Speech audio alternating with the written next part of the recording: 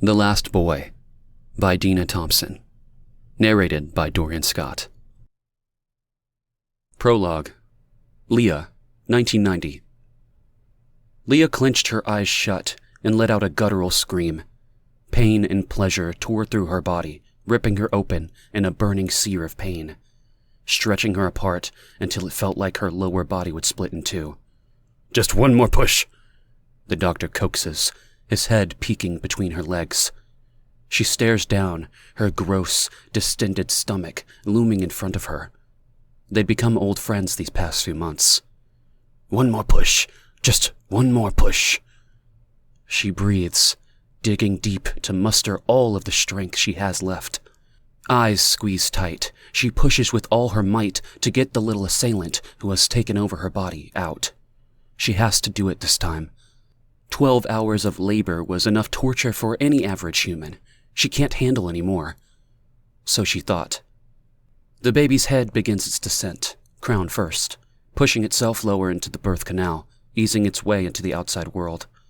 Panic like she has never experienced before sets in as Leah withers around in agony, defenseless against her body's takeover. She's going to die, and she has no control over any of it. How on earth has any woman ever survived such a barbaric assault on the body? There's no way she will live through this. She lets out a wail and fights against the surge of pressure to push down, looking around, frantic for someone to help her. Wondering for the 100th time where her husband is. She tried to reach him numerous times, calling his workplace and home to no avail. Now it's too late. He is missing the birth of his child. "It's all right, dear. The baby's almost here," a nurse says above her face. Leah barely registers her as she feels herself open up in a burning ring of pain. She cries out, her voice scraping the sides of her throat. What was she thinking about wanting a natural birth? "Come on, one more push, Miss Hollen," the nurse says, placing a cool cloth on her forehead. Miss Hollen. Right. That is who she is now. Miss Hollen. But where is Mr. Hollen?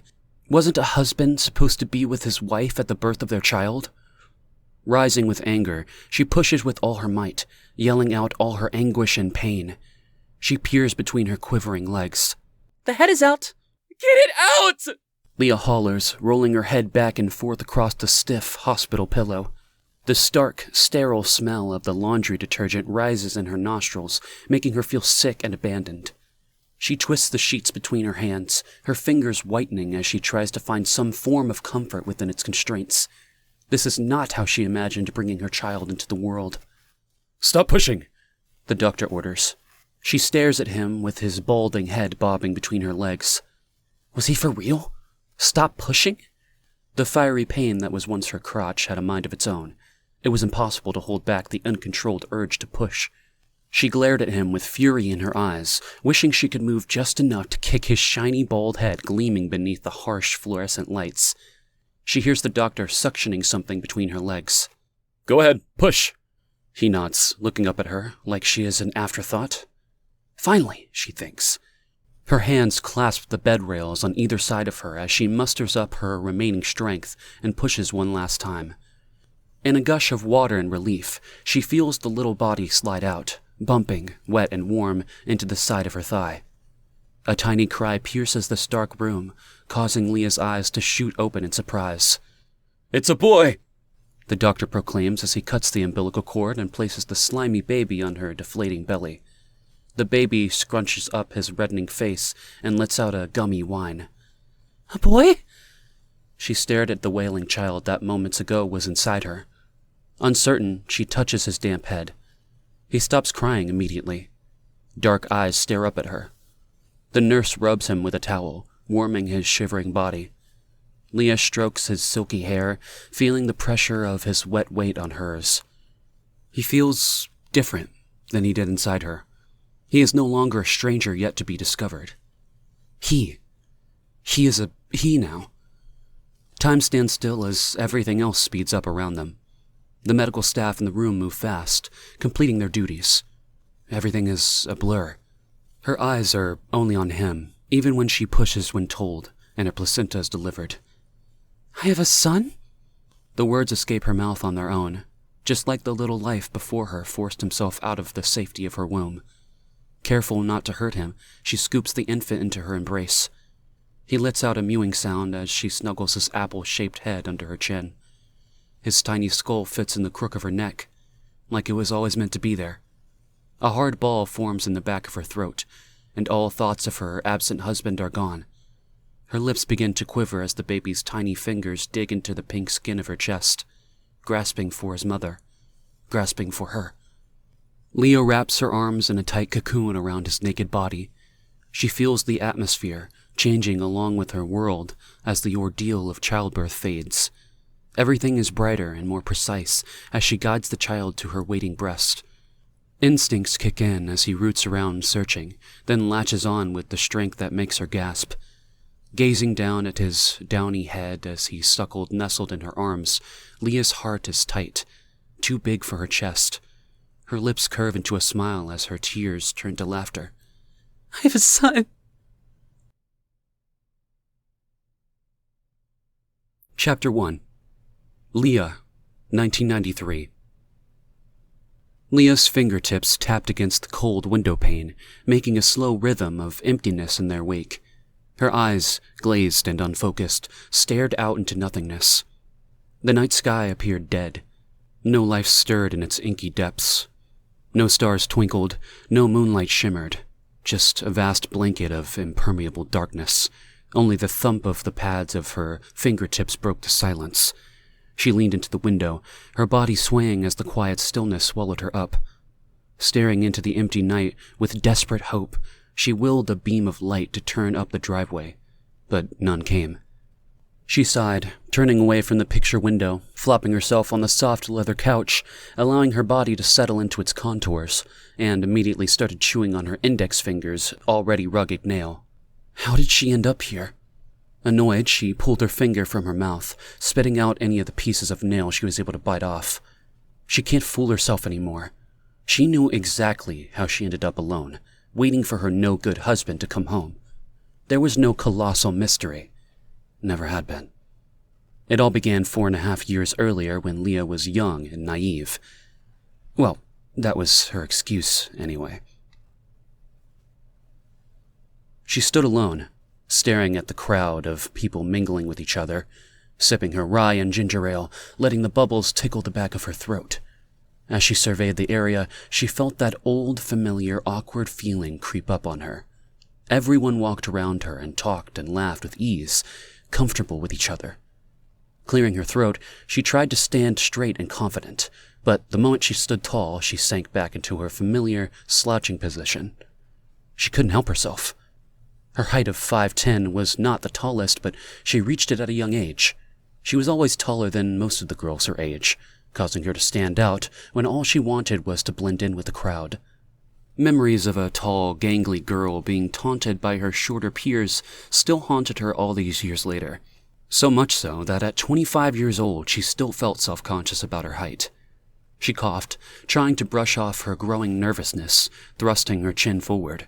Her long, silky blonde hair grazed over her shoulder and fell behind her back, reaching just above her waist. No, Leah was no longer the young girl she once was. She was the new and improved Leah Lafford, and she wasn't about to allow her shyness to ruin any more social events. She was a college graduate and, fingers crossed, soon, a journalist.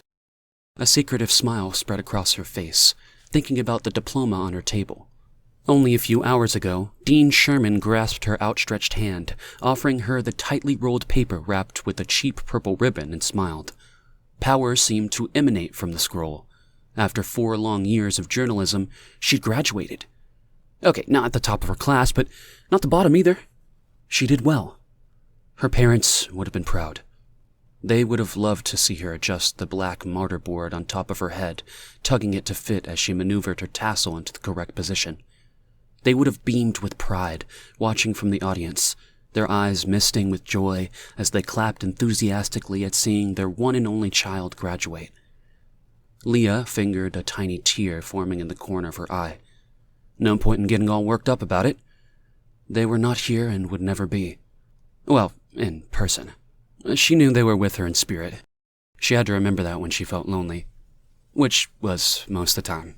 Orphaned with no family, she had to remember that her parents were there, deep inside her heart, if nothing else. That had to be enough. She had no choice but to accept that. It is what it is, as the saying goes. Besides, Amanda was there. Good old Amanda. Thinking of her friend brought Leah back to reality, standing in the corner of the large apartment that belonged to Amanda, celebrating their graduation. She'd extended an invitation to everyone from the college. She was rich, popular, and fun. Leah still didn't understand what Amanda saw in her. Yet, here they were, the closest friends, and had been since they had sat beside each other in their first year of political science.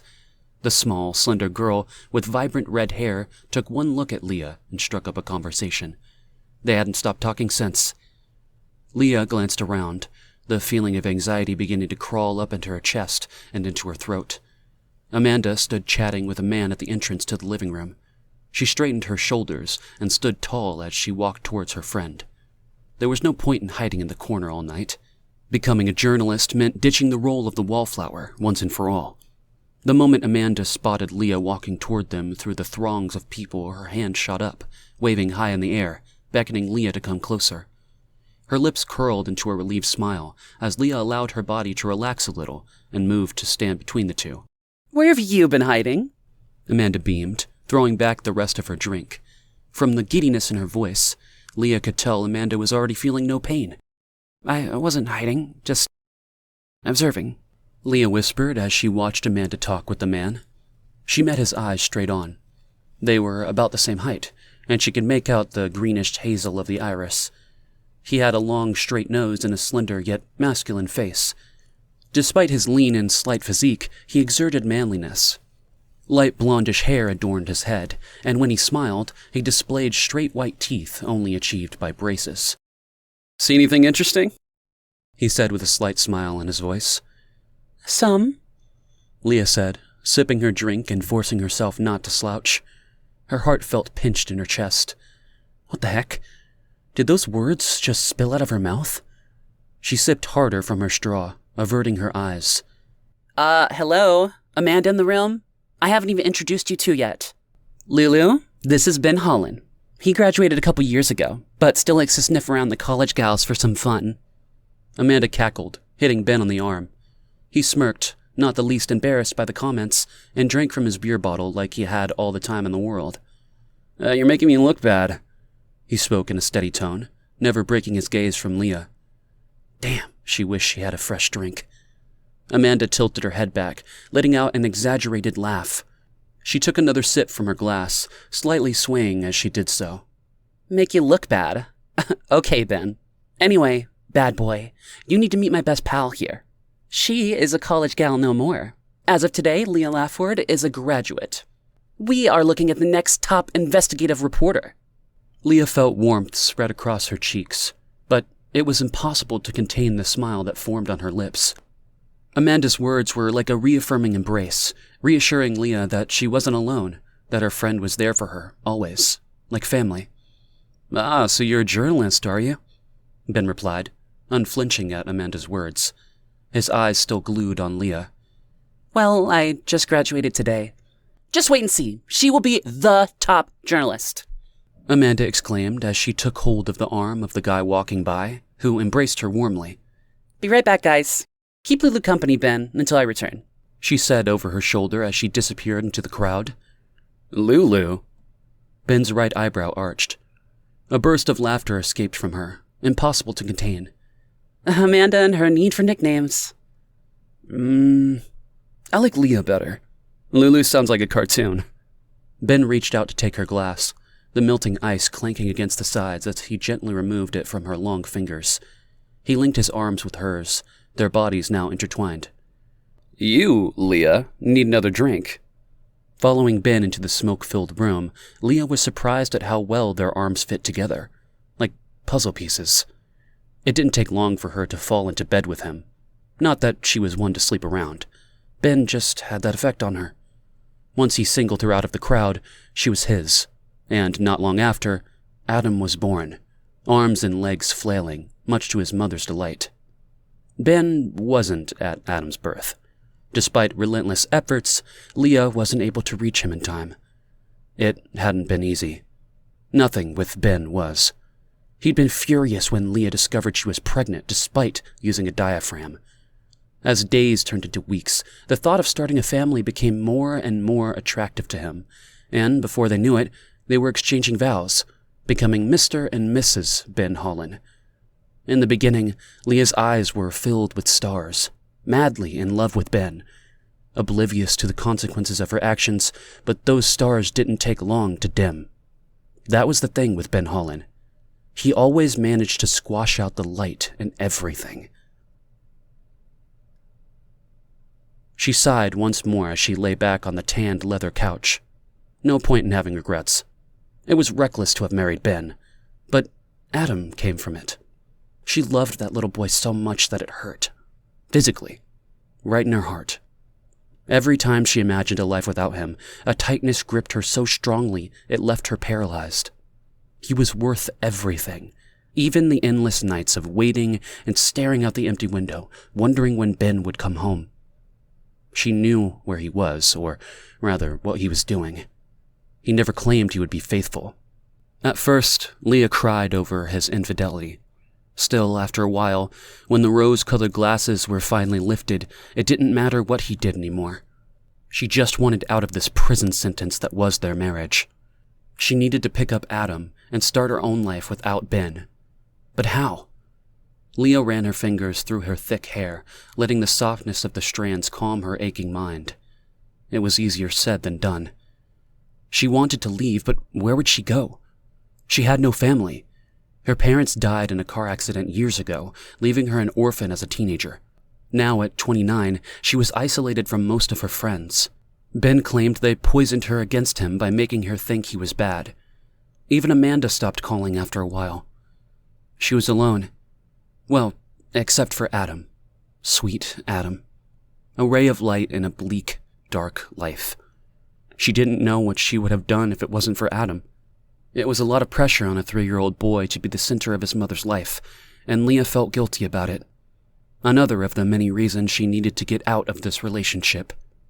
She stood up and resumed her position at the window. The night sky swallowed everything in sight, making the world dark and desolate. What else could she do but wait? Chapter 2. Leah. Leah squinted against the harsh morning light that filtered through the curtains, searing into her eyes. She tried to block it with her hand, but it was no use. Groaning, she pushed herself up from the couch, feeling every muscle ache in protest. Once again, she had fallen asleep waiting for Ben to return home. Rubbing her weary eyes, she stared around the room. It was clear that he'd returned. His carelessly discarded brown loafers, likely kicked off in a drunken haze, were haphazardly strewn in the doorway. A crumpled tan sports jacket was tossed over the chair across the couch, discarded. Her brow wrinkled in distress. Did he even notice I wasn't lying here? She thought, standing up. She grabbed the jacket and shook out the wrinkles, unaware of the small boy who had snuck up behind her. Stepping back to inspect the coat, she collided with him with full force. Ow, Mama! Adam yelled, bending down to clutch his foot. Leah turned around, startled. Oh, sorry, Pumpkin. I didn't see you standing there. She bent down and examined her son's bruised foot. Looks fine. We don't have to amputate. Adam's uncontrollable giggles erupted as Leah playfully tickled his tiny toes. He squirmed and wiggled with delight, his little feet kicking under her gentle touch. Why is Daddy sleeping with that lady, Mama? Adam asked, his laughter fading away. What? Leah's heart raced, her breath escaping her. She rose from her seat, glancing down the hallway to the bedroom she shared with Ben. There's a lady in Daddy's bed, he exclaimed, scratching his head in confusion. He tugged at his pajama bottoms decorated with little black and white puppies running around aimlessly. Her mind raced with a flurry of thoughts, just like the spotted puppies that bounded across Adam's pajama bottoms. Ben couldn't have brought one of his ladies home, could he? A cold sweat washed over her body. She remembered telling Ben before he left last night that she might take Adam out to the cottage for the weekend. He thought it was an excellent idea for them to get out and go to the lake. She felt the same way, but once she started doing things around the house, she lost track of time and forgot about the cottage. Well, she forgot. Ben thought they were gone. Her legs moved before her brain could react. Before she knew it, her hand reached for the handle of the door to her bedroom. In slow motion, it swung open. They were lying there, exposed, Ben's sun-kissed skin intertwined with the long and lean figure of a brunette. The naked woman's wavy locks spilled out onto Leah's pillow, creating a stark contrast against her own blonde streaks. The stranger's outfit, a simple black dress with spaghetti straps and matching heels, lay in a crumpled heap at the end of the bed, discarded with little thought. Leah's vision blurred as she took in the scene before her. One bronzed arm lay casually yet familiar across Ben's form. Leah closed her eyes to the scene. She was well aware that Ben was not faithful, but to bring it into their home, into their bed, and throw it in her face so brazenly? This was a new low, even for him. She brushed away a tear trickling down her waxen face. Ben, she spoke, her voice drained of any emotion. The two figures remained still, lost in a peaceful sleep, so relaxed that they didn't even seem to be aware of their surroundings. There was no trace of fear as their bodies lay together in bed, stripped of all covers and vulnerability. Ben, she repeated, her voice sounding distant and unfamiliar. She felt disconnected, a mere spectator in her own bedroom. Daddy? Adam's small voice broke through Leah's thoughts, snapping her into the harsh reality. Adam! Leah lunged for her child, attempting to shield him from the sight inside. In her haste, she knocked against the door, slamming it against the wall with a loud bang. The unexpected sound startled the two in bed, causing them to jolt upright with alarm. Startled, the woman sat upright, exposing her perfect olive-colored breasts as the covers slid down. She wrapped herself in the soft cream duvet Leah and Ben got for their wedding. Leah? Adam? Ben said, sitting up, his sandy blonde hair standing on end. Dragging Adam with her, Leah turned away from the scene. Why is that lady sleeping in your bed, Mama? Adam said, trailing behind. Leah didn't glance down into his small, upturned face. To do so would break her heart. You should ask your father that, Adam, she said, regretting the harshness of the words the moment they flew out of her mouth. Is Daddy in trouble, Mama? Yes, love, Daddy is in trouble. She stopped at the living room entrance and motioned Adam to follow her in, sitting him down on the couch. You can watch TV while I get ready. Just stay in this room, okay? She instructed, her tone stern. Do you understand? Nodding, his solemn hazel eyes shifted towards the cartoon on the television. His young mind couldn't understand exactly what was happening. He just knew his mother was angrier than he'd ever seen her. Fuming with anger, Leah stormed out of the room and made a beeline for Adam's bedroom.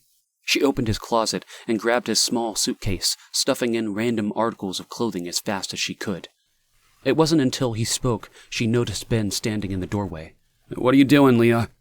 he asked, as if it were just an ordinary morning of the week. She turned to him. He stood naked from the waist up, his hair still rumpled from lovemaking and sleep. The black silk pajama bottoms she purchased for his birthday draped below his hips, revealing the sculpted V-shaped muscles beneath his navel. They were crumpled and appeared stained. Disgusted, Leah turned away, not wanting to think about the nature of the stain. Everything about Ben was revolting. She was a fool to have ever been mixed up with someone like him. What does it look like, Benjamin? She said, continuing to pack. Leah, it isn't as bad as it seems. Stopping, she stood erect, incapable of averting her gaze from his bared chest and creased pajamas. I just walked into our bedroom and came face to face with you and another woman sleeping naked in our bed. How much worse can it get? Frustrated, Ben jammed his hands through his hair. She shoved a few pairs of underwear and socks into the open suitcase, followed by random sweaters and jeans. She grabbed whatever she could, not paying attention to what she was getting, just wanting to fill the suitcase as fast as possible. Leaning against the doorframe, Ben watched, making no effort to stop her. I have had enough. This was the last straw. She held her voice steady, forcing each word to sound calm and firm. She closed the overstuffed suitcase and turned to him, feeling the weight of it in her hand. I am leaving you, and I am not coming back this time. He stared at her in disbelief. Where will you go? He asked with a huff of exasperation. A smirk formed across his face as he folded his muscular arms across his lean chest, confident like a lion surveying his territory. That is none of your business. Ignoring his arrogant stance, she made her way to the bedroom she shared with Ben, praying that the woman wouldn't be there. The room was empty. All that remained of the activities of the evening were the tossed sheets. Leah stood for a moment, staring at the bed. A long, dark hair lay curled up against her pillow. Rage brewed to the surface. She didn't remember packing her suitcase. Adam sat, making no noise on the couch. With both suitcases in hand, Leah motioned for him to come. Obediently, he listened and put his shoes on at the doorway entrance. Leah slipped on a pair of old sneakers, not even bothering to put socks on. Ben stood before them, watching. The kid's still in his pajamas, Leah. You're being irrational about this. She peered at Adam. Indeed, he was still in his puppy dog jammies. It would have to do. She had to leave now while she still had it in her. If she faltered, she would seal her future, and mornings like this would become nothing out of the ordinary. Come on, Adam. She grabbed hold of his hand. Say goodbye to Daddy. The little boy turned to his father, his eyes wide and confused. Something huge happened. He thought about the lady who rushed out of the house just moments ago and wondered if she did something to make his mama mad. Bye, Daddy, the boy said without any emotion. Adam was not close to his father. Daddy was just the other person who lived with him and Mama, the person who made Mama cry a lot. Think about what you're doing, Leah. You might regret this later, Ben said, ignoring the little boy's upturned face. She stood up and stared Ben straight in the eye. Her lip threatened to tremble, but she held it back. All I have is regrets. What is one more? Feeling more potent than ever, she picked up the 2 suitcases, each packed to the brim, ready to burst. Turning on her heels, she stepped out the door, followed by Adam in his tumbling puppy dog pajamas. Leah did not know where she was heading. Her only concern was driving. Adam played with toy cars in the back seat, strapped in his booster chair, oblivious to the streams of tears flowing down her cheeks. She did it. She left Ben, and despite being unsure about what would happen next, she couldn't help but feel relieved, liberated. Images of the morning filled her mind. That woman in her bed, next to her husband. Her flawless body, unlike Leah's, was unmarred by childbirth, free from ugly red stretch marks and sagging breasts from feeding a hungry infant. Her spine pressed hard against the back of her seat, feeling numb, like she no longer had nerve endings, dead to feel anything ever again. Well, she could have him. One thing Leah knew was that Ben was no prize. A sharp laugh escaped from the tightness of her throat. She could imagine what he was doing at that very minute, most likely seated on the sofa, the one she had spent the night on, waiting for her to return after blowing off some steam. Well, Ben, you are sadly mistaken. She had no intention of ever returning home again. She reached over to the passenger seat and rummaged one-handedly in her purse, trying to figure out how much money she had on her. Mama? Adam's voice broke her thoughts as she fingered the 20s, counting them one by one. Yes, Pumpkin? Leah glanced up at the highway before her. Are we driving to the cottage? The boy asked, smashing 2 toy cars together. The cottage! Her heart raced. Of course! Why didn't she think of that? The only thing left of her long-deceased parents was the small 2-bedroom cottage on Bear Lake. Knowing how much she loved it, they willed it to her. It was all she owned that was exclusively hers, a refuge away from Ben. Excited, she turned left at the next intersection. Electricity tingled in her fingers as she grasped the steering wheel. She was already feeling better, stronger. She had a place for them. Not just any place, but a place they already called home. She stopped at the red light and looked back at him. Adam, my boy, you are a genius. The boy looked past his miniature red car held in his hand and smiled a toothy grin. I know, he said with an undeniable hint of pride and began making car noises. Leah threw back her head and let loose the built-up tension growing between her shoulder blades with a giddy laugh. With this newfound security, they would be okay no matter what happened next. As long as they had each other, they could take on anything life threw their way. They were free.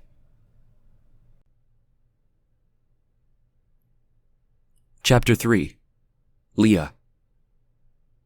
Leah lowered Adam into the grocery cart seat and fastened the strap across his lap. She grabbed the cart handles, adjusted her grip, and took a deep breath, then began pushing into the food aisle lined up before her. Panic rose in her chest. She felt scatterbrained and lost on what to do. She took a moment to observe Adam frowning in the cart. His hair flopped over his eyes, the uneven sprinkle of pale freckles covering his nose and cheeks. His lips pushed out in a pout, and his eyes knit together in frustration, melting Leah's heart. God, he is cute. She looked into her son's soft, trusting eyes. The heaviness in her chest weighed down even further. Snap out of it, Leah. You need to be strong. The protective figure Adam needs. Nothing else matters but making sure he has a bright future. Get a grip and be in the here and now. You are all he has now. A pang of true love washed over her, even as Adam whined in protest. The cart rocked back and forth as its wheels jammed on the tiled floor. Ignoring Adam's fussing, she pushed through the aisles, searching for something to make her feel alive again.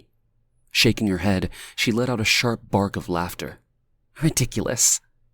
Here she was, pushing her 3-year-old son through the grocery store, and, typical of herself, was trying to find answers in the canned goods section. Smarten the F up, Leah. The voice in her head screamed.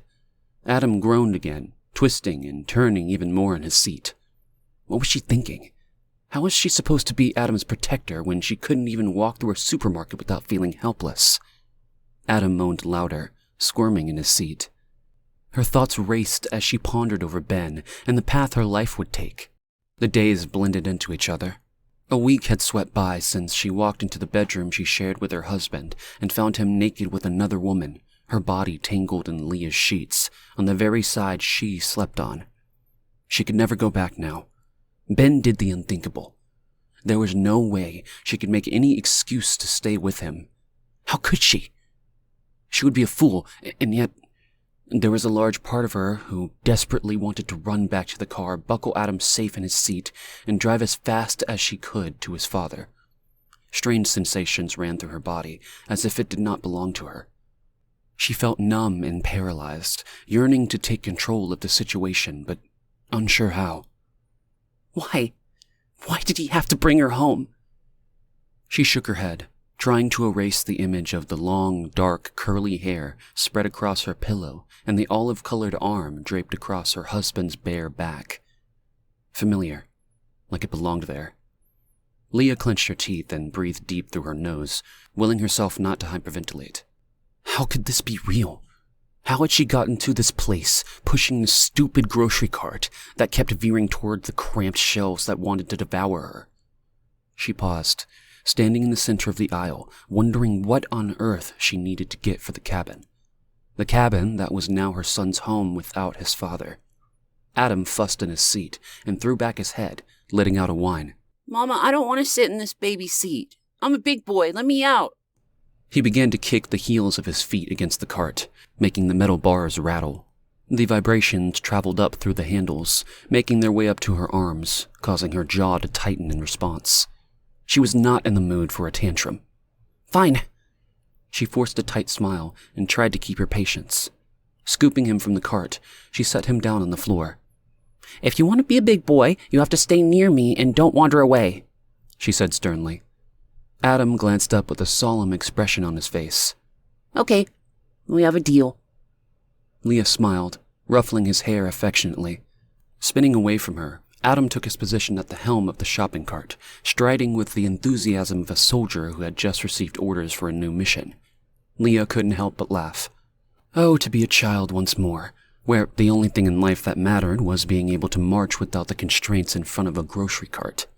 Sighing, she resumed her position, holding onto the cart and began to shop. Her eyes scanned the rows with little interest. How she wished she could clear her mind and march with Adam unabandoned, free. Staring off into the distance, her thoughts drifted, as always, back to Ben, and a life without him, and the responsibility that lay solely on her shoulders to provide for Adam.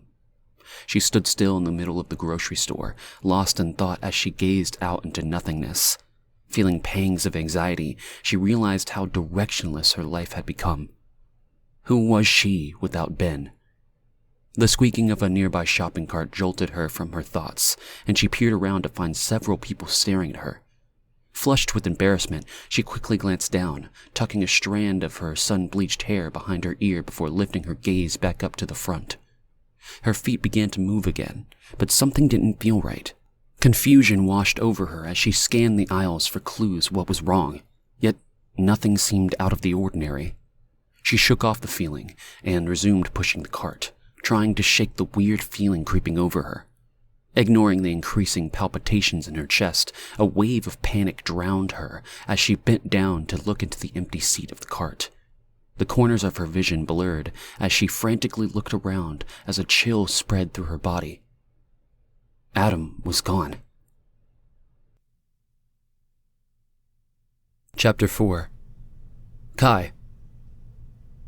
Kai closed his eyes and breathed in deeply, imagining the scent of sweet oatmeal cookies filling his lungs. He opened his heavy lids and stared down at his fingers as if they belonged to someone else, gripping the thin plastic bag. Cookies. How strange that something so ordinary could spiral his thoughts out of control, dragging him down into the depths of grief. His left hand dug into his coat pocket and curled around the object concealed inside. It wasn't a large item, a simple trinket that he had carried with him for some years now. He could feel its presence, cold and hard against the tips of his fingers. Its mere existence, a reminder that he had existed once. Was here living, loving, laughing. Oh, God, his laugh. Kai closed his eyes, hearing the faraway giggles, and took a deep breath. It was still there, safely tucked away. He stood there, letting the memory of Chrissy's laughter filter through his thoughts, his throat growing tighter with how real the sounds felt, as if he was right in front of him. He squeezed the item in his pocket once more, allowing the memories to take over, still holding tight to the bag of oatmeal cookies. Sighing, realizing he was still in the aisle of the grocery store, he began to open his eyes, expecting the laughter to disappear along with the images behind his eyelids. But it didn't. Confused, he turned around and felt his hand slide from his pocket, still holding on to his most prized possession. His thoughts were dark and muddled. His hand behaved like it had a life of its own. The toy he had moments ago clutched for stability from the growing darkness, taking him down, clattered to the tiled floor. Snapped out of his thoughts, Kai stood tall and paralyzed. On the dirty, scratched-up floor lay the contents of his pocket. A little toy truck, orange in color and worn from a little boy's hands, constant play, pushed around in many adventures of his imagination. Chrissy's little orange truck, the only thing Kai had left of him, the only thing that made him still real, still part of this world. He leaned down and stretched his tall frame to grasp the toy truck. The sound of laughter echoed once more, and then a small white hand belonging to a child reached down and snatched Chrissy's truck from the ground. Horrified, he glanced up into the face of a little boy reaching out to him. Chrissy's truck clasped in his hand, his little lips quivering, his shoulders heaving up and down, trying to suppress his tears. It was this little white kid who was making the laughing sounds, but it was not laughter. It was sobbing. Kai looked around him, his long, dark hair swinging out behind him with each movement. Where was this kid's mother? He couldn't be much older than Chrissy. Why was this boy alone, without an adult? Didn't the parents realize how dangerous it was out here for kids? Didn't they realize their child could be taken away with the snap of a finger? They stood alone in the long, narrow aisle, a native man towering at 6'4", and a small white kid. Where is your family? Kai heard the words before he realized he spoke them. The boy still stood before him, his little hand held out with the truck cradled between his fingers. It surprised Kai how perfectly the truck fit in the boy's hand, just how it did for Chrissy. The small truck appeared to be dwarfed in Kai's strong grasp, as if it could be crushed if he held on too tight. Yet, it fit in the boy's hand as if it belongs there. Kai didn't like that. He reached for the truck and snatched it. Uncle? Kai spun around, the truck swallowed up in his hand. Chrissy?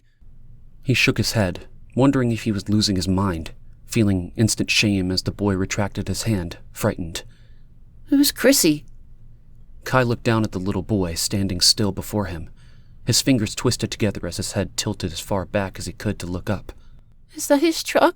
The boy's sobs slowed, but his fingers continued to move together, like they could no longer be still now that they were empty. Yes. Kai's deep voice once again surprised him, speaking before he meant to. Saying them felt like Chrissy was here, right beside him.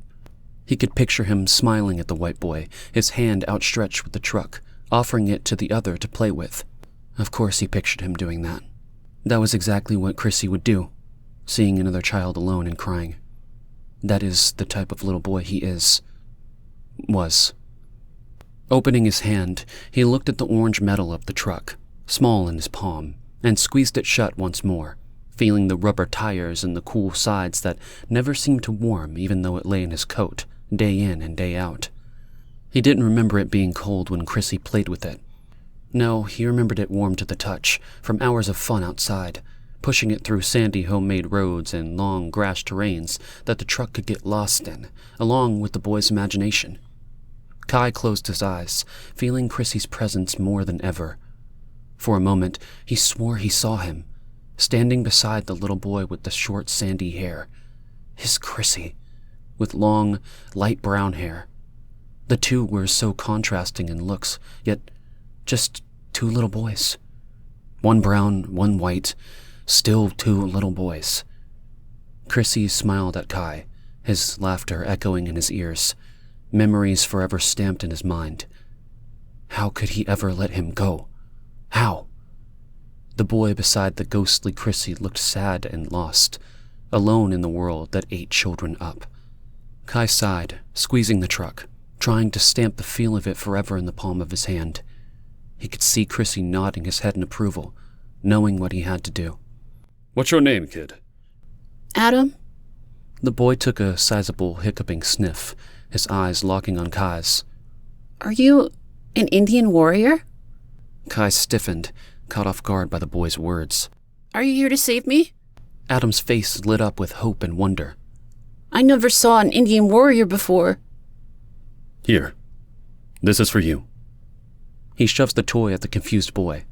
But it's Chrissy's. The words, clutching like tentacles, gripped around Kai's beating heart, squeezing its wounded flesh firmly in its grasp. Hearing Chrissy's name spoken out loud in a child's voice broke him once more into a million pieces. It was. His words fell from his lips without permission, releasing the truths he never wanted to admit. Adam looked at the truck in his hands.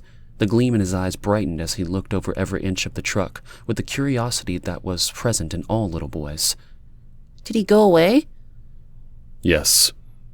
Kai's voice was deep and firm. I don't want to take his truck away from you. The little boy's eyes were watering again, piercing Kai, breaking open the sorrow that lay buried deep forever in his core. He doesn't need it anymore. His voice came steady, although Kai did not feel that way at all. He felt like a dam was exploding in his chest, spilling out all its built-up mass after being pent up for so long. But you do, Mr. Indian Warrior. Kai tried to suppress a chuckle. My name is Kai. Adam. Both Kai and the boy turned to the sounds of the frantic female voice. A woman stormed towards them with pale skin and bright blonde hair cascading down her back in waves similar to Kai's dark locks when he removed his braids. Kinky, not natural, but from being twined together. At once, he stiffened defensively as the look on her face became clearer. Her cheeks were flushed, and her blue eyes were wide with panic. This tall, Amazon-fair creature had to be the boy's mother. Adam! The woman raced toward the boy, and he instantly recognized her. Mama! She gasped, running towards the boy, grabbing him by the shoulders and shaking him, not registering the tall stranger before her, with long, dark hair and a stern face. Why did you take off? You weren't supposed to leave the front of the cart. I thought someone took you. Clutching him to her chest, she hugged him tight to her, like he was a lifesaver keeping her afloat. You never, ever wander off from me. Do you hear? I thought I lost you forever. Sorry, Mama. I didn't mean to get lost. I just wanted some cookies. Kai silently watched them, mesmerized by the actions of mother and child. Kai protected me. He's my Indian warrior. The woman finally registered his presence, making Kai feel weird, out of place, like he should run. Her blue eyes felt like they were piercing through him, but not in the same way as the boy's hazel ones. No, these were accusing. Look, Mama. Adam shoved the worn orange truck into her face, forcing his mother to look at him and the object he held. Kai gave it to me. She stood up, trying to compose herself. Adam, give it back to the man. His mother spoke, not looking at Kai, but only the boy with his enormous eyes staring up at her, confused. Kai watched as the other shoppers began to look away awkwardly, some even moving their carts back in the direction they had come from, afraid to get involved with whatever was going on between the agitated blonde woman and the tall, dark man who was clearly not the boy's father. He patted Adam on the head, not too long in case his mother made more of a scene than she already had. Nice to meet you, Adam. He turned to go, shoving his hands into his empty pockets, his fingers instinctually reaching for the truck that was no longer there. His throat tightened, needing to get out of this aisle, this grocery store, this place. Now. Kai, wait, you forgot Chrissy's truck.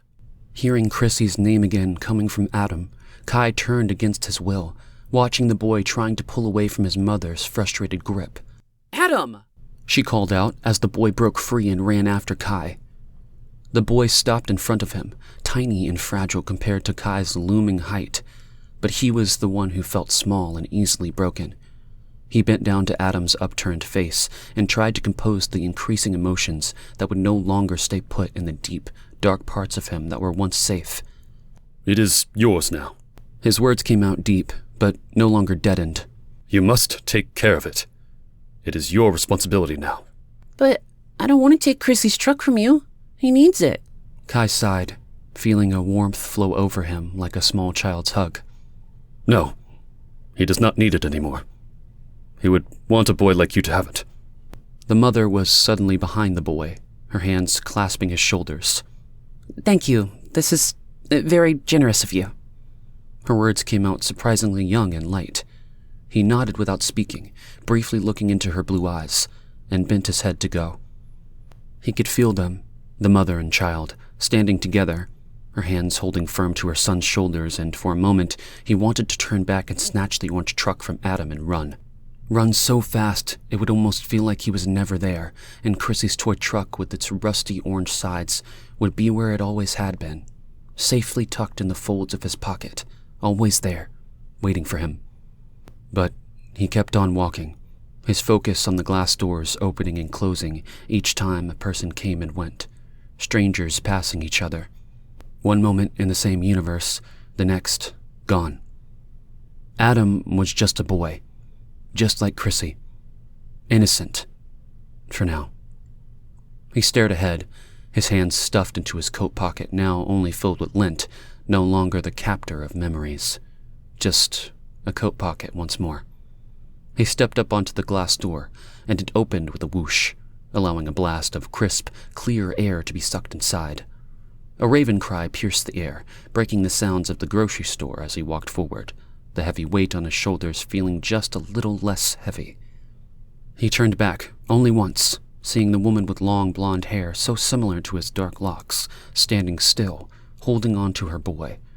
His little hand lifted up and waved, still clutching the truck in his fingers, and Kai swore he saw it sparkle for a moment.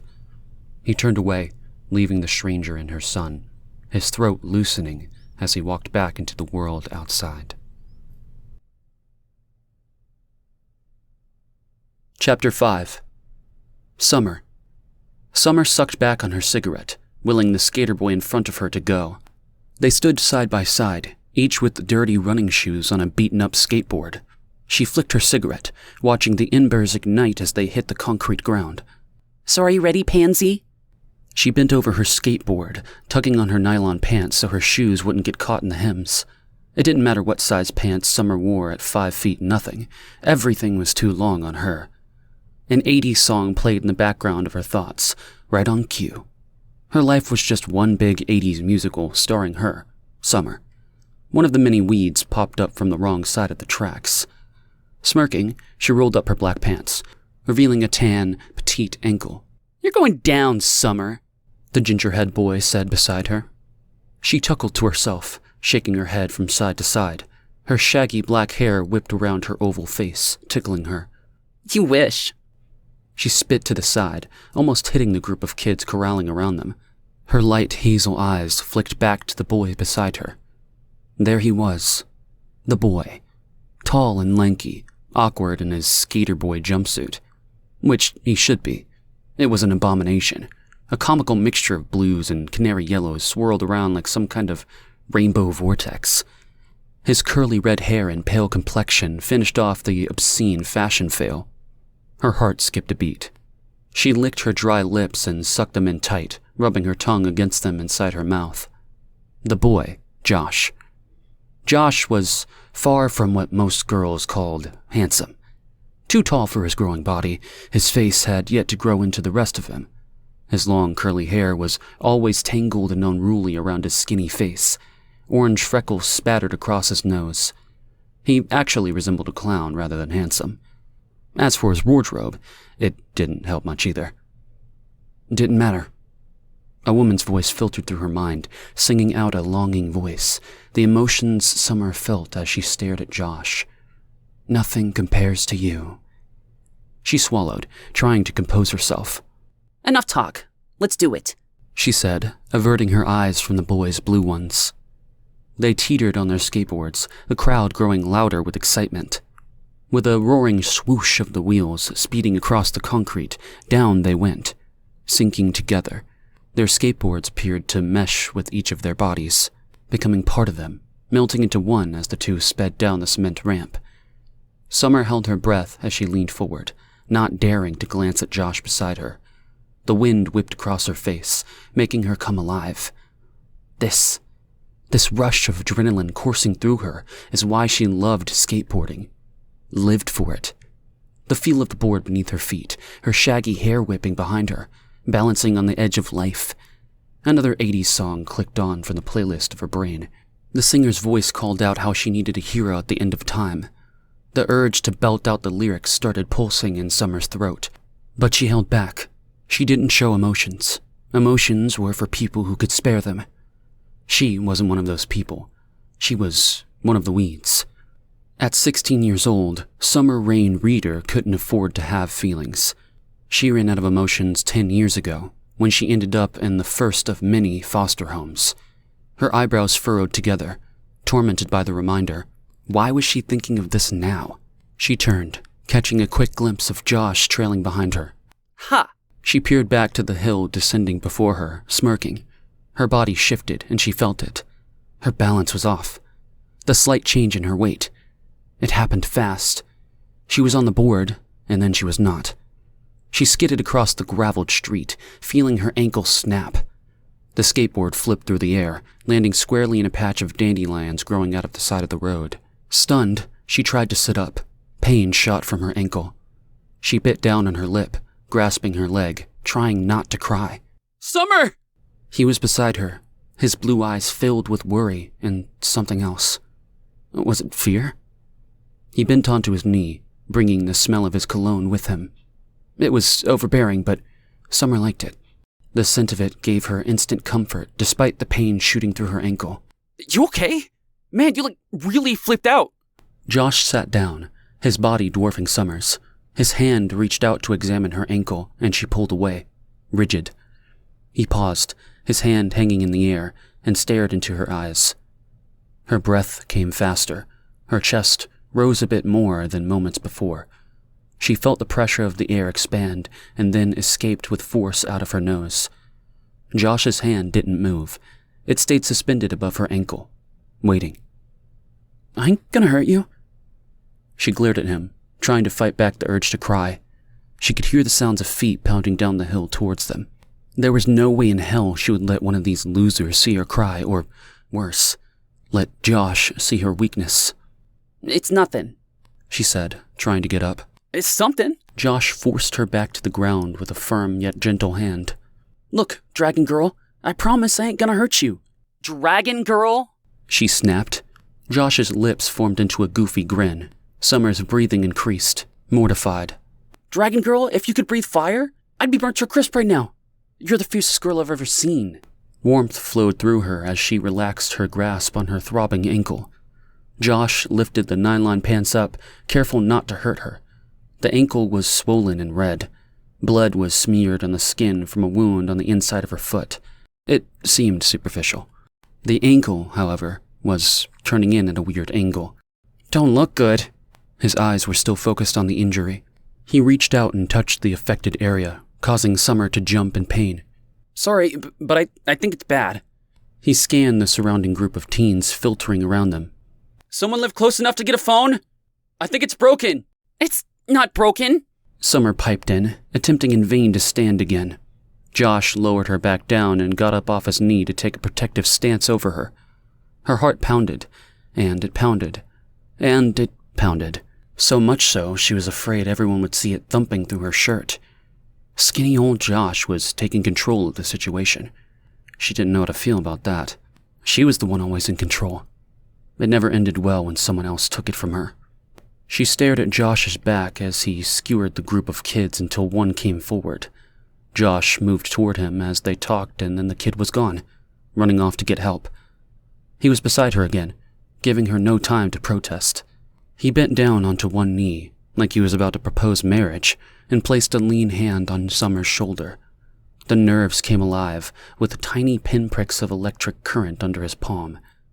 It's going to be okay, Summer. I promise, he said, determination in his voice. She nodded, not saying a word, trying to ignore the pressure of his hand, making her body ignite. She believed him. Chapter 6.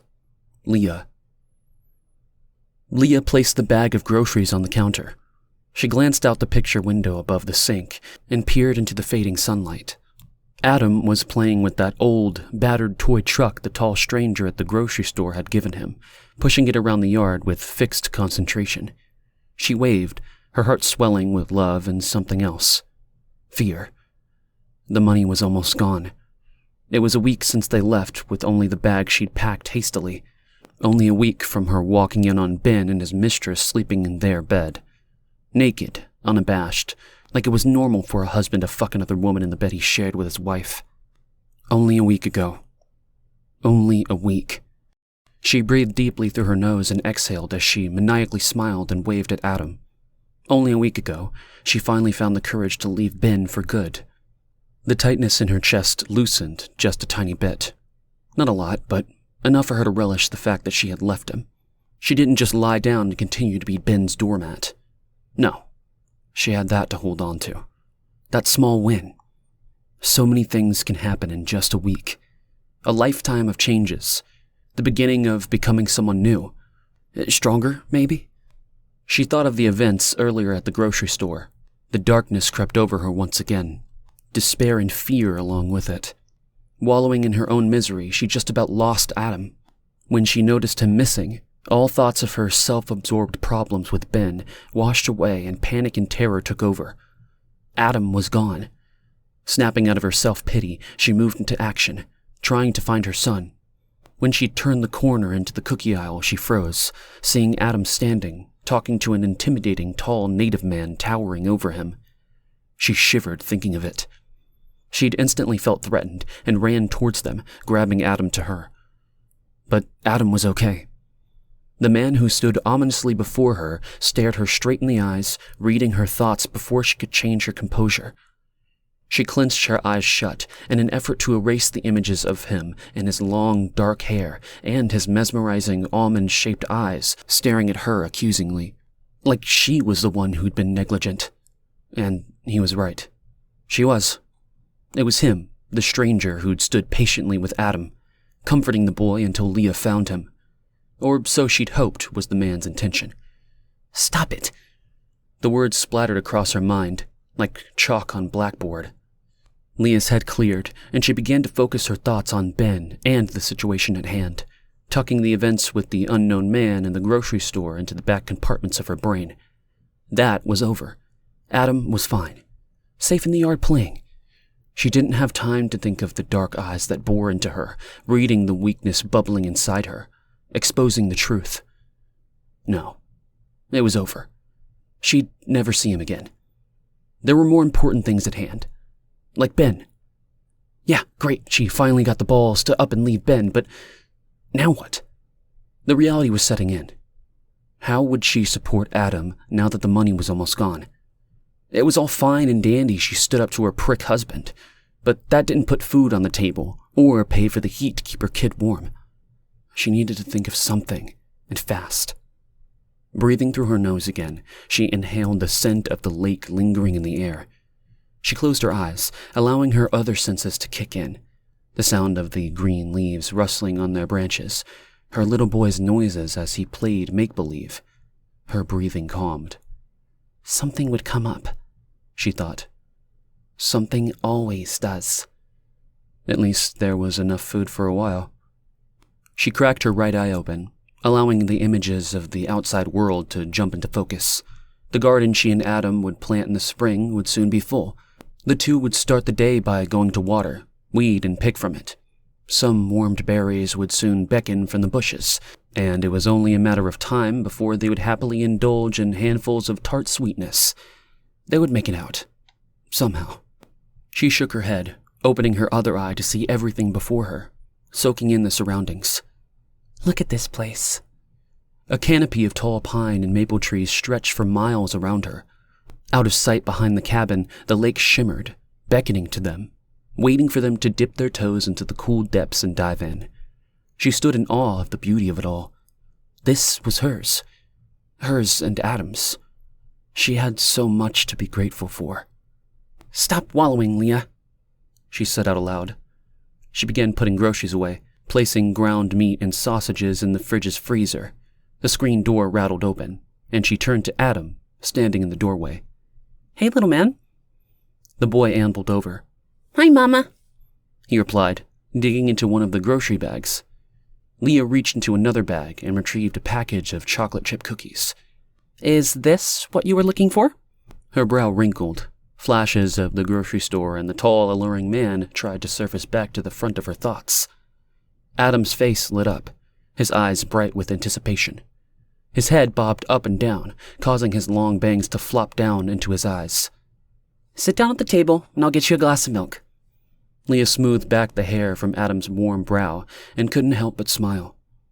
He was such a sweet child, never causing her any trouble. Despite regretting ever marrying Ben, she did not regret having his son. Mama? Adam asked, climbing up onto the wooden chair. It was one of 4, handcrafted by a local carpenter. It was nothing fancy, but Leah enjoyed the simplicity of the work. Ben was appalled that she would want something so plain and bland when they had purchased it over a year ago. Unlike herself, she stayed firm and bought it, telling Ben she would use it for the cottage. That satisfied him enough.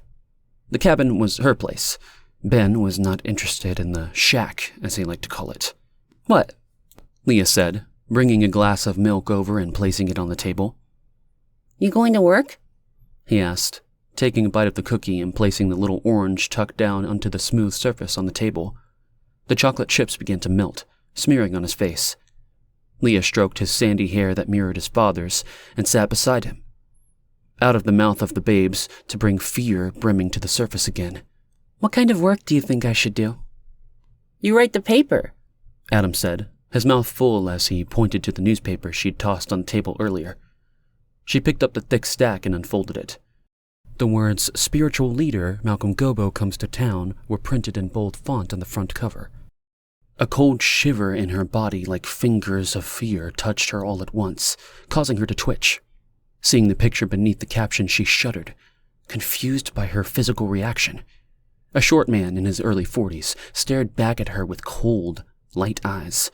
Soft curls hung loosely around his angular face, enhancing his straight nose. Ben thought the guy was great and couldn't wait to see him when he arrived in town. Leah was mystified as to what he saw in Malcolm Gobbo. To her, there seemed something sinister and cultish about him. Like it was disturbing how many people flocked to him, pledging their faith in his ways of life. The way he moved and spoke had an almost hypnotic effect, and Leah couldn't help but feel uneasy about the power he seemed to possess over them. Mama? Adam's voice broke through her thoughts. Uh-huh, she answered without taking her eyes off Malcolm's icy ones. Everywhere she was these days, he was there. With his Jesus-like persona, Malcolm Gobbo smiled down from some billboard or post, his calm eyes drilling into her. You write the paper, Adam plunked his grubby hands down over Malcolm Gobbo's face, smearing it with chocolate chips. Write the paper? Leah screwed up her face. Adam reached for his glass of milk, his green eyes peeking over the rim. I went to school to be a journalist. You know what that is, Adam? She said, thinking back to university and her big dream of being a reporter. Adam shrugged his shoulders. His mind was focused on his milk. Amanda suddenly came to mind. She worked at a prestigious newspaper company, the very paper Leah once dreamed of writing for. It's been months since they spoke. Her fingers twisted at her bottom lip as her brain churned with ideas. She could call her. Amanda more than once asked if she wanted to apprentice at Starlife. She declined, stating that her job was raising Adam. Truth be told, she wanted to work there, but Ben refused to hear it. He was so angry when she brought it up for the first time, enraged at how she needed to be home for the kid, as he always called Adam. She would stay home and care for him, not someone else. She made a choice, and now she had to deal with it. The guilt trip worked. She chose Adam, and she wanted to be the one to raise him, not a stranger. But she also wanted to be a journalist. But that was then. Not now, when caring for Adam also meant putting food on the table for him to eat. Leah stood up quickly, going to open her purse on the counter. She dug into it, searching for her little black book. Feeling frustrated, she turned the entire purse upside down, dumping the contents onto the counter. Among the tampons and the lipstick lay her little black book. She snatched it up, skimming through the thin sheets until she saw Amanda's name and number at Starlife. She reached for the phone before she lost her nerve and punched in the number, her heart fluttering with each beep of the button she pressed. A secretary put her through right away. She held her breath as the receiver played radio music in the background. Her foot tapped along impatiently to the tune. What if Amanda's offer was no longer on the table? What if she finally had enough of Leah's polite excuses why she couldn't come for lunch again? The minutes ticked away, and she was starting to feel like she had made a mistake. Her hand hovered over the phone, ready to hang up when a clear, familiar voice broke through her thoughts. Lulu? Is that you? Chapter 7. Ben. Getting up from bed, Ben grabbed the wrinkled jeans he had carelessly tossed on the carpet. He raised the denim over his lean thighs and felt a warm hand slide up his side. He turned to Yasmin, lying naked in the bed. Her long brown hair lay loose in ringlets down her golden back. She looked like a gypsy queen sprawled across the satin white sheets. He felt himself hardened with desire. Yasmin was one hot piece of tail. Come back to bed, baby. Her thick, sultry voice beckoned. She let out a contented sigh as she rolled onto her back, revealing the flawless curves of her bronzed breasts. Dark nipples stood erect, begging him to scoop them up. He sighed, wanting to succumb once more to that luscious body. "Can't, I have to go," he said, turning away from the creature before him. He quickly put on his shirt he found at the end of the bed, tossed earlier in the heat of the moment. Where do you have to go that's more important than being with me? Yasmin purred, flopping gracefully back on her flat stomach. "I have an important meeting today," he said, standing before the large glass mirror above the cherrywood cabinet. Yasmin stood up and wrapped the silky sheet around her lean body. Her perfect golden tan skin stood out against the shine of the fabric, making her look exotic and mythical. What meeting? You never told me of any meeting, she said, hurt, as she came to stand behind him. She watched his reflection in the mirror, waiting with a pout on her lips for Ben to reply. He straightened himself up and ran his fingers through his highlighted hair, causing some strands to stand up and look slightly messy, yet stylish. He felt satisfied and turned to face Yasmin. "No, I didn't, because it's none of your business," he said, without compassion. Yasmin's mouth dropped, exposing bonded, white, gleaming teeth. But I thought... Her face flushed and her mouth snapped shut, cutting off her words. "You thought what?" Ben's hazel eyes bore into her, filled with accusation. She couldn't meet his gaze and looked down instead. "Just because we sleep together doesn't give you the right to know everything about my life." He stood up straight, attempting to appear taller. It worked as Yasmin shrunk right before his eyes. "My own wife isn't aware of everything I'm involved in. What would you be? What I do is my business. Why would you bring her up? Yasmin said quietly, still not looking at Ben, her eyes fixed on her toes, trying to dig into the plush carpet. You haven't seen her since she walked in on us. Ben was silent. Blood rushed to his face, thinking of that day a couple of months ago. That had been a stupid move, bringing Yasmin home. Even he could see how he'd pushed Leah too far. She turned a blind eye to his affairs, but he broke the rules and exposed their son. He sighed, thinking of Leah and Adam. He had to confess to himself he missed them. Not the type of missing you feel for someone you are passionate about. That passion in their relationship was long gone the moment Leah told him she was pregnant. He was into Leah, sure enough, at the beginning. He liked how she looked, tall and slender, built solid like a blonde Amazon warrior. She was different from most of the women he bedded, shy and nervous. Not to say she was that different. There were not too many women that Ben found distinctive from one another. Leah was just a little less ordinary. She was still easy to tumble into bed with and was fun till the kid came along. Thinking of Adam made him feel a little bitter. He had done the right thing when he found out Leah was knocked up. He figured, what the hell, he could have the kid with her. She was attractive, yet didn't know it and carried herself as such. A perfect recipe for a wife and a mother for his son. So he married her. It wasn't his fault he couldn't stay faithful. There were too many beautiful women in the world who were more than willing to spend time with him. In fact, he seemed to get more action as a married man than he did single. It never ceased to amaze him how many women were cats, ready to pounce on each other's toms. My wife is none of your concern. He looked at Yasmin's dark hair cascading down her chiseled shoulders. God, she was a beauty. He hadn't finished with her yet. He enjoyed her too much still. Ben reached out and fingered a locket of hair, rising it to his nose to smell. Yasmin responded on cue, her body lifting as if every nerve was connected to that strand of hair Ben held loosely between his fingers. A puppet on strings, ready to move and sway in whatever way he desired. It was exhilarating. Let's not talk about this anymore, babe, he said, letting her hair linger under his nose, sucking her essence in.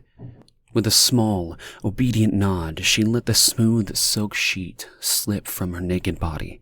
Ben's intense gaze swept over every inch of her skin, soaking in the sight of her.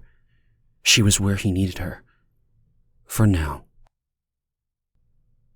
Chapter 8. Summer. Summer flicked through the channels, aimlessly looking for something to watch. She could hear Josh rummaging for a drink in the kitchen. Feeling warm and snug, she smiled to herself. She glanced at her encased plaster of Paris cast, reaching just below her knee. Josh had painted her an entire cast, an intricate dragon with oranges, reds, and blues, intertwined in a swirl of clouds and smoke. Its long, bat-like wings reached out, ready to take flight at any moment, and its sharp talons seemed almost alive. His talent surprised Summer as she watched him painstakingly paint every detail with precision and patience. When it was done, Summer could hardly believe her eyes. The painting was both ferocious and beautiful. He smiled his goofy grin and proudly declared, "Dragon Girl!" It was the most beautiful thing anyone had ever done for her. Since she broke her ankle, Josh had been outstanding. He was at her side, keeping her company every moment that he could, using the excuse of bringing her homework. Summer didn't care what his reasons were. She was just glad he came. She fanned her shaggy black hair away from her eyes. She made sure she had applied a good amount of black eyeliner and mascara to give herself an Egyptian Catwoman appearance. She refused to admit it to herself, but she wanted to look good for Josh. Attractive. News coverage spilled out across the 23-inch TV. Some guru was preaching about saving the world. Bullshit. Summer bent down, reaching out to grab the remote, being careful not to move her leg when Josh came into the room, carrying 2 cans of pop. "Wait, I want to see this," he said, flopping onto the couch beside her. His legs extended far beyond the cushions, poking up long and gangly like a spider. He handed Summer a can of generic Coke. She took it, unable to take her eyes off him, and popped the can open, taking a huge swig. Bubbles danced down her throat, causing her black-rimmed eyes to water. Man, she loved it when that happened. Taking another sip, she sank deeper into the couch. This guy's in all the news, Josh said, taking a drink of his soda. Unaware of Summer staring, he wrinkled his freckled nose in distaste. I don't get all this commotion about this kook. I mean, he seems a bit psycho to me. Josh took another slug of his soda and forced back a belch. Summer shrugged. Whatever. She leaned back further into the couch, her head inches from Josh's shoulders. Summer, I'm serious. There's something about this guy that freaks me out. Josh turned his carrot-top head away from the television. She sat back up and focused on the TV screen. A slender man with curly light brown hair was standing beside some political dude. They were shaking hands while grasping each other's shoulders. He doesn't seem so freaky to me. Kind of like a shrimp, she said, giving Josh a friendly shove on the arm. Her heart skipped a beat as Josh spun around and playfully gripped her shoulders. She let out a surprised laugh and steadied herself by grabbing onto his arms. Look who's calling who a shrimp! He laughed, pinning her petite frame onto the plush couch cushions. She let out a squeal of surprise and attempted to push him off with her hands, but he didn't budge. Her cast legs shifted, nearly falling off the edge. Instinctively, they reached for the multicolored plaster, crying out in unison as their heads collided. Face to face, both stared at each other, breathing irregularly. The air between them seemed to crackle, charged with energy. Their gazes locked, and a current surged through the air, creating an invisible electrical connection. Summer's mouth grew dry as she stared into Josh's light blue eyes. Dragon Girl? His voice just above a whisper. A big, freckled hand touched her hair gently.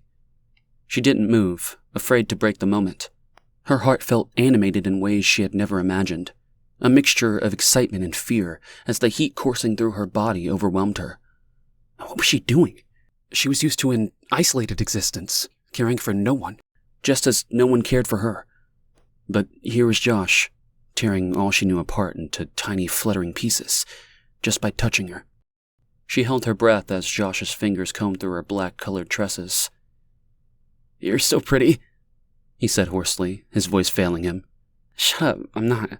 The words barely escaped her quivering lips. A song from the Cardigans about loving someone and wanting to fool them played out in the background of her head. Love me, say that you love me. Fool me. Yes, you are, Josh mumbled, leaning in towards her. Their lips locked, and an electric bolt coursed through Summer's body, just like in the corny 80s movies Mary, her foster mother, loved. Mary and Larry Murray were cool as far as foster parents went. With 2 perfect kids already raised and sent off to lead perfect lives, and a silly little white and black shih tzu they lovingly called Meggie Mugs, Mary and Larry had decided to open their homes and hearts to less fortunate children. Introducing Summer Rain Reeder, one of those unfortunates. The star of this fucked-up musical. Abandoned by her heroin-addicted teen mother at 6, she lived her entire childhood in and out of foster care, never able to call a place home. The Murray home was the same, except, to Summer's dismay, she liked Larry and Mary. She thought they were a tad sappy, even their names were as corny as 2 names could get. She once commented on how lame their names sounded, reminding her of cartoon characters. The Murrays laughed, their plump bodies hugging each other affectionately while Summer ate peanut butter toast, failing in her attempts to ignore them. It's a damn sight better than our full names, Mary laughed, letting go of her portly husband to get some orange juice from the fridge. Lawrence and Meredith? She chuckled as she poured Summer a glass. When we started dating in high school, we thought it was destiny our nicknames matched. Like it was a sign. A sign? Summer closed her eyes, afraid to move as Josh's lips pressed hard against hers. She could taste his breath, sweet from the soda. He pulled back, and it was over. She opened her eyes. Her mouth tingled as another 80s song about the total eclipse of the heart ran through her mind. Her obsession with the 70s and 80s began after Larry and Mary planted it in her head with their weekly night of movies and music from the decades. She always rolled her eyes, pretending that she hated the 80s night, but that was a total lie. She loved it, and she looked forward to it just as much as the Murrays did. But it would be a cold day in hell before she would admit it, even though life was much better living in an 80s musical. Summer? Josh's shaky voice broke through her thoughts. She opened her green eyes to face him, feeling like Brooke Shields in Endless Love. He appeared as scared as she felt. I like you. A lot. His hands touched her cheek.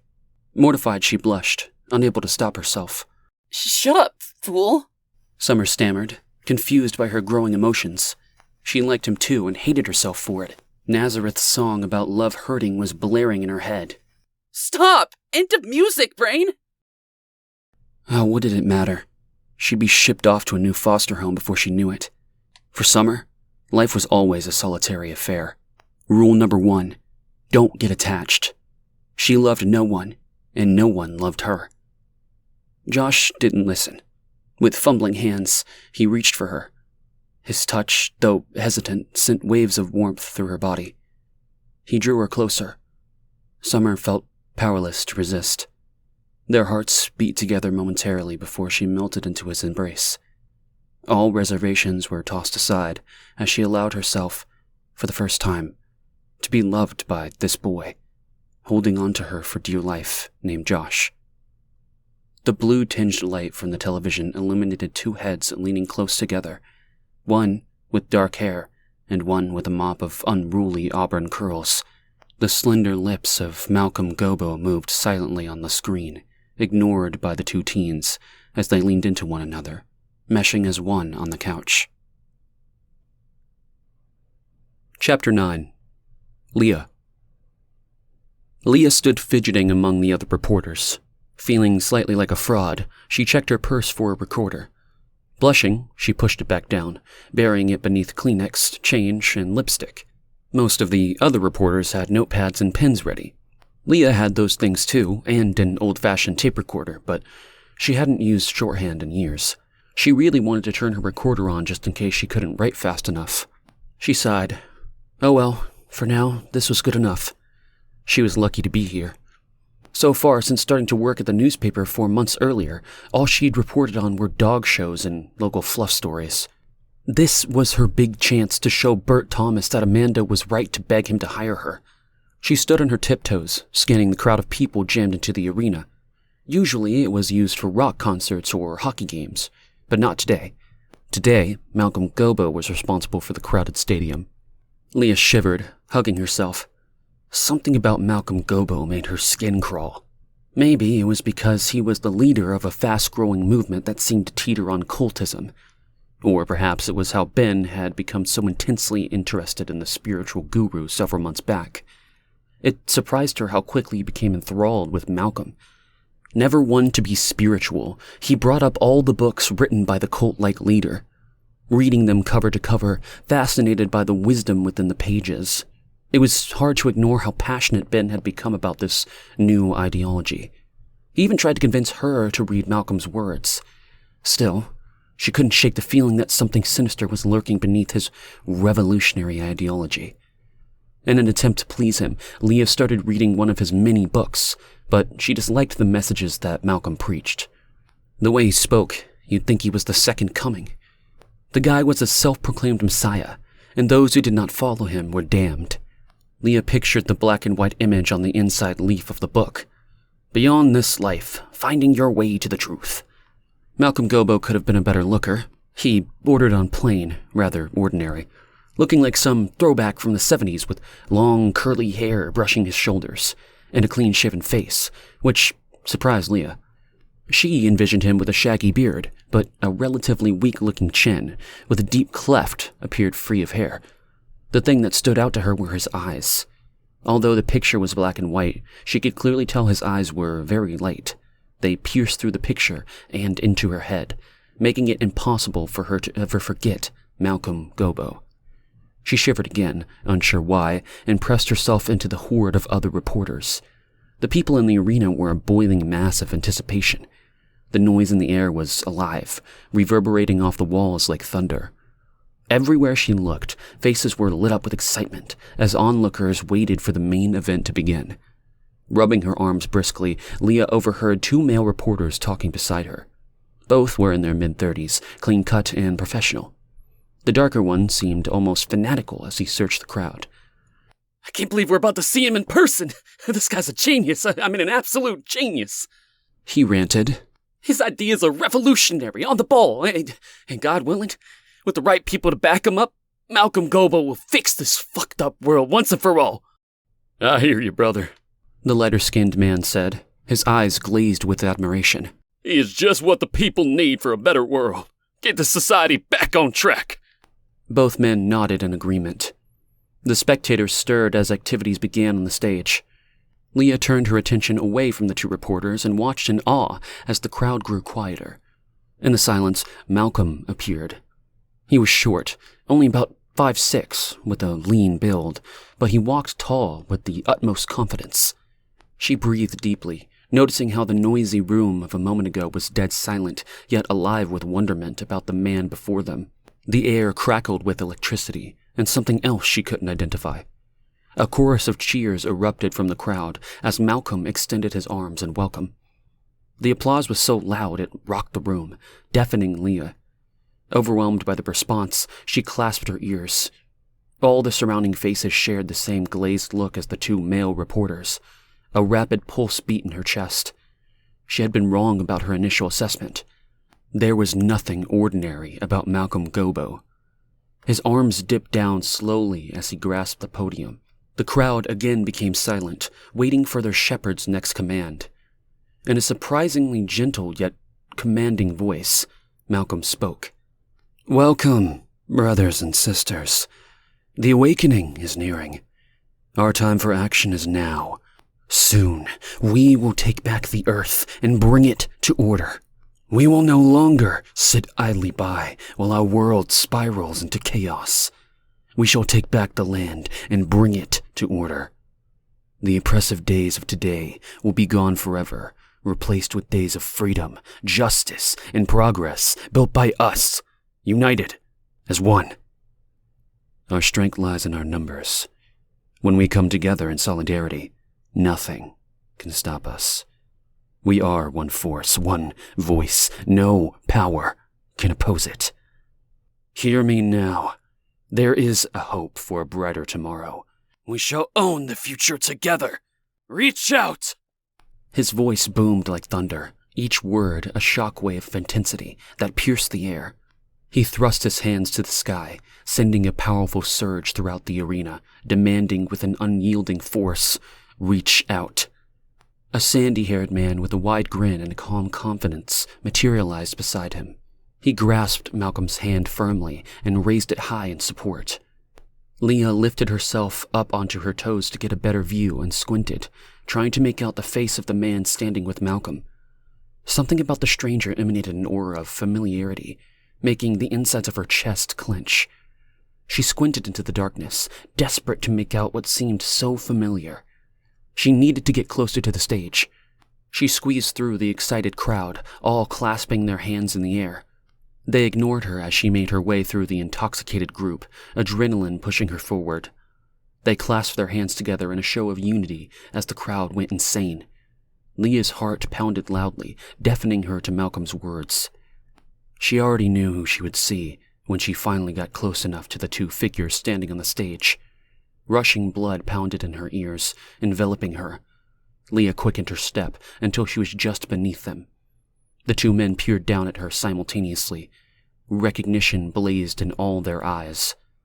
It was Ben who stood straight and tall as he flanked Malcolm's side.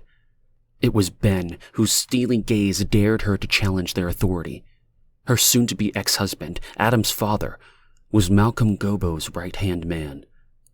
As Malcolm continued to preach his words to the crowd, Leah's blood ran cold. She looked around, terrified, her mouth gaping at the frenzied crowd. Fear for unknown reasons gripped her as she watched the glazed eyes of the people swarm closer around her. A growing fear boiled deep within her as she felt every one of them become one singular vibration, one mindset, one. All eyes were fixed in a feverish trance on the two men standing on the stage. She turned out of sync into a sea of swarming bodies. There were hundreds of them. Chapter 10. Leah and Amanda. Leah paced back and forth in Amanda's office, her eyes wide with shock. She chewed her fingernail anxiously, her mind replaying the disastrous events that had unfolded only hours before. A sea of faces melted together in a trance, their expression united in one of pure adoration. The air was thick with a deafening roar of fervent energy from the crowd's cult-like adoration to their idol. They engulfed Leah, sweeping her up in it all. The image forever etched into her soul and branded into her mind, never to be forgotten. Ben and Malcolm Gobbo? How did they come to know each other? During the months following Leah's leaving, there was no sign that Ben knew Malcolm Gobbo personally. She knew he was a huge supporter, but that was the extent of it. So she thought. She stopped pacing and faced Amanda sitting still at her desk. The computer behind her shone brightly with the article she'd been working on before Leah barged in. Do you think I should call him? Leah knotted her nails more. I don't know, Amanda replied honestly. Do you think it'd be wise? You haven't spoken to him since he left. It might be difficult after all this time. Amanda shut her mouth, afraid her words would offend. Leah had done so well since leaving Ben. She picked up journalism as though she had never stopped doing it. She and Adam seemed happy and relaxed, no longer on edge up at the cabin. The boy thrived being out of the city and in the great outdoors. Amanda always found Adam solemn and withdrawn, his hazel eyes reflecting the old soul buried inside his 3-year-old body. Since being away from his father, the child returned, his eyes dancing with youthful vigor, as they should have all along. Talking to Ben was dangerous. Wonder if he sweet-talked Leah into taking him back? Or worse, what if he exposed Amanda's secret before she had a chance to tell Leah herself? Leah frowned, understanding Amanda's concerns. You don't have to worry. I don't want him back. She meant it, too. She wasn't blind to Adam's changes. Besides, the more she was away from Ben, the more she realized how much happier she was without him. Life was so calm and peaceful, and now, with her job at the paper, everything felt like it was the way it should be. She was in the driver's seat, in control of her life and Adam's. Once she realized she could do it on her own, the years with Ben felt more and more like a distant, terrible memory. I don't like this Malcolm character. He feels dangerous to me. Leah began pacing again, her eyes darting around the room as she recounted the scene in her mind. The blind allegiance of the crowd, Malcolm's magnetic presence, and Ben's piercing gaze as they spotted her among the masses played out like a silent movie. Malcolm recognized her. Malcolm Gobbo, the leader of the growing nation of the Decree, knew who she was. This frightened her more than anything. She didn't want Malcolm to know her or her son. Amanda leaned back in her chair, tapping her pen against her teeth, thinking. I don't know, I find him intriguing, and his ideas seem logical. Amanda stopped, holding back the news she wanted to share so badly with Leah, but now was hesitant to do so. You actually believe the crap he spews? Leah was stunned.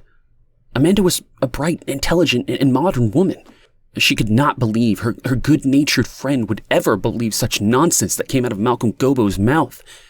She shivered, a cold tingle running up her spine. Those eyes. She couldn't get those eyes out of her head, staring straight down at her from the podium. Familiar, like they were old friends or enemies. Well, some things he says are reasonable, Lou, Amanda replied, trying to hide the defensive undertones in her voice. Amanda shifted in her seat, feeling the heat of embarrassment rise in her neck. Truth be told, she had wanted to tell her friend about how she was one of the hundreds gathered in awe in the stadium, cheering for Malcolm Gobbo. But she couldn't find the words. Her throat felt too dry. How could she convey to Leah that she found herself swept up in the moment's frenzy? It was intoxicating. Worse, how could she tell her friend that it was her duty to support Malcolm? That she knew him personally? She slid her hands beneath her desk, feeling the ring on her left finger. She blushed, embarrassed to admit she liked how she felt stuffed tight against the other supporters, the heat of the excitement, the camaraderie she shared with the entire stadium when Malcolm entered the stage. She couldn't help but be swept away along with everyone else. She hadn't even recognized that Ben was standing beside him. Knowing it was Ben cheapened the experience. It felt like someone had stolen something from Amanda, making her feel blue. Used. Leah didn't catch on to Amanda's dark demeanor. Her own worries consumed her. I don't want that religious nut near my son, Leah said, eyeing the phone on Amanda's desk. Ben hasn't even attempted to see Adam since you left him. Why would you worry about him being around Malcolm? Amanda couldn't hide the animosity in her voice. Leah was irritating her. She had stayed quiet for months, not wanting to tell Leah about the good things that happened in her life. She didn't want to rub in her own joy in Leah's broken marriage and Ben's affair. Now, seeing Leah standing before her, Amanda wondered how on earth she would ever tell her best friend about the new man in her life. Well, once the divorce is settled, I'm sure Ben will want to see his son, Leah answered, unaware of Amanda's growing hostility. Amanda shook her head in disbelief, trying hard not to roll her eyes. She loved Leah like a sister, but it was increasingly difficult to tolerate her bad choices over the years. She paused in her thoughts, thinking about her own decisions of recent, the ones she hadn't shared with her friend. It was easy to hide them from Leah before, when she was under Ben's thumb, and Amanda rarely saw her, but now? With her working every day with her?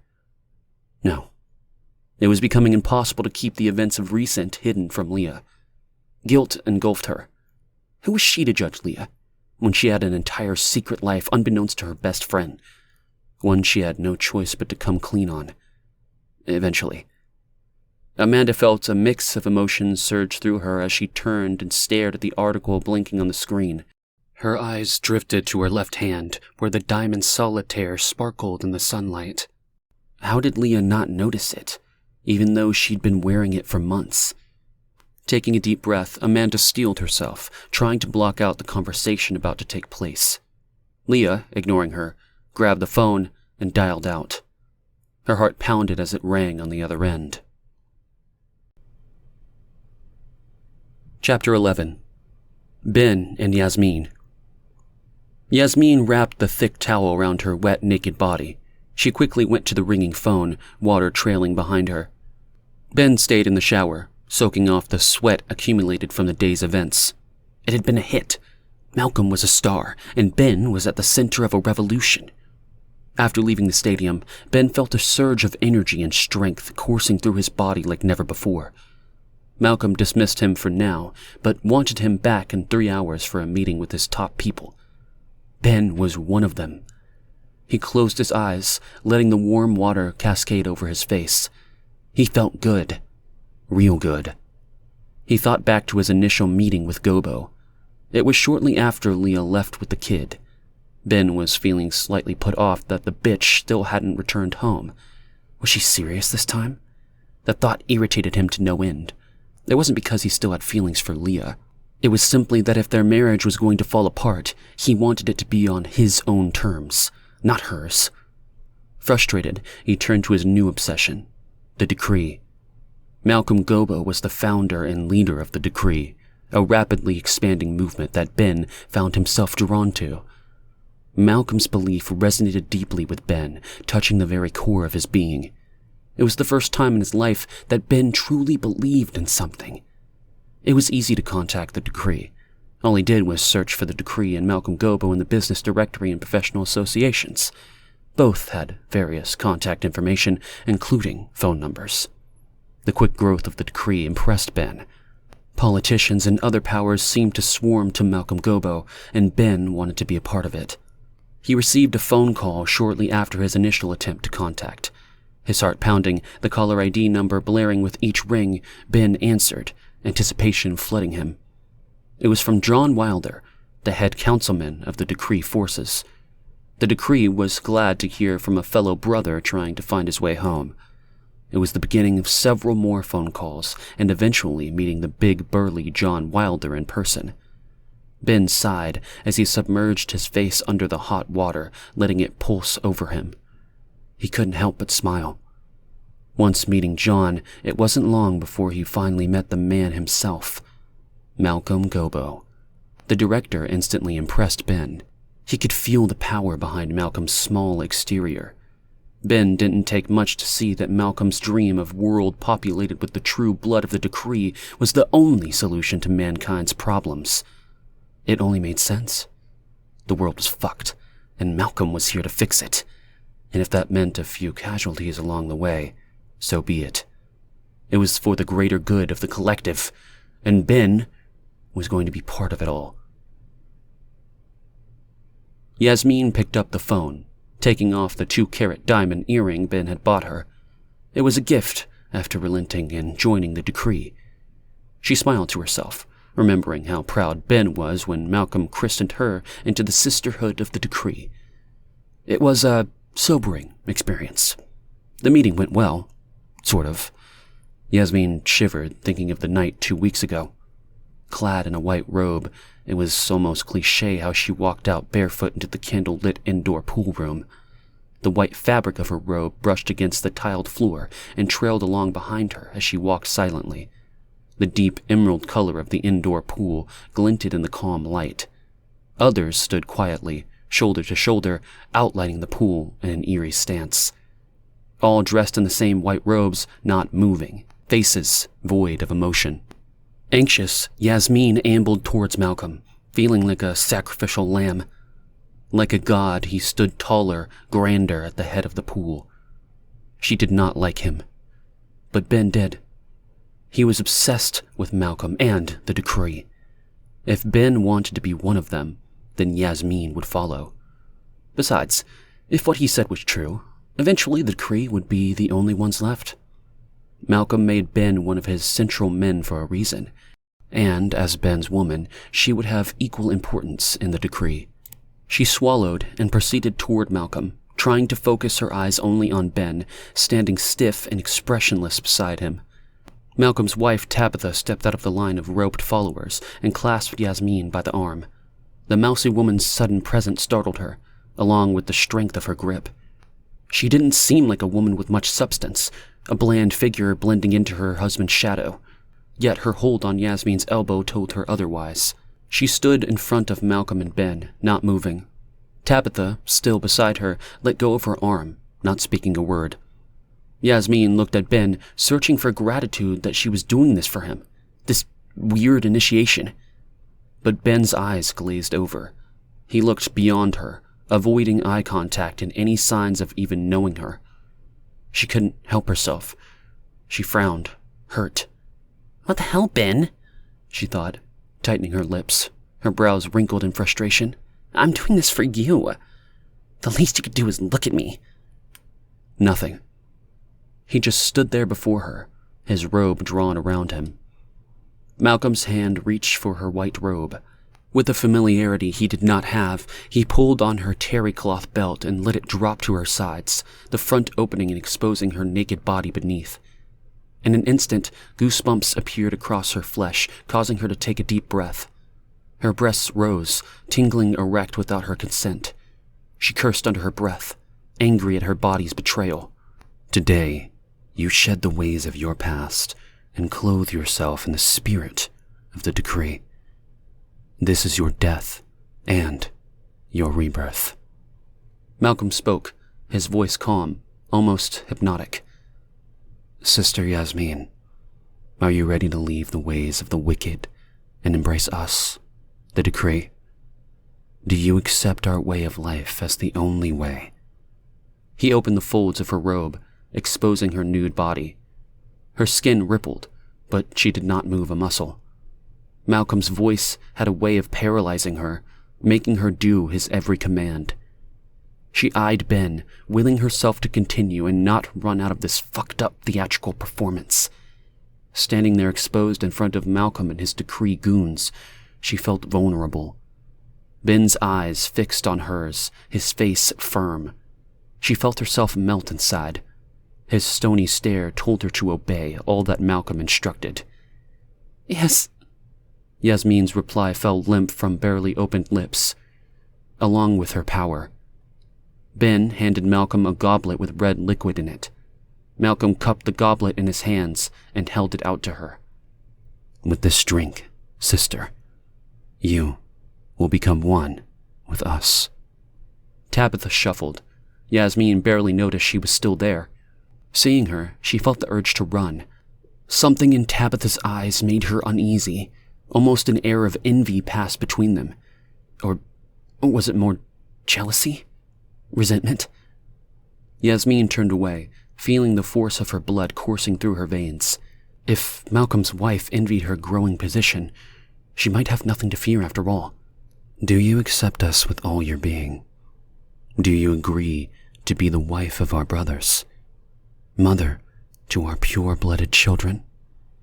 Malcolm hovered the goblet in front of Yasmin's face. The sweet, pungent aroma of red wine drifted up to her nose. Her heart thudded, thinking of herself as Ben's wife and the mother of his pure-blood children. Her children, not Leah's little snot-nosed brat. In her mind's eye, she could see a dark-haired infant with her Persian features cradled in her arms, Ben standing protectively above them, smiling down on the child she bore for him. Her throat felt constricted. Her mouth went dry. Yes! She exclaimed, her chest heaving, fighting the urge to grab the cup from Malcolm's hands. Nodding for her to drink, he handed it to her. She gulped down the warm liquid without feeling it flow down her throat, like a thirsty child. Some trickled out the corner of her mouth and down her chin. Malcolm reached out a finger and wiped it away, leaving behind the pressure of his fingertip. She shivered, feeling stamped, marked. With a knowing look, he handed the empty glass back to Ben. Take my hand, sister. Malcolm reached for Yasmin as Tabitha removed her robe, leaving Yasmin's body exposed to the entire procession. She held out her hand, feeling slightly dizzy from the wine. Malcolm removed his robe, exposing his thin chest, sparsely covered in tight, light brown hair. Yasmin refused to look down and see if his exposed member was excited.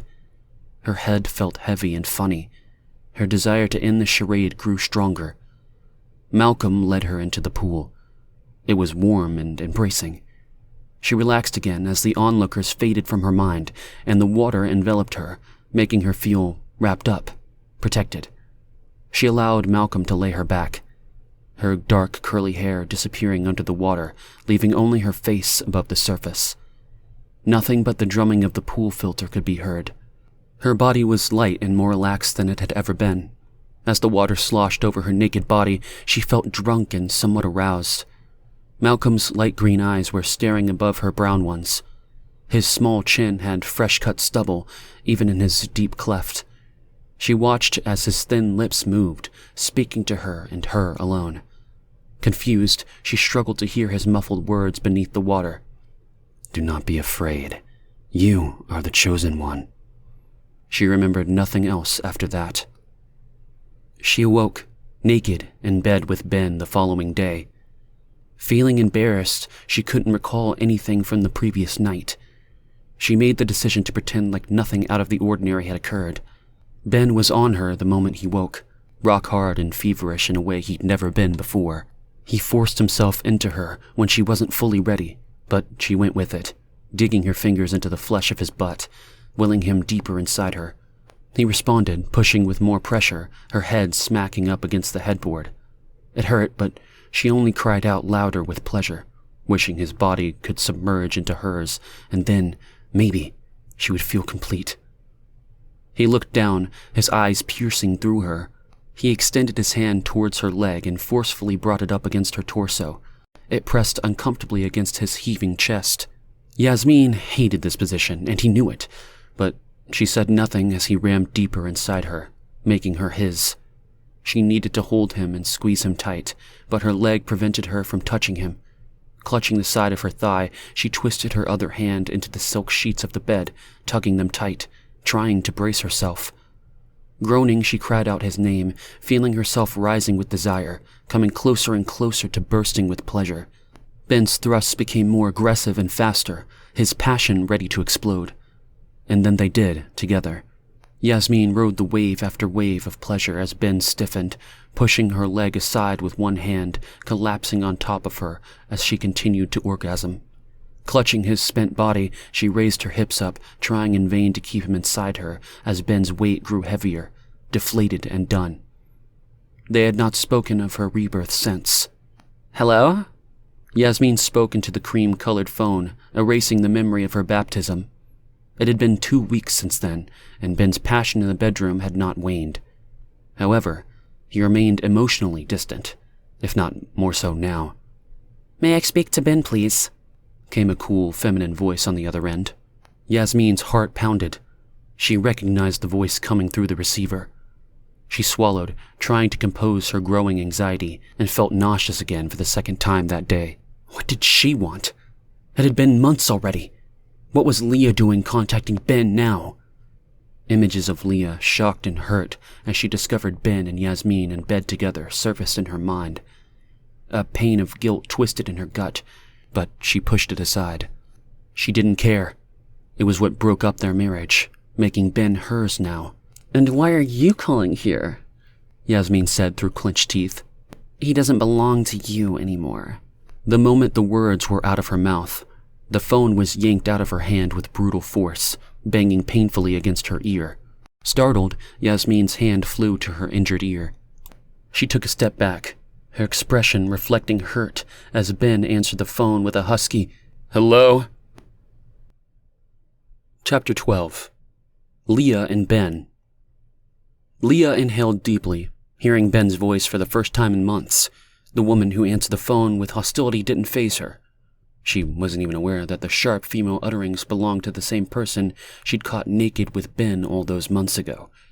Ben was a womanizer, notorious for playing the field, hopping from one bed to the next. The lady on the phone didn't know that yet. She was correct about one thing, though. He definitely wasn't Leah's. He belonged to no one. "Thank God," she barely whispered between still lips. "Leah, is that you?" Ben said, trying not to shout into the receiver. He would never admit it, but hearing her voice made him miss her. It surprised him. He missed her enough to go back if she wanted him. "Ben?" Leah began, feeling suddenly stupid. She turned away from Amanda, slipping a floppy disk into the disk drive of the computer and spoke low into the mouthpiece. "What on earth are you doing with Malcolm Gobbo? You know I saw you today." Ben smiled, remembering her stunned expression. He was as surprised as her when their eyes locked. Leah was the last person he expected to see there. His increasing interest in Malcolm and the decree eluded her, which wasn't surprising. Aside from the kid, the woman was incapable of thinking about anything else. His mind couldn't comprehend the fact that she had a degree in journalism. Yasmin slumped down into the plush white leather couch. She tried to appear as though she wasn't listening, but Ben knew better. "Yeah, I saw you today," he replied, noticing Yasmin's eyebrows raise in concern. He turned away, disgusted. Yasmin was beautiful, but pathetic in such a predictable way. "Ben, what is going on?" Leah asked, trying to hide the fear in her voice. "What are you doing with that man?" "You mean Malcolm Gobbo?" "I'd choose my words wisely if that's who you're referring to. Malcolm Gobbo is more than a man, Leah. He is the ruler of tomorrow." Speechless, sweat broke out on her forehead. "If I were you, Leah, a smart you, I would join the decree. And fast." Ben heaved vehemently, his naked torso still dripping from the shower. The thick towel tied around his waist loosened. Yasmin sat up straight, clenching the edge of the couch. No, Leah could not join the decree. Not after all Yasmin did to please Ben. She hugged herself tightly into the thick towel, suddenly feeling very cold. "Not bloody likely," Leah stated firmly, but with the hint of fear trailing through the line. "Well, it will be your funeral, and the boys." "What on earth is that supposed to mean?"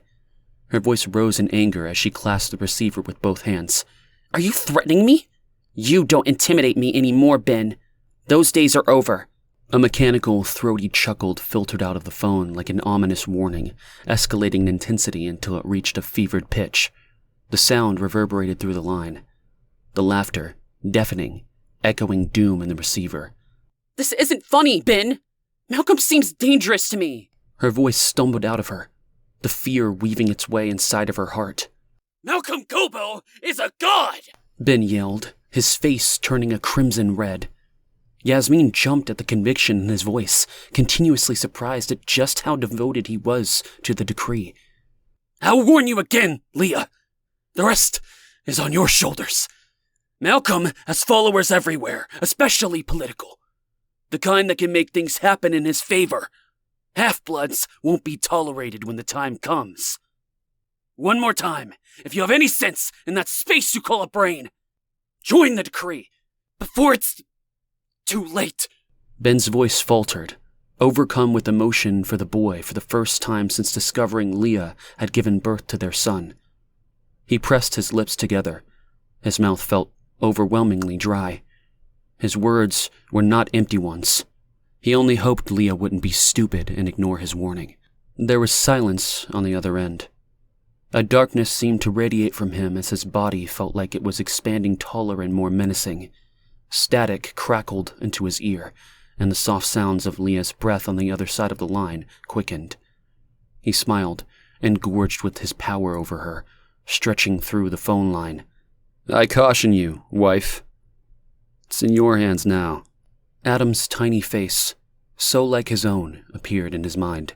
His heart felt a moment of empathy for his only child, but if Leah didn't want to join the decree, Adam wouldn't be a pureblood, and there was nothing worse in the decree mind than that. He sighed, erasing the boy from his brain. If Leah refused to join, he'd force her, or the boy would be dead to him. He laid the receiver onto its cradle and turned to the stunned expression on Yasmin's face. "What?" he said, the towel dropping from his naked body, still glistening from the shower. He walked over to her, his desire more than evident, and pulled off the towel that covered her, exposing her to him. She closed her gaping mouth without saying a word as he turned her naked back to him, grabbing her by the hips, taking her from behind without saying a word. She closed her eyes, saying nothing, as he pushed himself into her, their bodies smacking together. It was over within minutes. Ben went back into the shower to clean up, leaving Yasmin alone and unsatisfied. She covered herself, her mind going back to Ben's words that wouldn't leave her. What in the world was he talking about? And why was she suddenly cold to the bone with fear? Chapter 13. Summer. "So?" Josh asked as Summer hobbled out of the bathroom. She lifted her head, her hair still hiding her face. In her hands, she held the plastic applicator, 2 little windows with a pink circle in each. Without looking at Josh, who stood impatiently beside her, she handed it to him. He grasped the applicator and looked at it intensely.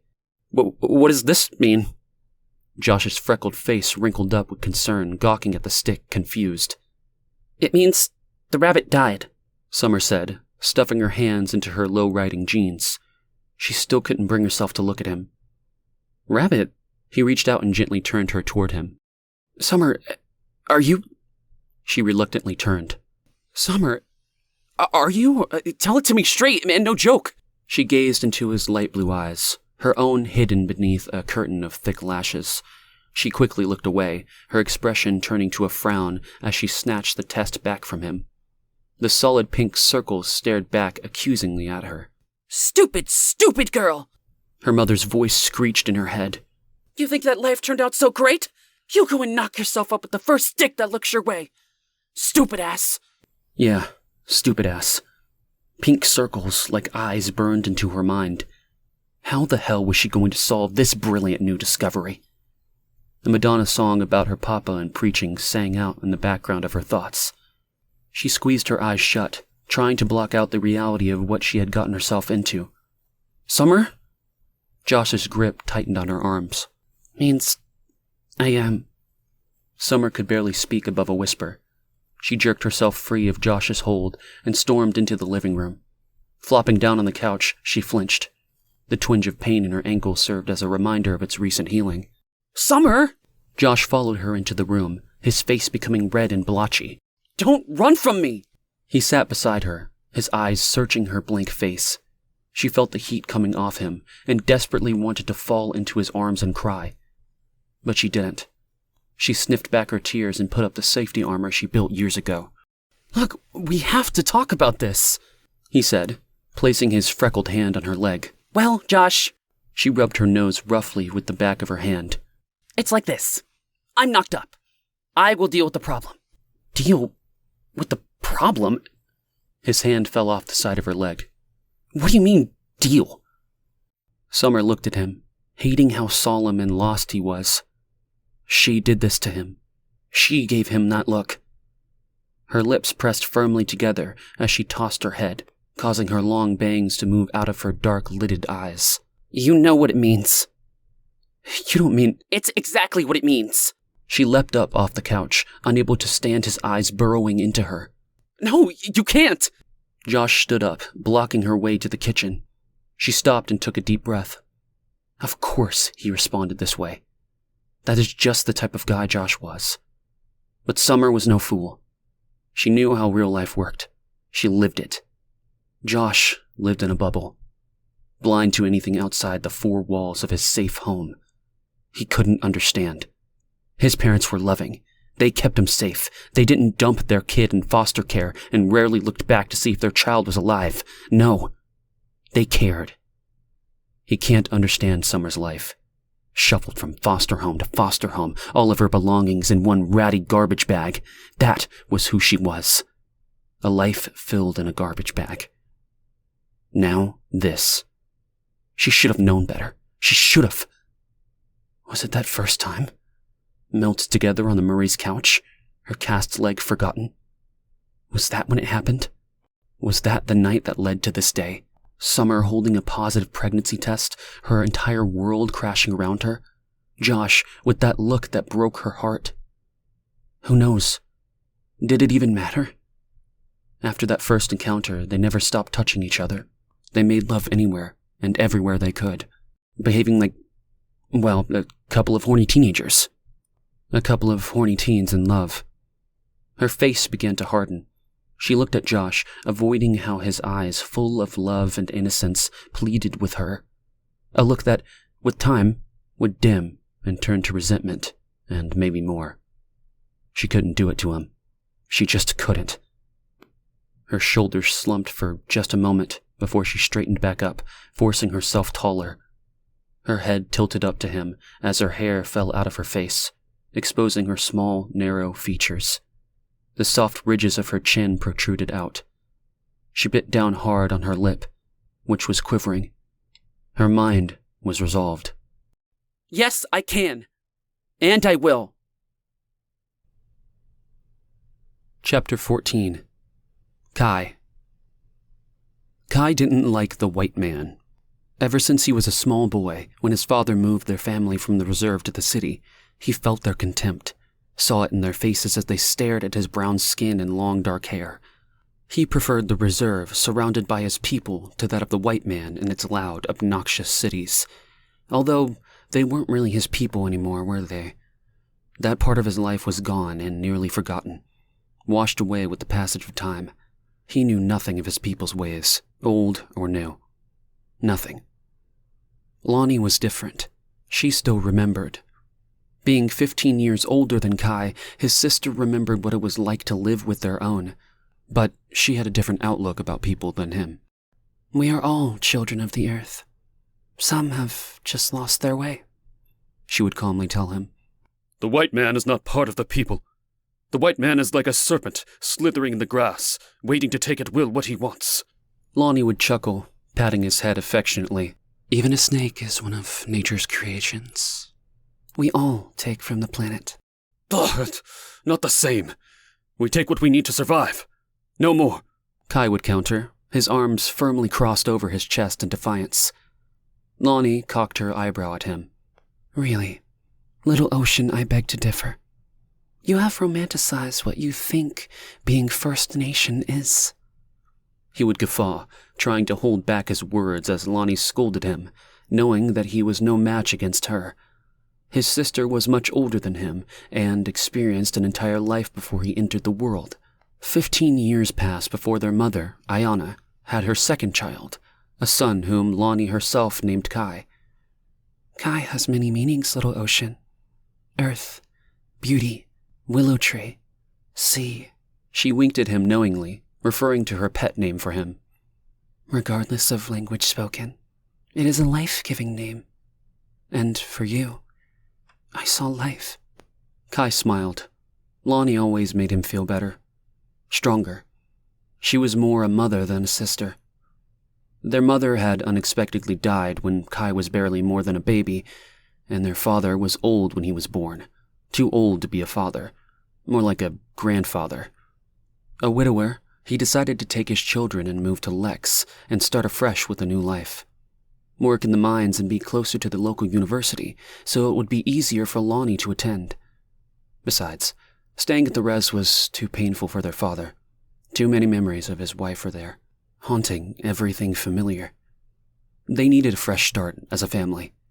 He loved Kai and taught him to hunt and fish, but he taught his son as a grandfather. It didn't matter. He and Lonnie were enough. After their father passed, Lonnie was everything and still was all these years later. Kai was no longer a child, but a grown 30-year-old man. Yet his hatred of the outside world grew stronger and stronger with each day. On the other hand, Lonnie stayed faithful, always a rock to lean on, regardless of how many times life crashed down around her, and there had been many. Kai sat outside on the deck of his modular home in the small, empty community he and Lonnie had formed several months earlier. Tired of living by the rules of the white man, he and several others bought some manufactured houses and set up deep in the woods, on land that was part of the reservation they had left decades before. The intent was to go back to their true roots, to be one with Mother Earth as their forefathers and mothers once were. Lonnie came along too. She would always follow Kai, even if she questioned his motives. They were all they had now since... Kai's hand instinctively reached into his coat pocket for the toy truck. Empty.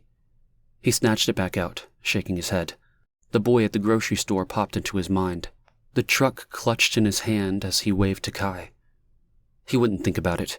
He couldn't think about all Lonnie had lost. What he lost. He liked it out there in the middle of nowhere, far from the accusing eye of society. Here, he could be himself. He ran his fingers over his strong jawline, the stubble bristling up against his palm. His 6'4" frame was lean and sculpted, not from working out in the gym, but honest labor in the outdoors. His handsome face was chiseled, with a prominent cheekbone and strong jawline. He had a rugged look, muscular, lean, and masculine, as if he stepped out of one of those glossy magazines featured in the 70s, shirtless, standing beside a babbling brook. He stood up and pulled his long, dark hair back into a ponytail at the nape of his neck. He contemplated shaving, but decided against it, and began walking toward Lonnie's place. Seeing her little home, flower beds surrounding the exterior, Kai again, for the millionth time, felt the guilt overtake him. Lonnie really hadn't wanted to move this far into the bush, leaving behind the midwife practice she loved, but she did it for him and still practiced back on the reserve. There were always women who needed Lonnie's assistance when giving birth, but it wasn't the same. Kai knew it. Lonnie gave up a lot for him, and he couldn't bring himself to change it. Hopefully, once the new community grew, Lonnie would return to the baby-making business full-time. He smiled to himself, thinking of how his little hideaway would grow. Right now, there weren't more than a dozen people, and many of them traveled, like Lonnie, back to the reserve to see family and friends. Oh well, Kai thought. Rome wasn't built in a day, and neither will Hayden. He had christened his tiny settlement Haven. It wasn't the most creative name, but he liked how it suggested a quiet haven from the outside world. He was proud of his little corner of the planet, and its title, until its name was mispronounced by Chrissy. A smile spread across his face, remembering the sounds of Chrissy's voice repeating the words, Hayden, over and over until Kai caved and Haven became Hayden. He walked up to Lonnie's door and knocked. There was no answer, so he went in. Lonnie's door was always open for anyone who came knocking. The house was identical to Kai's, a 70s model. Most of the mobile homes here were. It was cheaper to buy older models and fix them up. It wasn't huge, 952 square feet, just big enough to live comfortably. In winter, there was heat. In summer, they had air conditioning units. Of course, Kai thought it funny he would use these modern-day luxuries, but he was no fool. It was dead cold in the winter and muggy in the summer. Filling his gas tank so that he could have some comfort was okay.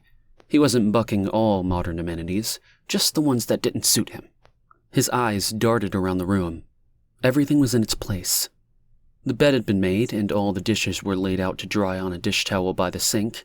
He heard a bird singing outside, and his heart raced as he thought about Lonnie still not home from her trip to town. She had left hours earlier to run some errands at the Rayside Health Clinic for the new midwife starting at the reserve. Kai offered to drive her to Lex, where she could pick up any missing supplies, but she said no.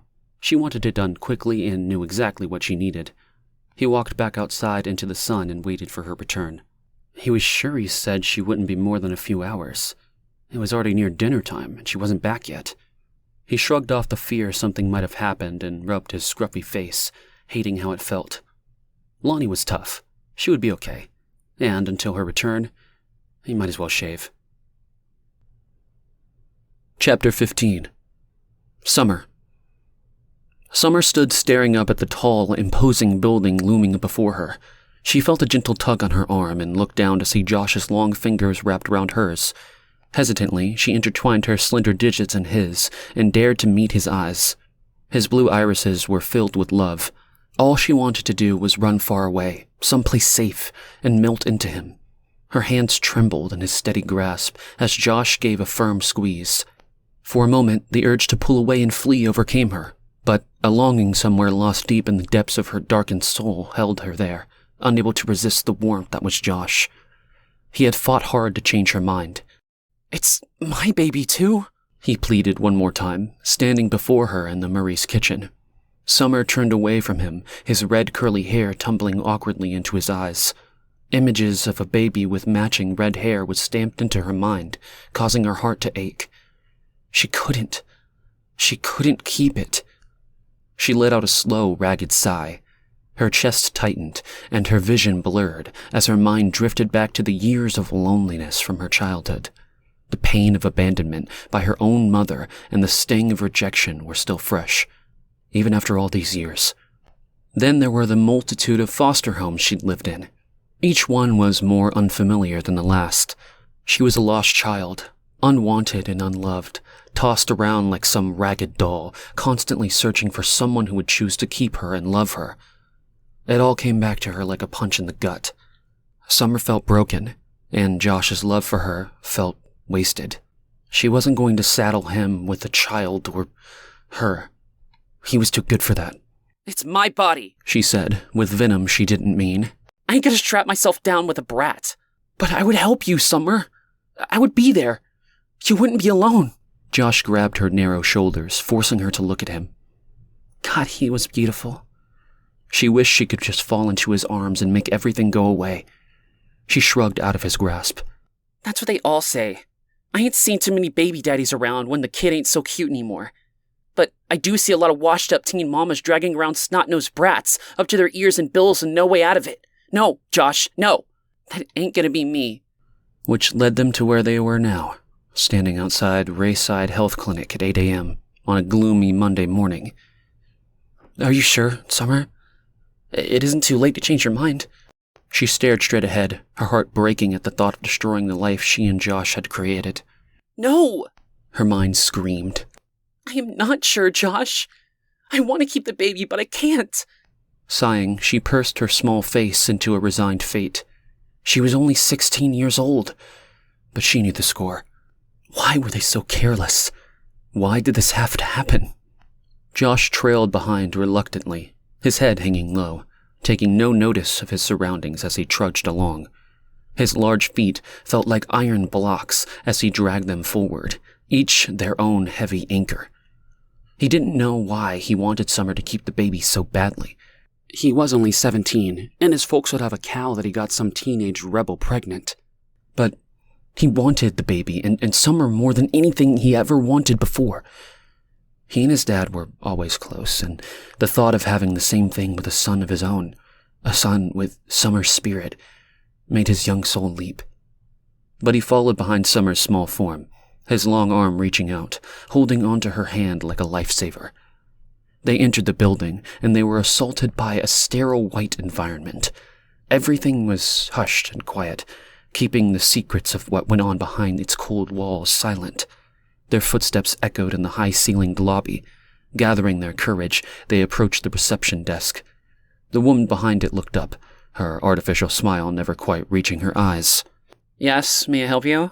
she said, smiling and waving over their shoulders at someone walking by. Summer turned briefly to see who the receptionist was greeting and saw a plump, middle-aged native woman, her dark hair pulled back into a neat ponytail at the nape of her neck. Summer blushed red. She guessed 2 teenage kids coming in to abort a pregnancy was commonplace. They weren't unique from the next careless teens who came through the door. It didn't matter that this pregnancy, the pregnancy she and Josh created, was made of love and tenderness. They were just another pair of horny teens who got way over their heads. We have an appointment for 8:30? Summer said steadily, letting go of Josh's warm hand. Name, please, the woman said, looking down at a list in front of her. Summer Reader? The lady looked up from her clipboard and smiled warmly at Summer. Okay, dear. You can have a seat in the waiting room. It shouldn't be too much longer. She ran her finger down the list before striking off Summer's name with a quick slash of a pen. Summer felt like time was slipping away faster than sand through her fingers, ticking away just like her name was ticked off a list. She walked ahead, Josh following as they entered the waiting room. She looked back briefly at his sad face and noticed a group of men coming in behind them. Weird, she thought. A group of men coming into a woman's health clinic? Maybe they were doctors, just coming to start the day with their fellow coworkers. For some reason, they made Summer's stomach turn. Was it the casual way they came into work? Drinking coffee and chatting about the squash game they planned to play that afternoon? As though it were no big deal that in just a few moments they would rip the life she and Josh made out of her body. She turned away, unable to look at them any longer. Josh put his arm around her, instantly sending rushes of warmth and security around her. No matter what, I'm here for you, Josh said, looking into her hazel eyes. Her throat felt thick and chalky as she nodded. I know, she said, and meant it. A loud commotion came from the reception desk, causing Summer and Josh to turn as one towards the door. Before their eyes, one of the men pulled out a .45 caliber pistol and shot the receptionist right between the eyes. Shocked and stunned, Summer stood, unable to believe what she saw. The men separated and went off in different directions. She stood in horror as she heard them yell out as though in a trance. The time is here! The cleansing of the people has begun! All infidels shall be destroyed, and the pure blood of the decree shall flourish and multiply! The men raised their arms and cheered, guns held tight. Summer's eyes darted around for safety before the decree could spot them. Josh! She grasped his arm roughly. He turned, stunned, unable to believe what they just witnessed. We have to escape from here. He nodded, still not quite believing his eyes. What just happened? He stuttered. They killed the receptionist. What is the decree? Summer grabbed his arm, pulling him behind the door. Shh! Listen. She crunched low, pulling Josh down with her. In the distance, they heard shouts and screams, followed by gunshots and silence. Summer's heart began to race. They had to get out of here. The entrance at the reception desk was clear for the moment. The men were gone for now. She grabbed Josh's arm again and darted for the door outside. It creaked as they pushed their weight against the heavy metal frame. A ray of sunlight beamed through the cracks, momentarily blinding them. With a loud thud, the door swung open, revealing an expanse of blue sky. Run, Josh, run! She yelled over her shoulder as the sound of gunfire grew louder. Her legs pumped harder and faster as she ran, her arms swinging at her sides. The sharp sounds of gunfire followed them out into the sunlit clearing. She could feel the hot breath of danger on the back of her neck. A rush of air shot past her arm. With a sickening whomp, she heard something hit the ground behind her. Her heart hammered in her chest as she slowly turned and, with horror, saw Josh crumpled on the ground, his clothes soaked in blood. Josh! A shriek of terror escaped her lips as she sprinted forward, tumbling down on him. Summer, run! He choked, spitting blood that gurgled bright red from his graying lips. Droplets spattered Summer's arm. I can't! She sobbed, hugging him tight. She looked around frantically, lost as to what to do. Gunfire echoed across the entrance of the clinic, and bullets pinged against the brick walls, spraying a hail of chips and mortar into the air. The smell of gunpowder filled Summer's nostrils. A bush with prickly foliage loomed ahead. Hoping the thorny bush would provide some cover, Summer gritted her teeth and began to drag Josh's heavy body towards it, leaving a streaked trail of blood behind him. Josh! She cried, cradling his head in her lap, trying to stop the bleeding. Barely conscious, his gaze drifted to Summer, trying desperately to focus. His torso was covered in blood, forming a widening lake of red, making it impossible to determine where the bullet had entered his body. All she knew for sure was that it was serious. Very serious. No! Summer cried, unable to stop what was happening. "Baby," Josh sputtered, blood tainting his teeth bright red. Summer scooped him into an embrace, his head pressing heavily into her flat belly as she began to moan, rocking back and forth. Josh's hand shook as he reached over his head. His pale fingers fumbled to squeeze between the tight red curls of his hair and the fabric covering Summer's stomach. The tangerine freckles on his cheeks dulled as he whispered his final words, forever to linger in her ears. "Please, Summer. Our baby." His last breath escaped as she twisted the hot and sticky fabric of his shirt between her clenched fists. Her arms shook wildly with each pull, desperately trying to rip away the pain that was too heavy to bear. The world began to spin. Her heartache, so unbearable, had become physical, making its way to her throat. A low-pitched wail echoed through the sky, reverberating off the trees, calling out in anguish for the boy, Josh, the only person who ever loved her. Chapter 16. Chris. Chris Onweir had always been unremarkable. His hands were soft, his fingers short and stubby, his palms slightly creased with faint lines that spoke of years of tedious work. He was average in height and stature, but as he crept into middle age, his frame filled out a bit more from its formerly ordinary younger shape to an ordinary middle-aged one. A few traces of gray were sprinkled in his carefully cut dark hair, though thankfully he hadn't yet developed the telltale signs of an ordinary receding hairline. He guessed he should be happy for that, at least. At 54 years old, there wasn't much Chris Onweir was happy about. He was unmarried, never had a serious relationship with a woman that lasted longer than a few months, and rarely got laid. The times he did, just like everything else about him, he was ordinary. He was, in his own words, a life lived with regret. He had spent his life working in jobs he knew he was good at, but hated. He did it to feel some spark of life that would make him come alive and shine like the man he wanted to be. But it never happened. That was the thing with being ordinary. Chris was talented, but he never went above and beyond like someone who truly loved what they were doing. He lacked passion for any one thing, so while he could do many things well, he would always be overshadowed by another person with a similar level of skill, but more enthusiasm. He never shined because he didn't like anything. Chris had resigned himself to a life of monotony, toiling away at the main grid facilities and performing his duties as head of the department with minimal thought. That was until Malcolm Gobbo sauntered into his office several months back with an air of authority that Chris had never encountered before, asking if he was the guy who could turn off the lights and shut down the city. There was something about him that made Chris feel like anything was possible, even for him. Well, if Chris was being honest with himself, it was more than that. He just was unaware when he began diving into the new world of computer technology that it would lead him to the life he was in at this very moment in time. Head of the main grid of the power station of the entire city of Lex, he was the man behind the lights. His finger controlled the power of the entire city. That is, he and his team, of course. Who knew when he first became interested in college with its growing technology of computers that it would take his life down a new path, a new future, and one where he was part of something so much bigger that even he couldn't understand it all. He leaned back in his chair, staring at the screen before him. He was 54 years old, unmarried, no seed planted in any woman to carry out his genetic legacy. The buck stopped here with him. Chris Onweir, product ordinaire.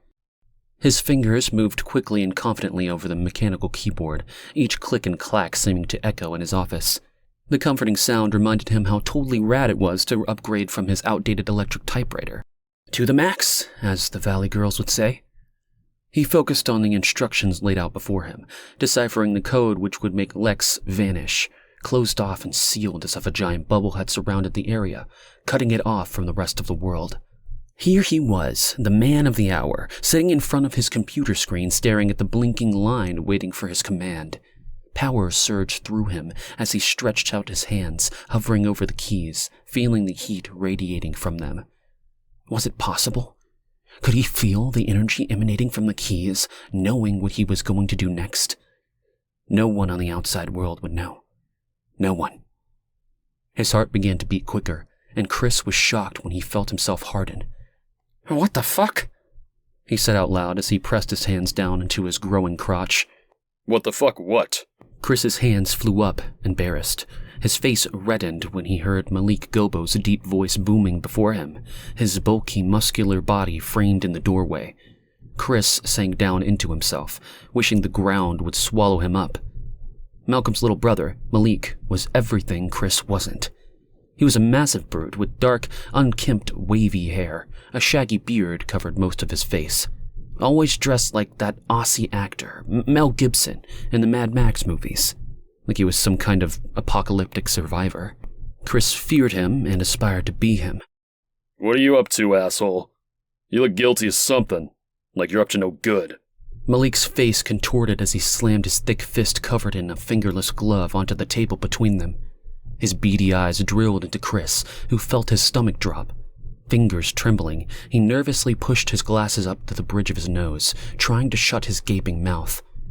No, nothing. Just preparing for the final stage of the shutdowns. Chris coughed and sat up straighter in his chair, despising how Malik made him feel like a coward. But, truth be told, that was exactly what he was. A coward. The mere presence of Malik immediately deflated his erection, shriveling it back up into his body like a chicken-assed turtle. The surge of power he felt moments before, while his hands raced on the keyboard, was suddenly dried up and gone. Well, let's get it on, baby! Malik patted the pocket of his vest, pulled out a crumpled package of cigarettes and offered one to Chris, who didn't hesitate to accept it. Even though smoke still hung in the air around them from his last cigarette, Chris took a deep drag from his smoke and placed it down onto the overflowing ashtray, staring at the keyboard, his hand shaking as he prepared to shut off the city's power. Malik loomed over him, a predatory grin on his face. Is this it? Malik asked, pointing to a button on the panel. Before Chris could answer, Malik jabbed at the button with his index finger, letting out a victorious shout. Sucker! What the hell, man? Chris swiveled his chair around, his neck and cheeks growing red with anger. Malik was standing in the middle of the room, dancing around, thrusting his hips forward, humping the air, shouting triumphant hoots. In disbelief, Chris stared. His moment had been taken from him, ripped away with the touch of a button right underneath his nose. This was supposed to be his big chance to prove himself to Malcolm, and now it was gone. He had spent months preparing this moment, studying the plans that Malcolm had entrusted to him, memorizing every detail of the decree's next step. But here he was, sitting impotent, while Malcolm's shithead of a brother took it all away from him in an instant. Chris's jaw twitched with rage as he grabbed his smoldering cigarette off the ashtray and drew in a deep breath. The building cylinder of ash grew longer, threatening to fall off at any moment. He exhaled sharply, sending a cloud of smoke and bits of gray ash cascading down carelessly onto his computer keyboard. Chris didn't bother move it. What was the point? The time had passed. It was over now. All over. Malik slowly stopped his gyrations as he noticed Chris slumped in the chair, eyes glazed over, sulking with a lit cigarette between his fingers. Oh, what's wrong, Christopher? Malik mocked, leaning against the desk. With lightning-fast reflexes, he snatched the cigarette away from Chris before he could take another drag. Malik's laughter filtered through the small room like a child as he threw back his head, taking in a long inhale from what had been Chris's smoke. You snooze, you lose, brother. He exhaled, blowing a large puff of smoke out towards the ceiling. Oh, don't be a baby about it. It's embarrassing, man. Chris leapt from his chair when the shrill bell of a phone ringing pierced the air, causing both Chris and Malik to jolt in surprise. He glanced around, panicked for a moment before realizing it was not the sleek black company phone in its usual spot on his desk, but rather the bulky gray portable phone with an antenna that Malcolm had given him so that they could make contact after the power went out. He began to reach for it, but Malik grabbed it before him and answered in a gruff voice. Staring at Chris's gaping mouth, his face twisted into a scowl. Turning on his heels, he strode to the door leading out into the hallway, Chris sat frozen at his desk, eyes fixed on Malik as he spoke urgently into the phone. His voice was low and rushed, thickened with frustration. Come on, man, it's alright, I got this shit. Give a guy a break, I'm your brother for Christ's sake. He ran a free hand through his hair in exasperation and glanced over at Chris. His brow furrowed, and the muscles in his jaw twitched while his voice cracked with tension. The look was unmistakable, sending chills up Chris's spine. What the hell was going on? He just did everything that Malcolm wanted him to do. He was the only one that could do it. And he did it. Boom. Lights out. He thought of Malik shoving his fat finger down onto the keyboard, taking away all he worked for, and pursed his lips, logic taking over. No, he didn't. Malik just pressed a button that set off a domino effect across the city of Lex, shutting down the grid that supplied the city with every ounce of power it had, cutting them off completely from the outside world. That didn't happen from just hitting a switch. No, that was all him. Chris Onweir. No one else knew how to do it. He was indispensable. So what was the problem? A cold finger of realization began to dawn on him. He was the only one who could turn off the power, but he wasn't the only one who could switch it back on again. His use had run dry. He trained them how to switch the lights back on. Idiot! Glancing at Malik's pocket, he couldn't help but notice the faint bulge that was unmistakably the shape of a gun. He looked up and saw Malik's dark eyes narrowed in suspicion, as if he was asking, What do you want, you little weasel? Chris recognized the coldness and intimidation in Malik's gaze. He knew that look. He knew it well. He pushed his hands against the edge of the desk and stood up, instincts kicking in, trying to think of a way to escape. That's what Chris did. He ran from everything that made him afraid. Malik's gaze was fixed on him, an annoyed expression painted on his face as he carried on his conversation with Malcolm. His hand lifted, waving at Malik like it had a mind of its own, already making decisions 2 steps ahead of his conscious mind. He felt a wave of nausea wash over him, pushing down the bitter disappointment that threatened to break free. How could he have been so foolish? He had trusted Malcolm. He thought he was part of something bigger than himself for once, only to realize Malcolm had used him. Now that his service was no longer needed, he'd sent his psycho brother to kill him. Fear surged through Chris, threatening to paralyze him. Malcolm, just a minute. Malik said. What the hell, Chris? I'm trying to talk business with my brother. I mean, you just turned off power everywhere. Chris clutched his hands between his legs, shifting his weight from one foot to the other. I gotta piss. Be right back.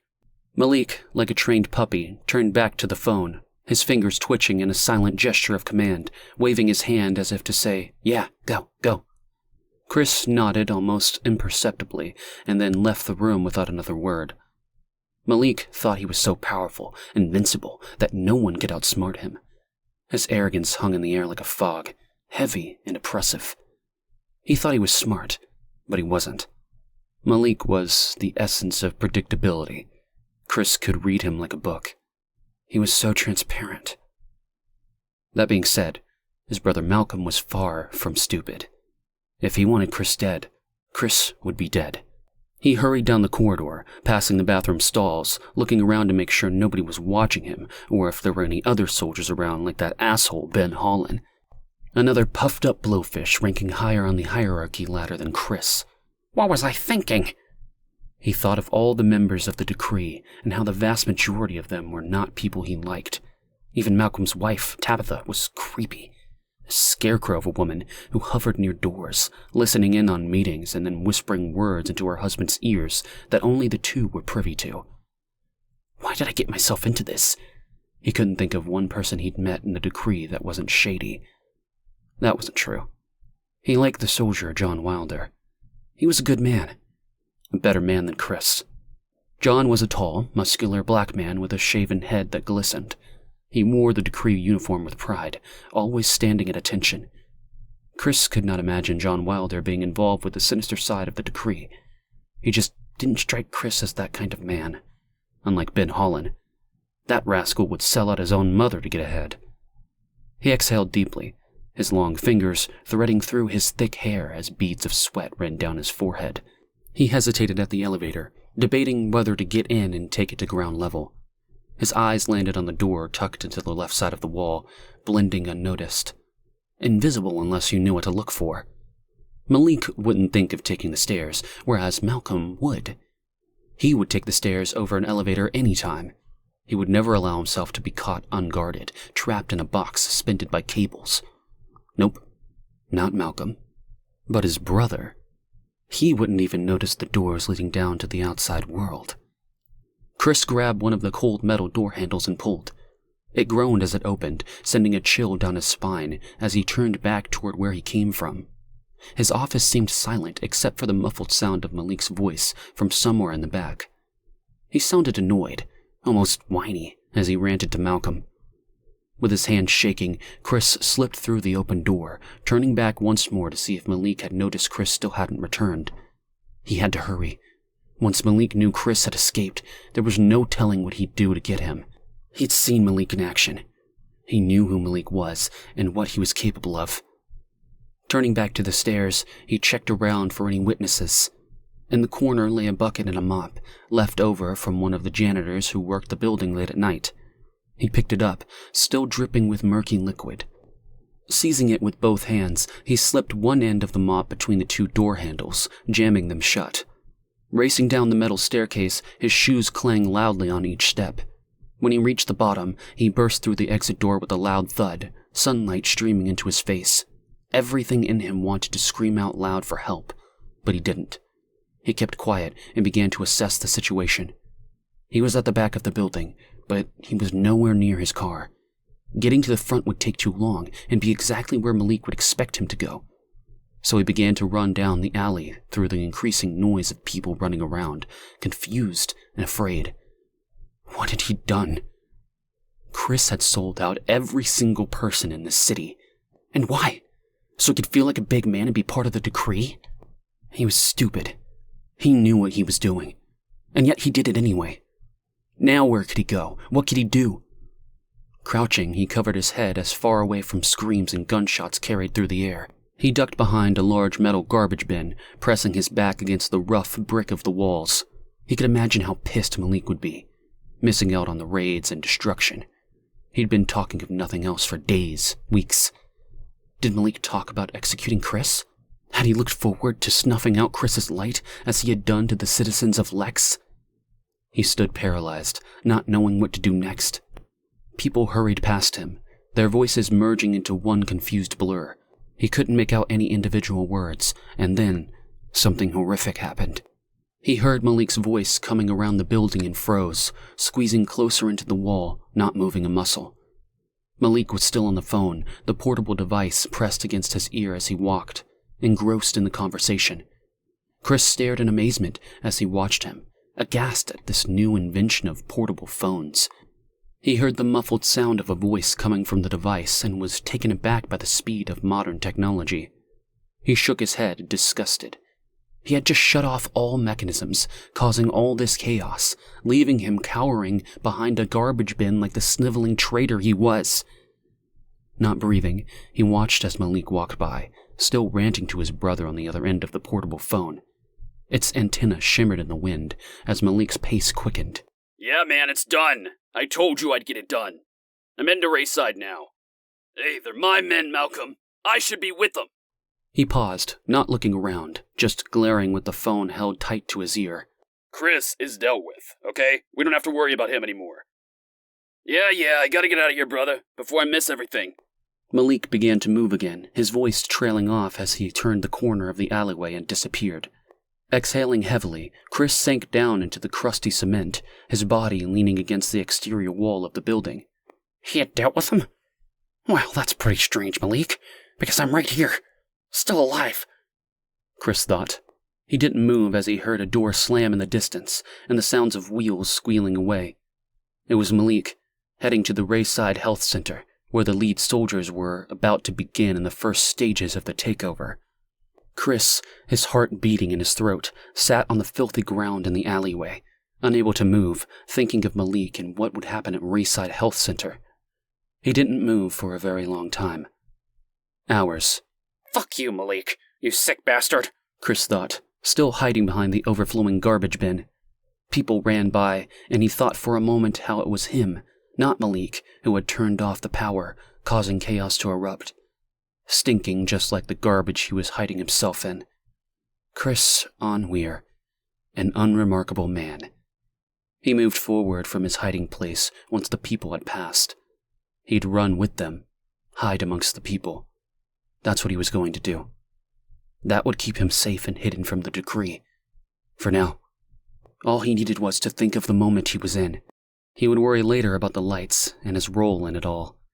He jogged, out of breath, wishing he could have a smoke, out of the alleyway and onto the opening street, straight out in front of a bright yellow van. Chapter 17. Lonnie. Lonnie rolled up to the clinic in her aging Chevy van. Its rust-speckled paint was peeling, and its rear right fender had been damaged, but she loved it. It was seasoned like her. Despite the rust, the vibrant yellow paint job stood out in the sea of white and gray cars. She reached across to pat the dashboard affectionately. Her heart filled with warmth, recalling the many times it had been full of people from the reserve who needed a lift into the city. She would open its wide doors, piling them in 4 rows and allowing their carry-on bags and grocery sacks to rest beneath their feet. Lonnie never minded bringing them in if she was going. She enjoyed their company, and the conversation made her feel less alone on her midwife practice trips. She didn't have anyone with her at that moment she drove to the Rayside Women's Health Clinic. She was alone, and that didn't happen very often. Lonnie pulled the yellow van into the clinic's parking lot and stepped out into the sunshine. She watched as 2 young people walked ahead of her, hands interlocked. The girl was petite, with short black hair that fell across her face, contrasting sharply with the boy's tall, lanky frame and bright orange afro-like curls. She smiled to herself. It was sweet to see such an unlikely pairing. Nothing like a bit of spice to mix things up. With a sigh, she tossed her keys into her purse as she watched the couple disappear through the clinic's entrance. Walking past the front, she waved at Karen sitting behind the reception desk. Karen's lips stretched into a smile as the 2 teenagers approached her. Lonnie mouthed, "Coffee later?" before heading down the hallway towards Dr. King's office. Dr. King wasn't in, but his secretary was. Lonnie strode confidently up to the front desk, a genuine smile lighting up her face. Good morning, Jane. The secretary, a middle-aged woman with kind eyes and neatly manicured nails, looked up from her ledgers and returned the smile. Lonnie, good to see you. How's it going out there in the bush with your brother? Oh, you know Guy. Lonnie shook her head amused. That little brother of mine has many ideas. Well, he's lucky to have you as a sister, Jane replied, standing up. Not everyone would give up their practice to follow another person's dreams. I won't be giving up. With time, I'll be busy as always. Besides, I will still go to the reserve. I promised the new midwife taking my position that I would help her out as much as possible. Lonnie smoothed back her long brown hair, letting her round face shine through. Besides, I believe in my brother's vision. It's a good one. Wholesome. Where's Dr. King? She asked, changing the subject. Oh, he had some appointment that he couldn't get out of and won't be until much later today. He told me to give you the supplies you need. Jane disappeared into the back, only to return moments later carrying a large cardboard box. Here you go, she said, handing it over to Lonnie. Thanks. This is great. The sound of gunshots tore through the air. Lonnie and Jane simultaneously ducked their heads down. What the hell was that? Jane asked, her voice rising in fear. Lonnie's hand shook as she lowered the box onto the desk and carefully crept toward the door. Peeking out, her breath caught in her throat at the sight of 5 men with guns stationed in the lobby. They shouted about the decree, cleansing, and a new day dawning. She felt chilled as she recalled snippets of the decree organization broadcasted on the radio. She turned to June, standing directly behind her. We need to get out of here. Does that window open? We can't go out this door. Jane turned to the window, her hands beginning to shake. Yes, it opens. The sound of bullets ricocheting off the walls and shouting male voices echoed down the hallway. Lonnie's grip tightened on Jane's arm, propelling her forward. She grabbed the box, thrusting it under her arm. Open it! Now! Hurry! Lonnie clenched her teeth as her gaze shifted to the window, her face eerily calm. Lonnie, what's going on? I don't know. Just go, she spoke. Jane fumbled with the lock on the window, her hand shaking as she heard more gunshots and screams in the distance. Finally, she found the latch and opened it wide enough for her to fit through. Lonnie passed Jane the box and hefted her weight over the windowsill. Just as she lowered herself to the ground, she spotted one man walking by the open door. She ducked down and crouched under the window, holding her finger to her lips for Jane to be silent. What the hell's happening? Jane whispered frantically, her face a mask of shock and confusion. Shh! Lonnie's heart thudded in her chest as she reassuringly grabbed the other woman's hand. Holding her breath, she peered cautiously through the window frame. No one was in the room. The men were farther down the hall. She sat down, pressing her back firmly against the rough brick wall of the building for cover. Lonnie could feel her stomach twisting in knots as Jane's anxious eyes searched her face for answers. Her mind swirled. Okay, this is what we are going to do. We need to get to my van and get some help. Jane whimpered, afraid. Lonnie steeled herself and tried to sound confident as she said, It's okay. Once we get to the van, we'll be fine. Clutching her keys tight, she slowly rose from her hiding spot and tiptoed around the building wall. Jane was right behind her, close enough that Lonnie could hear her heavy breathing as they both inched their way toward the van parked out front, trying to ignore the sounds going on inside the building. Lonnie crept cautiously around the corner, craning her neck in desperate search of any sign of the police. Everything was eerily silent, except for the sounds of horror coming from inside the building. An unsettling feeling of dread settled in her stomach. Why wasn't anyone around to stop this massacre? She rounded the corner, and relief flooded through her veins as her van came into view. She spotted the teenage couple from earlier sprinting out of the building. She sighed, relieved. At least they got away. Squinting, she searched, hoping to see Karen coming out the doors too, but she was nowhere to be seen. Her heart dropped like a stone, silently praying her friend was safe. She grabbed hold of Jane's hand. We have to run for it, and we have to run fast. Just then, more shots rang out as two men stood at the entrance of the clinic. Lonnie knew it was now or never. They had to go for it. She ran, bent over, dragging Jane with her. They reached the van unnoticed and ducked behind it, out of sight of the men. Lonnie prayed the teens made it safely away as she took the box from Jane and grabbed her keys with shaky hands. Jane quivered beside her, but Lonnie ignored the woman's sobs and cautiously opened the van door without standing up. The door moved forward, and Lonnie held it from flying open. With a deep breath, she leaned over, placing the heavy cardboard box on the passenger side floor, and crawled into the driver's seat. Jane followed timidly, barely audible whimpers coming from her as she slumped low on the passenger seat. We are going to drive out of here as fast as possible, so stay low, Lonnie said, placing the keys in the ignition. Jane nodded, terrified, as she sat on the floor, placing the box on the seat. Lonnie held her breath as she turned on the ignition. The van burst to life, and without hesitation, she stepped on the gas and sped out of the driveway onto the road, nearly hitting a mailbox. Her heart was in her throat as she sat up higher in the seat so she could see where she was going. She glanced back briefly towards the clinic, just in time to see a man in tan army fatigues standing tall in the entranceway. He held a rifle in his hands as he watched her drive away.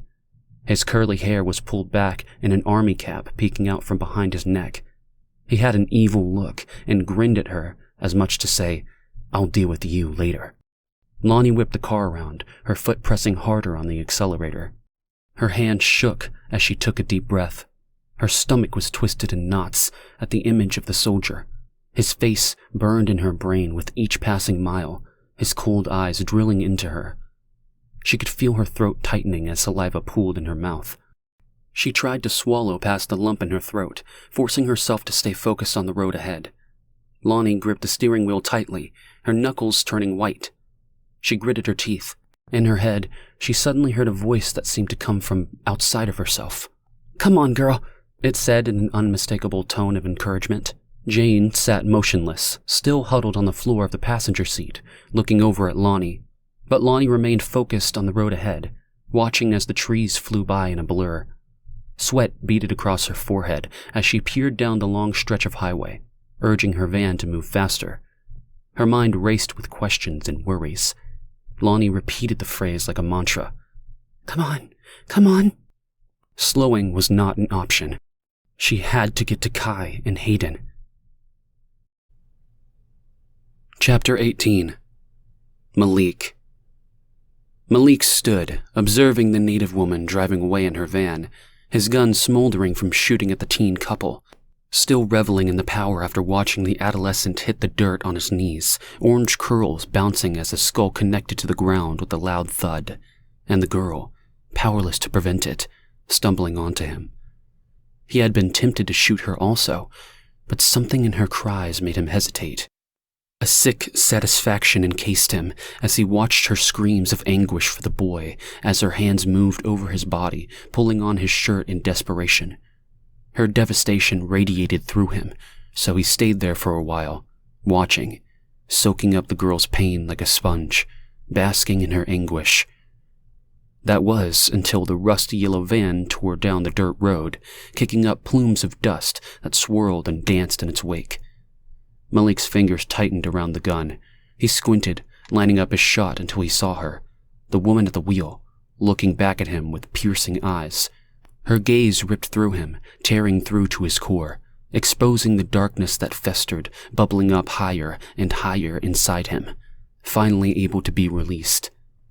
The woman peeled away, leaving nothing but a cloud of dust in her wake and the sound of Malik's ragged breaths as he allowed the boiling rage to grow within, no longer contained. His arm was steady, gun still raised, his body solid like a statue, watching until the van was nothing but a speck in the horizon. He lowered his arm slowly, fingers barely loosening their grip around the trigger. He let her go, knowing she had seen what lay beneath his mask, the raw truth of himself. Yes, Malik thought. Remember me. Etch me into your mind. Stamp what you saw deep within your soul. Let the fear grow and swell, knowing you escaped this time. But I am coming for you, taking what is mine. Man, Malik laughed maniacally, feeling pure elation as he looked around at his brother's awakening transformation of the world. He took in the sights and smells of his newfound freedom, embracing the side of him unlocked after being kept suppressed for so long. A surge of power, a dark energy coursed through him with every passing moment. He felt invincible in this world, where his true self was allowed to thrive and take control. High. That's what he felt. High on the potency of it all.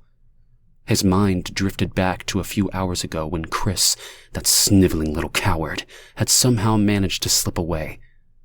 Malik had to admit it. He never thought a wimp like that had it in him. But here he was. He chuckled to himself, lowering his weapon. People like Chris were not destined for this new world, Malik thought, as he ran a hand through his hair.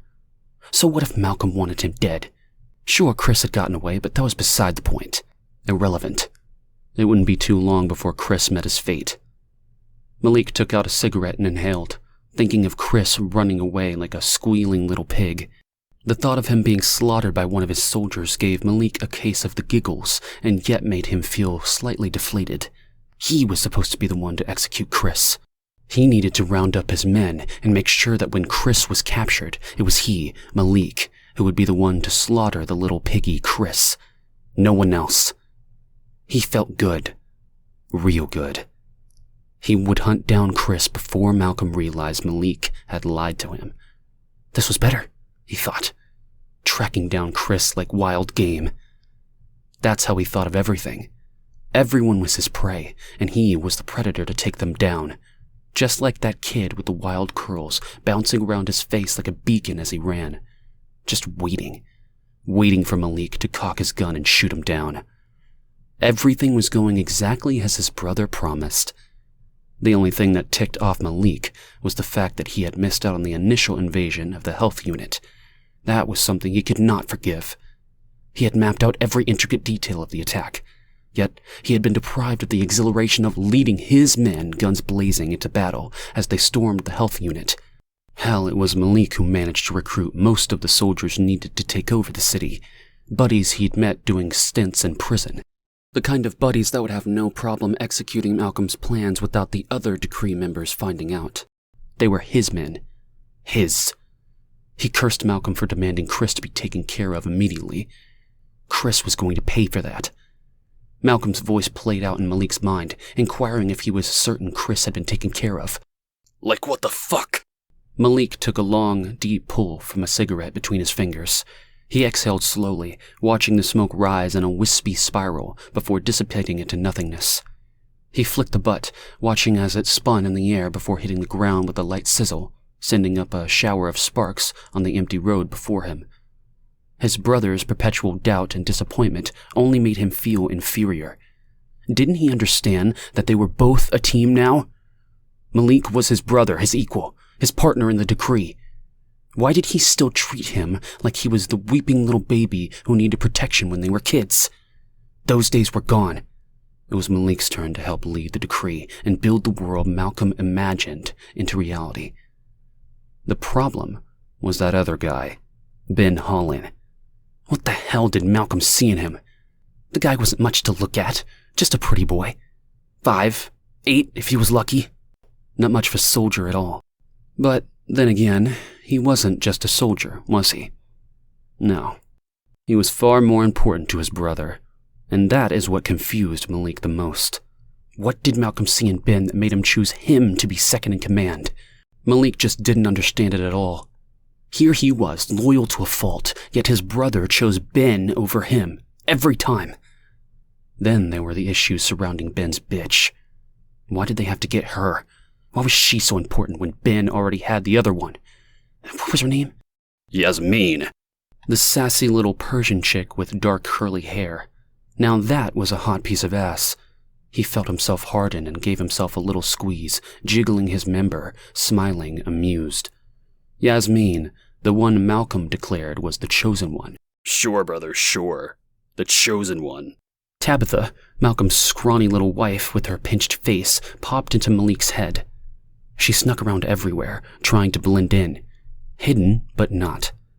He couldn't blame Malcolm, he guessed, for wanting Yasmin to be the chosen one, considering his kook of a wife. Releasing the grip he had on his crotch, he felt any stirring wither at the thought of his sister-in-law. He wasn't interested in women's stuff. He was interested in the gun in his hand and aiming it at the prey before him. Malik spun on his heel and stalked back towards the health unit. There were more places to go, including meeting up with His Highness himself, Ben. They needed to hatch a plan for bringing his wife and snot-nosed kid home to the decree. Malcolm's motives may be unclear to him, but it didn't matter either way. As long as he was left alone to do as he pleased, Malik was along for the ride. Chapter 19. Lonnie. Lonnie's hands trembled as she wiped away beads of sweat accumulating above her upper lip. Gripping the steering wheel, she tried to cast a casual glance in her rearview mirror at the growing crowd behind her. Fear and confusion filled their faces as their eyes darted around, unable to process what was happening. Her heart pounded once more. After dropping June off at her home, Lonnie headed to a police station, only to be stopped by a man jumping in front of her van. The brakes squeaked as the vehicle came to an abrupt standstill, just inches away from hitting him. He spun around the van, his white dress shirt fluttering in the wind. He reached out a trembling hand toward Lonnie's van window, which was stuck shut. Help me! He begged, his voice strained with fear. The world has gone mad! Lonnie didn't reply, instead meeting the man's gaze with a silent expression. She unlocked the door, allowing him in. He was the first of the people she picked up along the way, all trying to escape the rampage of killing that seemed to be happening everywhere in Lex. "We are here."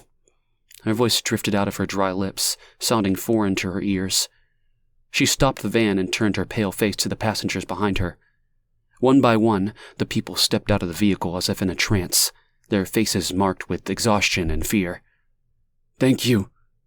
Lonnie nodded, squeezing each hand, praying to God, the angels, or spirits, whoever they believed in, would watch over and protect each one of them. The last person stepped out into the open, and Lonnie returned to the front. Startled, she clasped her chest. Her first passenger, the one she came close to running over, sat silently, staring straight ahead at the police station before them. "Sir, we're here," she spoke, her words smooth as silvery thread. "I have no place to go," the man said, his eyes glistening behind his glasses.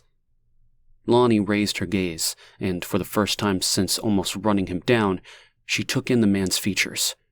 He was tall enough, not too tall, but not too short, in his late 40s or early 50s, portly built with dark brown hair. His eyes were narrow, but it was hard to see them behind his glasses. "The police will help you," she said, once more in her calm voice. "No, they won't. Something's big. The police are a part of it," he said, still not turning from the window. Lonnie reached out and clasped the man's hand. He was clutching the dashboard as though it was a lifesaver, saving him from drowning. The man slowly turned to face her, his lips quivering. "No," he said. "This is just the beginning." He looked resigned as he bent his head and sobbed. "I'm so sorry. God, I'm so sorry." Lonnie didn't know what to do. The day's events hadn't yet sunk into her mind. "What are you sorry for?" She placed her plump hand on the man's quivering shoulder. "You did nothing." The man shook violently, his emotions wreaking havoc on his body. "That, my dear lady, I swear you're wrong." She pulled her hand back as though she touched something scalding. The man looked up, his small eyes red-rimmed with tears, his face crumpled with remorse. "What is your name?" she asked, barely above a whisper. Her hand hovered in midair, inches away from touching the stranger's arm.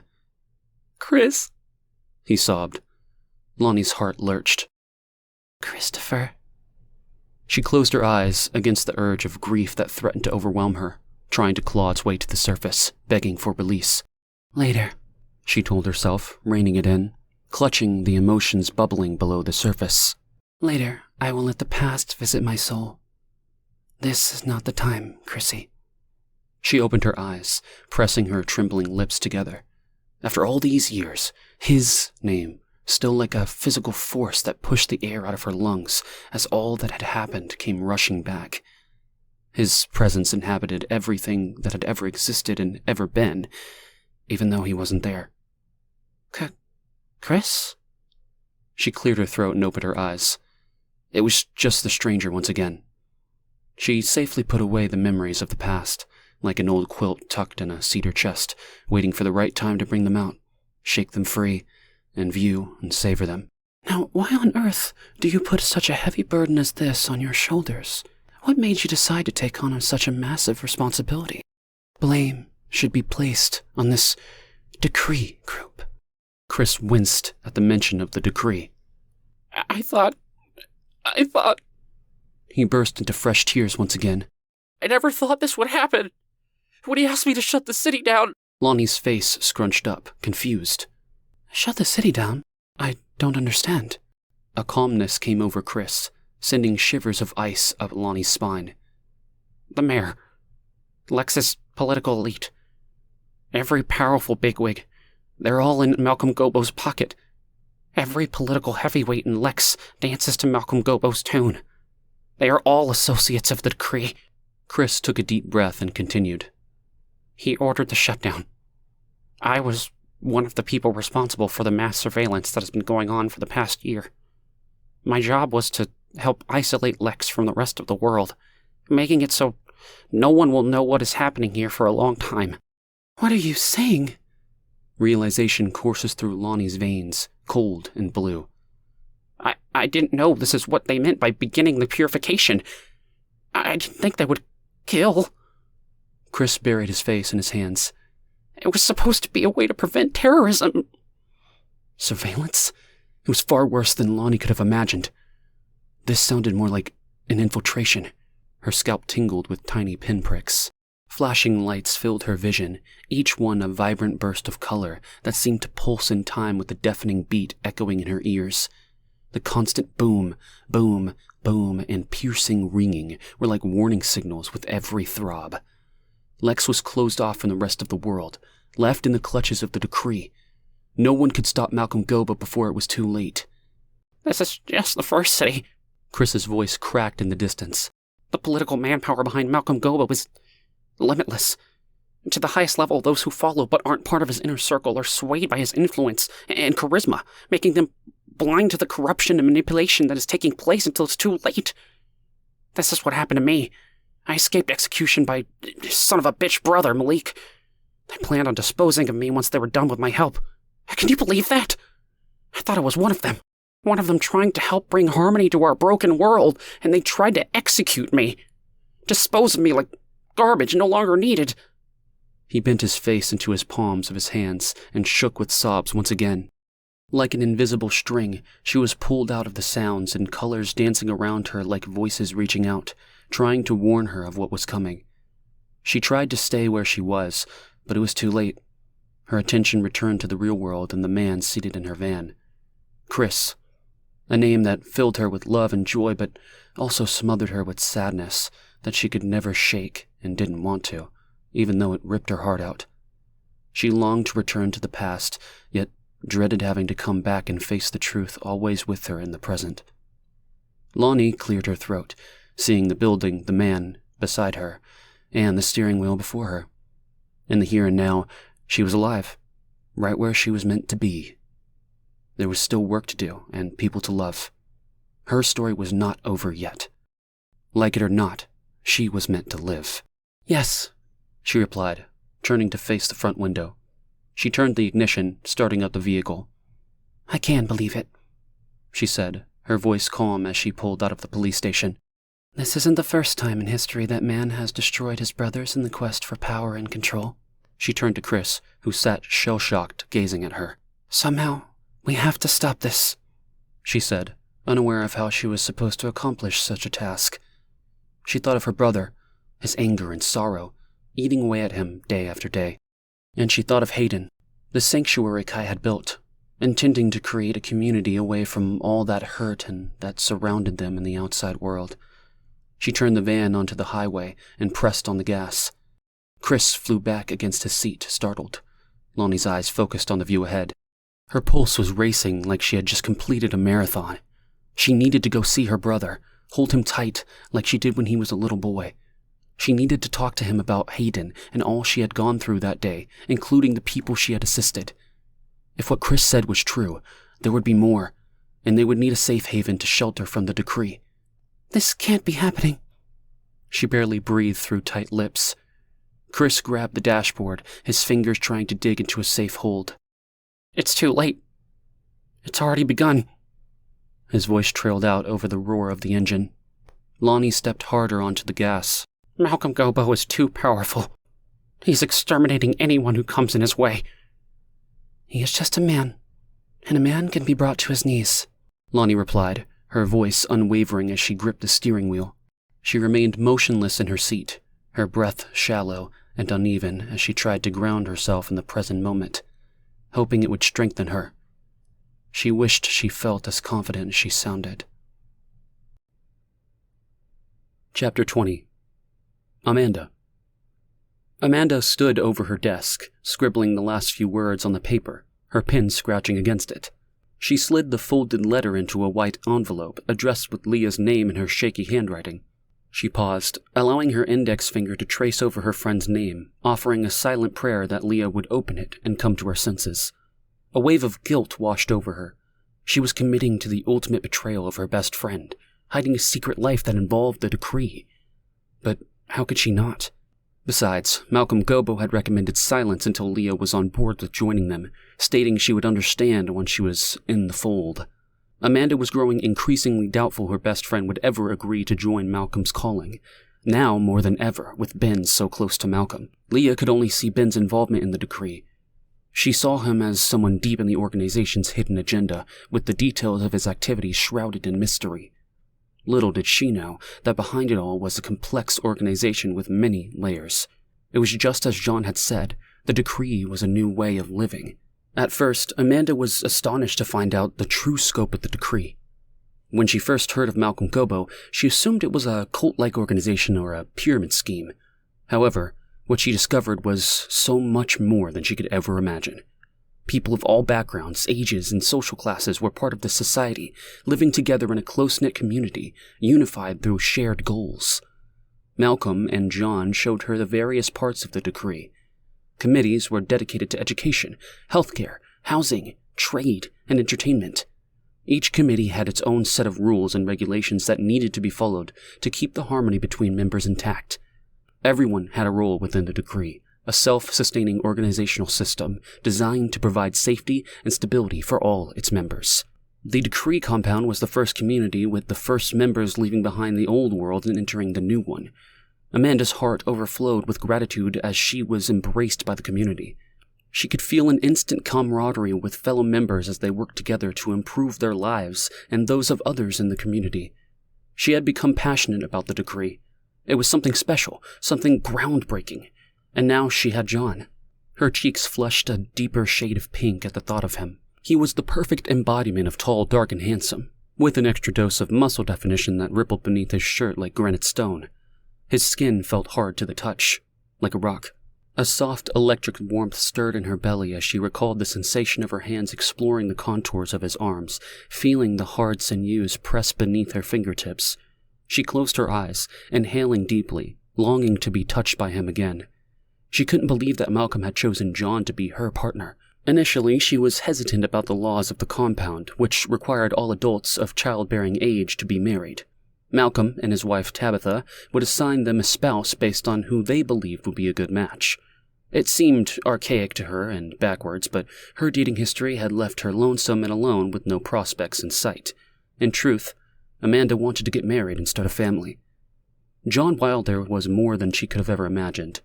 Everything she could have ever hoped for in a spouse. Kind, sweet, and more importantly, powerful. God, she loved a powerful man. She did not know how much until John. Amanda couldn't believe this man was hers, her husband, and that he would be forever. She placed the letter on her desk, knowing that Leah would come and find it. From behind, John embraced Amanda in his solid and protective arms. She leaned into him, breathing in his scent, a mix of the mysterious and familiar. Although they had been married for only a few months, she felt as if it had been much longer. She thought back to their wedding day, everything about it being plain yet meaningful. She wore a simple white wedding dress, draping her slim body just below the knee. She stood before the court judge with her soon-to-be husband looking majestic in his gray suit beside Malcolm Gobbo. Everything seemed to move by in a surreal blur as the judge pronounced them officially wed. Amanda couldn't keep her eyes off John. Am I crazy? She thought as they repeated their vows. John clasping her small hands in his enormous ones.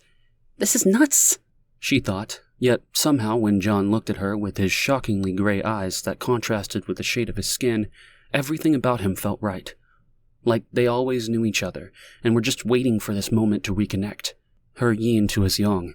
Together as man and wife. One. Strangers, and now John and Amanda Wilder. He embraced her tightly, nuzzling his head into the curve of her neck, gently pressing his lips onto her smooth flesh, eliciting shivers that traveled down her spine. "She'll come around," he said. Her lips trembled as she thought of Leah and little Adam. She loved them. Leah was her sister in her heart.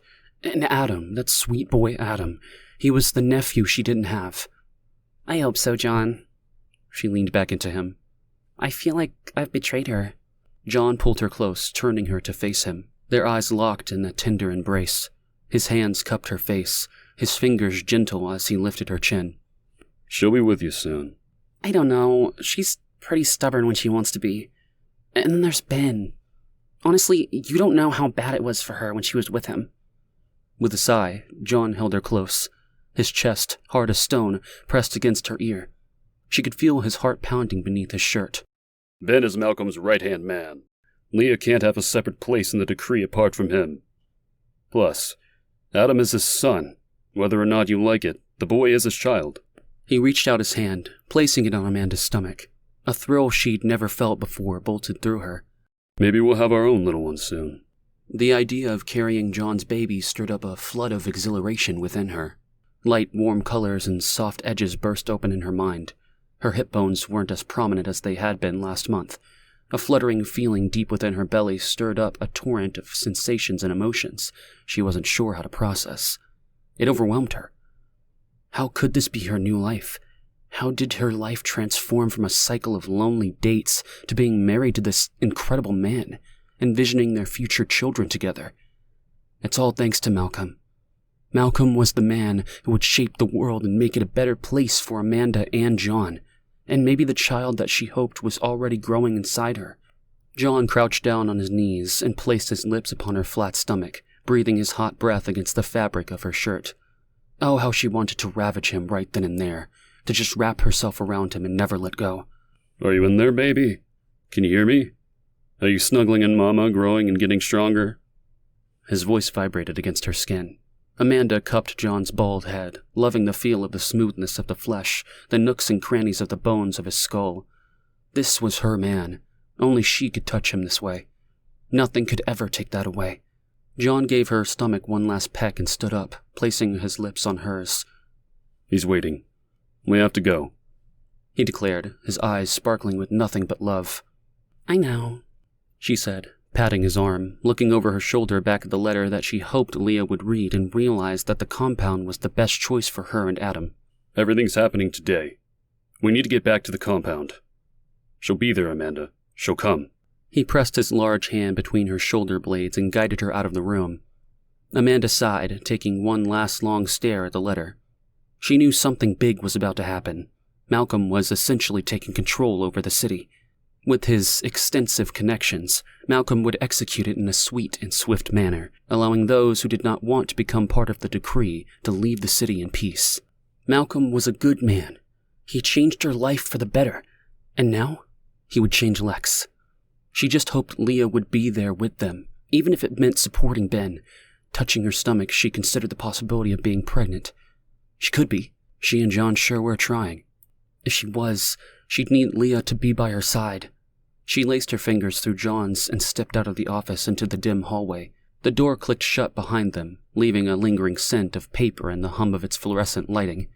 They shuffled around the corner past some empty mailboxes lining the walls and walked toward the exit doors. No one was around. It was eerily empty, but Amanda pushed the thought to the back of her mind as they stepped out into the sunshine. The beaming light made everything seem alive. Malcolm leaned against the hood of his car, his fingers interlaced in front of him. With an unwavering gaze fixed on them, he waited patiently, rooted to the spot like a stone statue, waiting for its cue to come alive. The midday sun glinted off the side mirror, casting a golden halo around his head. Tabitha stood close to Malcolm, their shadows merging. Ben Hollen climbed out of the car and sauntered towards them, his hands tucked deep into his pockets and an unreadable expression on his face. Making no acknowledgments of Amanda, he locked eyes with John. Everything good?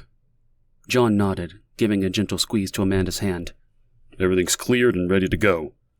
Amanda felt the familiar sting of betrayal as she turned to Ben, regretting the idea of trying to persuade Leah to return to her marriage with him. Yasmin wasn't Ben's spouse. As much as Malcolm thought of Yasmin as the chosen one, the reality was Leah was the one who should be beside Ben, not his mistress. Ben, I've left a note for Leah telling her she must join the decree. We are waiting for her and Adam to be part of our family. Isn't that mighty great for you? He smirked, barely looking at her. Malcolm wants you to have Leah and Adam at the decree, Amanda snapped, feeling herself parroting the words that she had heard. We've got to get going. The men are coming here. And we must return to the compound, he said, glancing past Amanda back to John. Why do we have to get back to the compound? She tried not to show how Ben's dismissive behavior affected her. It was strange how eager Ben was for them to return to the decree compound. Why? It made no sense. Everything was happening right now. This moment. Why did he want them all to miss it? Startled and confused, she jumped when she felt someone touch her arm. Amanda. Tabitha's voice was cool and measured, mimicking Malcolm's. Yet there was a difference. There was a lack of authenticity, making it feel forced.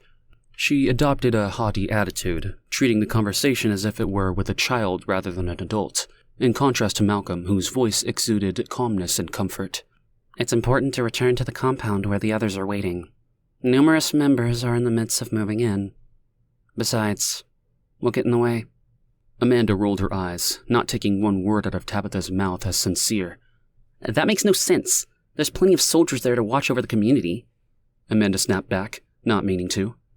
True, but they are lower-class soldiers, not upper-class like your husband. John's eyes darted between the two women. Amanda could tell that he was suddenly questioning the truth of what was coming from Tabitha's mouth. This kind of thing will probably cause some disturbance. We wouldn't want anyone to get hurt, would we? With a tilt of her head, Tabitha looked at her as if to say she was being selfish and needed to learn that she had overstepped.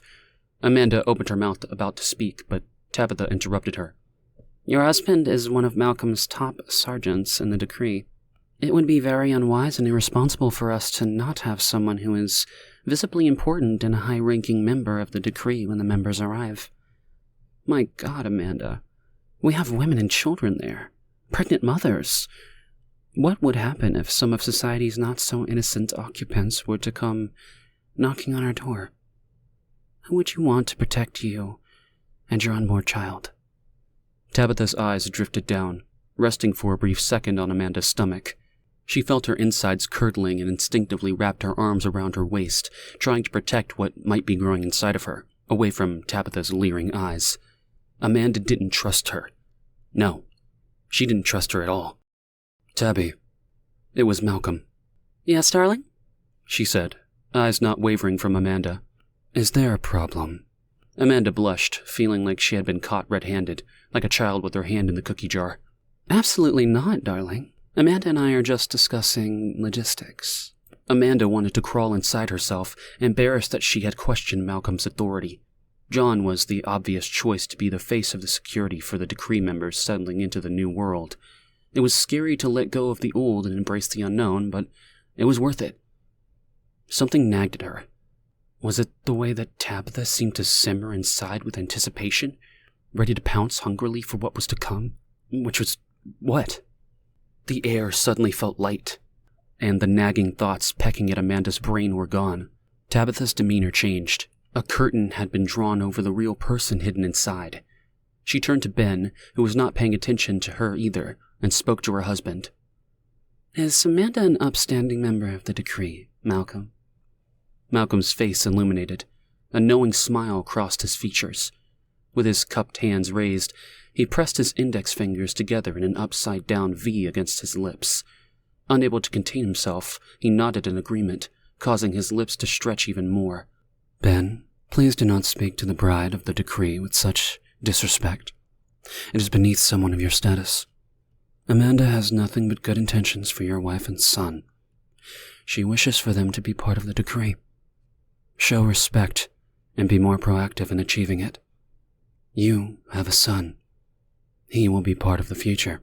Your position in the organization makes it imperative that your family is within the decree compound. They will serve as an example of how we'll instill our beliefs in the children. He paused. And the wives. Yeah, I appreciate what you're saying, but I can handle finding my wife without Amanda's involvement. Ben didn't look at Tabitha, and she didn't look at him. She remained motionless, her gaze straight ahead as if she hadn't just spoken at all. Look, Amanda's just an acquaintance. Adam is my son. He is nothing to her. So forgive me if I feel a little short, but this isn't her business. She and my wife didn't have the strong relationship they had when they were younger. Once Leah became my wife and my son's mother, they associated very little, since they lived such drastically different lives. Leah didn't drink and party anymore, and Ben let his words drift off, allowing the implications to sink in. You need to change your tone of voice now when speaking to my wife. John leaned in towards Ben, his nostrils pulsating. Amanda clasped his upper arm as though she could hold him back. She loves Leah and Adam and wants the best for them, just like Malcolm does. Malcolm broke the tension. Yes, that's correct. John, you're right. And Ben knows it too. He and his wife have encountered a period of hardship. It happens. He reached for Tabitha's hand and squeezed it. Tabby and I have had many ups and downs throughout our years of marriage, and yet here we are, still standing strong together. With intertwined hands, we become one. Because we, as males, need a female to be complete. That's the correct way. It's the way it has always been, and always will be. Amanda felt John's hand tighten around hers. His coming to her defense exhilarated her once again. The way he looked at her conveyed a sense of equality. She was his equal in the relationship, not subservient. It was something she had never experienced in past relationships. Ben glared at Amanda. In a flash, all expressions vanished from his face, and a serene grin of agreement appeared instead. He turned to Malcolm. Of course, it is just 1 inch. One little bucket on the road of marriage. It'll be all good once we have the city under control. Ben's words sounded cryptic, as if he was withholding something from her. His tone came across like he wasn't being entirely truthful. Once we have everything settled, I'll make a brief trip to the cabin to fetch my wife and son. I know you will, Malcolm said, squeezing Ben's shoulder, conveying his intention. I look forward to meeting her and embracing her into our society. I can't wait to meet your little boy. How blessed are you to have a son, Tabitha said, coming to stand beside them. Malcolm placed his arm around Tabitha, giving her a slight squeeze. It's so true, dear. What kind words to say. We all look forward to Adam becoming part of the Decree family, don't we? Yes, Tabitha said with a glint in her eye. Children are a blessing, and one day we will have our own. Without uttering a single word, Tabitha leaned into Malcolm as he embraced her with another squeeze. That is a promise, dear. That is a promise. A sudden chill, like someone walking over her grave, erupted through Amanda's body. The nagging sense that something was wrong was back. Malcolm's words made her feel the need to escape. It happened occasionally. Usually it involved Tabitha when her veil, worn effortlessly, would fall from her face, exposing someone else. Amanda couldn't help it. There was just something about Tabitha she disliked and distrusted. The woman gave her the creeps. Everything in her wanted to tell John her feelings, but kept her thoughts to herself, not wanting to trouble him with what might be only in her head. She thought of John cradling her into the nook of his arm, protecting her, making her feel strong again. Amanda knew she would do anything for him, including putting up with Tabitha Gobbo. How can anything make her feel suspicious, when all she'd experienced since joining the Decree was greatness? They walked towards the vehicle, and Amanda opened the door, sliding across the smooth coolness of the leather seat. John went in after, his body sealing her inside from the outside world. As they drove away, Amanda looked over her shoulder and saw other cars pulling up to the Starlife building with men stepping out. That was strange, she thought, feeling confused. John's hand rested on her lap, and her attention turned towards him and the road ahead. Conversation started, and Amanda was sucked back into the world of the Decree. She leaned back into the leather seat, suddenly exhausted, something she'd been feeling a lot lately. Closing her eyes, the image of the men pouring out of the vehicles played across her mind. She could have sworn they were carrying guns. Chapter 21. Leah. Leah felt the hard planks of the floor against her knees as she carefully squatted down, making sure not to shift too much weight onto the still body below her. She could feel Adam's small frame tremble beneath her. His chest rose and fell with each breath he took, as she held her own in silent prayer, hoping he wouldn't make a noise that would give away their hiding spot. They were wedged into a hidden compartment at the top of a tiny, lofted corner of the wall, a mere crawl space barely large enough to room one person. Outside, a soldier crept around the cabin warily, his gun raised and ready to fire if it found its target. She could feel her heart pounding against her ribcage as they listened to the distant sounds of boots trudging through the cabin, each clank and creak sending shivers up her spine. She had just begun to whisk eggs for omelets when she noticed a figure silhouetted by the early morning light. Frightened by all that had been happening lately, she grabbed Adam's hand and scrambled up the kitchen cupboard. A secret space lay hidden just above them, one she had discovered as a child during her hide-and-seek games with her parents. From the ground, it appeared to be nothing more than a plain cupboard with unremarkable shelves, but through a hidden latch, there lay an empty space perfect for hiding. Now, she and Adam were inside, squished together, hidden from the man roaming in the kitchen. She whispered lightly into Adam's ear to stay quiet, clasping him tightly. His little heart beat hard, thumping fast against her palms, scared. Leah was terrified. The world had gone mad. She thought back to when it all began. It was a normal day, or so she thought.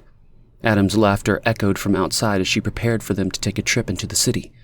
It seemed she was having some kind of malfunction with the cabin devices. Well, that wasn't entirely true. Dead air filled every radio and television station.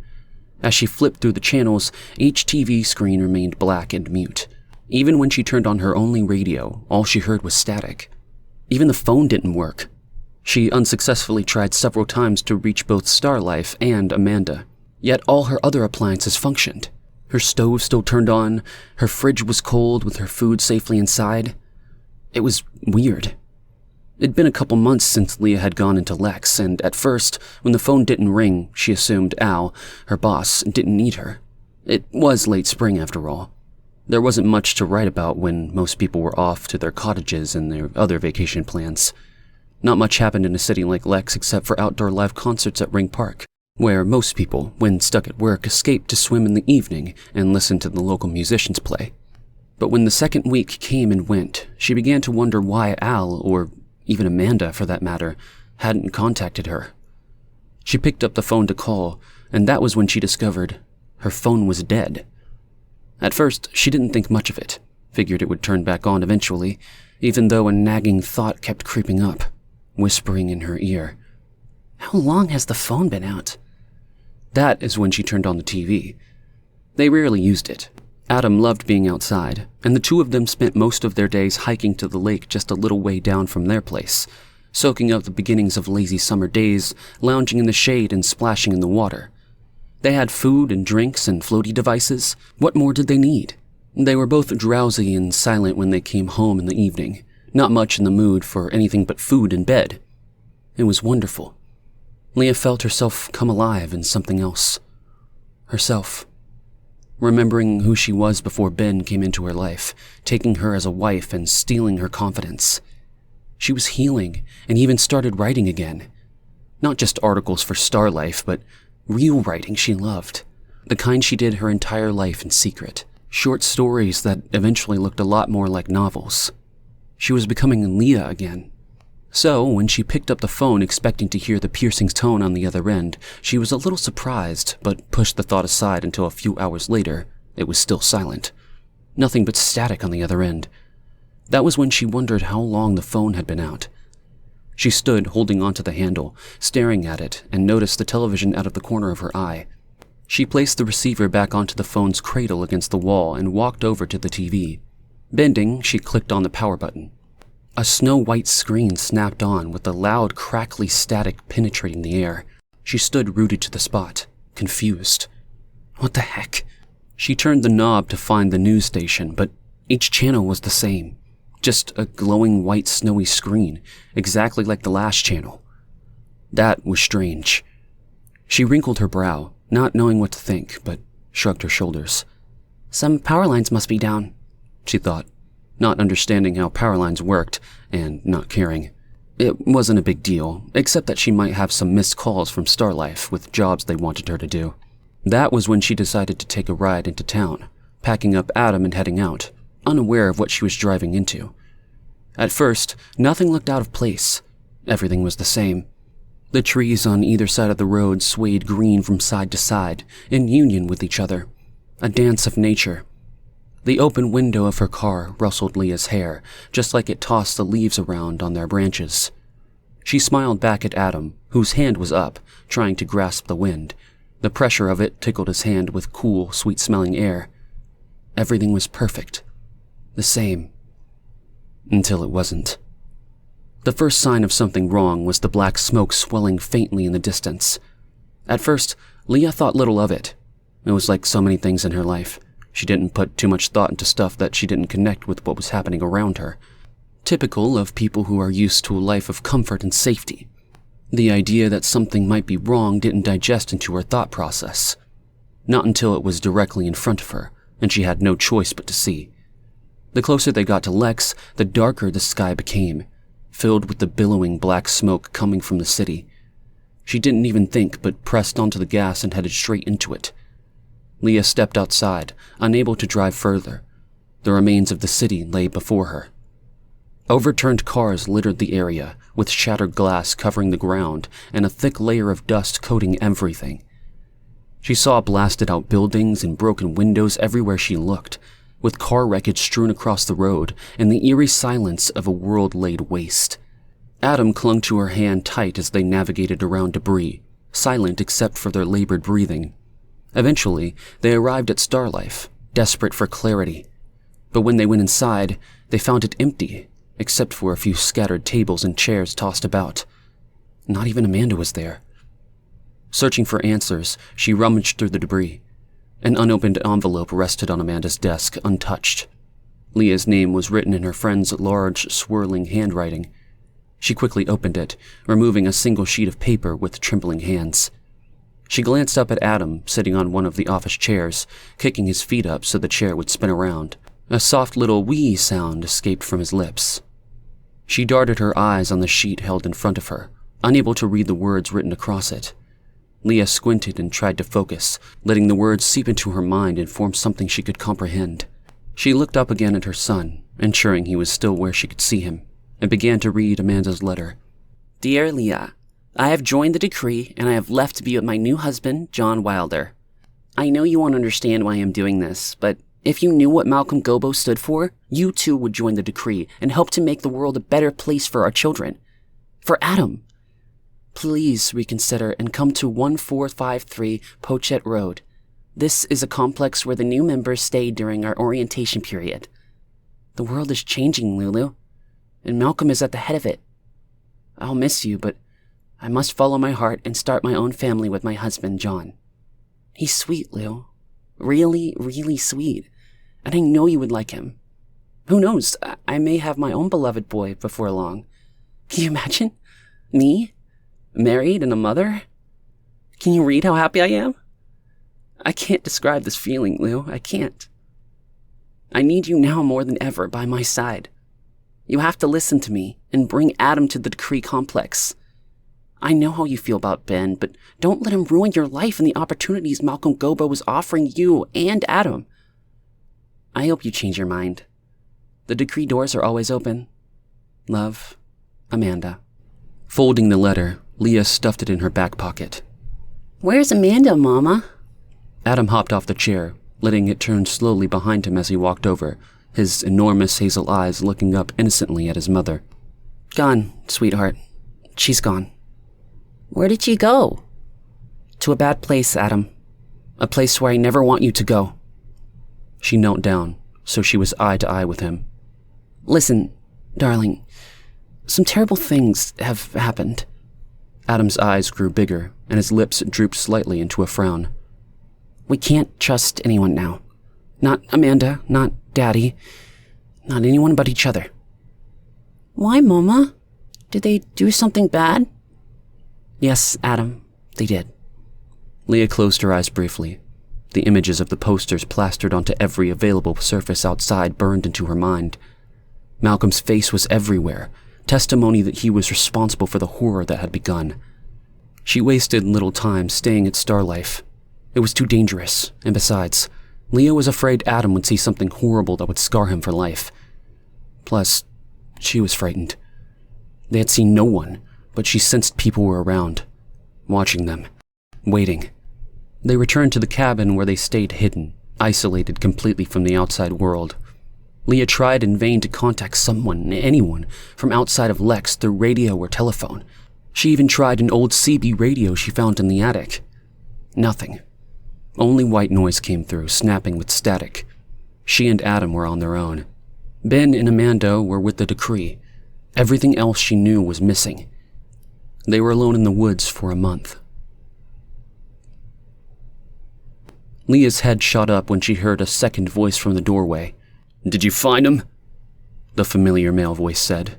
"No, looks like they left in a hurry," the soldier said, picking up a piece of bacon still hot from the frying pan and popping it into his mouth.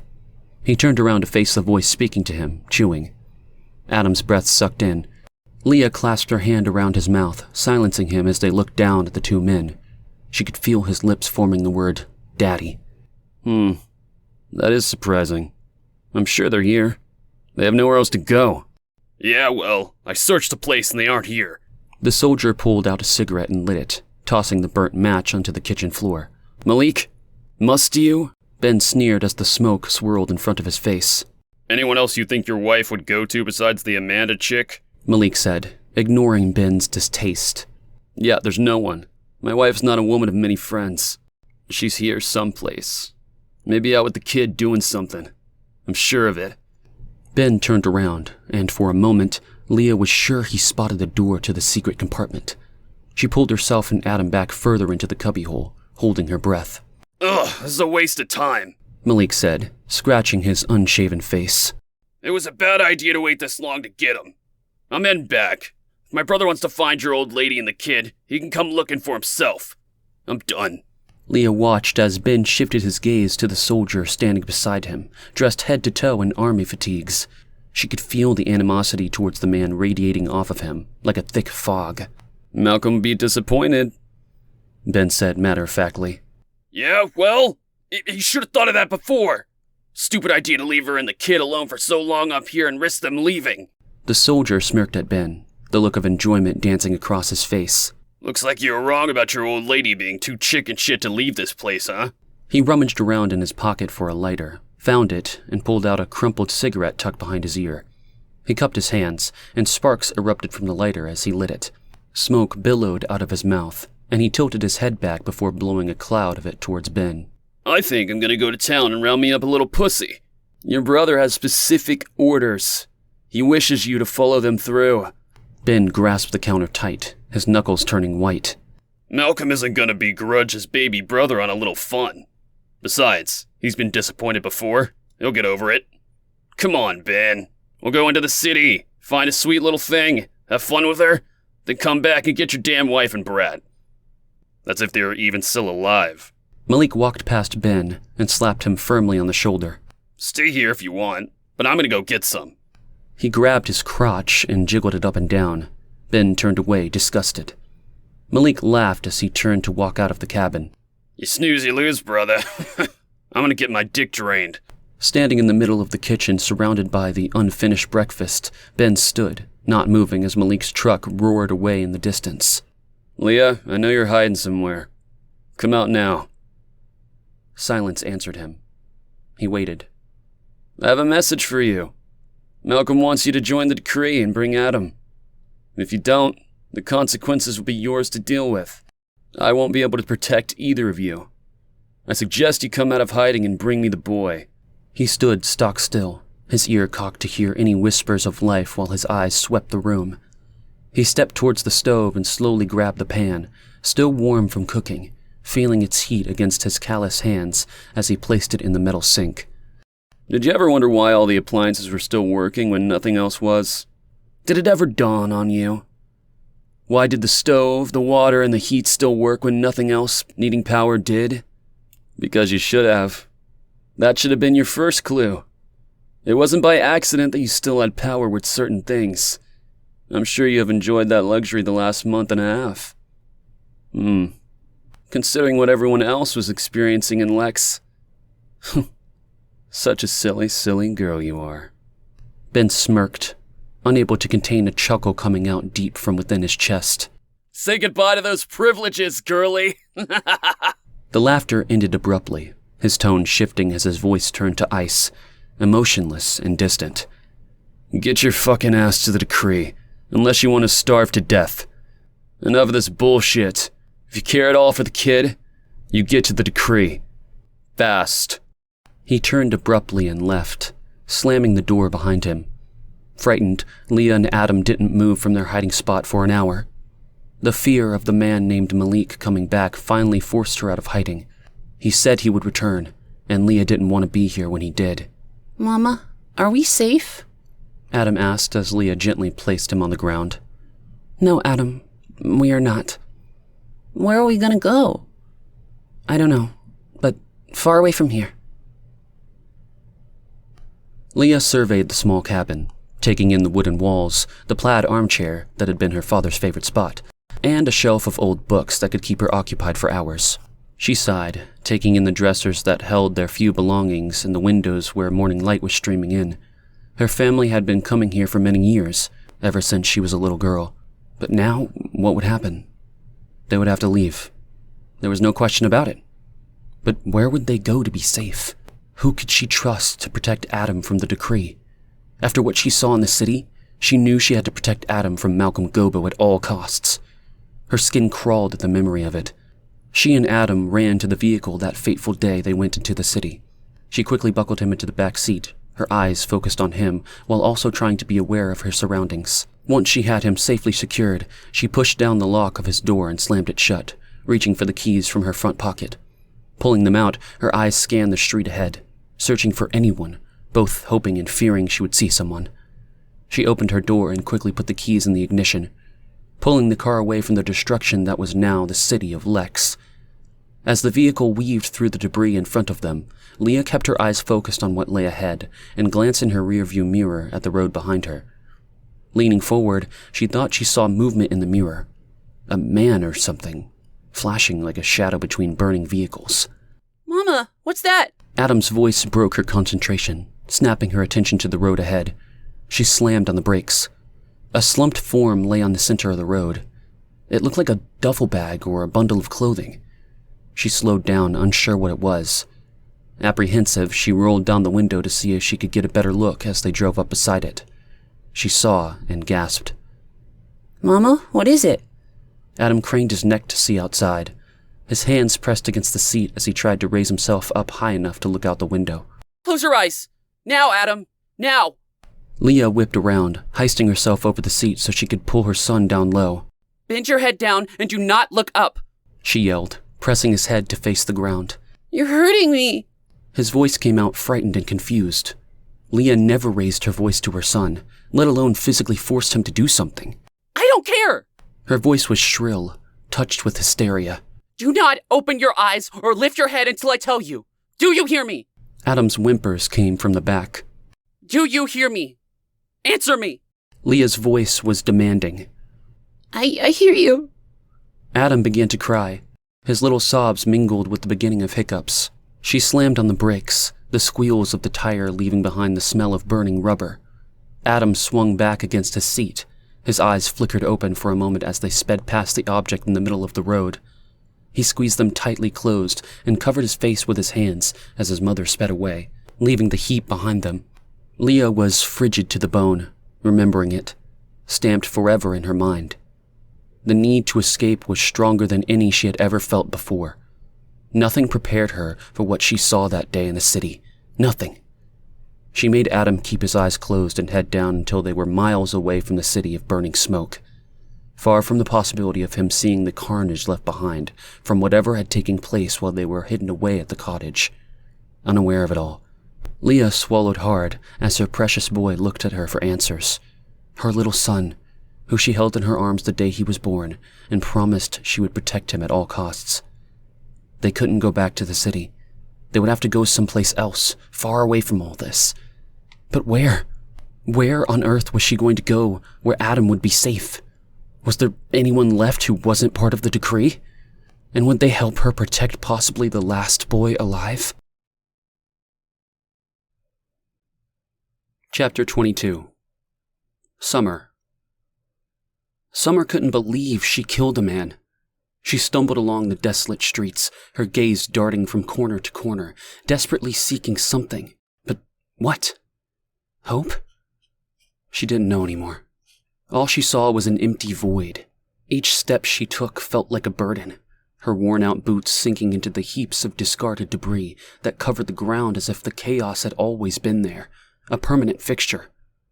A scene of scavengers unfolded before her eyes, their haggard features rummaging through the remnants of their once vibrant lives. Their expressions mirrored her bewilderment, yet they were unaware of the eternal battle raging within her. Numb, she looked around at her surroundings. Slowly spinning in a circle, she tried hard to digest this place, this universe that she somehow had been tossed into, like some kind of broken doll. Gray.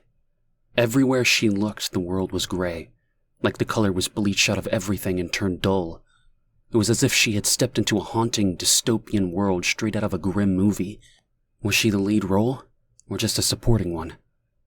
There was no music, no. That was gone. The instant play-by-play stream of 80s songs that had always played in her head left the day Josh died, ending like him with no sound. Mute. Her eyes focused on the people who were once individual persons but now were something different.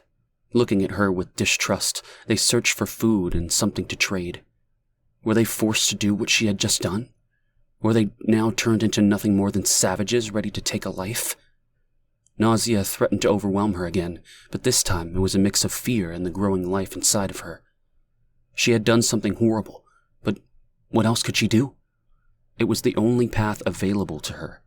Her hand went to rest on her small, rounded belly, but she resisted the urge and instead wiped the back of her hand against her nose. The bastard deserved it. He was one of them. And they killed Josh. Besides, he could have hurt the baby. Josh's baby. Her heart ached, twisting inside her chest, thinking of him. His shock of curly red hair bobbing over his forehead like an unruly mop.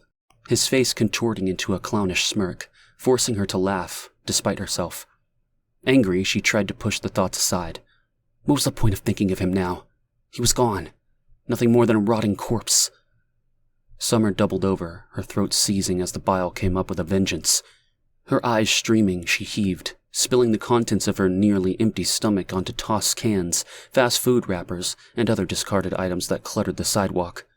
Wave after wave she retched, the smell of vomit filling the air. When finally the nausea passed, she placed a shaky hand on her clammy brow. What was done was done. Josh was dead. Mary and Larry were dead. The world as she knew it was dead. Summer looked at her hands, repelled by the dried blood caked on them. Blood, she spilt. She wiped them roughly on her pants and started walking fast, her mind racing back to the beginning of all this chaos. Summer knelt on the ground, her arms around Josh's still form, his head resting heavily in her arms. Tears streamed down from her face as she came to terms with the fact that this was goodbye. She stroked his hair and whispered her love, kissing his still warm lips, wondering how on earth she was going to live without him. She stayed like that for a long time as the day turned from light to dusk to dark, hugging him to her, allowing the feel of his body, solid in her grasp, to fill her with something. She wasn't sure what that something was, but it felt whole, solid, even though she knew he was gone. Her Josh, this body she clung to, was just an empty shell of what was once Josh, but she wasn't ready to deal with that knowledge yet. That would come later, sooner than she was ready. Eventually, with a tremendous effort, Summer climbed to her feet and wiped away her tears. Her eyes scanned the darkness of the night that was lightening with the coming morning. The empty parking lot and grassy lawn became recognizable with each ticking minute. She looked around, searching for anything that would help her carry him home. She knew there was nothing. Josh was too heavy to lift on her own, but she couldn't leave him here either. Resigned, she pulled his body as best as she could behind some bushes. She kissed him for the last time, feeling the warmth gone from his cold, blue lips. Holding back the hysteria threatening to take over, she knelt in the bushes, listening for gunshots. The shooting had faded into the background, and somewhere between the time Josh was shot down and now. Whoever the decree was, they'd moved on to their next destination. Summer darted out from the cover of the bushes and ran, promising Josh she'd be back for him. She never saw the boy she loved again. When she arrived at Josh's house, his parents weren't there. The house was empty. Her heart pounded in her chest as she climbed the stairs of the Murray's house, finding the same emptiness. A chill ran down her spine as the unsettling silence grew thicker. There was no sign of life, not even the telltale barks from Larry and Mary's beloved Shih Tzu, Maggie Mugs.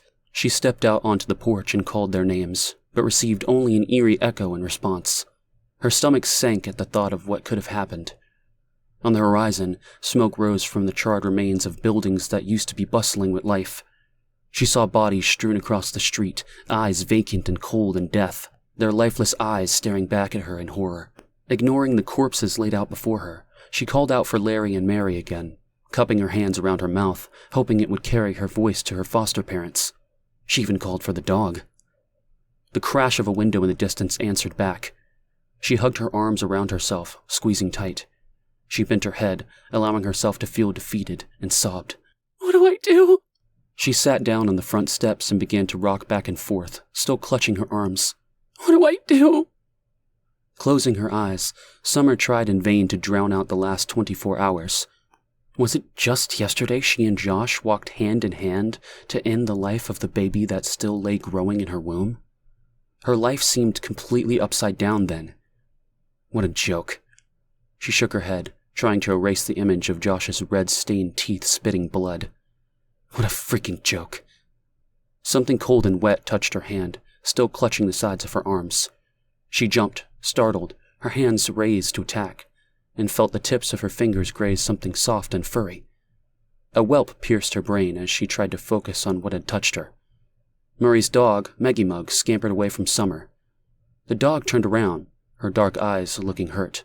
Maggie Muggs! Summer jumped up, causing the little dog to leap backwards, its silly little ponytail on the top of its head bobbing. The little pink bow that Mary liked to put on the dog was missing. Summer looked around, hoping to see one of her foster parents, but Maggie Muggs was alone. Her heart sank. This was not a good sign. They would never abandon the little dog they lovingly called their fur baby. Sitting down, she reached out her hand to the frightened dog. Come here, Maggie. Come here, Maggie Muggs. I'm not going to hurt you. The dog lowered her front paws, resting her head on them, and whined. I know, girl. I want to whine too. Come here. Summer coaxed, making a puckering noise. She had seen the Murrays use it to get the dog to come to them. The dog's ears lifted in response, and she lowered herself down on all fours. Summer did it again, and slowly the dog inched itself closer to her, hunched low, crawling. Finally, Maggie Muggs was beside her, looking up with weary eyes. She patted her lap, and the dog took one look at her, her tail beginning to wag, and leaped onto her lap. She petted the little canine, rubbing her back. Confused tears ran down her cheeks as the dog jumped up, licking her face. That's a sweet girl. Good dog. Good Maggie Muggs, she said, hugging the shivering creature's body to her. Where are the Murrays, girl? Where are they? Maggie just looked at her and whined. Holding the dog, she sat looking out at the empty street, feeling lost but not so much alone now that Maggie Muggs was with her. 2 days passed, and the Murrays never returned. After the third day of watching a snowy television screen, Summer left to see if Josh's parents might be back. Tucking Maggie Muggs safely in the corduroy rustic orange bag hung over her shoulder, she headed over. His parents still hadn't returned. She stayed for a while, sleeping in Josh's bed, among the things that had seen him grow up, wishing she could take everything he owned, but knew that wasn't possible. She lingered for a few days, allowing herself the limited time to soak in Josh's essence in the house that was his home. To hang out in his bedroom, breathing in the smell of his cologne and looking at all of his stuff, running her hand over his guitar and tracing the spine of his books. She savored these moments she knew would be soon gone. She slept in his bed, tucked under his worn-out quilt that had been folded firmly under the mattress. She ran her hands along the bookshelves that held his memories and carefully tucked away photos of Josh as a child into his backpack. Tears brimmed in her eyes as she folded some of her favorite garments, along with enough food and water for several days. With one last look around, she pulled up the hood of his navy blue sweater that was 2 sizes too big for her and zipped up his backpack, ready to leave with a heavy heart. She sniffed the sleeve sweater, still lingering with the smell of Josh's cologne. Petting Maggie Muggs' furry upturned head, sticking out of the corduroy bag hung over her shoulder, Summer headed out again. The Murrays were still not home, but the house was broken into and looted. Mary and Larry's cherished memories of their shared life lay strewn everywhere on the floor. Photos of the family they had created throughout the years, and the treasured CD collection lay in pieces around the stereo. Random drawers were pulled out of their dressers. Larry's prized fishing rod lay abandoned on the ground, tossed from its place of honor like it was nothing. Maggie Muggs became restless and whined. I know, girl, Summer said, pulling the little dog out of the bag and releasing her.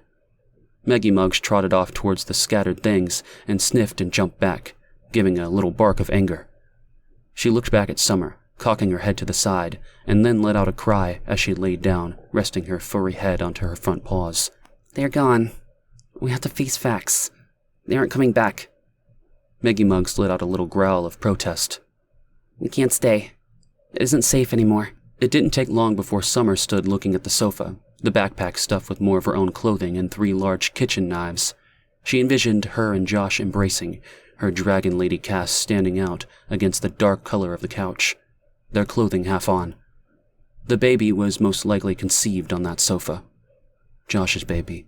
Summer checked her pocket, feeling the knife in its leather sheath. She wasn't going to let anything happen to the only thing left of Josh.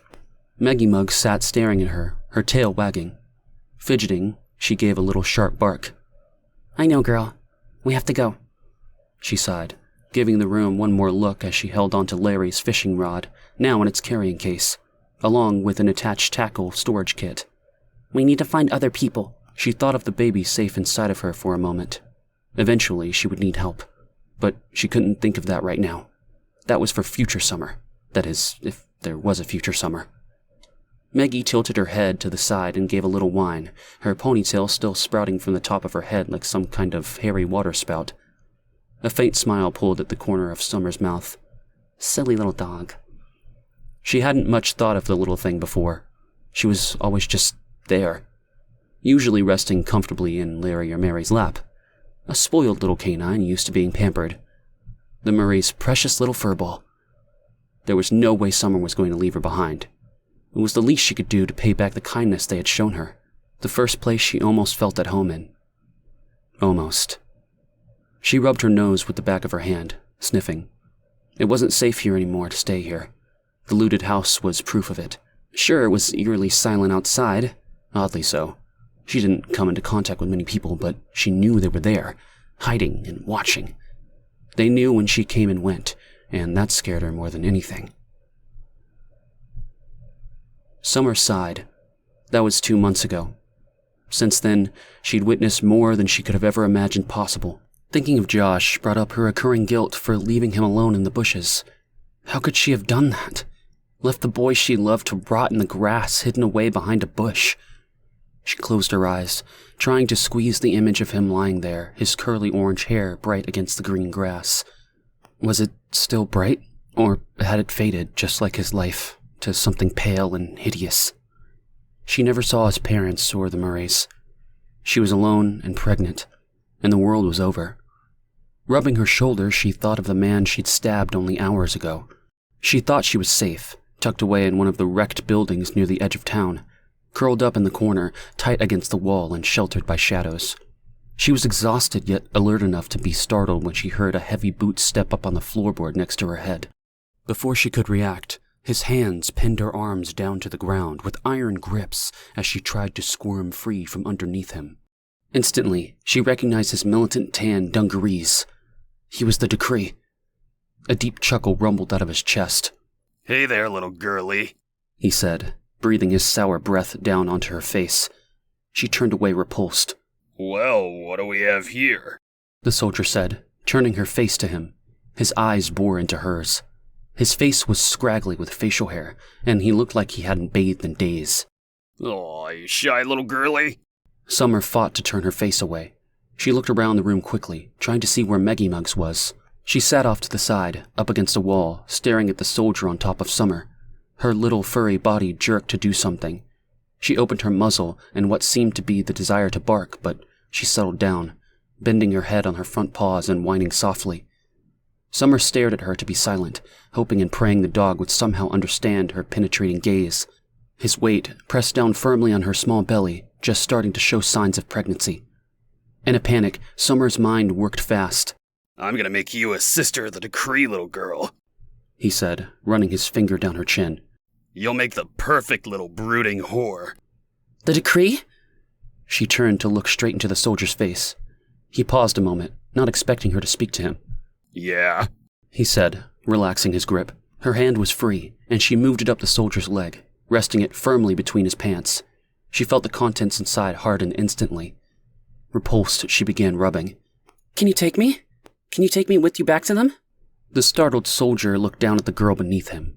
You found the right soldier if you want to be in the Decree, little girl. His body was responding to her rubbing. He reached out and grabbed a firm breast, wanting to rip her clothes off there and now. Before she had time to protest, the soldier had her shirt up, exposing her breasts, held back in her black sports bra. Wait! She held the soldier as he struggled to remove his pants. Let me. She undid his pants, exposing his growing desire. Lay back. She pushed him until he was lying flat on the ground. I'm sorry, Josh, she thought as she went down on him. Forcing herself not to gag at the pungent smell, Summer tried not to concentrate on what she was doing to the soldier. His eyes were closed, enthralled with the pleasure she performed on him. Letting out a low groan, her hand went to the pocket of her pants, feeling for the knife she kept there. Pulling it out, she made sure not to break her focus from the soldier. He paid her no attention as he lay back, engrossed in desire. Summer sat up and straddled him, his eyes flung open. Oh yeah, little girl. He slapped her hips, grabbing the hem of her pants. Summer pressed herself flat on top of him, feeling his slick, wet member pressing into her tight tummy. This is for Josh, she said, bringing her hand up swiftly and slicing his throat. The soldier clasped his neck as Summer jumped off of him. Blood gushed from the open wound. Maggie Muggs barked in a high-pitched yelp, jumping up and dashing to Summer's side. The soldier reached out for her, but Summer quickly scooped up the little dog and moved away from the half-naked man, grasping for his last breath.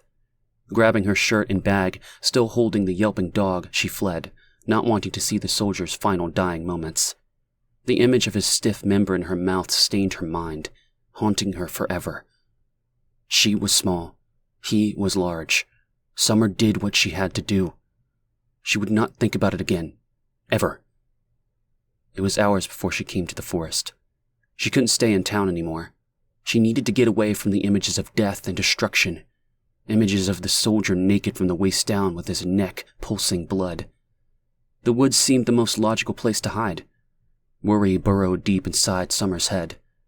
That was too close a call. She needed to find a safe space with others. Soon she would be too large and slow to escape future attacks.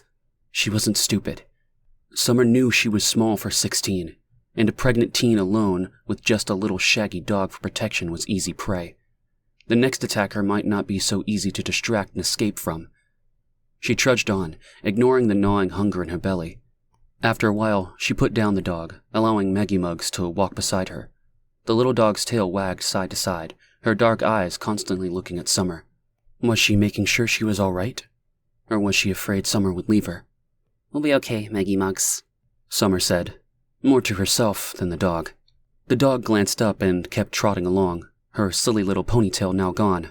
Summer had cut it off shortly after they had left the Murrays, allowing the little dog the freedom of no hair falling in her face and the knots that came along with it. She was dirty and her hair was cut shorter, a shadow of the dog that sat safely in the arms of her owners, pampered like a stuffed toy. Nope, she was no longer the Murray's dog. She was now Summer's, and it would be a cold day in hell before she let anything happen to the little canine. Later that night, exhausted, she used her pack sack as a pillow and fell asleep with Maggie Muggs tucked up in the crook of her bent legs, her muzzle resting on her knees. Summer pulled out Josh's sweater, snuggling it to her. She breathed in the fabric, cradling it like her life depended on it. She could still smell him. Chapter 23. Ben. Ben pulled up behind Malik's abandoned car and stepped out. The street was eerily silent, as if all the essence of life in the city had evaporated. He squinted against the bright midday sun and surveyed the area. Nothing moved. The silence was unnerving, like fear had invaded the town. Ben could sense it lurking in every dark corner, underneath every parked car, saturating the very air he breathed. He peered into alleys and doorways, but no sign of Malik existed. Shivering despite not being cold, Ben knew people were cowering beneath all these closed doors and shuttered windows. He chuckled to himself. The power. The decree was a force to reckon with, and he was Malcolm's right-hand man at the heart of the organization. He couldn't believe his luck. Everything happened so fast. Leah wasn't even gone yet when he joined the decree. She was still at home, sitting by the window with her long face drooping, feeling sorry for herself that Ben was not home to coddle her little feelings. He huffed, disgusted. He knew she disapproved of Malcolm. So what? What did it matter what she thought? He was the man of the house. He decided for the family. Him, not her. Ben didn't bother to inform her of his contacts with the organization. Why would he? He went to several of Malcolm's meetings and was instantly hooked. He smiled to himself. The ideas Malcolm put forth to him that first meeting still stuck to the insides of his brain, refusing to let go. The decree building surprised Ben when he showed up. First, that it was so far out of the city, tucked away in a clearing in the woods. He almost turned back when he pulled up the long, freshly paved, narrow road leading into the complex. When he first saw the buildings, his breath escaped him. It resembled a combination of a large high school and a correctional facility. His instincts were to lock his door and turn around and get his ass out of there as fast as he could, put the pedal to the metal, but something flickered in one of the top windows. A silver glitter. He paused, bending his head over his steering wheel and squinting to see what was flashing. It flickered again, and he thought he saw a silhouette of a woman, tall and lean, against the glare. There was a hard rap on the window. Ben jumped, his heart leaping into his throat. He twisted to see a man in his early 30s, with dark curly hair and a scraggly beard, smiling at him with white straight teeth that contrasted with his unkempt looks. Dressed in fatigues, this guy looked nothing like a soldier. The man mimicked to roll down the window with his large, hairy knuckles. Ben cocked his eyebrow at him. Who the fuck did this guy think he was? Did he honestly think Ben was going to listen to him? The guy chuckled and stood tall, revealing a group of men standing behind him. Ben attempted to get a better understanding of the situation and find out how many people he was up against, but all he could see was the man directly in front of him and a taller, shadowy figure looming behind the soldier. He was massive, at least 6'3", if not more, and a mountain of a man with broad shoulders and dark arms bulging with muscles. He wore the same clothes as the first man, but he was only wearing a t-shirt in a gray-green color. Resting on his thick neck was a perfectly round, bald head. Ben gulped. This had been a terrible mistake. The stern expression of the black man before him seemed to harden as he watched the other individual talk. His jaw seemed to twitch with irritation, clarifying that he did not like the bearded soldier. Ben reached to turn the keys in the ignition when suddenly there was another rap on the window. He flinched and let out a yelp, head spinning to face the tall man staring back through the window at him. Ben's jaw dropped in surprise. The man wasn't smiling, but his light gray eyes, in stark contrast to his dark skin, looked back at him. Strangely enough, it had a calming effect on Ben, and he felt himself relax. He thumbed his hand to look behind him. Ben forced his view from the guy's startling eyes toward where he pointed. Malcolm Gobbo emerged, walking towards the vehicle dressed in his standard 1970s clothing of brown pants and leather-tanned coat. It was him, the man of the hour. Without hesitation, Ben unlocked his door and swung it open, stepping out into the cool air. The two men he had already encountered fell in line, one on either side of Malcolm Gobbo. They stood, two towering figures, legs apart and arms clasped before them, on guard, each noticeably different from the other, yet somehow connected by the man between them. Malcolm extended his hand as Ben stumbled towards them in a surreal state, his previous fear disappearing in an instant. Welcome, Ben. We have been expecting you. Ben stood tall and clasped the smaller man's hand. He shook it firmly, replying with a nod. Malcolm glanced at both the soldiers standing on either side of him before speaking. This is my brother, Malcolm Gobbo, and our brother-in-arms, John Wilder. I think you know his wife. Ben shook both men's hands and paused. I do? His brain frantically tried to think where he might have met this man's wife and prayed she wasn't someone he had slept with recently. Yes, apparently she and your wife go way back. From what I am to understand, she's responsible for your union. She introduced you to your life partner? Malcolm's voice was calm, with a hint of delight. Ben looked at John, confused. Amanda. John's deep voice came out short and abrupt. His wolf-like eyes narrowed on Ben, the hostility behind them concealed but still visible. It was easy to recognize if you knew how. Ben was an expert at it. His eyebrows furrowed in confusion, a look of surprise crossing his face. Amanda? He scratched his head, perplexed. Amanda wasn't married. The only Amanda my wife is familiar with is Amanda Froth. Amanda Wilder. John barely moved his lips, eyes looking straight above Ben's head, no longer at him. Exasperated, Ben shifted his weight from one foot to the other as he looked at John. He stopped, cursing himself for fidgeting. He shook his head. I don't know any Amanda Wilder, Ben said, suppressing a chuckle when he imagined the foolish little woman with her obnoxiously red-dyed hair and pasty white complexion married to this massive human flesh before him. The only Amanda I know is Amanda Froth, and she definitely isn't married. John slowly pivoted his head towards Ben, the intensity of his gaze emanating from his unnaturally light eyes. What the fuck? Ben thought, wrinkling his brow in confusion. What's up with this asshole? Malcolm gave John's shoulder a comforting pat. John's body shifted into a posture of attention, eyes directed forward, away from Ben. Yes, well, lots have happened since the last time you saw Amanda. She has since pledged herself to John, becoming a decree member. Amanda Froth no longer lives, but Amanda Wilder is thriving and surviving, quickly becoming one of our fastest-growing female members. Taken aback, Ben's facial expression betrayed his shock, causing John's composed demeanor to falter. For a moment, Ben was sure the man wanted to punch him. He stifled his shock and shook his head in disbelief despite himself. Whatever. This was fucked up. If Amanda was part of the decree and was really married to this dickhead, well, maybe he made a mistake. The idea of her being involved with the decree made him feel doubtful, and he wanted to go home and shower, wash the dirt off himself for being so stupid. Ben. Malcolm's hand reached out, touching his arm.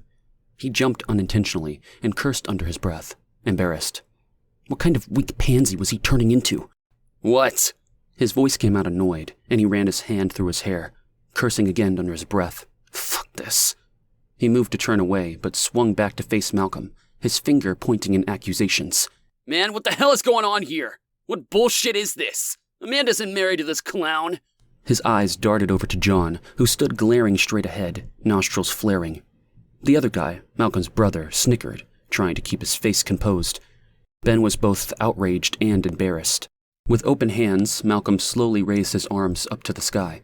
He rotated in a half circle towards the two soldiers and then back to Ben. Hey now, Brother Ben, hey now. His voice was low and calm, surprising to hear from someone who Ben had come to admire from his interviews and documentaries. Ben, I assumed from our correspondences that you were up to date with how the decree works.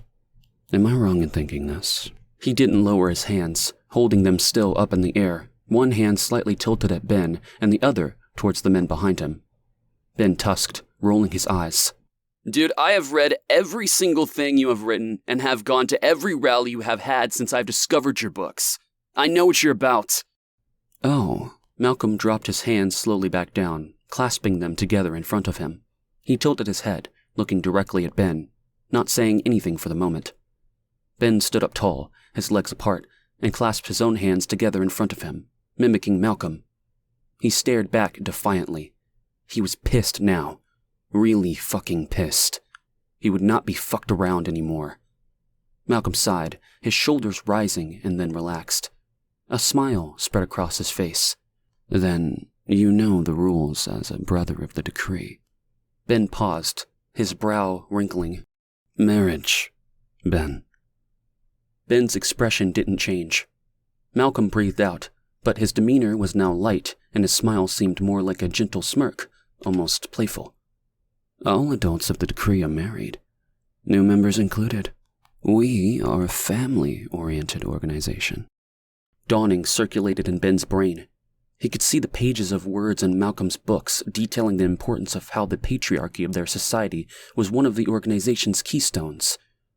John has been a devoted member for some time now, and patiently waiting for his partner for many months.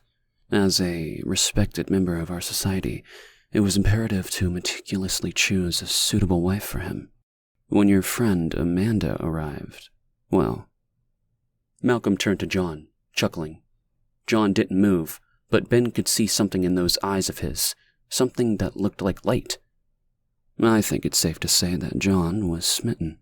John's throat moved as though he swallowed something large, and it hit Ben. This guy liked Amanda. His eyes widened with disbelief, and he shook his head again, but this time in acceptance. His body loosened from the tension. You see how perfect this is, Ben? Malcolm said, his voice still calm and unflinching. Your wife will already have her best friend here. How wonderful is that? Ben's head snapped up. He hadn't thought of Leah being involved with the decree. He gave a half smile and nodded, forcing his hands into the pockets of his pants. Now, please follow me. Malcolm placed a firm hand on the center of his back, his other hand spread out to the compound in front of them. Welcome, Ben, to the decree. Ben snapped back to the present time, the memory fading of that fateful meeting months ago. Entering the compound, seeing all the people nodding towards them and the influence that Malcolm held over them was exhilarating. Ben was hooked. He joined Malcolm Gobbo's organization with no regard what Leah would say about it. She would just have to comply. Ben didn't feel there was a choice. He had to be part of Malcolm's vision, and now he was. It wasn't hard. Once he met Malcolm and pledged his loyalty, he leaped up the ladder, proving repeatedly that he was the man Malcolm wanted. In fact, it was Ben who suggested Malcolm start the revolution in Lex. It was just the right size to begin with. Not too big a city, but not too small. The rest of the world wouldn't notice if suddenly a small Canadian city's population quietly disappeared. It was too easy. Malcolm Gobbo bought and converted politicians over to the decree. It was the dawn of a new era. Lex was just one city. Soon, it would be the entire country, and Ben helped bring it to fruition, spearheading the vast portion of it. Malcolm Gobbo might be the face of the decree, but Ben Hollen was the brains. So he liked to believe. He smiled to himself as he headed back to his car. He pretty much had everything he wanted. Well, except Leah and the kid, but he wasn't too worried about it. Leah would do anything to protect Adam, and if she wanted the kid to live, she would join the decree and stand beside him as his wife. There was the issue of Yasmin, and how he would deal with her once Leah was back. He shrugged. Malcolm had his own plans for Yasmin. He would deal with her later when the time was right. As for now, he had other things to worry about, such as Malik. Malcolm's brother was a thorn in Ben's rose. He disliked the guy as much as he idolized Malcolm. How could two brothers be so totally different? Malcolm was a genius, whereas his younger brother Malik was a moron. But Ben would have to deal with the oaf if he wanted to stay in Malcolm's good graces. Opening the car door, he looked around, trying to figure out where Malik was off to. He couldn't be that far since his vehicle was here. The asshole was probably raping some unsuspected teenager. Since the decree takeover, Malik was on a raping rampage, given all the liberties to do what he pleased. He was in heaven, satisfying his ever thirst for young flesh. Something darted past the corner of Ben's vision, causing him to jump in surprise. He spun around, the gun drawn, and aimed it at the movement. A half-naked girl around 15 came darting out of a building, her shaggy black hair swinging into her eyes. Terrified, she looked over her shoulder to see if she was being followed. She carried something whitish and dingy clutched tight in her arms, but he couldn't make out what it was, then realized it was a mangy dog. Ben snorted. Now he had a clear idea of Malik's whereabouts. He began walking in the direction where the girl was running from, irritated once again with Malcolm's brother. He didn't have time to babysit a compulsive fool. It was bullshit. A man of his status in the decree shouldn't have to take care of a man-baby. Sheesh, there were plenty of women at the compound Malik could stick his dick in. But oh no, he had to hunt them down like little bunny rabbits and catch them first. Ben shook his head again, thinking of the poor kid that was married to Malik. Well, she wasn't really a kid. Sarah. Apparently she'd dated Malcolm first, when they were in university. She looked younger than her age. Either way, that girl had pulled the short straw when it came to husbands of the decree. Then again, she didn't get to pull any straws. Women didn't have a choice in the matter. Malcolm picked the wife for his brother, making sure he picked one that looked much younger than she was. He opened the door to the building and called out. Nothing. Further irritated, Ben went into the abandoned building. It was deathly silent. A creeping sensation crawled up the back of his neck, causing his hair to rise. He became alert, grabbing the holster at his waist, his fingers lightly caressing the ridges of his gun. Nothing moved, not even the scuttling of rats. The place seemed empty. Ben was sure the runaway girl was one of Malik's victims. He knew that look in her eyes. He had seen it one too many times. On the faces of other girls Malik had eaten up like candy. Hesitantly, he continued on, cocking his head, listening intently to hear something. Then he heard it. A sickly, wet, gasping sound not far ahead. Ben's heart pounded hard in his chest. He quickened his step, gripping his gun. As he entered the room, he stopped, cold in his tracks. Malik was lying in a pool of his own blood, grasping his gushing neck. His eyes looked wide and scared as he reached for Ben with a blood-soaked hand. Shit! He ran to Malik's side, taking his jacket off and wrapping it around the bubbling, ripped-open flesh, trying in vain to stop the gurgling flow. With his other hand, Ben grabbed his walkie-talkie clipped to his waist and pressed down on the button. John Wilder answered at the other end. In a shaky voice Ben didn't recognize, he shouted, Yeah, it's Ben. Malik is down. Chapter 24. Tabitha. Tabitha watched from the corner of the door as Malcolm looked down at the ashen, lifeless body before him. He attempted to conceal the slight shaking of his shoulders by straightening his back, refusing to acknowledge, even to himself, the emotional turmoil that was burning inside of him because of his little bastard of a brother was dead. Inhaling deeply, she directed her gaze toward her nails, observing their well-maintained and proper form devoid of excessive length or garish colors. That was not the type of woman she was. No, that was never her, and yet, once upon a time, it was. But that was before Malcolm. Before Malcolm, she spent hours carefully applying bright red blush to her cheeks and expertly backcombing her hair until it stood tall and wild. A woman, though not entirely a woman. She was a young girl at a university, carrying the dreams fed to all girls then, to become something more than just a wife. It was a crazy time in the 80s. The world at large was changing, and with that, so were the roles of being a female. There was an expectation put on girls to pursue higher education at colleges and universities. They would work alongside their future husbands as breadwinners, unaware that society still expected them to fulfill the traditional duties of a housewife and a mother, bringing home the bacon and having to cook it too. But at that moment in time, they were unaware of the lie they had been fed. They thought they could have it all. Except for Tabitha. She just pretended she wanted it all. Tabitha narrowed her eyes at her husband, thinking back to those days. Her hand brushed the front of her shirt, smoothing down the wrinkles that were not there. She squinted once more, thinking how far she'd come, and how she got to where she was, standing in the shadows, watching her husband mourn his brother. Jealousy had always been a part of her, even in the past. Tabitha noticed a shift in her roommate's behavior the moment she started dating a guy she met on campus. Sarah used to spend all her time with Tabitha, but now she was always with him.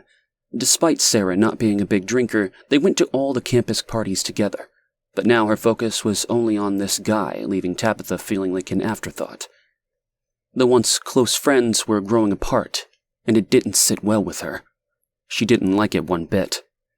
While Tabitha didn't have many friends, Sarah, who was well-liked and invited to everything, did. As her friend and roommate, that meant wherever Sarah went, so did Tabitha. When Sarah started to turn down the invites to campus parties to spend time with Malcolm, Tabitha decided to break them up. Setting her plan into motion, Tabitha needed to know more about this guy, Malcolm Gobbo, so she began to spy on them. Everywhere they went, she was just a little behind, blending like she always did into the scenery unnoticed. The day everything changed was an ordinary day, nothing special about it. Tabitha had trailed Sarah to a nearby park from their dorm. Malcolm waited under a tree. Tabitha was startled by his appearance. He was handsome, with bright light green eyes and light brown wavy hair that was long, but not like the heavy metal rockers of the time, but more hippie-ish, like he'd just stepped out of the 70s. Even the way he dressed was out of date by a decade. She pressed herself against the rough bark of the old oak tree, peering out from behind its trunk. Malcolm's animated gestures and passionate words revolved around creating change in the world of the approaching 1990s. She found herself captivated by his fiery words and contagious energy. She watched as he cupped Sarah's hands in his, straining to hear precisely what he was saying. It was hard to catch everything, but what Tabitha could make out piqued her interest. His words and the power behind them seemed to have taken over Sarah as she sat, mesmerized, almost hypnotically, barely breathing. Tabitha watched breathlessly, as entranced as Sarah. She couldn't help it. Her stomach flip-flopped with stirrings, causing her body to throb with something unexpected. Desire. This walking flashback of the 70s man, who wasn't even that tall, was turning her on, just from speaking. The guy radiated leadership. The mere sound of his voice could captivate anyone, drawing them in and making them eager to listen to whatever he had to say. His words held a magnetic pull that would constantly persuade people to believe everything he said with unwavering belief. Tabitha didn't really internalize what Malcolm was saying, but the manner in which he spoke and his fervor was a whole other story. He could persuade even a nun to abandon her vocation and become his follower. He was that convincing, and that was titillating.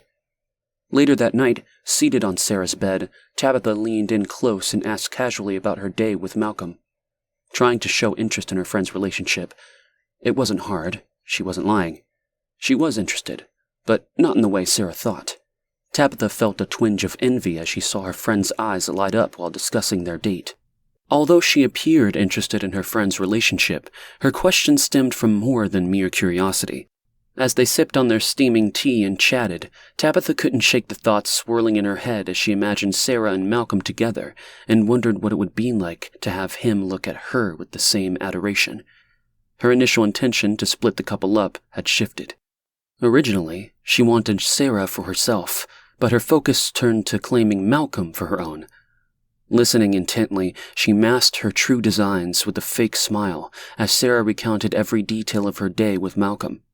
Her friend's heart swelled with adoration for Malcolm, and she couldn't contain her excitement as she opened up about him. He longed for a wife who embodied traditional ideals, one who would bear his children and stand by his side as his partner in shaping their future.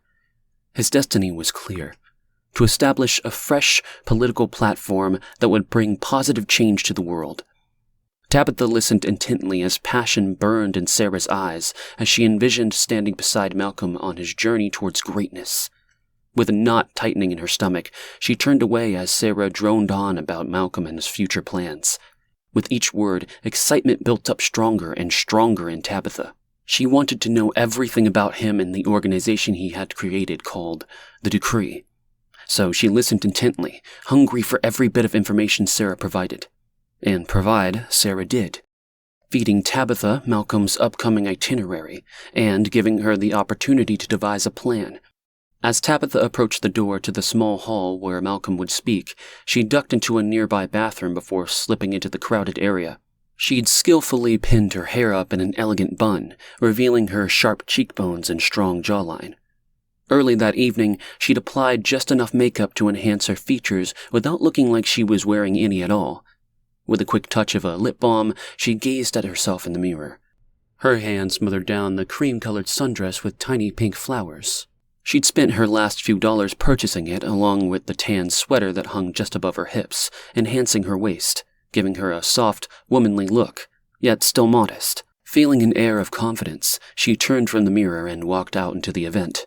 As she entered the room, she spotted Sarah standing in the shadows off to the side. She didn't even register her roommate.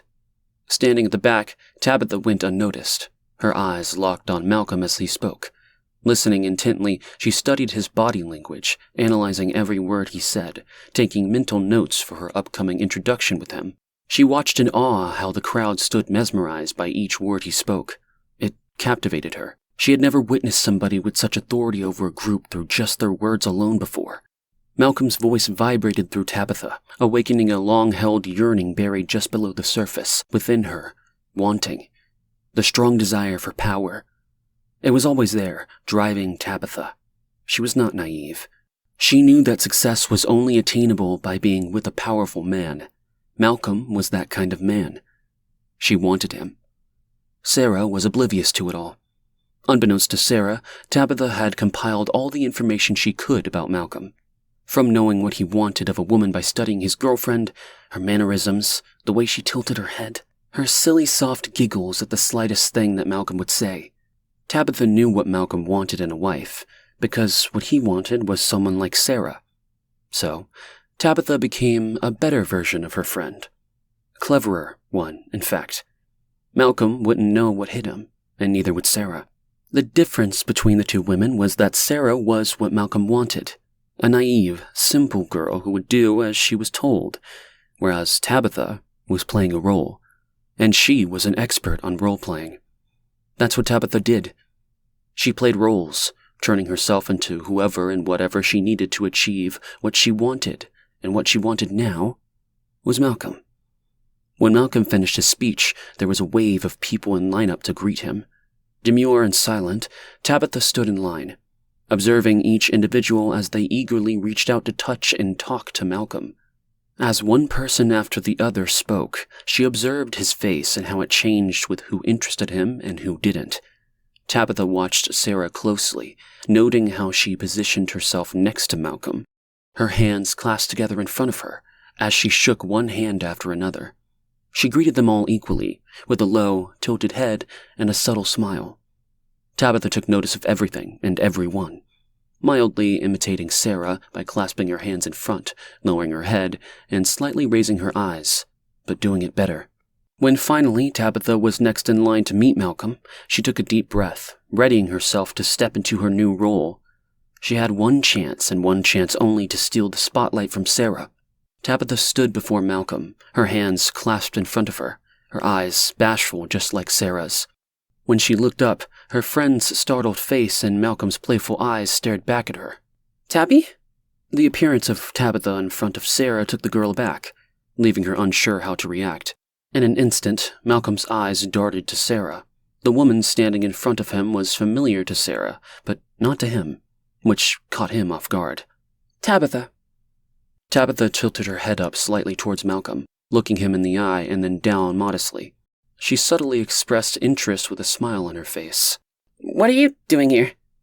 Sarah's words came out jagged and confused. Tabitha's sudden and altered appearance left the girl shocked and at a loss for words. Malcolm extended his hands, palm facing up, as he waited for Tabitha to place her hands in his.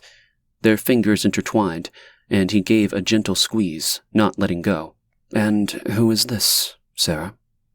Tabby, my roommate. I told you about her. I'm surprised she's here.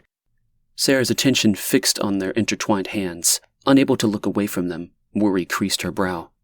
I didn't think you were interested in these kinds of events, Tabby. With a smooth motion, Tabitha raised her head and gently spoke. Tabitha. Sarah's mouth hung open. A look of utter bewilderment etched on her features as she struggled to make sense of the chaotic situation. Tabitha almost felt sorry for her friend. She didn't like Sarah, after all. It's no surprise that she was stunned. Tabby was the name everyone called her. She had always disliked her name, finding it old-fashioned and witchy, a relic from a sitcom her mother used to watch. The name Tabby was a perfect fit for a college girl in the 80s, exuding a sense of fun and spunk. Sarah couldn't move, her mind unable to comprehend the unfamiliar woman standing before her. The heavy-handed makeup was gone, wiped clean. Tabitha's revealing crop tops and disheveled back-combed hair vanished. The person before her who claimed to be Tabitha was not her roommate. This was someone new. Sarah just hadn't registered it yet. "Well," Malcolm exclaimed, cupping Tabitha's hands and kissing each one. The sensation of his soft lips on her flesh was warm and inviting. Her heart felt like it was beating faster, and her body had the tingling feeling she got when she wanted to fuck. "It is a pleasure to meet you, finally, after hearing so much about you." Malcolm's eyes pierced through her, his lips fluttering against her flesh as he spoke. Did he feel it too? This powerful pull together? Did Malcolm want her as much as she needed to feel this lean, small man pressed against her naked flesh? "You never mentioned how delightful your roommate is." Sarah sputtered, confused again, not knowing what to say or do. She stood watching as Malcolm's eyes locked with Tabitha's. Fear and realization dawned on her face as she observed the threat happening before her. I didn't know Tabby was coming. Tabitha.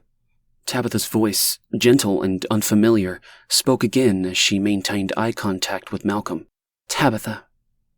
She could feel Malcolm assessing her, looking her over, forgetting already about Sarah, who stood lost in front of them. Tabitha might not have been what some would call beautiful, but that never mattered to her. She knew how to present herself to captivate the person she wanted. Tabitha was a chameleon, able to transform into their ideal partner, the ideal woman, the ideal spouse. She was whatever someone wanted her to be, if that's what she needed to get what she desired. "What is it then, dear? Are you Tabitha or are you Tabby?" Malcolm's voice was calm, with a hint of laughter. It all entertained him, this little display between the three of them. It turned her on. "I'm Tabitha." She gently squeezed her fingers, being careful not to apply too much pressure. She wanted to avoid giving the impression that she was making advances toward him.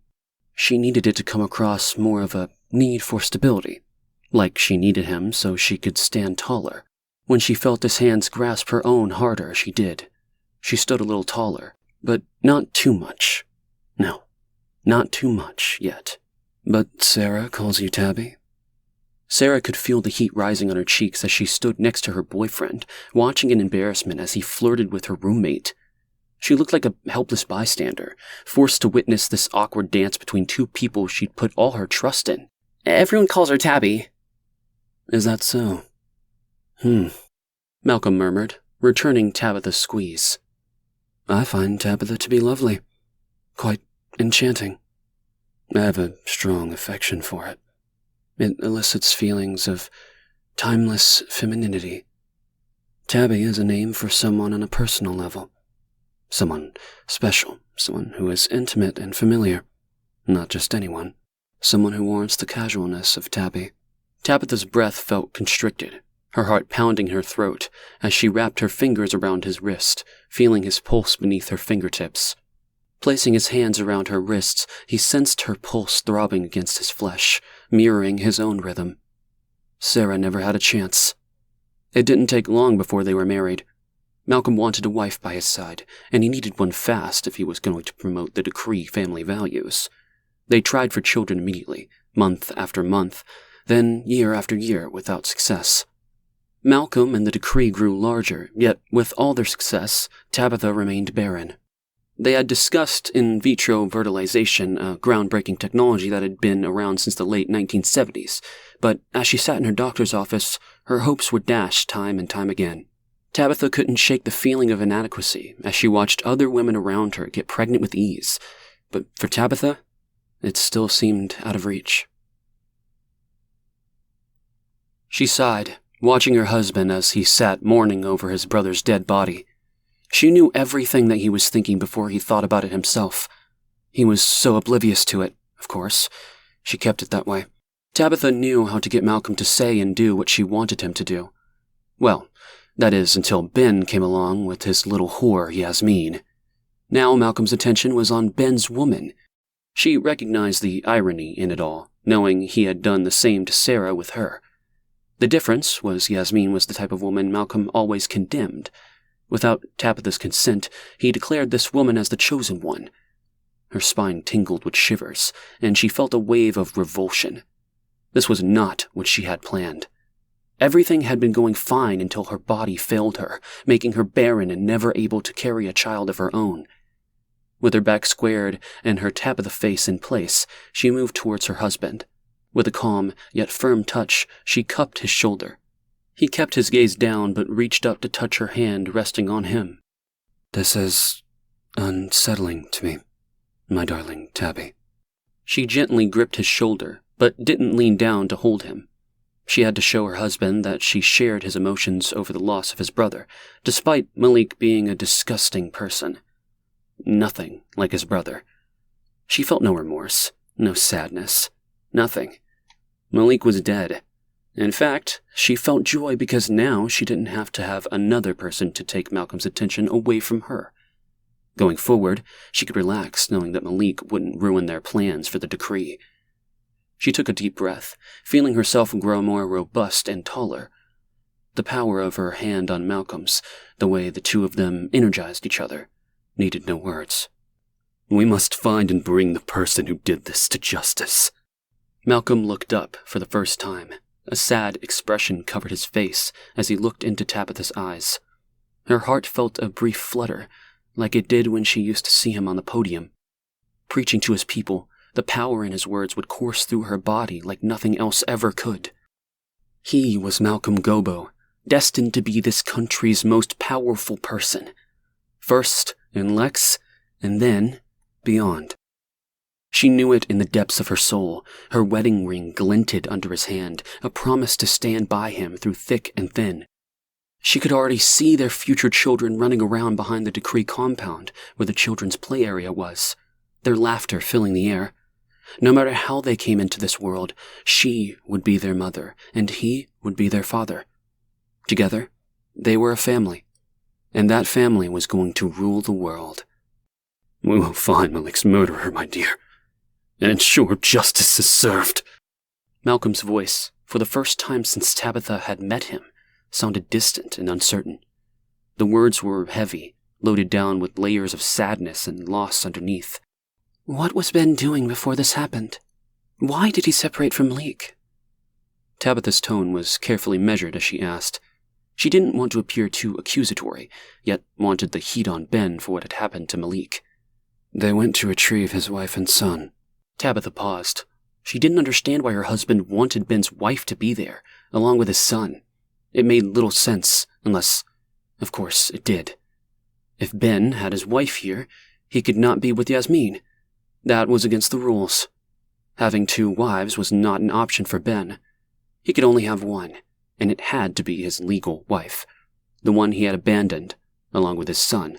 Clenching her jaw, a surge of anger and jealousy consumed her as she thought of how Malcolm's eyes lingered on Yasmin, the way her long, dark hair swayed seductively as she walked around the compound. Tabitha could see the desire in every man's eye as they ogled Yasmin, including her husband. It made her sick to her stomach. Her mind replayed the images of the night when Malcolm picked Yasmin as the chosen one, his voice repeatedly saying that this was for them, for their future. It repulsed her. Closing her eyes, she saw the pool, the water, the members chanting like in some horror film. Anger, fear, and jealousy overwhelmed her like never before. The same feelings that consumed her emotions until Malcolm entered her life, revealing the depth of the impact he had on her. Now she felt threatened again. She cleared her throat and looked down at her husband, her smile still calm and reassuring, a loving hand still warm underneath his. It's odd how Ben can't seem to find his wife and child, and Malik's attempt to find her resulted in his brutal murder. Butchered like a pig. What is it with Ben? What is the problem that he can't seem to do something as simple as retrieve his family? Is he not your right-hand man? Malcolm's face displayed the first signs of deep thought, his eyes flickering with the images she had planted in his mind, registering the words bit by bit. He furrowed his brow, his hand falling from hers. Do you really believe Ben is hiding something? He asked earnestly, but as soon as she felt the cool fabric of his shirt beneath her fingers, she pulled away. No, Tabitha quickly replied, realizing she pushed too far. She took a few steps back, bending her head low obediently. Absolutely not, my dear. I would never say that about one of your most loyal soldiers. She paused, tilting her head slightly, as though a thought had just occurred to her. But don't you find it odd? My dear, I don't mean to offend, but may I speak freely? Malcolm stood. Tabitha knew she had his attention. When someone wished to speak to Malcolm, he didn't sit down looking up at them. Ever. Not for anybody, let alone his wife. But he appreciated Tabitha's insight. Speak, he said. Her hand fell to her side. What if she felt threatened by something Malik might have tried to do? She bent her head and averted her eyes on purpose, knowing full well that Malcolm knew what she was talking about. Your brother is known for, shall I say, forcing others to bend to his... She paused for emphasis. Particular needs. Malcolm's eyes opened wide.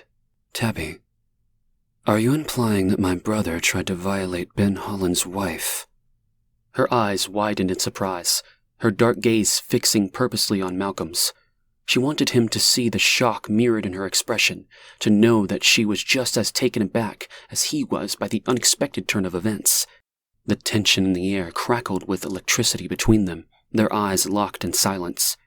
Tabitha's heart pounded with adrenaline and uncertainty as she waited. I'm just saying, you did say his pants were around his ankles. She lowered her eyes to the ground, blushing modestly. He raised his hand and gently placed it on the side of her arm. At first, he clasped it tightly, as if in need of something, seeking to take back control of the situation. Tabitha flinched, letting him know he had the upper hand. His hands relaxed as he massaged her arm in a caressing manner. He forced a smile, his lips tight and unyielding, before leaning in to give her a quick peck on the forehead. Tabitha lowered her eyes again, letting Malcolm believe he had taken back control of her. Which, of course, he hadn't. Everything was playing out exactly as she had planned. Thank you, my dear. You have been a great comfort to me. Please, go back to our rooms. I will be there shortly. I will need you before I address the situation. Understanding his intentions, she looked up and shyly smiled, then confidently walked out the door with a mischievous grin, anticipating what would happen next later in their rooms. fully aware of the grave danger she'd put Ben's wife and their little brat in.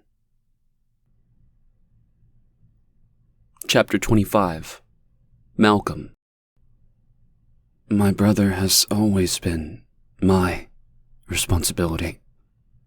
The words rang clear and defined in Malcolm's mind, each part of the sentence cutting crystal clear into the depths of his murky thoughts. It was always this way. Since their father abandoned their mother, she sat a 5-year-old Malcolm down in the dimly lit kitchen, a chair that had seen better days creaking beneath him. He watched as his mother sat down across from him. Only the slight tremble in her hand showed that something was wrong. The familiar smell of burnt toast and tomato soup lingered in the air. He remembered that day like it was yesterday. How that faded vinyl chair scratched against his back as his mother drew a deep breath. He watched solemnly as she clasped her hands in front of her, resting them on her thick thighs covered in her usual faded black house dress. Father is gone. He has left us alone without money, without hope, Mama said in her dead voice. Her nose was red from crying, but her eyes, although bloodshot, remained dry. The crying was over. Mama was setting it straight. Malcolm sat detached, baby Malik wobbling on newly standing legs, slapping Malcolm, reaching to be picked up and placed on his brother's lap. He complied, lifting the child up where he could bang his chubby fists against the table. Little sounds of glee escaped his lips with each pound, irritating their mother. Malik was only a year old, innocent still, so fresh and new. He reached across the table for a spoon, sitting in a small puddle of canned tomato soup they had had for supper. I have to get a job to pay for us.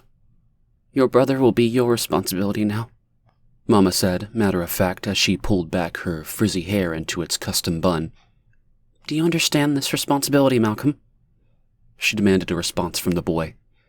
Yes, Mama, he replied, squirming, Malik's weight feeling heavier and heavier. Good boy. This is a big duty I give to you. This care for your brother. A man's obligation. If anything happens to Malik, I hold you responsible. Capiche? Capiche, Mama?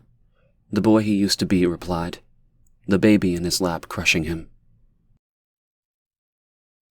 Capiche, Mama, Malcolm mumbled, his eyes dry and blurring from the memory. What's that, Malcolm? He turned slowly to the voice that slashed through the memories of his childhood. It was Ben, his right-hand man, his trusted confidant. Well, as trusted as he felt for anyone besides Tabby. The lover of the chosen one, Yasmin. Yasmin reminded Malcolm of Mama. Not the Mama he knew, but the one in the black and white picture she hid in her dresser. The Mama who was young and beautiful with long wavy hair that she tossed behind her shoulder, carefree and happy. Not yet beaten down by life. He sighed and looked down at the cold shell that had once been his brother. His chest hurt. It felt tight and constricted. He had let Mama down. Malik was dead. Fool. Ben had found him half naked, his army fatigues twisted around his ankles, his throat slashed. What transpired to end his baby brother's life was no secret. Malik was unpredictable. A wild card since the day he walked. Malik used his relationship with Malcolm to do whatever he pleased, taking whatever he wanted. He strutted about with a sly smirk on his face and an air of entitlement. He was Malcolm's little brother, after all, and Malcolm had enabled him to act as if the universe owed him something. This brazenness often extended to women he considered his possessions, taking what he desired from those who hadn't necessarily consented. Yes, he was a little brutal, but he was a fine soldier and Malcolm's responsibility. And now, he was dead. His little brother, that little pudgy baby he held on his lap. Tabby's words echoed in his thoughts. Butchered like a pig. He thought of Mama, wasting away in Meadowlark Home for the elderly, her Alzheimer's stripping away her dignity as well as her memories. Mama, I have failed you. Malik is dead. Dead. Dead. Dead. I've failed. I've failed. The little boy you trusted in my care. Gone. Malcolm squeezed his forehead with his fingers, pressing the digits deep into the folds of his flesh. He hated failure. Malcolm? Ben again interrupted his thoughts. Did you see who did it? Malcolm asked calmly, his voice showing no signs of his anxiety. Memories of a young Malik trailing behind him flooded his mind. He was never a brilliant boy, but always eager to please his big brother. A good soldier, a good brother. Always. Yes. A good brother. Malik was wild, out of control, and often cruel to others. Who could blame him? A father he never got the chance to meet had abandoned him. Their mother, always a dark shadow hovering in the kitchen, had left the responsibility of caring for Malik to his brother, who was only 5 years older. A boy himself, yet he did it. Malcolm watched over him and cared for him in the only way he knew how. Now, all these years later, just the sight of Malcolm entering a room was enough to make Malik stand tall and attentive, overflowing with admiration for his older brother. He remained unwaveringly loyal to him, no matter what. He stood by Malcolm in his desire to change the world for the better. He was a true believer and would tear anyone apart if they spoke against Malcolm. The roles had switched since their childhood. When they were young, Malcolm was always the one watching out for Malik. But as they grew older, it was Malik who remained by his brother's side, following Malcolm without hesitation or objection, always ready to defend him. Brothers. And now, the little baby left in Malcolm's care was gone. He stared at the sliced open neck, exposing a gaping wound in Malik's lifeless white flesh. Composed, Malcolm turned away from his brother's body to face Ben. He could feel the fear radiating off the other man, the smell of anxiety and dread permeating the air. Benjamin, I signed you and my brother to retrieve your wife and child. Malcolm spoke, remaining calm and composed. Yes? Ben stuttered. I am guessing your wife seemed appealing to my brother. Malcolm gestured to Malik's naked lower body, thinking of Tabby's words earlier. He is one of insatiable appetites. Ben's mouth dropped.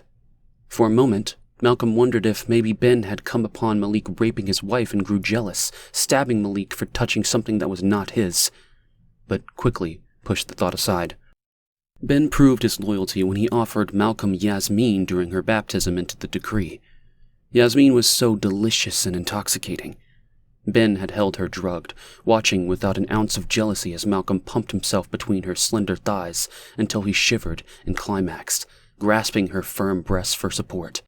There was no way he would kill Malik for having a little taste of something Ben no longer wanted.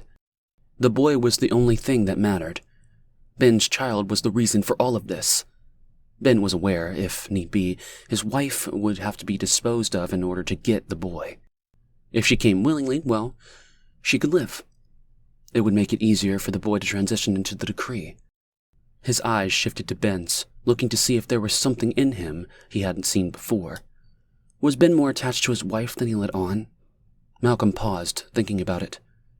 He had strongly insisted on allowing both the boy and his mother into the compound. Ben had been sure she would come and take her rightful place by his side. Malcolm didn't protest.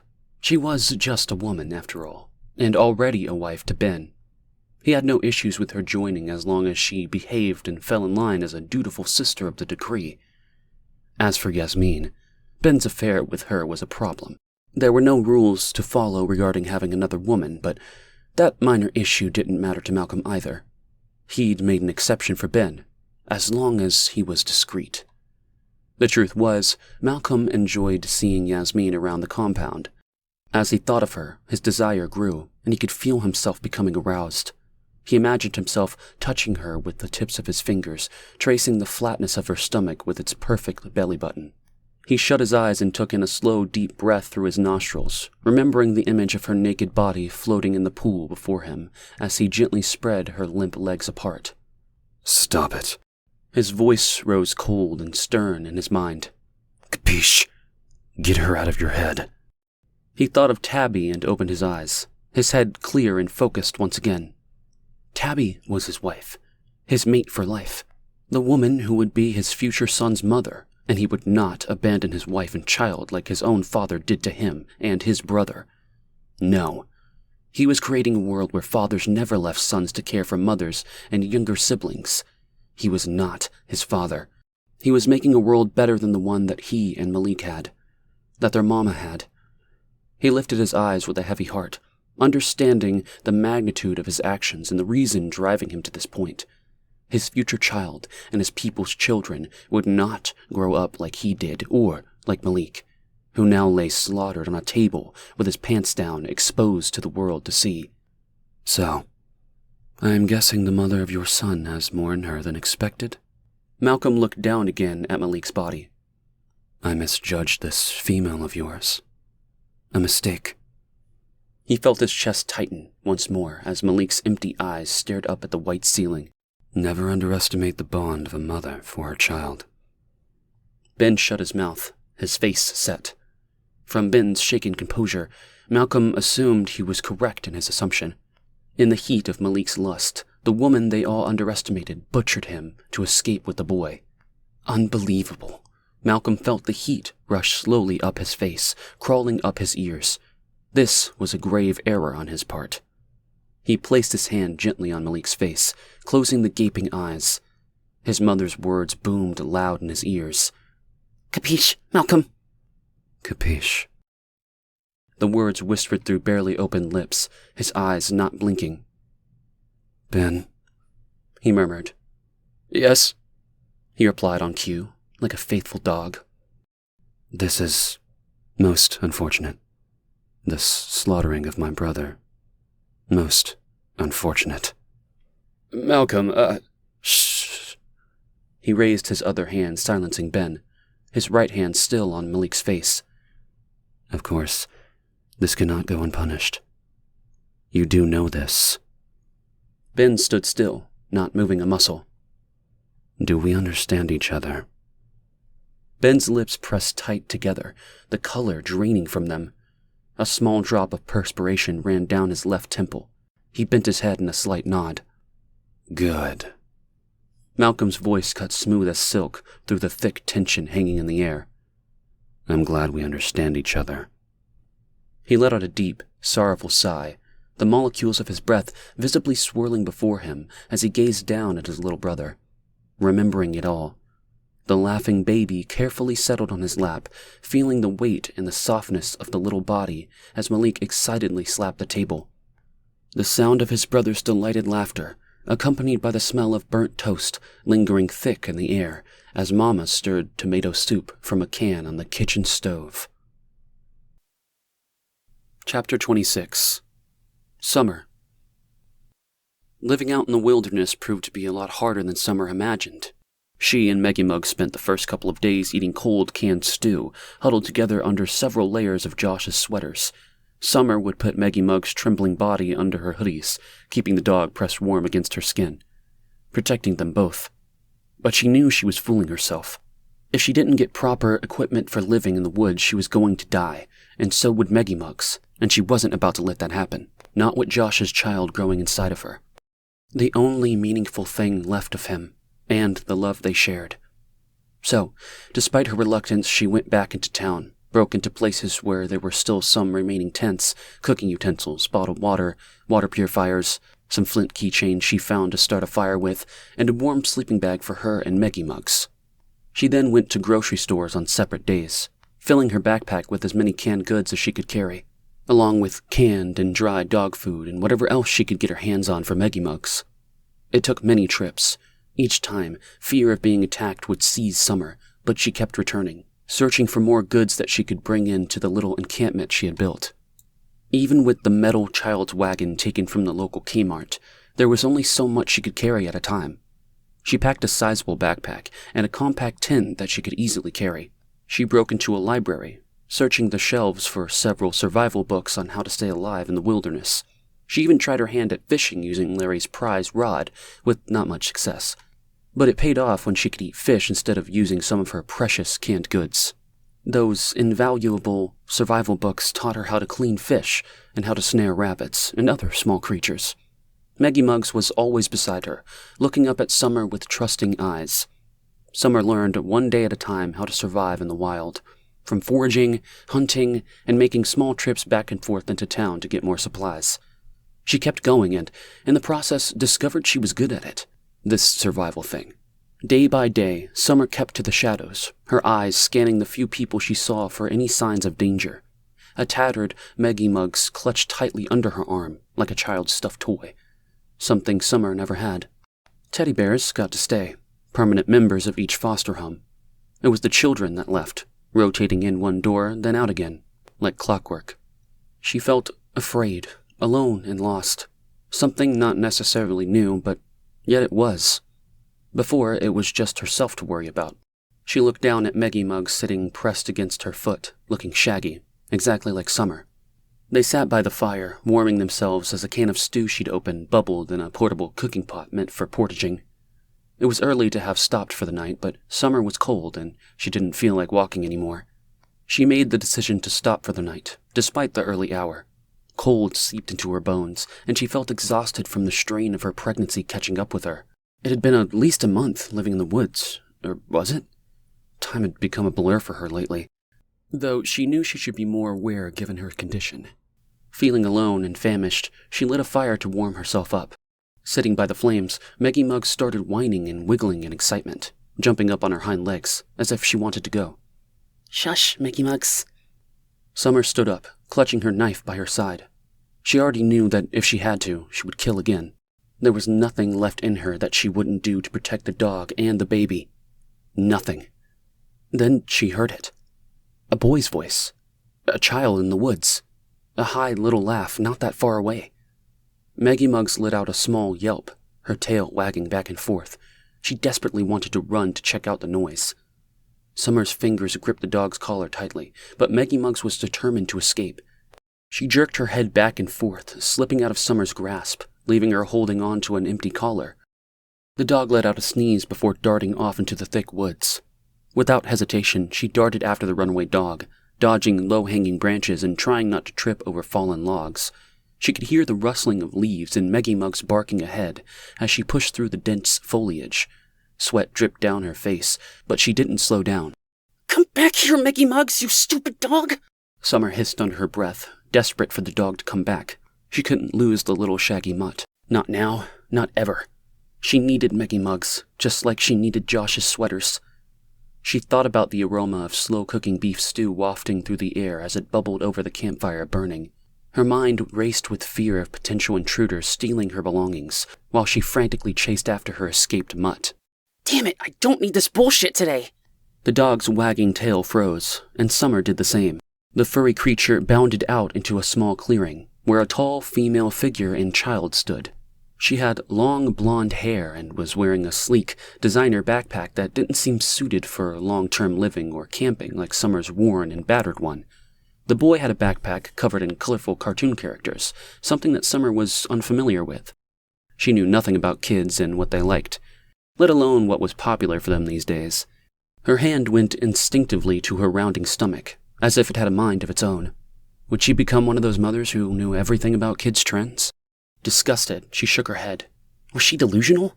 If she didn't act soon, her kid's only concern would be survival, not Saturday morning cartoons. Summer lowered herself down into a squatting position. Hidden out of sight, she stayed motionless, silently observing the mother and son as they walked with little effort to be quiet. Did the woman not realize how careless and dangerous this was? She watched as Maggie Muggs started barking, and the woman and child turned around to stare at the dog. The little boy bent down, a toothy smile spreading across his face. Oh, Mama, look! It's a puppy! It's a puppy! Maggie Muggs immediately ran up to him. She jumped on her hind legs, pawing at his knees with excitement. The boy crouched down to stroke her, and she responded with eager licks all over his face. Her tail wagged back and forth in excitement, sending him into giggles.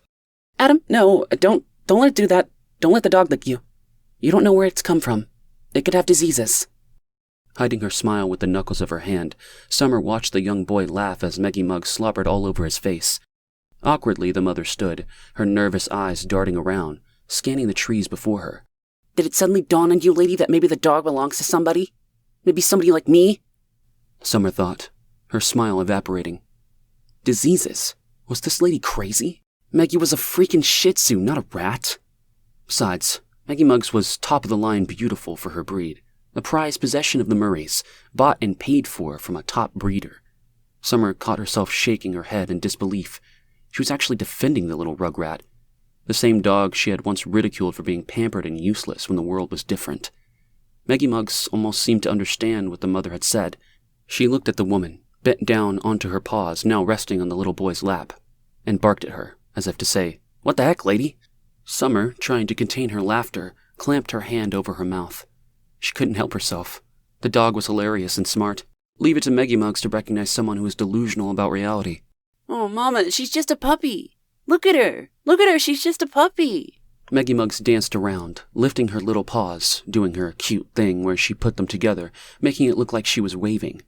She gave a little yelp and danced on her back legs as she continued to wave her paws up and down, looking absolutely adorable. The mother moved towards the boy, ready to pull him away, but then she looked at the small, scruffy Shih Tzu with a wagging tail and pleading eyes. With a soft sigh, she knelt down and ran her fingers through the dog's mangy fur, causing Maggie Muggs to prance and bark excitedly, yipping with joy at the attention. "Where'd you come from, little dog? Huh? Who are you with?" the woman said, leaning in closer, petting Maggie on the head again. The dog barked in response and turned towards the trees, where Summer bent low in the bushes, trying not to be seen. A sudden realization struck her. Maybe she and Maggie Muggs could join them, wherever they were heading. Summer hesitated, looking at how unprepared they were. Who was she to throw stones when she hadn't exactly been Davy Crockett either, when she stepped out of the Murray's house with Maggie Muggs and Larry's fishing rod in tow? Summer shivered, thinking of those first weeks and the soldier with his pants around his ankles, his gaping neck pumping red like a gurgling water fountain. She crouched, frozen, her heart thumping harder and harder against her chest. Her breath felt trapped in her throat as she watched the boy cuddle Maggie Muggs, his arms wrapped tightly around her. The dog's pink tongue eagerly licked his face, causing him to burst into laughter and nuzzle his nose into her dingy fur. The mother nervously scanned her surroundings, her eyes widening with concern as she realized the dog's owner might not be someone she wanted to meet. As the sun sank lower in the sky, a canvas of shifting smoky clouds rolled in, blocking out most of the light. The air had a chilly bite as evening approached, making Summer wrap her coat tighter around her body. Still crouched low, she tried to balance herself, shifting her weight from one foot to the other. The brittle twigs and leaves beneath her boots crackled and snapped. The woman turned towards the bushes, fear dawning on her face. "Adam, get up. Come here. Come here now." She reached her hand out to him. Maggie turned to the bushes and barked, wagging her tail, a sign that the dog was indeed not alone. "What's the matter, Mama?" Summer didn't move. She couldn't breathe. She didn't say a word. "Say something." Her voice screamed in her head. "Stand up and say something." The woman clutched the boy, her features frantic. "Who's there?" Summer, paralyzed, remained completely silent. Her eyes wide and unblinking, she willed herself to stand up and reveal herself. But her legs refused to budge, and she remained rooted to the spot, unable to move. Maggie let out a loud bark towards Summer's hiding place. In her head, she shouted, "Be quiet, dog, be quiet." However, the dog barking only grew louder and more persistent as she turned to look at Adam and his mother before bouncing off into the bushes towards Summer. "Damn dog." With a loud rustle, Summer placed her hands on the ground and pushed herself up, brushing dirt off her pants, ready to reveal herself. Hearing someone moving in the bush, the woman's eyes widened in fear as she lunged for her son, shouting, "Run, Adam!" In an instant, the woman vanished into the bushes, gripping her son's hand. She stopped briefly to pick him up and then quickly left without looking back, unaware that she wasn't fleeing danger but a pregnant teenager with her pampered lapdog. The mother ran, her long blonde hair swaying behind her, while the little boy looked over her shoulders, his thin legs wrapped around her waist. He craned his neck and spotted Summer standing alone in the woods, Maggie Muggs sitting at her feet. He lifted his small hand in the air, his eyes locking with Summer's, and waved. She lifted hers slowly and gave a wave back, watching her last hope disappear into the trees. Once again, Summer was alone. Chapter 27. Lonnie. Kneeling on the soft earth, Lonnie carefully plucked out the weeds from between the rows of vegetables with her bare hands. She smiled as she marveled at the beauty of the plants that emerged from the soil. The carrots were a brilliant orange, and the tomatoes were dark and ripe. The sun was high in the sky, beating down hot and solid, resting on her back as she worked. She dug in the rich dirt, letting the dark soil swallow her hand, enjoying its coolness trickle between the creases of her fingers. Life, regardless of what was going on around them, still kept growing, flourishing, even when the world was crumbling apart. She knew it only too well. The heat continued to press down on her back, urging her to continue to weed. There were many mouths to feed now. In the aftermath of the decree's brutal attack on Lex, survivors began to flow in, one by one like broken soldiers, shell-shocked from the things they could not unsee. Some came alone, some in small groups. Men, women, and children. It did not stop. Kai wasn't happy about it. He hated strangers and distrusted everyone who wasn't like them. Lonnie bowed her head, wishing she could heal her brother's angry heart. It was no good for a young man like Kai to have so much hatred, and yet so much kindness all mingled together in one body. Eventually, the spirit would have to pick a side, and Lonnie was afraid Kai would choose wrong. Besides, it was 1993, and old wounds needed to heal and scar in order to toughen the skin, made strong for what would come next. And boy, did they all need thick skins now. Arching her back, she raised her gaze from the garden's lush greenery and surveyed the trees' expanse. Nestled between them lay the encampment, Hayden, a place away from the rest of the world. The retreat Kai had always dreamed of. For now, it was a safe escape from Malcolm Gobbo and his decree minions. Whoever Malcolm was working with did not have a good knowledge of the different places to inhabit Lex. They weren't familiar with the wild parts that flourished on the city's outskirts. The small city of Lex sat nestled amid dense forests and rolling hills. The residents cherished the surrounding natural beauty, finding solace from their hectic urban lives. Many weekends consisted of hiking in the wilderness, fishing in nearby lakes, or immersing themselves in the peacefulness of the woods. Despite the city's growth and prosperity, the people of Lex valued their connection to nature. It was their refuge from the daily grind of the 9-to-5 work weeks. She knew Malcolm Gobbo wasn't from around here, so he wouldn't appreciate that people would migrate to the woods for safety. Maybe he did, but Lonnie doubted he would venture this deep into unknown territory. Besides, the land belonged to her people. From what Lonnie saw on the television before the decree invasion, Malcolm was too full of his own revolution to worry about a scant group of natives hiding out in the woods. His greatest mistake, Lonnie thought as she squinted. Someone was coming.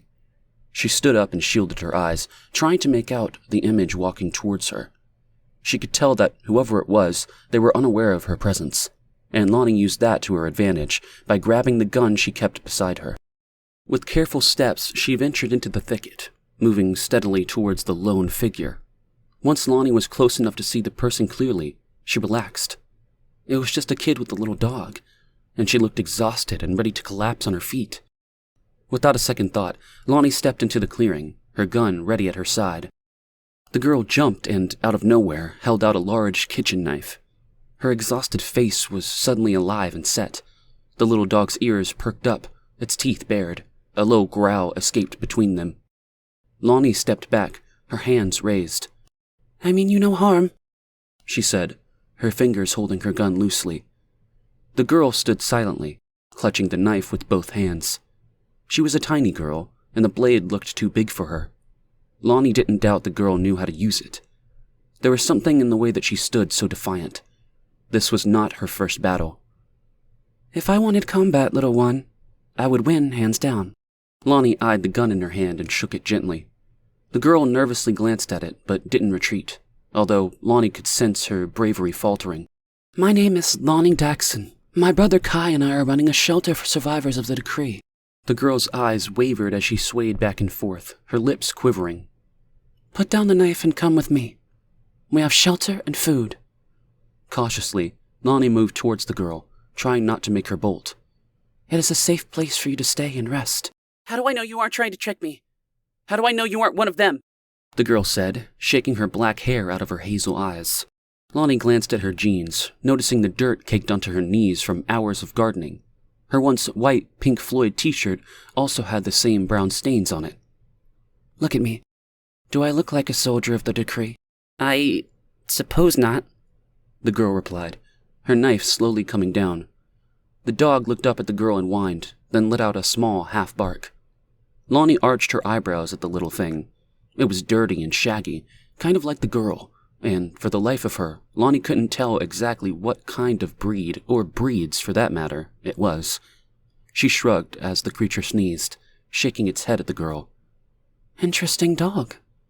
As soon as the words came out of her mouth, the ratty little thing turned to Lonnie, barely glanced at her, and turned back to the young girl, lifting its front paws onto her leg. Just a little ahead is my vegetable garden I was working in. Lonnie turned around with a quick look back at the young girl. She looked so lost, dressed in an oversized sweater that hung limply on her slim frame, making her look small and fragile. For some unfathomable reason, she felt drawn to the child. Protective, like she needed to keep her safe and, strangely, hidden. She shrugged, pushing the thoughts aside. It was human nature to want to protect the young and vulnerable, and this girl was both. Come on, you look so weary, she coaxed. You got a name? The girl didn't reply, but moved forward hesitantly, still holding her knife, if not so rigidly. The dog was right at her heels. Lonnie continued to walk towards the garden, trusting the girl wouldn't jump her from behind. She closed her eyes, silently praying that her gut feeling about the girl was correct, and that she was doing the right thing in leading her to their shelter. There are a few of us now, survivors, hidden away safely from the decree. We come from all different backgrounds, but that is the way it is when things like this happen. We're all just people, trying to survive. Lonnie stopped in front of her lush garden. Isn't it beautiful? I love to grow and help nurture things until they are ready to pick. I suppose I treat people the same way as plants, which makes sense since I am both a midwife and a gardener. You are a midwife? The girl said, stopping in her tracks, her knife hanging limply at her side. Lonnie turned to the girl, puzzled by her crumbling expression. Yes, I've been a midwife for 15 years. It is my calling. I love it with all my heart. The girl fell to her knees, clutching herself around the waist, and began to rock back and forth, whimpering. The dog started to bark, turning around in circles. Lonnie rushed to the girl's side and put a warm arm around her small shoulders, squeezing all her strength into the teen's shaking body. Struggling to sniff back tears, the girl lifted her head, her red nose running. She clasped her hands firmly on her belly, smoothing out the massive sweater to reveal a tiny ball hidden beneath it. Lonnie's eyes widened as she took in the girl's extended stomach. The child's lips were quivering, little bits of spit beginning to pool in the corners of her mouth. The dog howled in a high-pitched wail, its front paws pouncing up and down onto the girl's thigh. Lonnie felt the wind swirling around her, snapping and spitting out bits of sand, stinging her skin. The desperate young girl held her gaze captive, unable to break free. Summer, she said, holding on to her bulge. My name is Summer. Chapter 28. Kai. Hayden became a sanctuary for those who survived the outside chaos, thanks to Lonnie's efforts. It made Kai love her and angered him all at the same time. While he saw Hayden as a refuge for those escaping the rat race, he didn't mean it was for everyone. He only meant people like him and her. The people. Not every Tom, Dick, and Harry. Or Chris. Ugh, Chris. A pale and weak-willed man, always pining after his sister like a love-struck puppy. He hated him, and yet he didn't. He was just another man who desired Lonnie and was lousy at hiding it. What was the deal with these guys? All of them exhibited identical behavior, pining over Lonnie, viewing her like some kind of rare and exotic being. Was it some kind of savior complex that drove them to act this way? Or was it something else altogether? Kai packed his fishing gear into the back of the old boat, shaking his head and sending droplets of sweat flying as the briny scent of the lake mixed with the fresh aroma of bait. Fat worms he'd picked earlier that morning. In his mind, he had always pictured himself fishing alongside the members of his community, a cohesive unit working towards a common goal. And now, as he stepped down onto the sandy beach, waiting for Chris, that dream had become a reality. But it wasn't quite what he imagined in his mind. Not in this new world taken over by the decree. He looked up, noticing the sounds of footsteps coming his way, and spotted Chris, dressed in fatigues, or what Kai assumed was fishing gear. Chris pushed the glasses up from the bridge of his nose and ran his hands through his tousled hair, as if he had just woken up to face the world. He scanned his surroundings, feeling lost because Lonnie was nowhere to be seen. God forbid she did anything without him. Spotting Kai, Chris lifted his hand and waved. Not a man of many emotions, Kai gave a brief nod before continuing to pack. As he gazed at the lake and the boat, he dreaded spending the day with a middle-aged white guy. Yet, this is what he had wanted, to spend his days in the company of others, fishing and providing for the community. It was just he imagined someone other than Chris. Just saying the guy's name made him cringe. Kai hated that he had the name Chris. He knew he was being illogical. He knew it, but it didn't matter. Kai did not want the name coming from his lips. They both turned at once to the feminine voice coming towards them. It was Lonnie's voice, soft and female. A voice whose tone eased anxiety and provided comfort in sadness. The voice of a mother. His sister, clad in gardening clothes, walked toward them with a cooler of food and water, smiling and waving. The sight of her made Kai feel a rush of warmth. A grin spread across his face. At that moment, he got it. He understood how Chris and all the men before him had seen his sister, like a mythical creature straight out of fairy tales. She shone like a guiding light, drawing in everyone who knew her with a warmth and vibrant presence. She was Kai's sister, the most precious person to him in the world. His gaze shifted just enough to glimpse Chris's hand waving like a maniac at Lonnie. His face was aglow with the same pure joy that moments ago Kai felt when seeing her. He hated Chris for it. As she approached them, Lonnie handed the cooler to Chris instead of Kai, causing a jolt of surprise to run through him. I brought you guys some sandwiches, cold drinks. You know, all the good stuff. Don't want my boys to get hungry. My boys? Kai felt his insides recoil. Chris beamed. Lonnie girl, you are a saint. She giggled. His sister giggled at the words of the shell of a man, like a schoolgirl, right in front of Kai. His stomach turned. He stopped and gazed into Lonnie's gentle, round face, noticing her eyes crinkling at the edges. A rosy hue appeared on her cheeks. Shame washed over him. He hadn't seen his sister smile like that in a long time. The world was ending, and his sister was smiling. Surrounded by a constant flow of people, Lonnie thrived in the hustle and bustle of unified efforts of running Hayden. Her genuine passion always lay in nurturing others, especially the vulnerable women and children under her care. It was second nature to her, fulfilling her role as a caregiver and a mother figure to those in need, both physical and emotional. She was always there. That was the essence of Lonnie. It was who she was at her core. Her heart overflowed with love and compassion for everyone, including Chris, or rather, especially Chris, much to Kai's dismay. Kai stood, listening and nodding, concealing his resentment towards the man who brought happiness to his sister in the darkness. Lonnie leaned in close to Kai, wrapping her arms around his shoulders and whispering in his ear, "Be kind to Chris," she urged him. "He knows more than you realize. Talk to him. Listen to his ideas for Hayden. He can be a great help to all of us." Kai's eyes widened in disbelief as he looked at Lonnie. Chris, are we talking about the same guy? He watched Chris sitting on the boat, a goofy expression plastered on his face as he stared back at them. "Trust me. Give him a chance," Lonnie said, squeezing his arm. "You might surprise yourself." I doubt it. She swatted him and gave him a push. Rolling her eyes in mock frustration, she shook her head and turned to leave. "You boys better play nice now," she called over her shoulder. "And make sure to bring home some fresh fish to cook with the vegetables I'll be harvesting." Surrounded by the sound of chirping birds and rustling leaves, she vanished up the trail and into the dense foliage, leaving Kai and Chris alone with each other. As Kai paddled back to Hayden, his brain felt ready to explode from the overwhelming day with Chris. He couldn't believe how much the guy knew about fishing.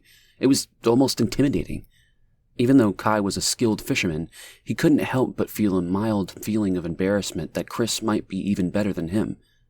Chris was no novice. His expertise and experience were clear in every move he made on the boat. With each catch, Chris wielded his knife with effortless precision, slicing open the fish's belly and spilling its guts onto the water with a smooth flick of his wrist. The metallic scent of blood filled the air, drawing in even more fish to the boat. He tossed the meat into the iced cooler, joining the other gleaming catches they had reeled in, all the while talking non-stop about Lonnie. A soothing orange light illuminated the tranquil water as the sun dipped below the horizon. The oars broke through the surface of the water, disrupting the peaceful reflection of the sky and the clouds on the surface, sending ripples out in every direction. While Chris carried on about their weekend hunting plans, Kai's mind remained consumed by the day's events. Out of nowhere, Chris brought up the topic of protecting themselves from the decree. Kai's ears pricked up. This was a departure from the topic of his sister. What do you mean? He asked, finding his voice after being quiet for most of the day, letting Chris dominate the conversation. Create a defensive team, an army, so to speak, Chris continued without skipping a beat. Sitting across from Kai in the small boat, Chris's face glowed with excitement. The oars dipped into the water, propelling them closer and closer to the shore. So I've been thinking, Chris began, his eyes sparkling with excitement.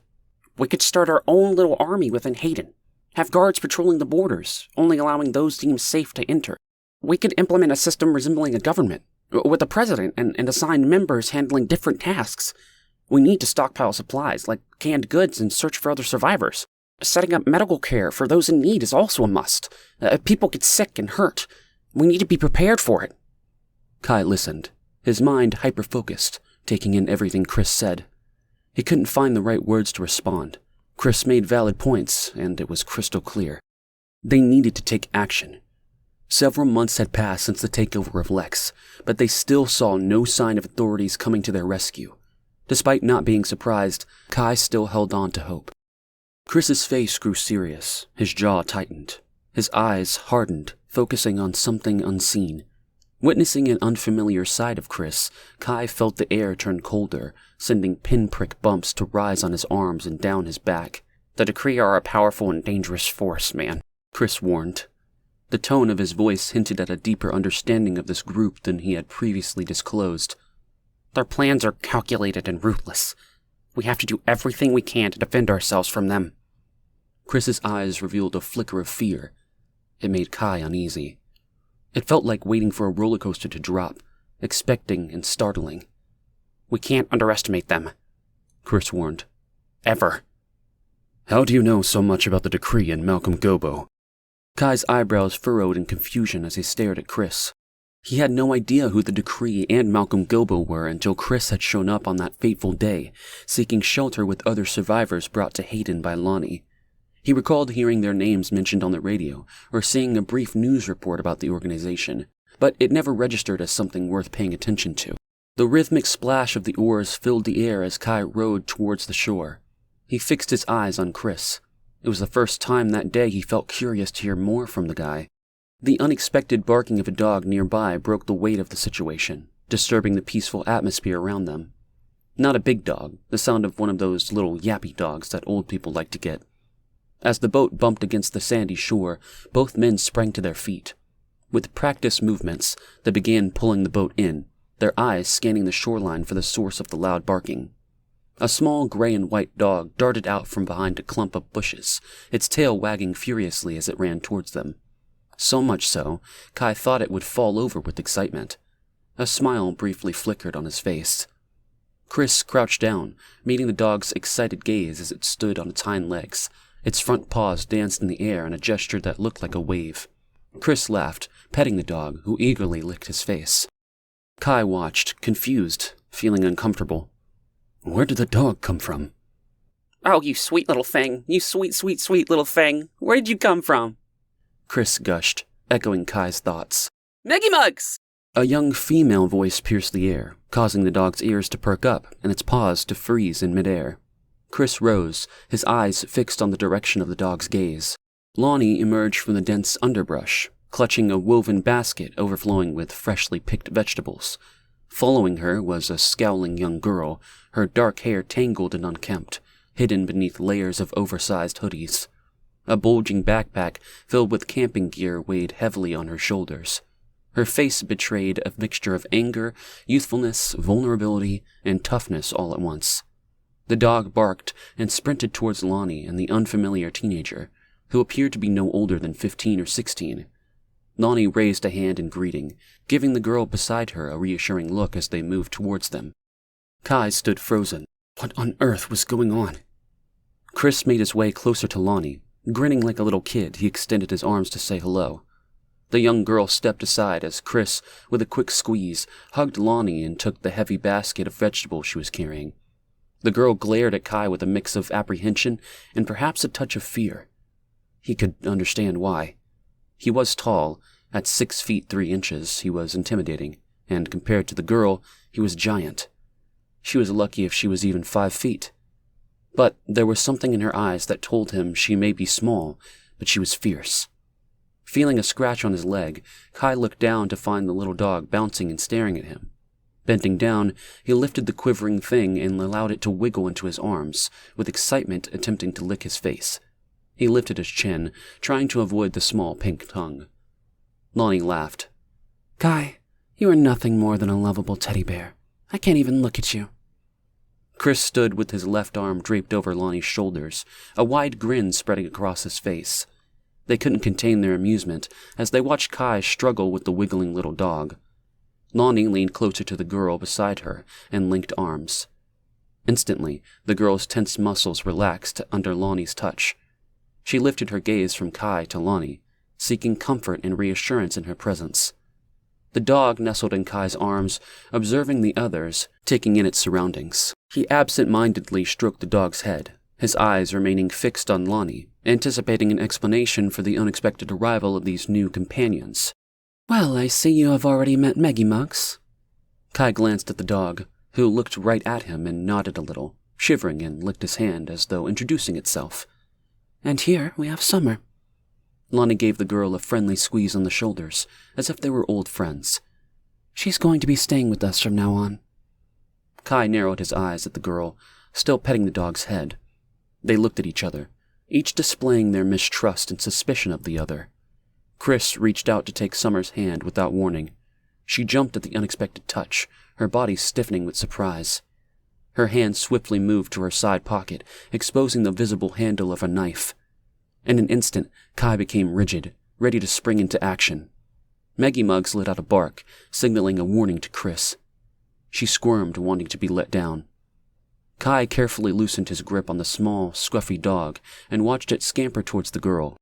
The dog leapt to touch the girl's leg with 2 paws, leaving smudges of dirt and grime on her clothes. It then snuggled close to her, resting its head on top of her foot. It narrowed its eyes, giving Kai a warning look. Animals, he thought. Pay attention to those they are loyal to. Lonnie, as though nothing had just happened, began talking with Chris. She listened attentively as Chris recounted the day's events on the lake in vivid detail, including the latest conversation he had with Kai coming home. Their voices droned on. Kai remained still, observing the kid petting the dog with an accusatory look. The dog daring Kai to say something to the girl. Feeling uneasy and slightly irritated, Kai started sorting their fresh catch and fishing equipment. He focused on carefully untangling fishing lines and stowing away tools, retreating into his own thoughts, leaving behind the fading voices of his sister and Chris. He wasn't sure of this kid with their hand ready and waiting to draw a knife at her side. He wasn't sure if he liked her here at Hayden. Something felt different with this one. Her eyes, like his, told a story. A story he wasn't sure he wanted to know. Chapter 29. Leah. Leah lowered herself onto the hard dirt floor of the small cottage.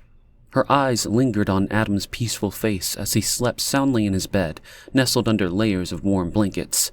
They were back home in the cabin once more. Waiting for what? She didn't know.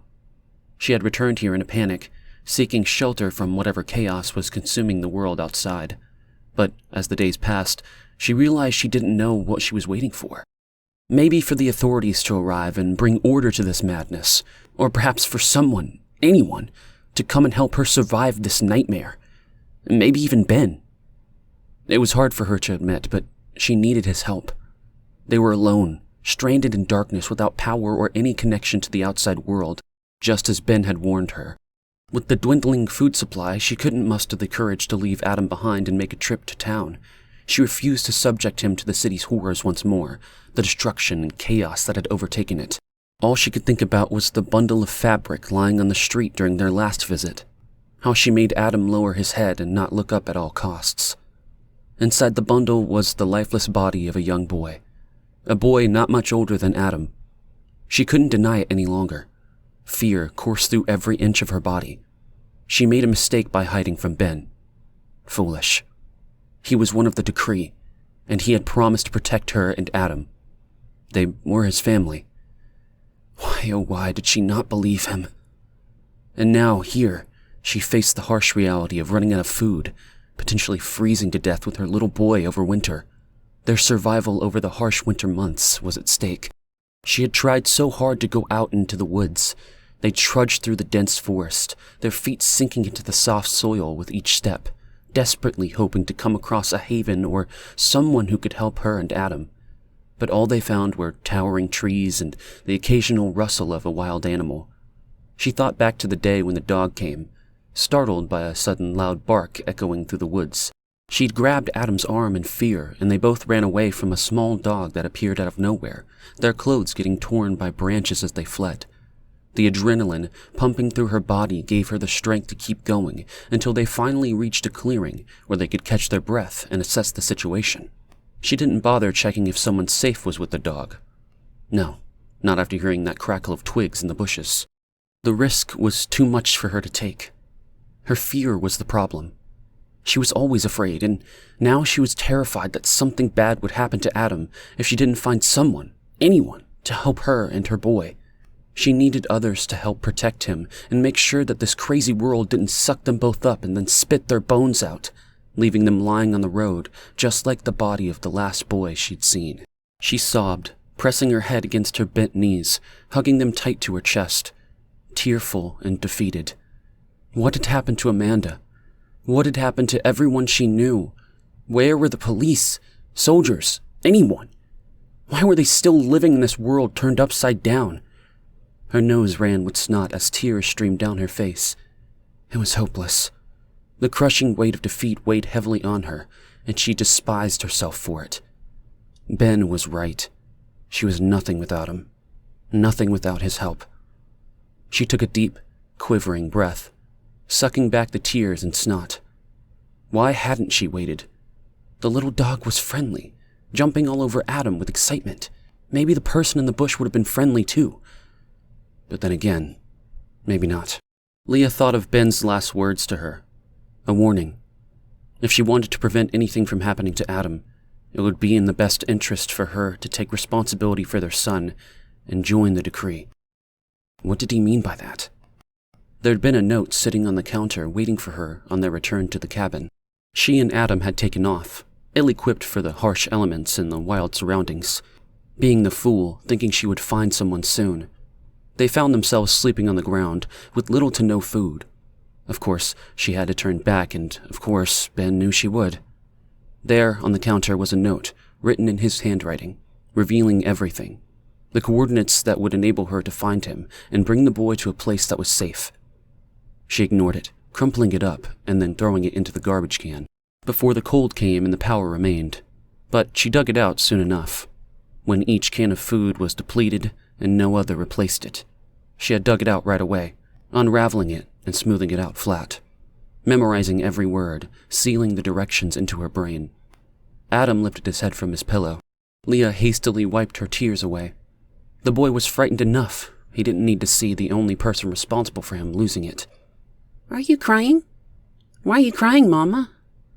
Rubbing his tired eyes, he sat up and clutched his blankie, fearful of the darkness. A faint, metallic clinking sound reached Leah's ears, and Adam pulled out the little orange truck he had hidden under his pillow, safe and sound. His little fingers clutched around it always, like a safety blanket. No, I'm okay, baby. I'm okay. Go back to sleep. She reached out her hand to caress his forehead, feeling the dampness of sweat. Gently, she tucked him back under the covers, the little orange truck snug under his chin, his small fingers holding onto it tightly. I'm hungry, Mama. Can I have some toast with cinnamon? His voice rose in excitement, but Leah didn't have cinnamon or bread. Oh, sweetheart, there's no bread at the grocery store, remember? I told you. Adam's face contorted into a frown. But I have some soda crackers, and I may have some peanut butter still left. Would you like something like that? Leah tried to sound cheery. Realizing there was barely any peanut butter and only a few crackers left, she knew their food supply wouldn't last more than a few days, let alone a week. There was no more fresh water left. The taps had stopped functioning soon after they had returned to the cabin, leaving her with no other options but to boil lake water on an open fire for basic needs. She was beyond dire straits. Recognizing the truth, she accepted the harsh reality they were facing. Okay, Mama, I'll have some crackers, but I'll only have 2 with peanut butter because I want some more in the morning. Adam, she said, her tone filled with resignation. You can have as many as you want. You could have them all. She tried to sound confident and composed, but her voice betrayed her true emotions. Fear. Tomorrow, you and I are going to go on a big journey. A journey?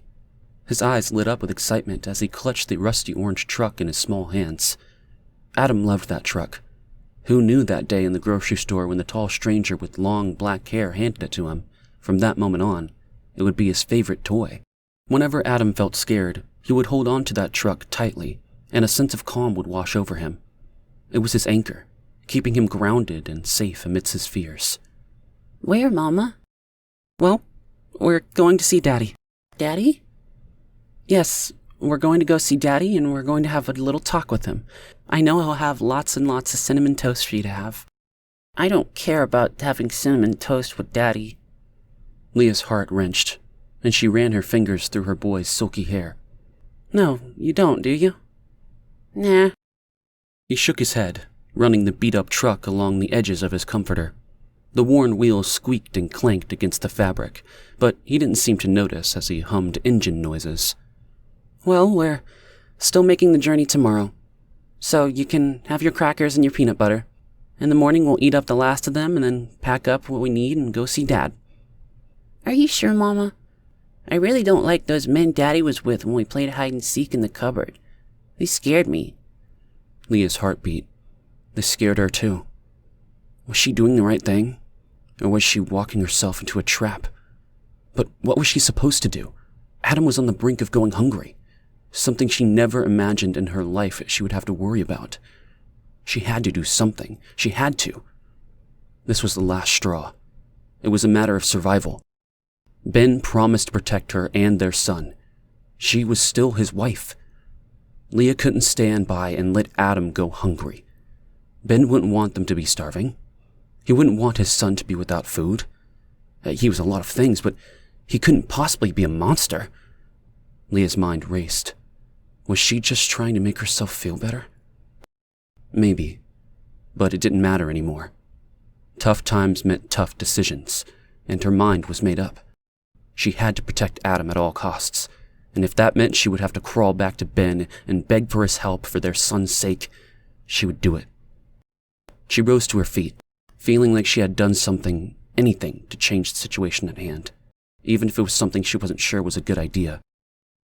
Mama, keep the crackers for the trip tomorrow. Adam spoke, already burrowed back under his covers.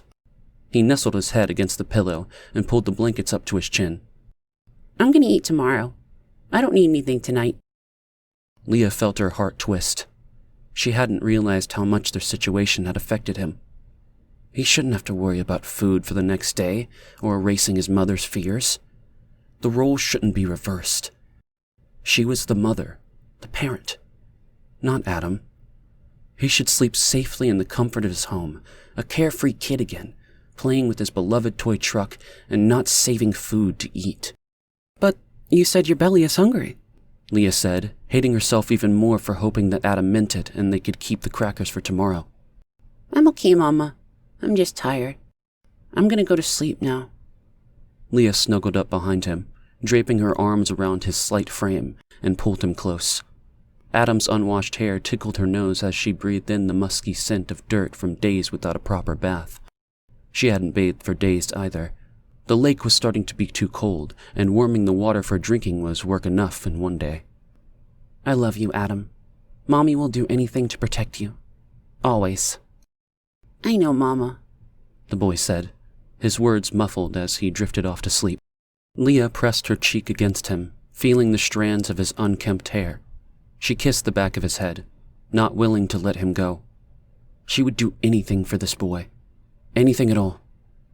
And right now, she knew she needed to make sure that he was safe, that he had food, warmth, and a roof over his head for protection. As the sun rose, Leah carefully packed the remaining food and freshly boiled water into sturdy containers and wrapped them in thick blankets. She stuffed everything into large backpacks, along with some old sleeping bags she found in the musty attic. Leah loaded it all into Adam's red wagon, layering them both with extra clothing to keep them warm, even though it wasn't even fall yet. It was cooler than normal for this time of year. She took one last look around the empty cabin. The only place she ever felt was home. Would she ever come back here? She let memories of her childhood in this place, her parents, and the years since Adam was born flood in. Leah hesitated, clutching her 3-year-old son's hand tightly as they stood before the wagon packed with all their belongings.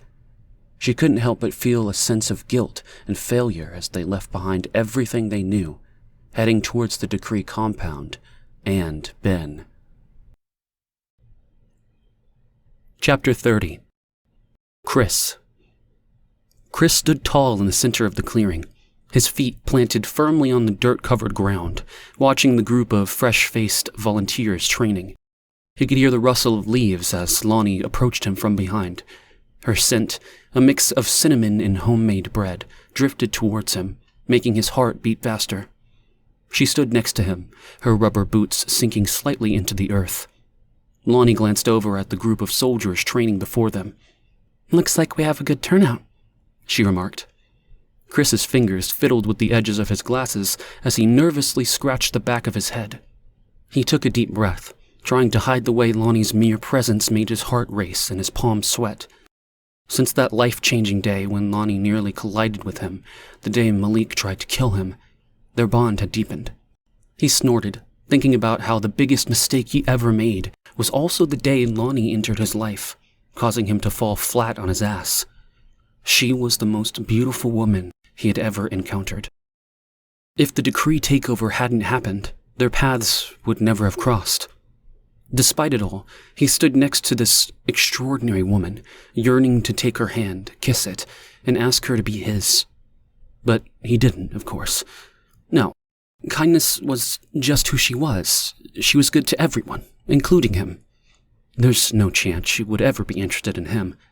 How could she? Lonnie knew the truth about him, who he really was. A liar, a cheat, and a weak shit of a man. The corners of his mouth turned down, a deep crease formed between his eyebrows. "What's wrong, Chris?" she asked, her voice laced with concern. Meggie Muggs, fluffy and clean, sat at Lonnie's feet. The Shih Tzu raised her one paw and pressed it on Lonnie's foot, as if claiming ownership of her human. Damn dog. It was like the little canine could read people's minds. But his thoughts both softened as the little dog's tail wagged as she looked at Chris. She shifted, as if about to rise and approach him, but let out a welcoming bark instead. "Hush now, Maggie. Everyone's trying to train," Lonnie soothed, bending to scratch the dog behind the ears. The girl who came with the dog, the one that was pregnant and only 16, looked over with a fierceness on her face. She glared at Chris with accusation. Lonnie greeted the girl with a wave, and her tense expression softened as Lonnie stroked Meggie Muggs' fur. Summer's lips pressed into a tight line as she shot a disapproving glance at Chris before turning to Kai with a matching expression. The two locked in combat, wielding thick wooden sticks with fluid movements that Chris had been teaching them. He was passionate about Bartitsu, a fighting style he claimed to have practiced for years and deemed as the gentleman's technique. Weeks before, Kai stood and observed Chris's moves with crossed arms, showing his skepticism. "I've never heard of this," he said, his tone betraying his doubt. Chris was unfazed, his love for Bartitsu shining through as he explained its history and benefits. Kai couldn't help but scoff at the idea of fighting like a gentleman, but with no other options for training, he took part in the sparring with the other volunteers. Much to his dismay, this day Chris delegated Kai to team up with Summer. Lonnie's brother towered over the girl. He tied his long black hair back into a high bun on top of his head, keeping it tucked out of his way. Kai's eyes narrowed as their sticks met in a loud clash. You need to focus, girl, he scolded. One moment of distraction can be fatal in combat. His voice had an edge of annoyance, a common occurrence for Kai, who always seemed to have something or someone bothering him. Summer lunged at Kai, swinging her stick wildly. He flinched as the stick hit his arm with a sharp thud. Wide-eyed, he looked up at her in disbelief. A girl in your condition shouldn't be fighting. It's foolish. You're going to hold us back. Leave the fighting to the stronger people. Summer's face dropped, the blood draining of all color. Uh-oh, Lonnie said beside Chris. He's right, he said, gesturing towards Summer, taking in her slight frame and obvious baby bump. She shouldn't be fighting. Look at her, she's 100 pounds soaking wet, and already showing. She's too young, too small, and too pregnant. Lonnie chuckled to herself, looking at the girl, her arms extended, holding a stick at her brother. They looked like David and Goliath, readying to battle. That girl has been fighting her whole life. She's exactly what we need to protect Hayden. Lonnie laughed. Besides, she has something to fight for that many of us here don't. What do you mean? Chris, come on, think about it. What does she have? Before Chris could answer, Kai's voice rumbled through the air. Training is no place for a girl in your condition. Think about your baby. Think about my baby? Why do you think I'm here? Summer blushed deeply, and Kai's face mirrored hers. It's reckless, and you'll be a liability. His emotions, normally kept buried down hidden inside him, were bubbling to the surface. As the sun beat down on her, Summer lifted her stick and struck Kai's arm with a satisfying thwack. Her chest heaved up and down, with the adrenaline coursing through her body. Kai let out a loud yelp, grasping at his left arm. He clenched his teeth and closed his eyes, trying to suppress the fiery anger boiling inside of him. In the apocalypse, there's always someone pregnant, man. It's the fucking apocalypse. What do you expect? Summer, prepared for a fight, raised her stick high, ready for battle. You think babies just hatch or something? Women have babies. Get over it. Kai threw his hands up, tossing his stick before storming off. He charged past Chris and Lonnie, then abruptly paused, his rich voice becoming clear, brief, and precise. I can only take so much, Lonnie. This girl is a threat, unreliable, and a risk. Kai's breathing was heavy, his anger on the verge of erupting. Lonnie rested her hand on her brother's shoulder as Chris watched, stunned. He felt the same as Kai. Once upon a time, people said the same thing about you. Kai's face flushed a deep shade of red as his anger boiled inside of him. He clenched his jaw, wanting to say something to his sister. Instead, with a frustrated grunt, he turned on his heels and stormed away, shaking his head in disbelief. He's right, you know. She just looked at Chris and smiled. There's one thing I know when I see a soul. That girl you and Kai think is problematic, a nuisance, a liability. We want her on our side. Well, Lonnie, I understand you're a caring and empathetic person who wants everyone to come together and help each other, but there are people who cannot be saved or changed. With a steely gaze, she locked eyes with Chris, making him squirm under her intense scrutiny. He shifted his weight and avoided her accusing stare, feeling the heat of shame rise to his cheeks. She knew the truth about his involvement with the decree. Chris Onweir, the man behind the button that shut everything down. Her narrowed eyes were like daggers, accusing him without saying a word. I'm sorry. His head hung low as he mumbled, his cheeks flushed with shame. Silence fell between them as the sounds of shouting and clanging wood filled the air.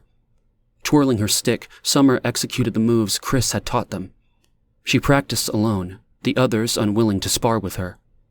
Undeterred, Summer's stick whipped through the air in fluid movements, as though it were an extension of her arm. Maggie Muggs let out a bark of encouragement, her tiny paw still resting protectively on top of Lonnie's right foot. I'm grateful you saw something in me. Something I didn't see in myself. You mean the world to me, Lonnie. Chris's hand trembled with emotion. He gazed into her warm brown eyes and felt a lump form in his throat. Without thinking, he took her hand, giving it a gentle squeeze. but almost as soon as their skin touched, he jerked his hand back, ashamed he touched her after just berating Summer moments ago. Lonnie extended her hand and, to his astonishment, grasped his fingers, giving them a comforting squeeze. I trust her, Chris, because she has everything to lose if we fail. He looked at her, distracted by the feel of their fingers interlocking, their palms pressed firmly together. What do you mean? We can protect her. Well, we can attempt to keep her safe. She doesn't know how to trust. You can see it on her. It's burned in her soul. Chris struggled to focus on Lonnie's words. His eyes kept drifting to her lips. His hand ached to caress her soft cheeks, and his lips yearned to meet hers, tasting the passion that radiated from her. He knew he was unworthy of this amazing woman, but he couldn't help the intense desire he felt for her. She's headed for trouble if she relies solely on self-preservation. We all want to protect ourselves, but in this situation, we need each other. His voice was hoarse in his throat. Chris. Lonnie leaned into him, raised her hand and touched the side of his cheek, her eyes looking at him with such kindness and something else. Was he seeing things through a filter of his own desires? Looking into her eyes, he saw nothing but the purest soul, the only person he could ever picture himself with.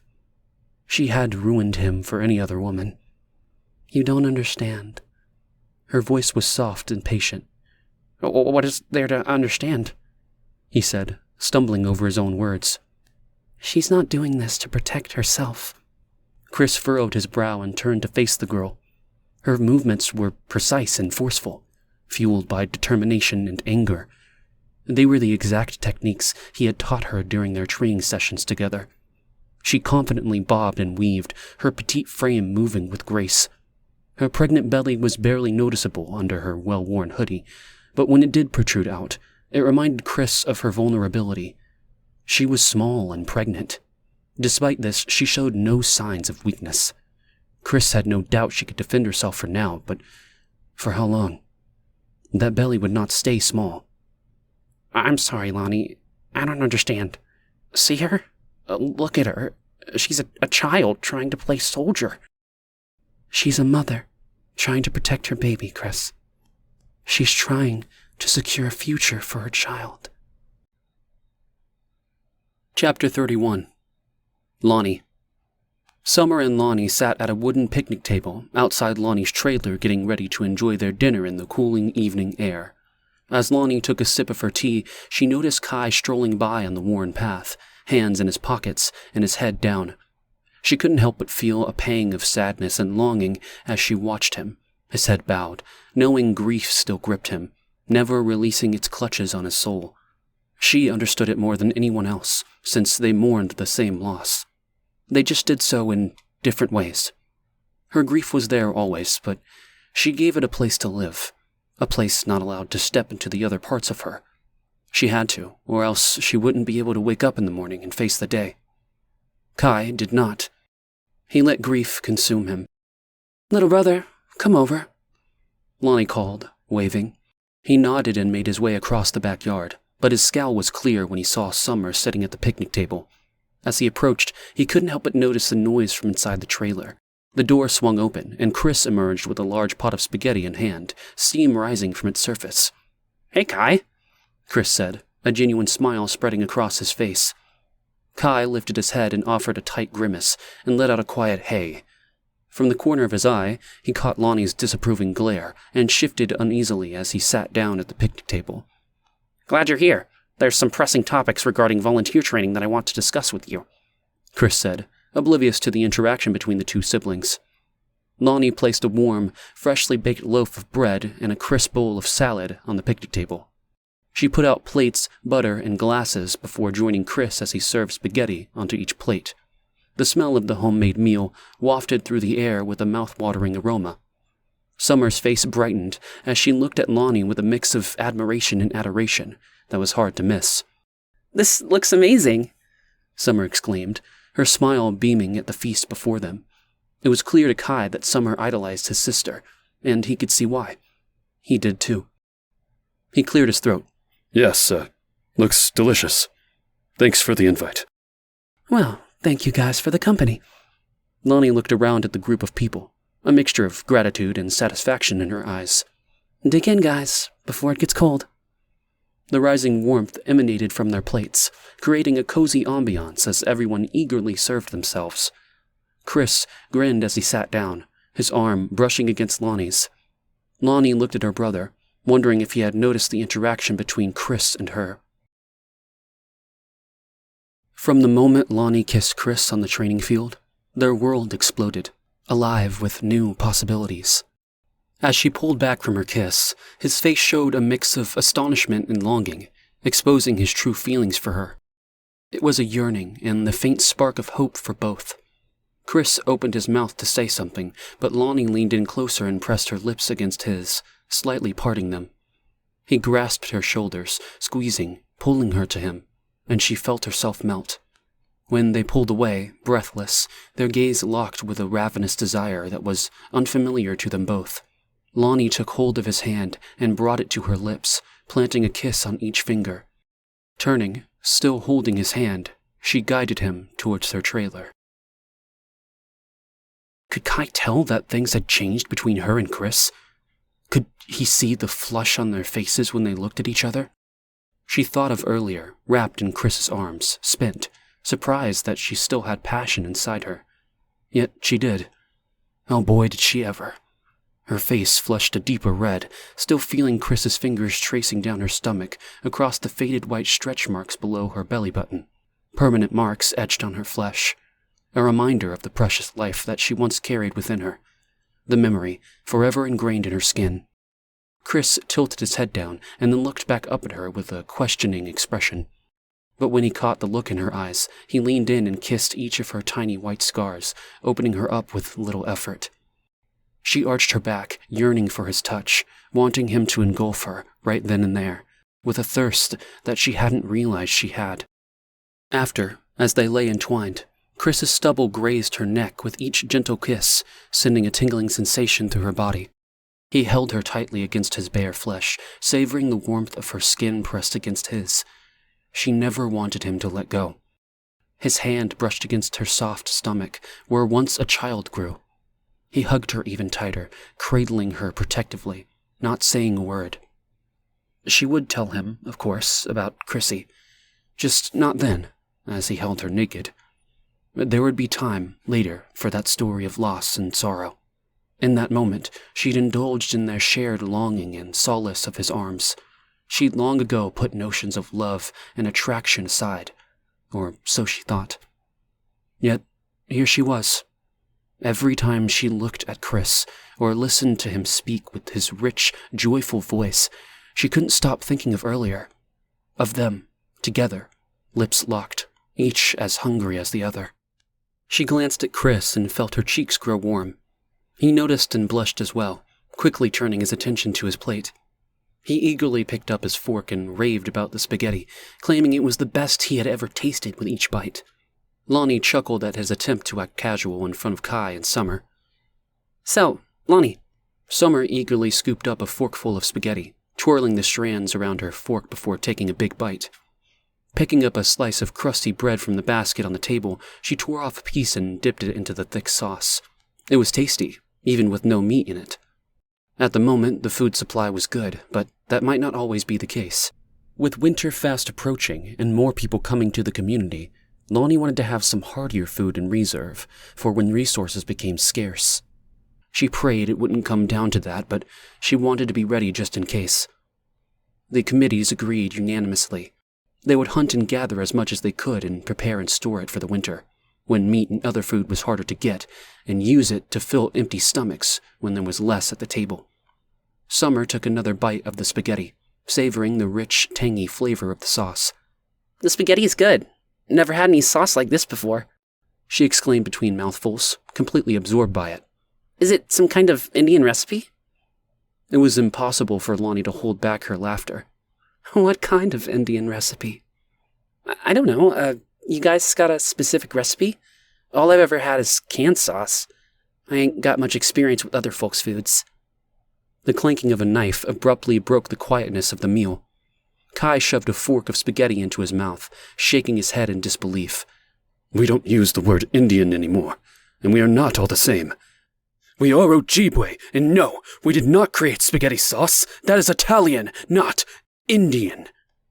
Lonnie's hand flew out, smacking Kai on the arm with a sharp snap. Enough, she reprimanded, her eyes narrowed in disappointment. It's my own creation. I'll share it with you. We can make it together. It's something I have cultivated over the years, tweaking it to just my liking, adding a little this or that. It would be nice to pass it on. Lonnie scowled at Kai, embarrassed by his attack on the girl. Summer's face flushed with anger and shame, her words dripping with sarcasm as she retorted, Oh, forgive me, Mr. High and Mighty Indian, or whatever you want to be called today. I was too busy being knocked around from one foster home to the next to keep track of what is and what isn't acceptable to speak at the moment. Summer slammed her fork onto the plate, scattering crumbs and pieces of bread. She clenched her teeth together as she spoke, the bitterness and hurt seeping through every word. Do you have any idea how many schools I've been to? She leaned towards Kai, her eyes blazing with anger. 23 different schools in a single year. And yet you sit there all smug and offended, expecting me to know every single damn cultural custom and tradition out there. She took a bite of the warm, freshly baked bread, chewing it furiously before continuing. Pure miracle I can read it all. But hey, who the fuck cares about that? Pfft, the nerve of me asking about spaghetti. Lonnie gently touched Summer's fist, wrapped tight around her fork. She could sense the tension and hurt in the young girl's grip. She looked into Summer's eyes and spoke with genuine warmth. You are a part of our family now. You don't have to go anywhere else again. This is your home, if you will have us. Summer blinked in surprise at Lonnie's words, unsure of how to respond. She quickly wiped her mouth and set the napkin down on the table. Overcome with emotions, she stuttered. I have to go. She stood up abruptly, turning away from them so they wouldn't see the tears beginning to stream down her face. Lonnie felt a surge of anger as she watched the young girl stifle her emotions and run away, retreating into herself. Summer, wait, Lonnie called out. I made your favorite dessert, apple pie, just for you. She watched as Summer's pace quickened, not bothering to respond. Kai pushed forkfuls of spaghetti into his mouth, his eyes fixed on his plate. Shame radiated from him, and knew that her calling out his behavior embarrassed him. But she didn't care. Lonnie endured this nonsense for too long. She couldn't stand by and ignore it any longer. Kai berated the girl for no reason, flying off the handle just because he didn't like her. You know, she's just a kid. A traumatized child. Kai paused, not looking up from his plate. Have you seen her stomach? There's nothing child about her.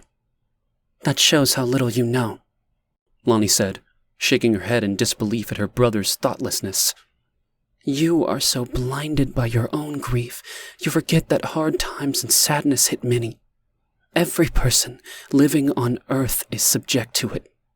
Cruelty is something that relentlessly follows us all. She bent her head, suddenly drained. So is kindness. Do better, Kai. I expect more from you. Chris let out a nervous cough. She cleared her throat and spoke firmly, making sure both heard her.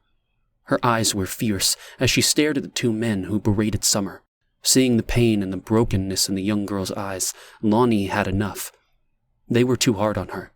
She wasn't going to allow them to continue to belittle the troubled girl. There would be no more of it. Over her dead body.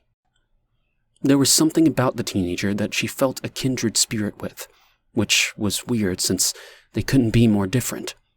Summer, bold and unafraid, exuded strength and power, while Lonnie always felt timid and easily swayed.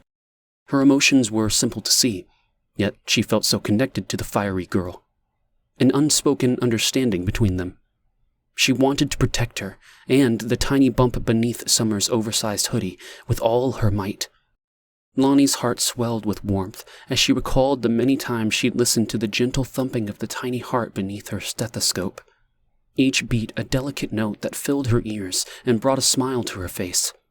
She felt privileged being able to witness and share this moment with Summer, watching as the girl's eyes grew wide with wonder and amazement at the miracle of life growing within her. It was a simple joy, but one that touched Lonnie deep in her soul.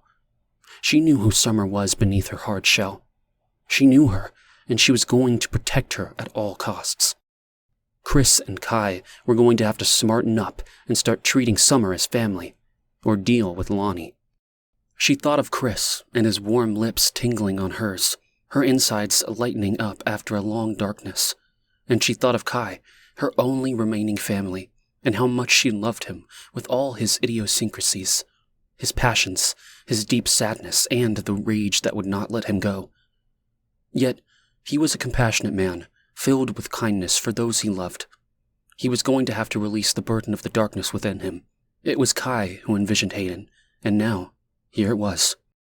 Alive, and he was sulking around like a giant man-baby because the people in Hayden's community were not who he imagined. You know, Kai, you are behaving rather narrow-minded and, dare I say, judgmental, Lonnie blurted out, fed up. Both Chris and Kai looked up at her, their expressions contorted with shock and disgust. Kai abruptly jumped from his seat, nearly sending his plate of half-eaten spaghetti flying. She met his gaze, her eyes drilling into his with disappointment. Slowly, he sank back down into his seat, his face now tinged with shame. Chris stood next to her. His own reactions mirrored Kai's. Lonnie reached out and touched his arm before turning back to look at her brother. Chris sat back down, and she lowered herself beside him. His hand reached under the picnic table and squeezed her knee, giving her strength and causing a twisting, turning sensation in her pelvis. A feeling long thought gone. We grew up with two loving parents who would do anything for us. Yes, we lost our mother, but it was through sickness, not because she abandoned us. She fought with every breath of her life to stay with us. Lonnie held back the tears that threatened to fall, taking a deep breath to open the tightness forming in her throat. Our father was a good man, a wonderful father. He taught you the very skills keeping all of us alive. She turned to Chris. You've told me many stories about how your father did the same for you growing up. How you spent every free time in your childhood with him in nature, learning to live off the land, just like our father did with us. Chris nodded. His father's presence was stronger than ever with him since coming to Hayden. He'd confessed to Lonnie that, more than ever, he felt like himself. Like he did those moments with his dad growing up. Summer has had none of that.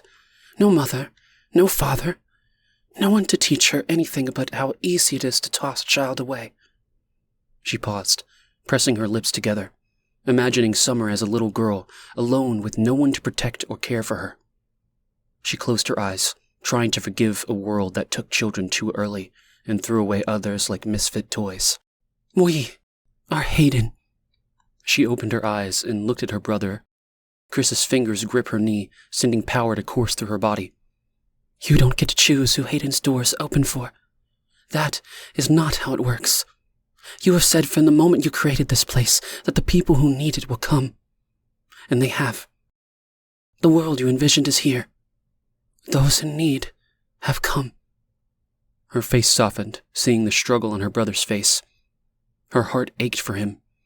She loved him so much and wished she could wash away the pain that lay stagnant and oily inside him. Take it away and allow him to live again. I agreed to come here because I believed in your vision, your dream. I believed in you. She extended her hand towards Kai, who placed his much larger one in hers. Kai's voice dropped to a whisper, barely audible, but she caught every word. You're right, as always.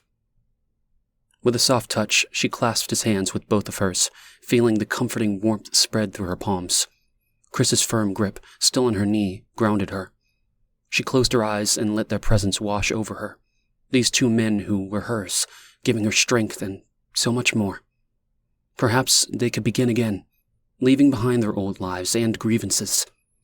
Kai and Lonnie united in their shared loss, while Chris tried to move on from his troubled past and connections with the decree. Start from scratch in a world where starting over appeared impossible. This new world that forced them to reevaluate who they were and how they would face survival in what remained in the living world. A world that they all had to navigate and exist in. Summer should learn how to fish, Lonnie said, not moving. You should take her out with you next time. Teach her how to hunt and fish, clean it, cook it, out in the woods alone. Teach her how to live off the land. She's hungry for knowledge, and she is a survivor. You can teach her this. Lonnie looked at Chris. You both should, like your fathers taught each of you. Kai looked up and nodded. I will, he said without question. Teach her everything, Kai. Like an uncle would. He looked up with a flicker of defiance in his eyes, but remained silent, nodding in agreement. Chapter 32. Yasmin. Yasmin's stomach clenched with unease, her heart pounding in her chest as she watched Leah emerge from the dense bushes that surrounded the Decree complex. Leah's sunken cheeks lifted in a look of pure awe, her eyes wide and unblinking as she took in the sight before her. A perfect and pristine structure, standing tall and imposing against the backdrop of the surrounding forest. Every detail of the building seemed to exude an air of luxury and power. Yes, the building was impressive with its bright facade shining in the sun. The immaculate lawn was almost blindingly green. Everything around Leah contrasted with the poverty that clung to her, making her an eyesore in this place of orchestrated perfection that was the Decree complex. Leah's gaze turned away from the structure, edged in nature's beauty, and landed on Yasmin. She stood with her feet planted apart, a smirk playing across her lips, gloating at Leah as though she were nothing more than a pathetic insect, small and insignificant. With her hands on her hips, Yasmin's leering expression said it all. She snorted. Well, well, well, look what the cat dragged in.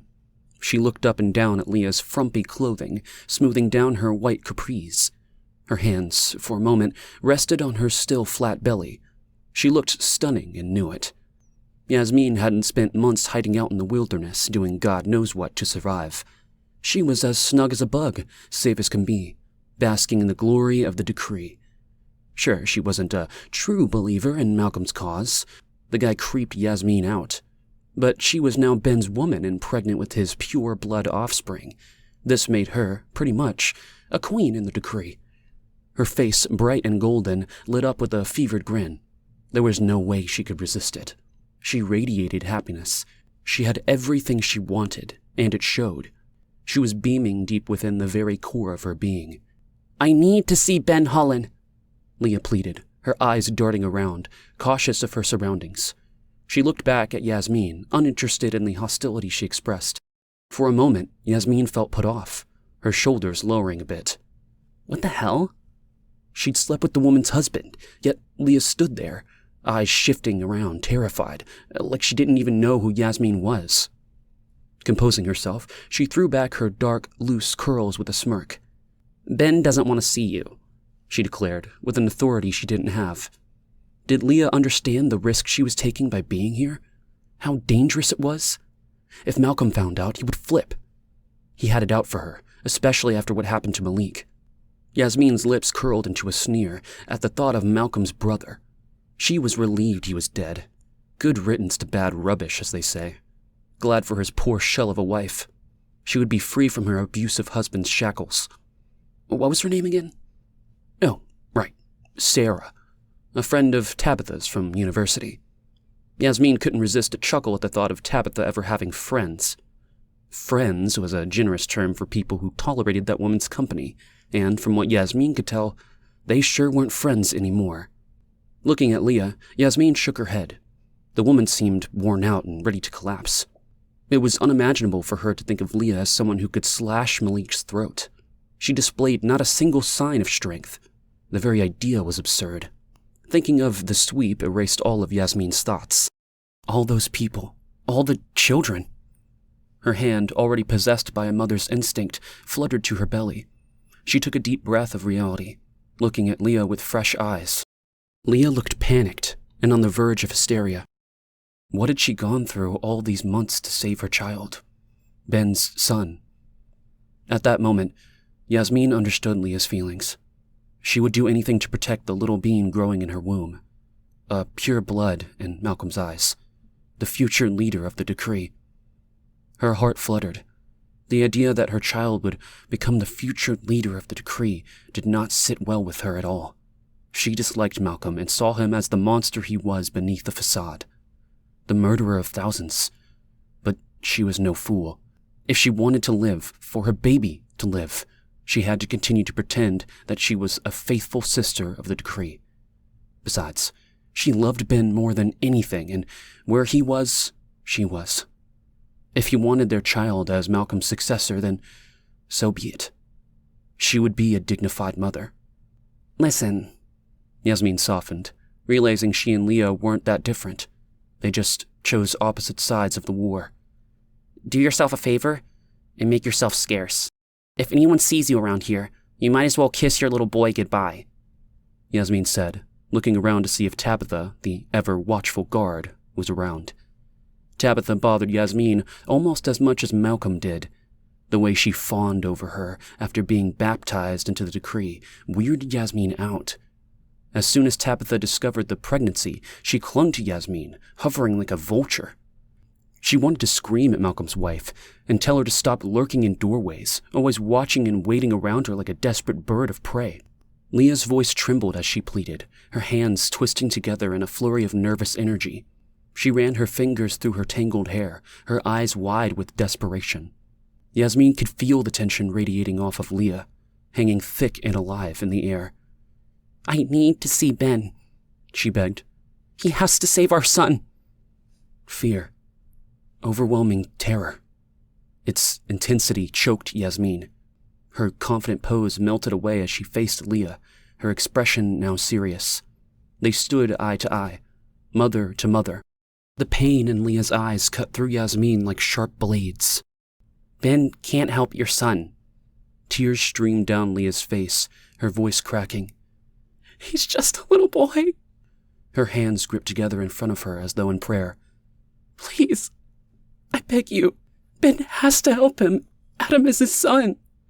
She sobbed as the sun disappeared behind thick, ominous clouds, casting a shadow over the once blue sky. He's a half-blood, Yasmin said. Her words sounded foolish even to her. These terms belonged to Malcolm, not to her, and she felt dumb using them. She sighed. Like it or not, she had no option but to utter them. Malcolm was the law, and so were his words. You ignored Ben's warning. Now the boy's fate is in Malcolm's hands. Her spine tingled with fear as she straightened her posture. What was she doing? Standing here talking to Leah and not turning her into the decree was suicidal, even for Yasmin. Malcolm wanted blood for his brother's murder. She struggled to grasp the idea of Leah being capable of killing Malik, but Malcolm's conviction was enough to make her aware of the danger. You need to leave. Now, she whispered in an urgent tone. It's too late for help. No! Leah demanded. I know Ben won't turn his back on Adam. Her words sounded strong, but Yasmin could hear the hesitation behind them. Had Ben ever shown any concern for Adam before? She thought about how many times he mentioned his son. Never, ever, unless Malcolm brought his name up. But this was different. This was Adam's life they were dealing with. He wouldn't abandon his son, would he? Her hand wanted to press against her stomach again, but she stopped, thinking about the baby growing inside her. Her child with Ben. Look, I am telling you, Leah. He won't. A strange look crossed Leah's face, as though hearing her name coming from Yasmin's mouth left her in a state of shock and surprise. No, that isn't possible. Tears welled up in Leah's eyes as she shook her head, trying to hold them back. Yes, it is. No child who isn't pure blood can... Yasmin paused. Stating the obvious was pointless. Leah knew. You are not a part of the decree. You insulted Malcolm and made him look weak in front of his people. Worse, he thinks you killed his brother. Now he is furious and needs to make an example of you. What? His brother? A moan escaped Leah's lips, and she half turned to leave but changed her mind and pivoted back to Yasmin. Adam is not a half-blood anything, she said through clenched teeth, pointing a shaking finger at the surprised Yasmin. Dirt particles were visible, sticking to Leah's broken nails. And I have killed no one, ever. I don't even know who you're talking about. The sight of Leah standing there, covered in dirt and seething with rage, triggered something inside Yasmin. Ben had forewarned Leah about the consequences, but she ignored it. If Leah had listened, her child would be protected. Adam is Ben's son! He must help him! Leah bellowed once again. I am having Ben's son! Yasmin burst out, shocking herself. Startled, Leah moved backwards. Seeing the confusion on Leah's face, Yasmin couldn't help but feel a hint of satisfaction. Well, I don't know that it's a boy, Yasmin rambled, trying to compose herself. But yes, Ben and I are expecting, she repeated, her tone laced with smugness. This child is pure blood. I don't understand. Leah stood back, her eyes searching the rolling green grass that stood out, lush, behind Yasmin. That makes no sense. Dawning spread across Leah's face. You are her. The woman in my bed. What? Yasmin replied, feeling a bit put off. Was she kidding? Did she just realize who Yasmin was? She had to be kidding. What don't you understand? Ben has moved on without you. We're going to start our own family here with the decree, Yasmin said, waving her hand towards the complex like a game show host presenting new cars. Leah's eyes held a sympathetic expression. This only fueled Yasmin's anger. She couldn't believe Leah, standing there in tattered clothes, begging for Ben's help, felt pity for her. That's not possible. It just isn't. Leah's voice was slow, as though stating facts to a berated child. Well, it is possible. Yasmin folded her arms across her swelling breast, not enjoying how this conversation was playing out. I'm almost 3 months along. You want the only one capable of having Ben's child. Leah's forehead wrinkled in confusion, as if she was remembering something Yasmin didn't know. Her heart started racing, and she felt an overwhelming urge to flee. How is it possible when Ben had a vasectomy a year after Adam was born? Leah paused and swallowed. It was after I had a pregnancy scare. Ben was furious and freaking out that I tried to trick him. Yasmin stood cemented to the ground, her body turning cold. I remember how miserable he was after the procedure. He sat with a pack of frozen peas between his legs for well over a week, complaining the entire time. I was damn lucky I wasn't pregnant. Later he started going for sperm tests, stating no woman would fool him again. Leah looked at Yasmin with empathy, which infuriated her. I know Ben. He didn't go through all that just to have a reversal later. Unfortunately, Ben can't be the father. It's impossible. A dark cloud descended over Yasmin's body. Blood drained down to her toes, leaving no feeling, just cold and dead. Vasectomy? Ben never told her he had a vasectomy. He didn't even flinch when she revealed she was pregnant. Something wasn't right. Something was very wrong. With the venom she didn't know she possessed, Yasmin turned on Leah. Get out of here! Now! Her voice cut through the air like a sharp blade, her finger pointed at Leah, who stood trembling in front of her. I will call the decree soldiers on you if you don't leave right now! Leah's eyes filled with tears as Yasmin continued to reprimand her. How dare you? Who do you think you are, questioning me? You're just angry because my child will live, and yours is just biding time till Malcolm finds him. Unable to handle the sight of Leah's frail figure in tattered clothes, Yasmin turned away and stormed off in anger, Leah's words echoing behind her. Leah did not know what the hell she was talking about. Of course, Ben was the father of her baby. There was no one else. She needed to see Ben, and she needed to see him now. Chapter 33. Summer. It felt good to belong somewhere, to be part of something. Summer had been alone too long and had seen too much. She looked down at her protruding stomach, a reminder of Josh and the life they had created together. It seemed so long ago, surreal, almost like it never happened. For a brief moment in time, she loved a boy who loved her back, only for it to end just as suddenly, like it never happened. But it did. Her growing belly proved it. She squeezed back tears as Summer followed behind Lonnie, picking through the last of what remained in the garden. It was massive, capable of supplying food for the ever-growing drifters who found their way to Hayden. Their numbers were growing, much to Lonnie's delight. Lonnie's opinion was the opposite of hers. Summer believed they needed to keep their whereabouts secret and avoid any unwanted riffraff. Kai shared her views, and the way Chris's forehead furrowed in worry every time another able-bodied man entered Hayden.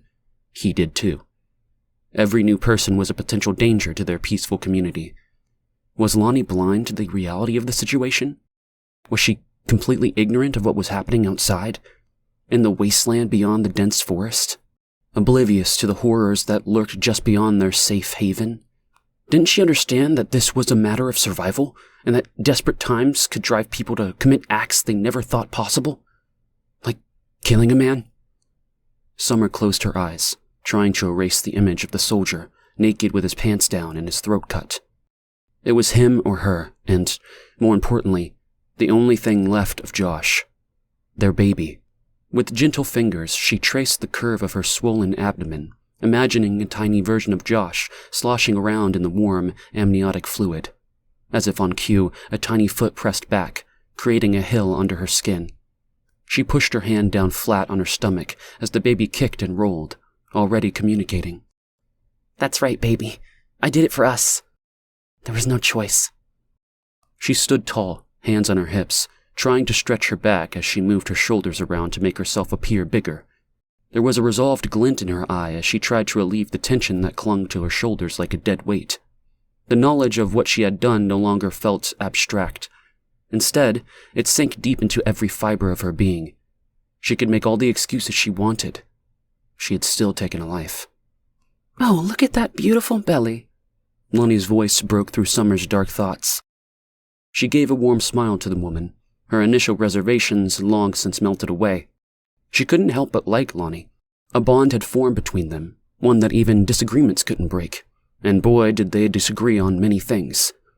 It was an unexpected, strange feeling to have someone who understood and accepted her, warts and all. Lonnie, the angel coming out of the garden patch, saving both her and Maggie Muggs, bringing them to a safe place where they would not be alone. Plus, she was a midwife to boot. Now the baby he wanted to keep would be born into the hands of someone who knew a damn thing about birthing babies. It was fate. Josh's spirit led Summer to Lonnie and Hayden.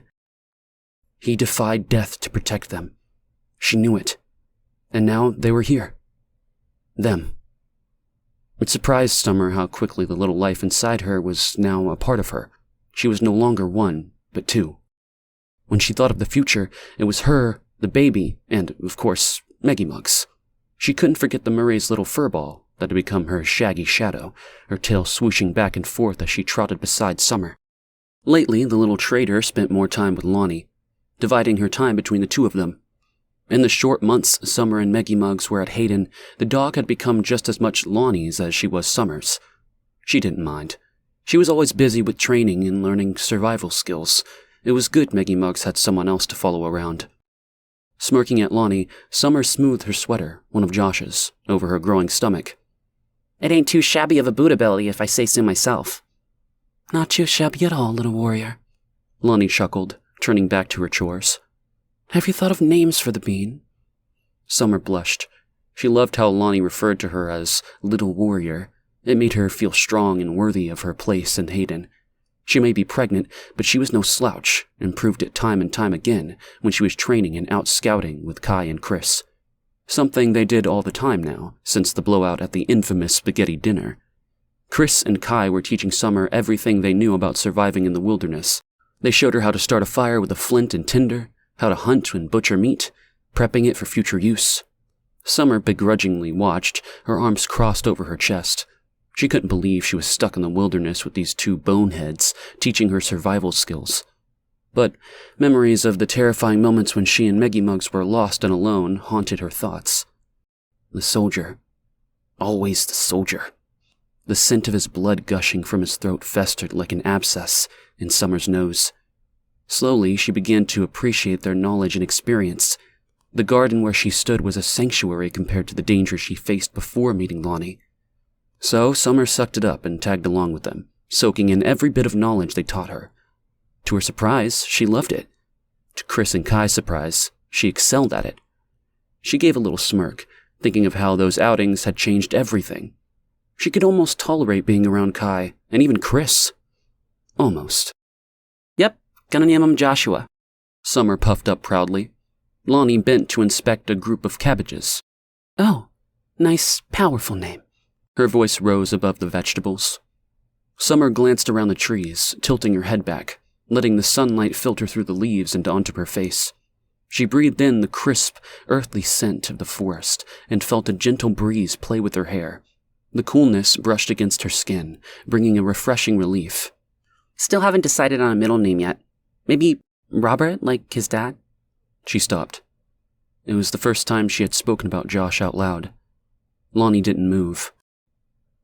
The air became heavy with silence, making Summer feel uncomfortable and weighed down.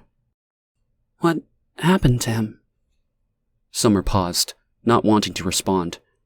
The words "nothing" ready to split the pocket of air that hung between them, breaking the silence. But she stopped. Lonnie's acts of kindness were a shield, given freely and without expectation. Summer was a stranger Lonnie knew nothing about. She didn't know what Summer was capable of. Yet Lonnie and Kai had given her a trailer of her own, a home that was hers. Rather than just tossing her into a temporary place, they embraced her as one of their own, trusting without questions or expectations. That first day when Summer revealed she was pregnant, Lonnie immediately began prenatal care, estimating how far along she was and how well the baby was doing, caring for her in the pregnancy with compassion, something Summer wasn't used to or completely comfortable with. But she was melting, warming to the comforting embrace. She loved it at Hayden. She loved being surrounded by nature's beauty, her summer rain reader, the street kid. Loved opening her eyes to the soft chirping of chickadees outside as she stretched out, feeling the warm rays of the morning sun seeping through her bedroom curtains. Her bedroom of her little home. She'd take a deep breath and inhale the crisp scent of pine from the nearby forest. Her little home nestled in the woods was the first place that she ever felt right in. It fit her. Made her think maybe she wasn't a street rat after all. Maybe she was something different. Something more. Summer loved fishing with Kai and Chris as they sat across from one and the other in the small aluminum boat, their fishing rods dangling over the edge. The trees drooping lazily in the stillness. Above them, a bright blue canvas of sky stretched endlessly. They took turns casting their lines into the vast expanse of the lake, surrounded by peaceful sounds of the water lapping against the boat and the call of the loons. This was where God was. This is where he hung out. Not some stuffy church, and Lonnie and Kai had given it to her, expecting nothing in return. She sighed, her shoulders slumping. Meggie mugs, always underfoot, whined, lifting her front paws on Summer's leg as a reminder that she was not alone anymore. "He's dead." Summer spoke the words out loud for the first time. They felt like a sharp slap in the face. The sting went deeper than just skin. It penetrated the core of her being. "He died," she said, feeling the weight of the truth settle over her. Lonnie turned, surprised. The weight pressing against Summer's chest shifted, lifting slightly. Unaware the pressure was there, always. It startled her. This was the weight of it all. The deep grief that consumed her and laid its heavy-fisted hand upon her heart, promising to never, ever let go of its grip. She was so used to it she didn't realize it was even there, but just uttering the truth, "He's dead," forced the grip on her heart to loosen, making her remember that once upon a time, that tight hold on her heart did not exist. In fact, it grew and swelled with her love of her skater boy, Josh. "They killed him. The decree."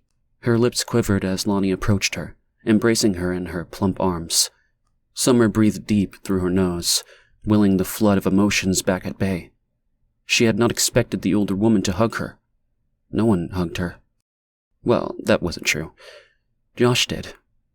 Josh loved wrapping his arms around her petite frame, pulling her close to his chest, his head bending down, pressing his lips against the top of her head.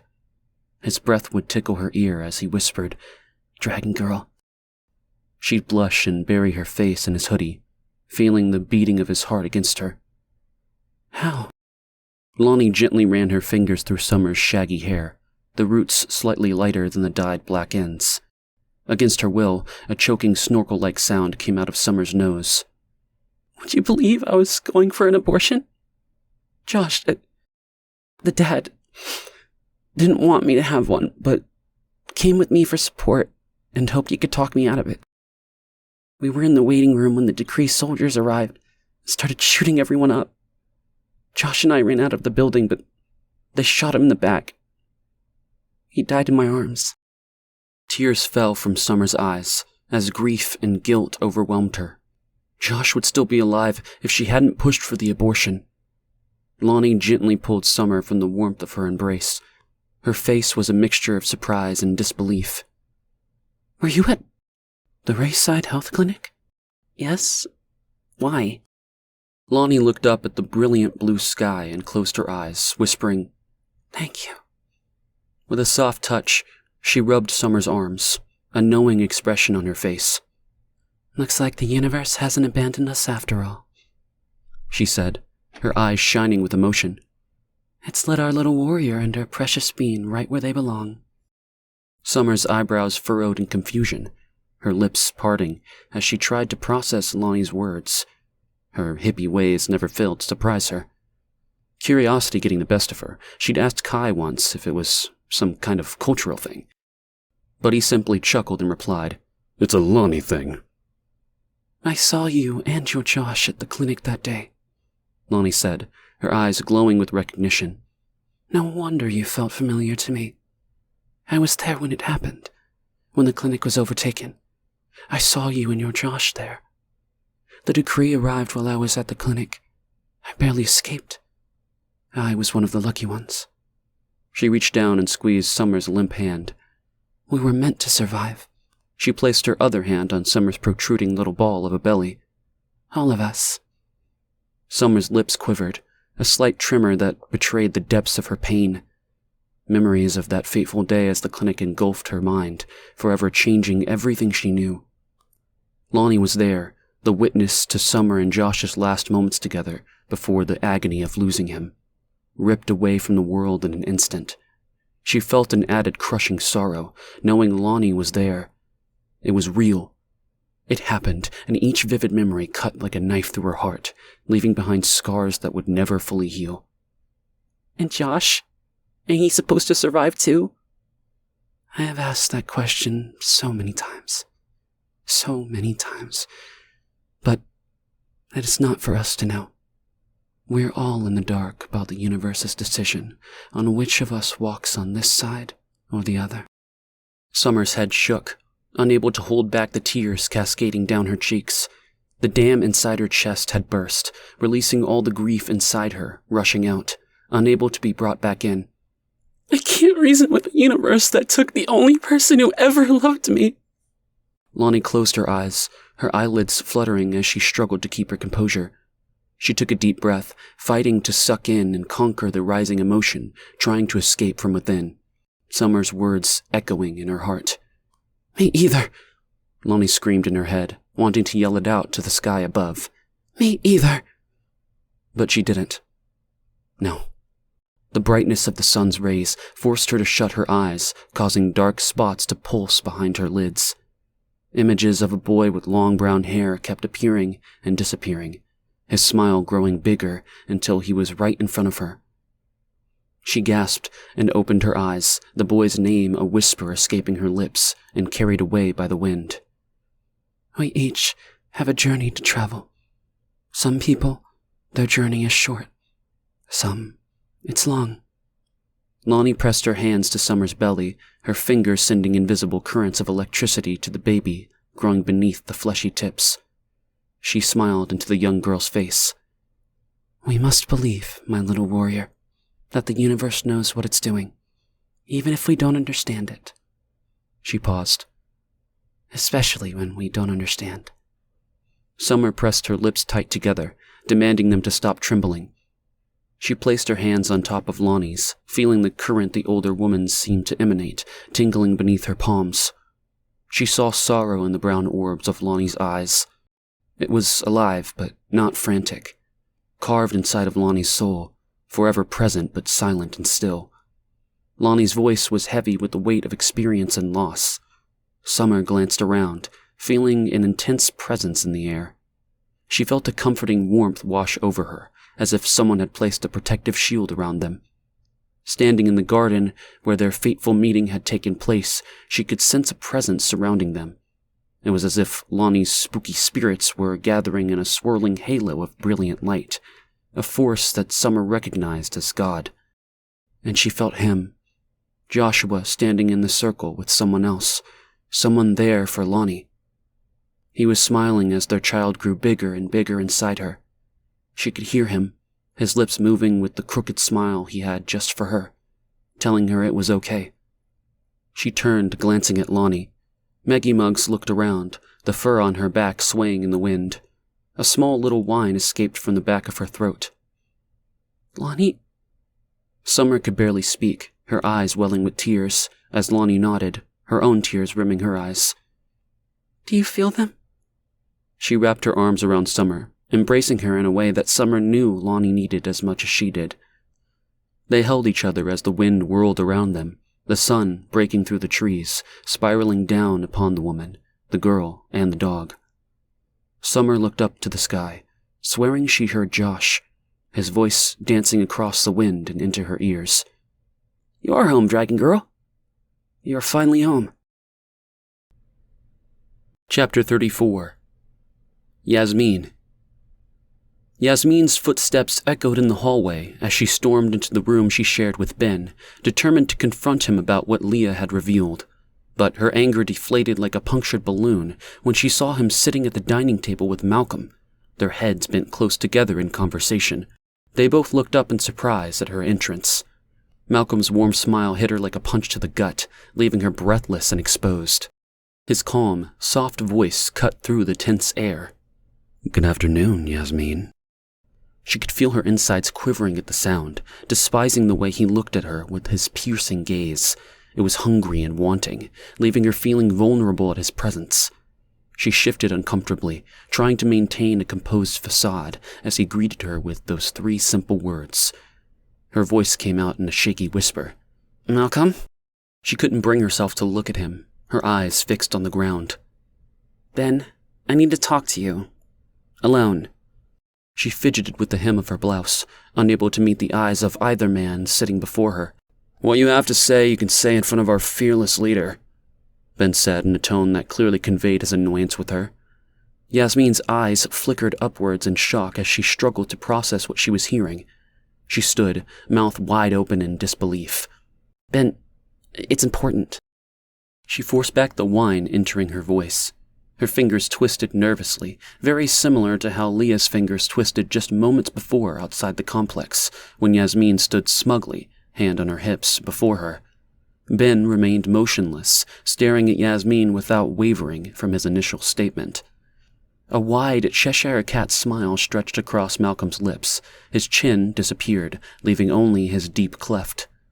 Yasmin, we are all family in the decree. What bothers you will bother us all. We have no secrets. We are one. Malcolm spoke his words, trying to mesmerize her. She couldn't stand it. The hypocrisy was too much. Oh, is that so? She said bravely. She placed her hands firmly on her slowly disappearing waist. That's funny, since secrets are being kept from me. Malcolm's manicured eyebrow raised, surprised, and Yasmin couldn't help but notice his and Ben's eyes locking with a knowing look. What on earth are you talking about? Ben's smooth, deep voice cut through Yasmin's words, halting her in her tracks. The slight tremble in his tone hinted at a truth she didn't want to hear. He refused to meet her eyes, and a feeling of dread washed over Yasmin. Leah's words echoed in her mind. Vasectomy. The atmosphere shifted suddenly. Tension lingered like a dense fog. She studied the expressions on the faces before her, catching the way Malcolm's eyes darted, sparkling between the two of them. He was simpering, almost gleeful. They both avoided looking at her, making her feel like an outsider in her own rooms. Her mind raced with questions. What secrets were being kept from her? What was going on, and what had she got herself involved in? Ben, I'd rather talk about this in private with you, she said, starting to feel like a fool. Leah's genuine surprise at hearing Yasmin was pregnant unnerved her. Ben's wife didn't seem bitter or jealous at all. Her reaction was one of shock, astonished to learn that Yasmin thought she was pregnant with Ben's baby. The news was unbelievable. Impossible. Ben, did you have a vasectomy? She blurted out as Leah's words replayed in her head. His eyes widened, and his mouth dropped open in surprise. Letting out a sigh of relief, Malcolm patted Ben on the back and stood up, stretching his arms toward Yasmin with that damn crazy cat smile. She recoiled, taking a step backwards, her face twisting in disgust. The moment hung heavy in the air as she spoke, his voice low and confident. He had stopped his slow, deliberate approach, and now stood with unwavering patience. It's time for you to know the truth, sister. He paused, waiting for her to understand what was about to unfold before them. Breath held, Yasmin looked up at him, dreading what lay ahead. What truth? Her voice was not her own, but small, squeaky, barely above a whisper. She could feel her heart pounding in her chest, its rhythm louder than the sound of her own voice, drowning out all the other noise in the room. Sweat slicked her palms as she struggled to maintain composure, exposing how terrified she was. Why, my dear, haven't you figured it out? Malcolm said with a sly grin, his light eyes flickering towards Yasmin's stomach. Ben couldn't hold back a snort as he leaned against the wall, smirking. Her heart sank as she followed Malcolm's fixed look, realizing what he was hinting at. She paled and whipped her head in Ben's direction, only to find him staring back at her with a chilling glare. Figured out what? Ben? What is he talking about? Yasmin stumbled over to him, purposely avoiding any contact with Malcolm. She knelt in front of Ben, her hands shaking as she pleaded with him.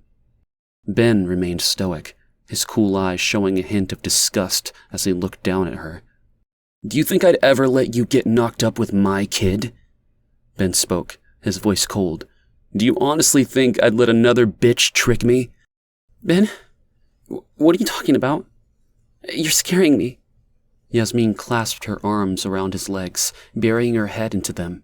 She inhaled his lingering scent clinging to his pants. This was all turning into a nightmare. Only hours ago she was beside herself with happiness. Now she watched her world crumble, powerless to stop it, let alone believe it. Ben sprang from the wall, knocking Yasmin to the ground. Defeated, she looked up at him, her face conveying hurt and betrayal. That is enough. Malcolm's voice boomed with rage. Ben flinched at the sound and stepped back, his head bowed in submission like a trained dog obeying its master. Malcolm walked up to Yasmin, his outstretched hands pleading for forgiveness. But she shook her head, tears streaming down her face as she backed away from him. How? The baby! She sobbed, overwhelmed with disbelief. She placed her hand on her quivering mouth, unable to speak. Yes, the child. Malcolm smiled. The future of the decree. He tilted his head at the dejected woman crumpled on the floor. This is the highest honor we have selected for you, my dear.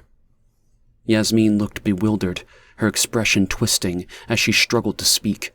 She shook her head in disagreement, her dark curls falling around her like a protective curtain. Many sisters would have embraced the opportunity that you have received. Malcolm spread his arms above his head like some kind of twisted prophet. One womb lays empty, the other lays full. He looked back at Yasmin, shattered on the floor. With a rush of terror, she lifted her head to meet Malcolm's gaze. In a state of panic, she rocked back and forth, covering her ears, uttering "no" in a rapid, repetitive manner. The child of the future grows in you, Yasmin. I have chosen you to carry my child for Tabitha and me. Malcolm's eyes shone with excitement, his posture growing taller and more confident with each word, hanging in the air, heavy with anticipation and hope. I don't understand. Yasmin's voice sounded frail as she spoke. The dawning realization weakened her. Was this real? Some sick joke? She felt she'd stepped into some kind of alternate reality, where up was down and down was up. It made no sense. My dear, you are the vessel of my offspring. I have chosen you to grow my seed, to carry my child, to do what Tabitha couldn't. Yasmin pulled back, appalled. No, you lie! It is impossible! I've been faithful only to Ben! Ben appeared next to Malcolm, his expression lacking any compassion. You fool! Ben's lips curled into a sneer, his words dripped with venom. How could you forget the night of your rebirth? The one where Malcolm fucked you while the decree watched? His mocking words sliced through her, stirring up memories she had struggled to recall. The pool, the taste of wine, and the weight of Malcolm on top of her. Tabitha's eyes brimming with resentment, and the white-robed figures of the decree encircled the pool. And then everything went black. Horror spread across Yasmin's face as she vaguely recalled it all. The wine must have been laced with something, and Malcolm raped her. What was even more horrifying was the realization that Ben was involved. He had helped plan this sinister scheme. Now it made sense why Tabitha clung to Yasmin like a leech. She believed the child Yasmin carried was for her. She gasped sharply, releasing a deep, guttural moan. Her hands flew to her throat, clutching at it as if trying to stop the words from escaping. No! She cried out, desperation and disbelief clear in her voice. It's a lie! The words echoed off the walls, bouncing back at her with a mocking tone, knowing that it wasn't. You will bear my child, dear, and give him over to Tabitha to raise.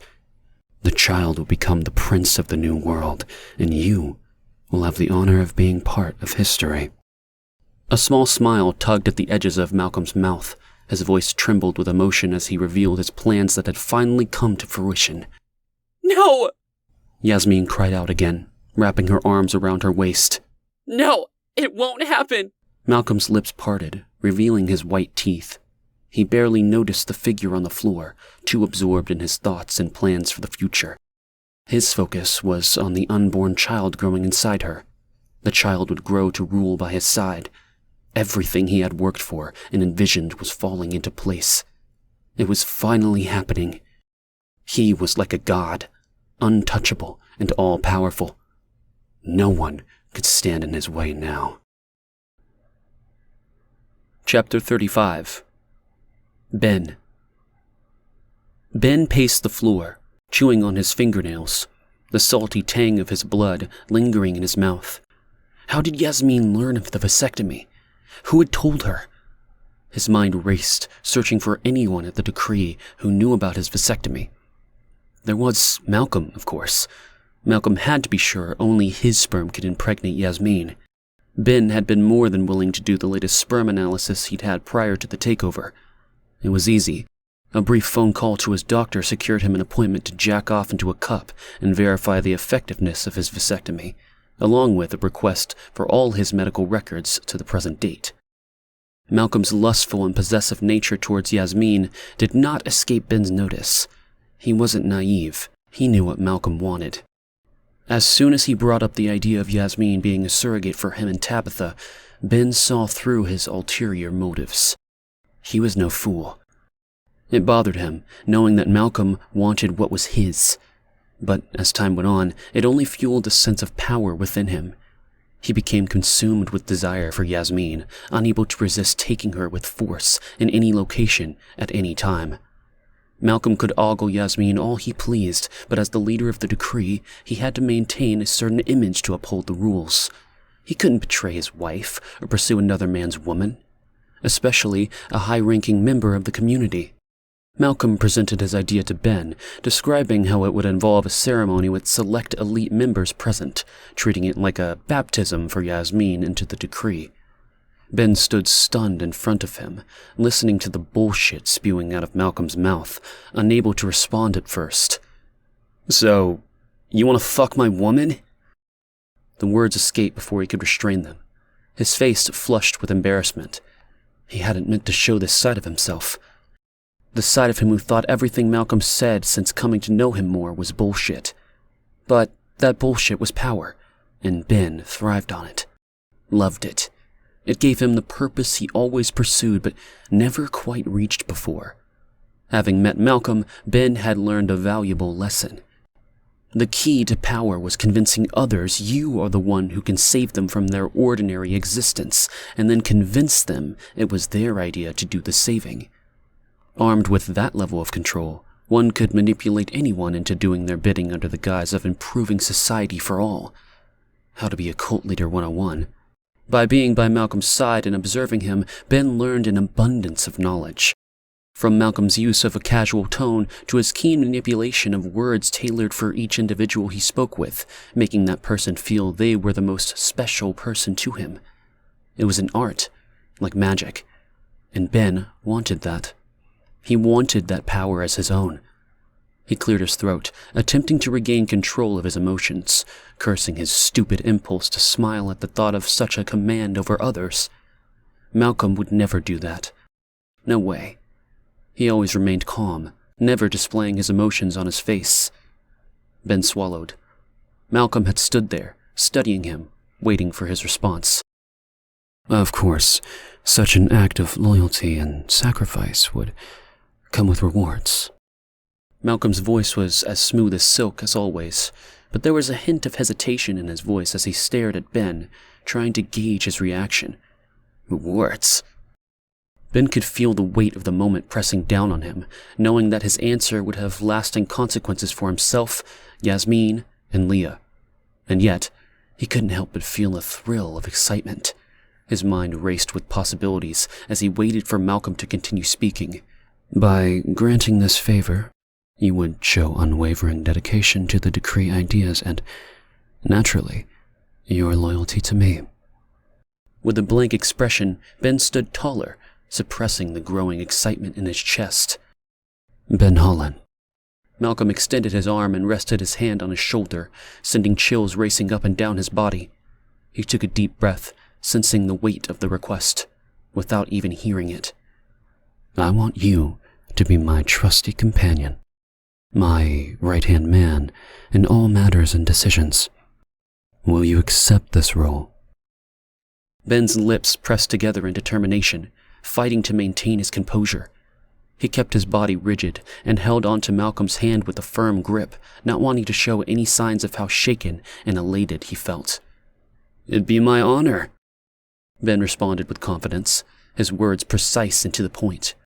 He knew that any rambling of gratitude would show weakness in front of Malcolm, leveraging power over Ben, using it as a weapon over him in the future. He kept his face composed, refusing to show any vulnerability. Malcolm's gaze drilled into Ben, a small smile tugging at the corner of his mouth. They both understood the unspoken intentions between them. He was not the one to be deceived, and neither was Ben. Of course, there was no way Yasmin would have agreed, but Ben didn't care about that. All he cared about was his position in the decree. He was one step closer to taking over the leadership, and with time, it was going to happen. Watching and studying the surrounding people, observing Malcolm, Ben learned something new every day. So yeah, he changed the look on his face, thought about Malcolm screwing Yasmin, and realized it didn't matter to him. Malcolm could have her. Well, for a short time. It had all been so simple. Tabitha had made it easy for Ben by asking him specific questions, like the exact date of Yasmin's last period. She kept a detailed chart, and Ben had to update every day. Tabitha then suggested that he tell Yasmin that he wanted to have a baby with her, and he went along with it. To ensure accuracy, Yasmin started taking her temperature every morning like clockwork. As part of their efforts to conceive, it would show when she was most fertile. Yasmin did what Ben said, overjoyed that he wanted to have a child with her. The level of dedication she showed to the process made him feel almost bad. Of course, the first few months were just to get an idea of her cycle, but once Tabitha knew Yasmin's cycle inside and out, it was time for Yasmin's rebirth. She fell into it with ease, so blinded by the need to be Ben's. She questioned nothing, and now, here she was. His mind raced back to 2 weeks after the ceremony, when the pregnancy test turned pink. Yasmin's face beamed with excitement as she leaped into his arms, gripping him so tight he could feel her heart pounding against his chest. He should have felt ashamed. Bad for her. But the reality was he needed Leah back by his side with the kid. When it came to women, that was his top priority. Yasmin was temporary, something to pass the time with. His piece of cake. Leah was his wife.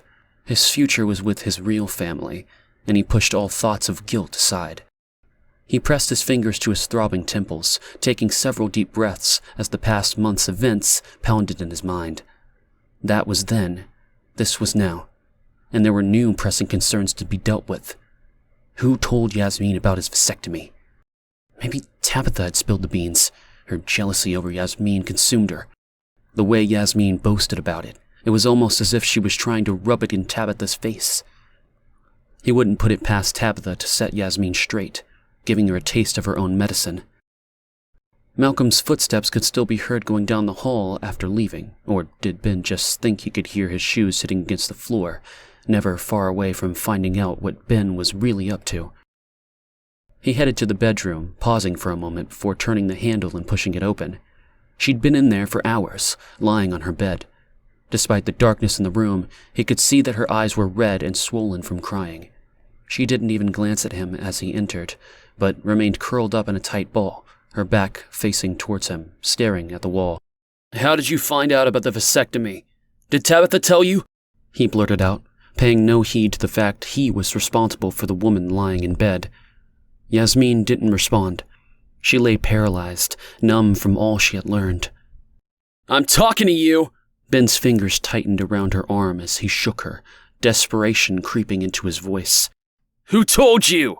he demanded, frustration clear in his voice. Yasmin remained unmoving, void of emotion as she blinked up at him. Sitting up, her wild, tangled curls cascaded around her swollen face. "Why does it matter?" she replied, her voice laced with hurt. "I need to know." "It wasn't Tabitha. She was the dutiful sister of the decree." She stared at Ben, her lips curling into a sneer, as if she knew a secret that he didn't. It made Ben feel uneasy. "Don't act all high and mighty, Yasmin. Why are you shocked?" Ben's fists clenched, his voice shaking with anger as he stood over her. She recoiled, her eyes wide with fear and shame. "You don't get to play the victim!" he spat, his face contorting with rage. "You stood by, knowing who Malcolm was, and did nothing. In fact, up until a few hours ago, you were perfectly happy with it all. You have no right to judge me." Yasmin pulled the covers tighter around herself, trying to disappear. Ben grabbed her arm, pulling her to him. Her eyes blazed with fury as he loomed above her. "Who told you?" Ben yelled, looming over her. "Who told you about my vasectomy?" Tears streamed down Yasmin's cheeks as she let out a weak, sorrowful cry that turned into a full-bodied laugh. She threw her head back, her whole body shaking with each burst of sound.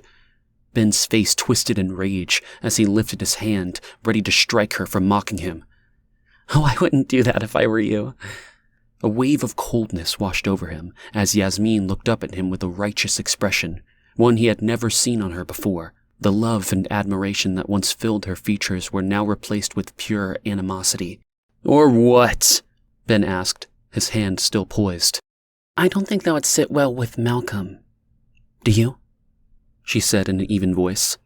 He released his grip on her arm, feeling the weight of his hand as it hung, awkward in the air. Her triumphant expression made his insides recoil like a snake, a look of disgust spreading across his face. Her laughter filled the air, a sharp and infectious sound that bubbled up from deep inside. She threw back her head against the pillow, her hair cascading around her face in a halo of dark curls. A mischievous smile spread across her face as she gazed up at him with sparkling eyes. In that moment, she seemed like a goddess, an ethereal, alluring, dark creature, making his heart skip a beat with just one glance. "Guess you never thought about that, did you, Ben?" She propped herself up on her elbows, feeling the shift in power as her hair trailed down her back. "Well, you better start if you intend to stay in Malcolm's good graces. Because besides trying to hurt me, I don't think he'd be too thrilled to discover that your wife was inside the complex searching for you." Ben's jaw went slack as he processed the information. Leah? How? His mind raced. He couldn't believe it. He prided himself on always knowing her whereabouts. How could she have slipped away without him knowing? She had tucked herself away in that shitty cabin she loved with the boy, trapped with the dwindling supplies, waiting for someone to rescue her. How had she escaped his watchful eye? Yeah, I thought that would grab your attention. Yasmin's head shook in disbelief. When was she here? Ben's hand trembled as he ran it through his hair. He had to let it grow out, no longer styling it in its usual spiky fashion. Instead, he adopted the longer, tousled look favored by most of the men in the decree. Right before I came in, she was looking for you. She thought you would help your son, Yasmin said, now sitting straight up in bed. Wouldn't she be surprised to know that if, given the chance, you would give her precious boy to Malcolm on a platter? She thought I would help her? Why? Ben said, confused but thinking how he could use this information in his favor. Yasmin sat with her mouth hanging open. Because Adam is your son? He's a half-blood, he scoffed, dismissing what she said with a wave of his hand. There's nothing lower than that. He spoke the words without effort, having said them so many times before. But deep down, he didn't believe a single word of it. Adam was no half-blood, and once Ben proved Leah's innocence, he vowed to bring her back to the compound by any means necessary, even if it meant dragging her back kicking and screaming. You're kidding me, right?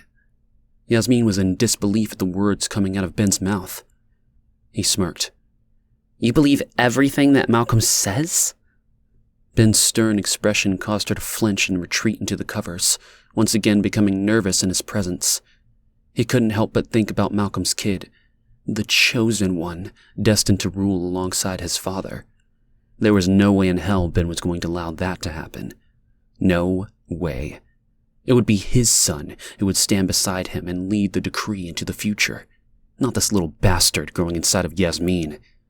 Ben took a deep breath and blew it out, slow and steady, his distaste for Yasmin growing stronger and more powerful inside him. She felt soiled, no good to him anymore. A threat. Adam was his son, his flesh and blood, pure and uncorrupted, unlike the dark and twisted thing festering within Yasmin. You have no idea what I believe, or what I'm capable of. Yasmin's eyes widened in shock as he stormed out of the room, slamming the door shut behind him. Panic set in as he tried to make sense of how Leah had gotten to the decree without his knowledge. When did she leave their cabin? Where was the boy? He needed to act fast and find her and his son before it was too late. Chapter 36. Leah and Kai. Leah crouched low, the prickly branches of the bushes scratching her arms and legs. She held Adam close to her. His slight frame trembled in fear as she covered him, using her body like a protective shield. Shh, baby, she soothed, placing a hand on his chest, trying to calm the little heart pounding against his ribcage. Peering through the dense foliage, they watched the tall, shadowy figure moving without noise through the trees. Leah's throat constricted as she fought to suppress the rising fear inside of her. They lived nomadically, surviving off whatever they could find after leaving the cabin. Despite her earlier vow to never return to town, they had no choice but to venture back several times for supplies before wasting no time in retreating into the safety of the woods. The world was in chaos, with any sense of normalcy gone. Malcolm Gobbo and the decree made sure of that.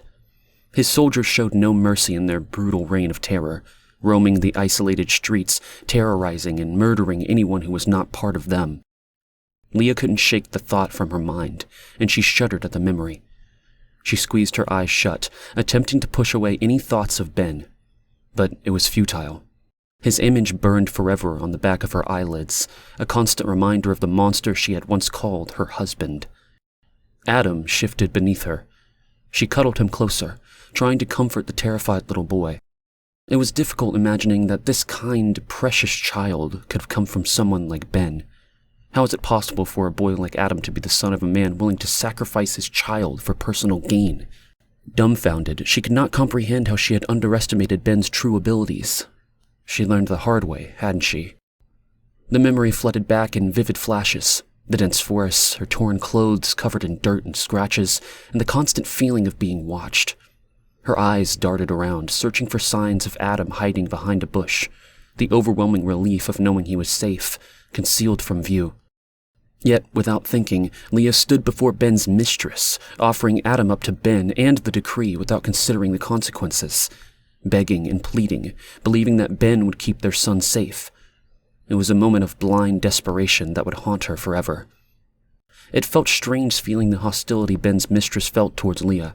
If anyone should be hostile, it should be her. But she didn't have any feelings. She didn't even know the woman's name. All she cared about at the moment was what would happen to Adam if someone took her captive.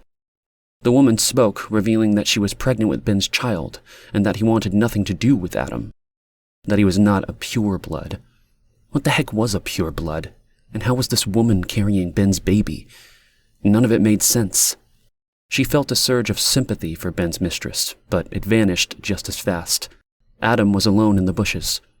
She'd been a fool going to the decree compound and putting her child's safety at risk. Risk? That's rich, Leah, she thought, thinking of how she'd walked her son right into the biggest danger of his life, handing him over like a sniveling idiot. Now, here she was, resigned and lost, hiding in the woods, clutching Adam to her, with no idea of what to do as a strange man stalked through the woods before them. It had been weeks since her ill-prepared trip to the decree complex. She had seen a lot since then, yet she didn't want to believe that Ben could be involved in these atrocities. But how could he not when he was so close to Malcolm? The truth was hard to swallow, but it was glaringly obvious. Ben knew. And there was the strange comment the woman made about Malcolm Gobbo's brother. He thinks you killed his brother. Now he's furious and needs to make an example of you. Leah shivered. Why would the leader of the decree think that she killed his brother? She blinked rapidly, trying to clear her vision. In front of her, a tall man with long, dark hair appeared, flanked by two others. One was a middle-aged man with glasses perched on the end of his nose, sweating profusely, yet clearly in his element. The other was a young teenage girl, gripping a rifle against her chest with fierce determination. They crept through the trees, listening to the sounds of the forest. The fear in Leah's chest grew. Looking at them gathered together, they didn't fit the decree image. Their clothing was rugged, outdoorsy, more suited for life in the open wilderness than the strict uniforms of the decree soldiers. She crouched lower, wishing she had a better weapon to defend her and Adam than the baseball bat she found during her trips to town. A bat was hardly a match against the three individuals before her with guns in hand. She shifted her weight, losing her balance, and hit Adam's soft side. He cried out in pain before Leah could cover his mouth. The tall, dark man paused and raised his hand, signaling the others to halt. Together, the three turned towards where she and Adam were hiding, their guns trained on them with unwavering precision. Leah's jagged breath caught in her throat, bracing herself for what was to come next. They were spotted. Kai saw her, the woman. She hid in the bushes, peering through the branches as he caught a glimpse of her blonde hair. It stood out against the vibrant greenery surrounding them. He followed her gaze and his eyes locked with her blue ones. She looked petrified. It radiated from her, seeping out of every pore in her skin. "Kill her," Summer whispered from behind him, her voice emanating with bloodlust. He raised his hand to signal for her to be quiet, sensing her small body quiver with anticipation. She was just a kid, but he could feel the bloodthirst inside her. It made him uneasy. He knew she meant every word she spoke. The woman recoiled, her eyes widening in fear as she took in the sight of Summer. Kai looked at her, tattered and dirty, with a strained look of desperation in her eyes. It was clear that she was not a soldier, but another victim fleeing from the devastation of the decree. "She is not one of them." Kai's commanding voice broke through the tense atmosphere, causing his muscles to loosen a fraction. He maintained his grip on the gun, aiming it with a steady hand at the woman who was crouched down in the bushes. She seemed to be trying to shrink into herself. It was clear that she was terrified, and that was everything he needed to know. "You don't know that. Kill her before she tries to kill us," Summer demanded, stepping forward with a mix of anger and fear in her every movement. Chris gripped Summer's wrists, his fingers digging into her skin as she struggled against him. Knock it off! Enough with the killing already! He yelled, holding her back. Summer's eyes burned with rage as she tried to break free from his grasp. He let go of her and she shoved him away, stumbling backwards, wiping away tears threatening to fall before regaining her composure. Summer's voice cut through the air like a sharp blade, stinging Chris with its bitter tone. Never had a dad, and I don't need one now, she declared, her words laced with defiance and pain. The weight of her past weaved in every word she spoke, her hardened exterior betraying her inner wounds they didn't know. Kai noticed the shift in Chris's demeanor, the way his face transformed. He could tell that Summer's words had hit him hard, like a physical blow to the chest. He was caught off guard by the realization of how deeply Chris cared for Summer. Had Chris also developed a paternal instinct towards her? It surprised Kai that he had never considered the possibility before, that perhaps Chris shared the same sense of responsibility and protectiveness towards Summer as Kai did, as Lonnie did. Enough! Kai's deep voice boomed. An unexpected emotion washed over him. Seeing the look of hurt on Chris's face and the constantly shifting dynamics of his relationship with both Summer and Chris, it confused him, made him question everything he thought he knew. Summer's whole body jolted in surprise, causing her face to flush a deep shade of red. She avoided looking at Kai, unable to meet his gaze. Her eyes darted to the ground in embarrassment. Kai didn't turn around. He didn't need to. Summer was silent. With cautious steps, he approached the dense bush that loomed ahead. The woman crouched, her body shrinking as if blending into the foliage. She looked vulnerable, like a delicate flower bending under the pressure of rain. As he got closer, his senses were overwhelmed by the thick scent of earth and damp leaves. The rustling of branches and the chirping of birds filled the air as if the world hadn't been turned upside down, and Kai, creeping towards a trembling woman crouched in a bush, was a normal occurrence. Who are you? He demanded, hating the harshness that seeped through his words. She cowered, pressing herself deeper into the branches, causing them to snap beneath her. She wrapped her arms around something, whimpering in fear. Are you Decree? Her piercing blue eyes widened, her expression feral, as she hovered over something, using her body as a barricade. Being cautious, he approached, bending down to see what she was protecting. Kai, don't! Chris called out from behind him. He paid no attention as he crept closer toward the woman, her ragged breaths loud in his ears as she clutched something to her chest, shielding it from Kai's approach like a mother protecting her young. Her whimpers grew louder and more frantic as he grew nearer. Stay away! She shrieked, clutching whatever it was she was hiding tighter to her. Without warning, she swung a wooden baseball bat at Kai, narrowly missing his head as he stumbled backwards. The sound of Summer and Chris loading their rifles filled the air. Don't shoot! He sprinted towards the woman, throwing himself in front of her and spreading his arms wide like a human cross. His heart pounded against his ribcage as he faced the barrel of the guns pointed at him. Don't shoot! Summer and Chris stood frozen, their rifles raised, eyes staring in disbelief at the tall and imposing figure before them. Kai had positioned himself in front of the woman, shielding her with his body. His jet-black hair cascaded down his back like a river of ink, and his intense gaze bore into theirs.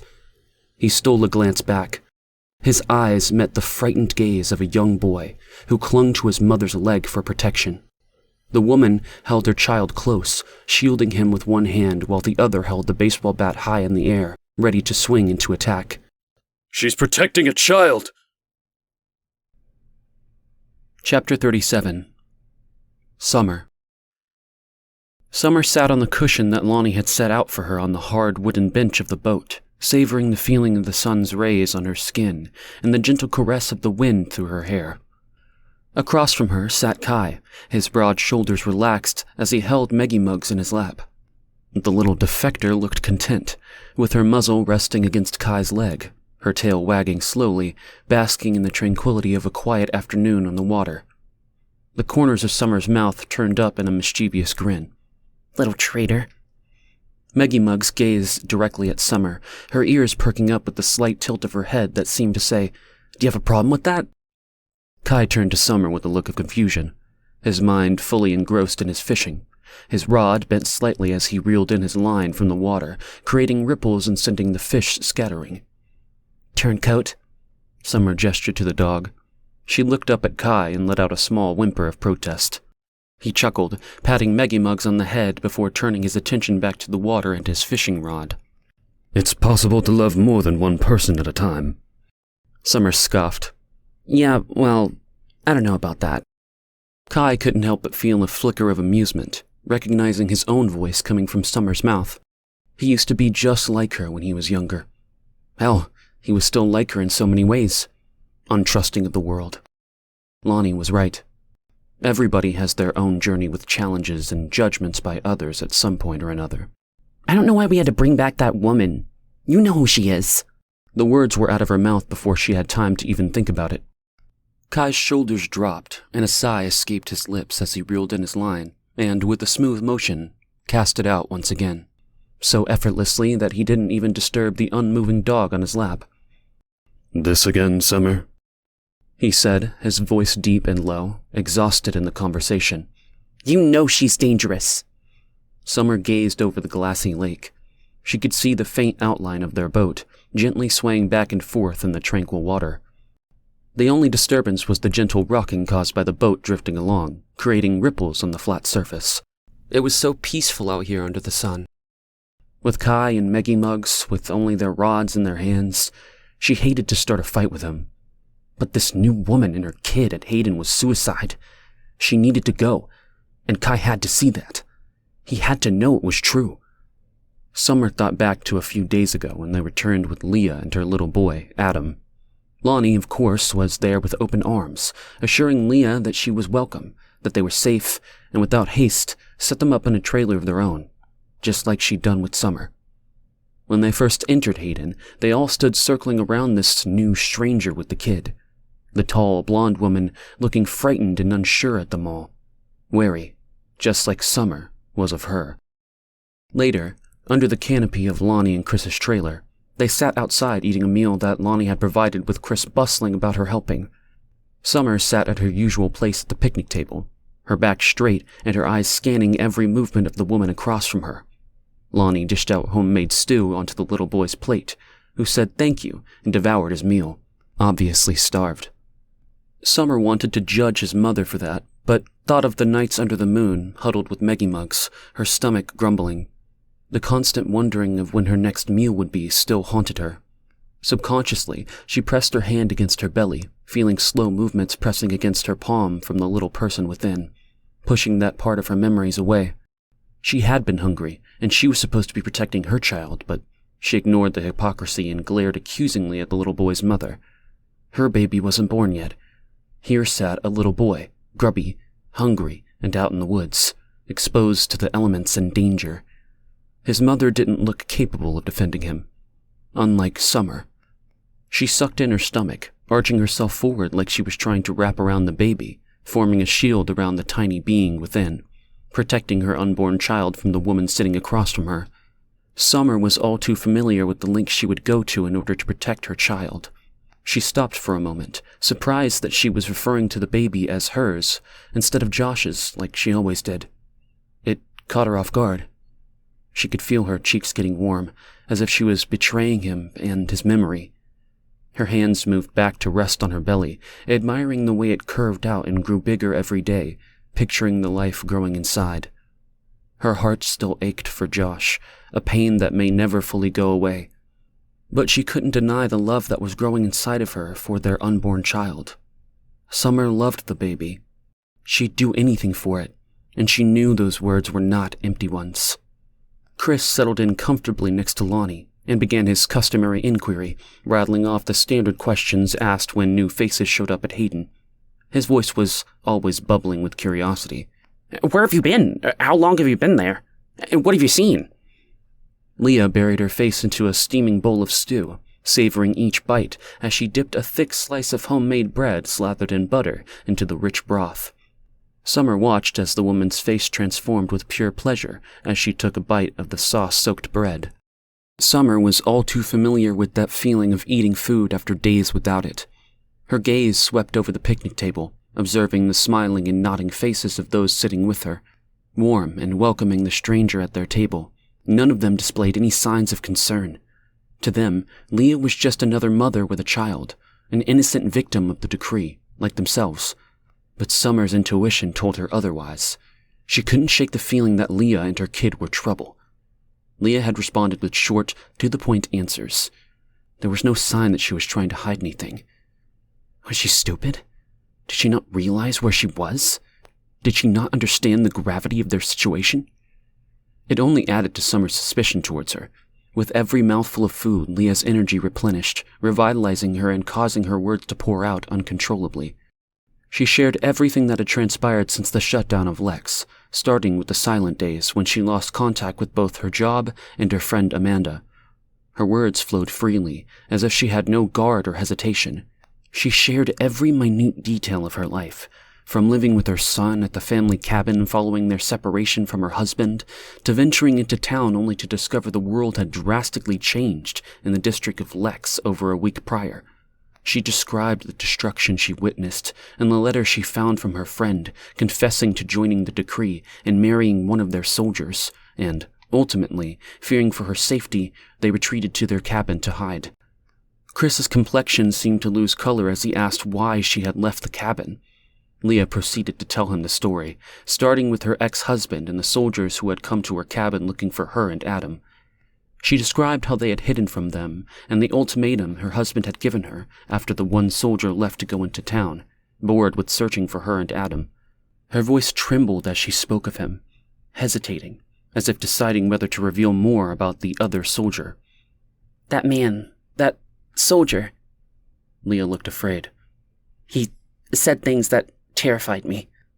Summer's attention was fully captured as she listened, her brow furrowing in concern as she looked from Chris's drawn face to Kai's equally focused expression. Leah was not like the other people who stumbled into Hayden. When our situation became dire and our food supplies were dwindling, I felt like I had no other option. We left the cabin and I made my way to the decree compound to see my husband. The memory was still raw and vivid in Leah's mind as she shook her head. My husband's mistress confronted me, and she said something strange. She stopped and met the shocked gazes of those in front of her. She told me to run. The words lingered in the air, heavy like a dark cloud had descended, casting a shadow over what was about to come next. Why? Lonnie choked, her words trapped in her throat, her voice barely audible. She said something strange. I'm having trouble wrapping my head around it. Leah's head tilted from side to side, as if trying to shake out the right words. She glanced at her son, his eyes focused on his plate of food, pretending not to listen. She said that Malcolm Gobbo blamed me for the murder of his brother, Malcolm Gobbo, the soldier who'd come to my cabin. After leaving the cabin, he was killed, and Malcolm Gobbo believes I'm responsible for it. Trembling, she looked at the people in front of her with a pleading gaze. I swear I didn't do it. I can never take someone's life. I didn't see him again after he left the cabin. He terrified me, but I never had another encounter with him. She took a moment to collect her thoughts before continuing. I didn't even know his name or who he was until then. What is your husband's name? Chris's tone was unusual. Summer could have sworn she heard a slight tremor in his voice, like he was afraid of the response Leah could give him. Chris's question seemed to catch Leah off guard, and for the first time, she hesitated before answering. Summer noticed the way her throat tightened, as if she were trying to swallow her response and keep it hidden inside. With her eyes fixed on the half-eaten plate of food, Leah's hand trembled as she held her spoon in midair. A pained expression spread across her face. Summer's heart raced, sensing something was wrong. A sharp ringing echoed in her ear, warning her danger was about to be revealed. They had made a grave mistake allowing this woman and her child into their midst. Ben Hollen? Leah's cheeks flushed a deep shade of crimson as she muttered her husband's name. My husband is Ben Hollen. She lowered her eyes, struggling to hold back tears, unable to make eye contact with the people who had so generously helped her and her son. Fear of their judgment and rejection revealing itself on her face. As soon as Chris heard the name Ben Hollen, his face drained of all color. He shifted in his seat and glanced at Lonnie, who gave him a nod of recognition. Confusion swirled in Summer's mind as she watched the subtle exchange between the two as Lonnie reached across the table and gently took Chris's hand in hers, squeezing it for support. What the hell was going on? Who was Ben Hollen? Why did Chris suddenly look like he was going to faint at the sound of his name? Summer was taken aback. Lonnie was behaving in a way that was entirely out of character. Normally she was a picture of composure and serenity, but the woman sitting before her now appeared shaken and distressed, just as much as Chris, maybe even more.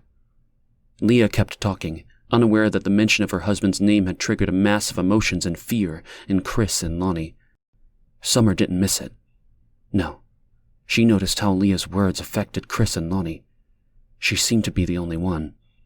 Even Kai seemed to not notice, which was shocking since he was distrusting of everyone. She couldn't help but notice the way Kai's eyes lingered on Leah, his brow furrowing in concentration. She glanced at Leah, taking in her long legs and striking features that seemed to have captivated Kai. They were almost the same height, with Leah being only a few inches shorter than Kai, which was surprising considering his towering stature. Was he attracted to her? They were both around the same age and shared similar physical traits. Summer's heart sank as she watched Kai's gaze, trying to read his expression, but his narrowed eyes gave nothing away. A gnawing, unpleasant sensation churned in her gut, as if something or someone important was about to slip away from her. Why was Kai not being more guarded with Leah? Why was he not being as cautious and closed off with Leah as he was with her when Lonnie had brought Summer into Hayden? Kai had instantly shown a level of distrust towards Summer.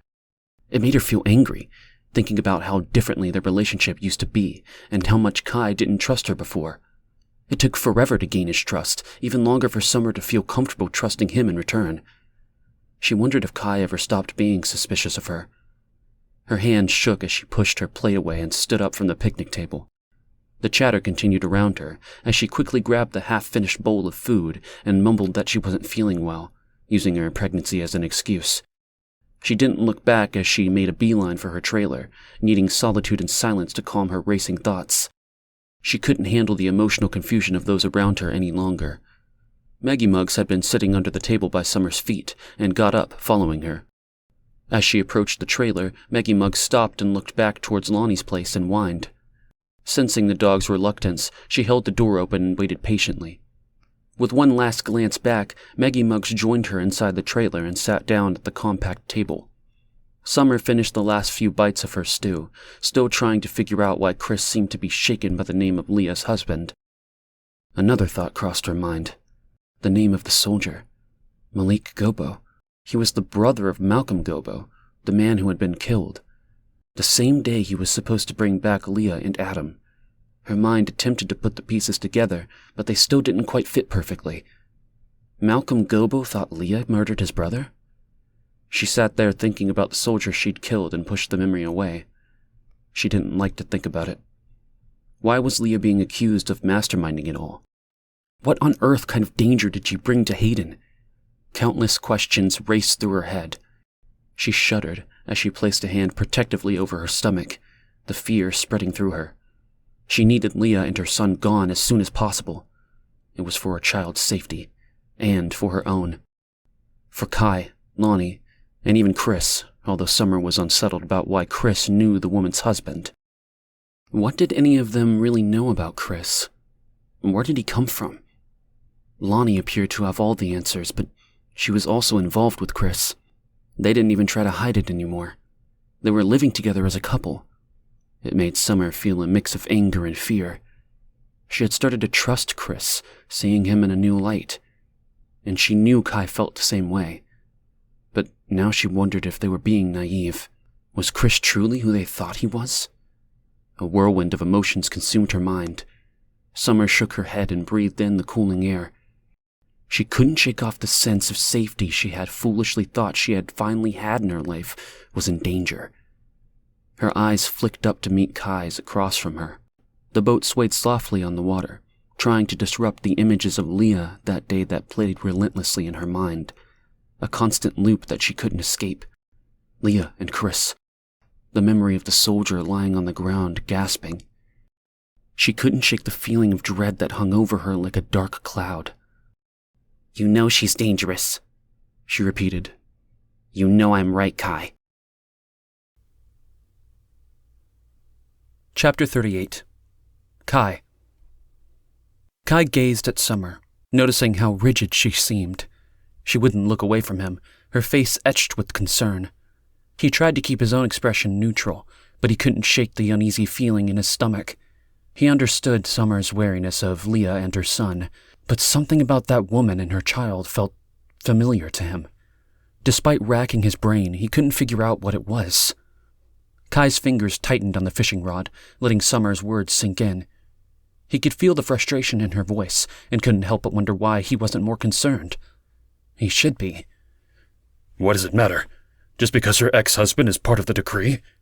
It's not like she's still with him, Kai remarked, his own words sounding false even to him. He focused on reeling in his line that wasn't getting any bites. His thoughts drifted to food, and the added responsibility of feeding 2 more mouths. We shouldn't trust her. What if she's a mole sent to spy on us? Possibly. Kai leaned back, reeling his fishing line in. He squinted as the sun glinted off the rippling water. Maggie Muggs, resting on his lap, looked up at Kai and licked his hand before snuggling deeper into his lap, making herself comfortable. He patted her head, feeling her warmth and contentment. Possibly. You say that like it's not a big deal. He turned to face Summer, the fishing line forgotten as it sank beneath the surface of the water. What do you expect me to say? You want me to send a mother and child out into that hell? Kai's heart sank at the sight of the girl's face, her features contorted in a mix of shock and betrayal. The color drained from her cheeks, leaving behind a pale, almost translucent complexion. He clenched his fists around the rod, wishing he could tell her his real thoughts. How he agreed with Summer, but something inside him couldn't send the woman and the boy away. Something primal and protective. It made no sense, but he couldn't do it. Wouldn't do it, even though he wanted to just as much as Summer did, if not more. You, of all people, should know better. He shifted his weight and avoided eye contact, uncomfortable with the conversation and wanting it over. Besides, he added, trying to deflect the tension between them, Lonnie would have my head if I even considered it. He and Summer glared at each other before letting out a chuckle. If there was one thing they knew for sure, Lonnie would have their heads. It dawned on Kai how much Summer meant to them all. She was an integral part of Hayden. Lonnie had such a strong attachment to her, which was why Summer was sitting across from her at this very moment. He couldn't lie. He genuinely enjoyed spending time with Summer, getting to know her. It was unexpected, and he felt a twinge of guilt for being harsh with her in the past, but she was like a firecracker, impulsive and unpredictable, always ready to cause chaos, a little Tasmanian devil wherever she went. She was also young, and now facing the challenges of pregnancy all on her own. He leaned back against the hard wooden seat, allowing his body to be absorbed into a state of relaxation. He turned his gaze back to the water, mesmerized by the rhythmic flow of the waves against the boat as it calmed his mind and soul. A smile stretched across Summer's face as she gazed at the breathtaking scenery in front of them. I love it out here. A faint blush rose to her cheeks, and she lowered her head, embarrassed to have exposed herself. With a sudden burst of energy, Maggie Muggs jumped off of Kai's lap and onto Summer's seat next to her. The small dog snuggled up against Summer's side, placing a paw on her thigh. Summer lowered her head to meet the dog's gaze, lifting her up and bringing their faces closer together. Maggie Muggs licked Summer's cheeks with her little wet tongue, her tail thumping against Summer as she wagged it in excitement. This simple act of affection made Summer's smile stretch wider, revealing a different side to her that Kai had never noticed. Stop that, you little traitor. The dog gave a little yelp in acknowledgement and relaxed, nuzzling back into Summer's side. Her lap was no longer spacious enough for the pup to rest in comfort. It was clear Maggie Muggs was a source of grounding and stability for Summer. Kai could sense that the girl within Summer was emerging, her tough exterior crumbling away little by little. Fishing had become their daily routine, a familiar ritual. Each morning they would venture out together and cast their lines, watching as the sun rose over the water. It was their way of providing for the growing community, bringing back food for all to share. Kai felt drawn to her and saw her as the little sidekick he never knew he needed. making him feel protective of her in this world gone mad. Frustration filled Summer's voice as she spoke. Do you ever wonder why nobody's come to save us? Her gaze scanned the open water, as though the lake could give her the answers she wanted. Where's the army? Where's the government? She shrugged her shoulders in confusion. It doesn't make any sense that no one's come for us. I wonder, Kai replied, because it was true. I wonder all the time. He knew he could tell the truth to Summer. She was seasoned. Despite being just 16, she knew the world wasn't all roses. Like she always used to say, she grew up in the weeds. He hadn't grown up in the weeds. Summer let out a deep sigh and voiced her thoughts. I want to know what's happening out there. Why haven't we even attempted to explore? Don't you think we could gather a group of soldiers and go outside of Lex? Kai had been thinking the same thing. He nodded his head in agreement. And I don't trust her, she said once more. Kai gazed out at the water, focusing on reeling in his line. He sensed a slight nibble, pausing to let the line sink before pulling it back, patiently awaiting the ideal moment to catch the fish. Summer, I didn't trust you, and here we are. He sensed her angry gaze and the weight of the truth behind his words. He hadn't trusted her. Sometimes he still wasn't sure. But he was allowing the wall to come down. He couldn't help it even if he tried. She was so vulnerable yet strong, tough yet alone. It had taken weeks for them to get along. They initially glared at each other, resenting Lonnie for putting them in this situation. But being outside changed things. The warm sun and the sound of lapping water softened their attitudes towards each other. Even the silly little dog running between them played a part in the shifting dynamic between them. Something changed. Kai thought for a moment before speaking, remembering how it was when he first asked her personal questions, and how she responded with anger, telling him it was none of his business. I think it's a good idea. We should explore beyond the city and see what is out there. Summer's face lit up with excitement as she cast her fishing line out into the water. She slowly reeled it back in. Maggie Muggs snuggled against her side, as though anchoring the girl. It'll take us a while, but we can take out a team. We'll have to pack for a several-week trip. We'll get Chris to come with us, even though he's annoying as hell. They both tried to stifle their laughter, something that happened with the two of them. They shared the same sense of humor, trying hard not to laugh since laughing wasn't something that came naturally to either of them. Oh man, Chris, Summer said, petting Maggie Muggs's head as she looked up at her, a little growl of disappointment rumbling in her throat. You stop it, traitor. I don't care how you feel about him. Kai rolled his eyes at the dog, amused. Little rat on a leash, traitor. Maggie Muggs' head snapped in Kai's direction, her ears perking up and tilting to the side as if to challenge him. She dared him to repeat himself. Kai and Summer couldn't hold back their laughter any longer. It bubbled up uncontrollably, causing Maggie Muggs to tilt her head in confusion. The more they laughed, the more the dog couldn't understand what was happening. Her eyes darted back and forth between the two of them. Her ears perked up and down, and she let out a little yelp, pleading with her humans to stop. Summer's fishing rod bent, and the line raced out, cutting the sounds of their laughter. She leapt up from her seat, yanking the rod with all her might. I have something! Kai swiftly secured his fishing rod in the slot on the side of the boat, and reached for the net resting between them. Summer's fishing rod arched in a way that looked like it would snap in two.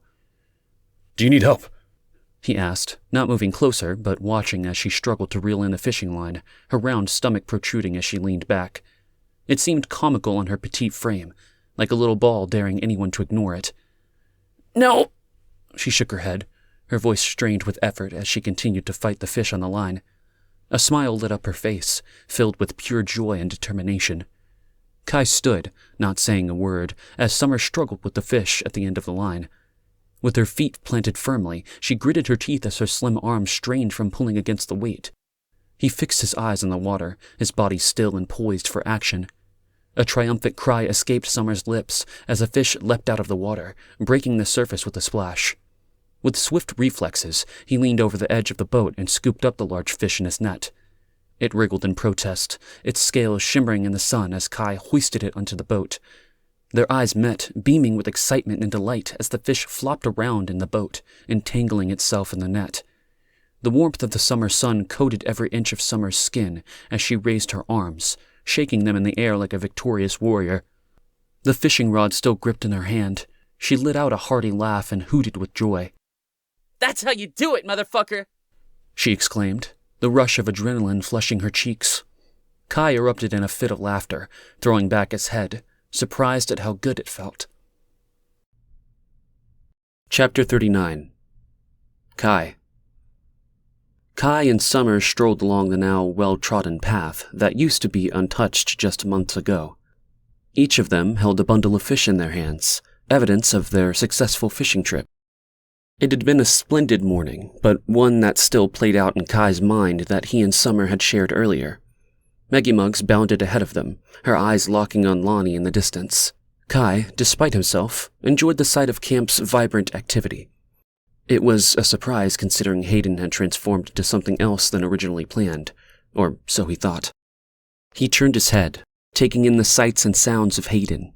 It had transformed into a vibrant community, teeming with the sound of children's laughter and the bustle of people working together for a common purpose. A sense of peace settled over him. Lonnie was right again. This was what he had been searching for all along. A place where people lived and worked as one, with a genuine sense of unity and purpose. He looked over at Summer, and a small smile tugged at the corners of his mouth. In that moment, he realized Hayden was more than just a refuge. It was home. Lost in thought, he stood there, absorbing it all in. Behind him, he could hear the faint sound of footsteps approaching. He turned to see who it was, and his eyes landed on a tall, blonde woman, her hair cascading down her back, swaying with each step. It was Leah, the root of their anxiety over protecting everything they were fighting to keep safe. As she came closer, he noticed the determined set of her jaw and the slight furrow in her brow, making her appear worried. She glanced at him, quickly lowering her head to avoid his gaze, as though she could sense his suspicion towards her. Her demeanor changed when Lonnie's voice rang out, beckoning for her to come over. She hastened her steps, hurrying over to Lonnie's side. Summer muttered some curses under her breath, but Kai ignored her as he watched Leah approach his sister, her tense body relaxing with each step. She paused, a strand of hair falling across her face as she gazed over at her son. He was sitting in the sand, his tiny hands grasping at a collection of colorful toys. Her voice carried over to him, but Kai couldn't make out the words she spoke to the child. She knelt down beside him, speaking to him with a gentle smile on her lips. The sunlight caught her hair just right, causing a fluttering sensation to stir in Kai's stomach, unable to tear his eyes away from mother and child. Eventually, Leah rose and continued her way toward Lonnie. Okay? Summer's voice jolted him out of his thoughts. He turned to face her. Welcome back, Kai. Where were you just now? Are you lost? She waved her hand in front of his face with a questioning expression. He looked away from Summer, avoiding her accusing gaze. Do you want to give me the fish? I'm gonna go clean them. With their hand outstretched, Summer motioned for him to pass her the fish he held, her bundle slung over her shoulder with her other hand. Yeah, that would be great, he said, stumbling over his words. His eyes narrowed over at the young boy playing, his sandy hair and skin tanned from hours spent under the sun. A sudden spark of orange caught his eye. Without hesitation, he reached inside his pocket. The feeling of emptiness hit him like a punch in the gut. Where's your head at, man? Summer took the fish from his hands and added them to her own. What are you talking about?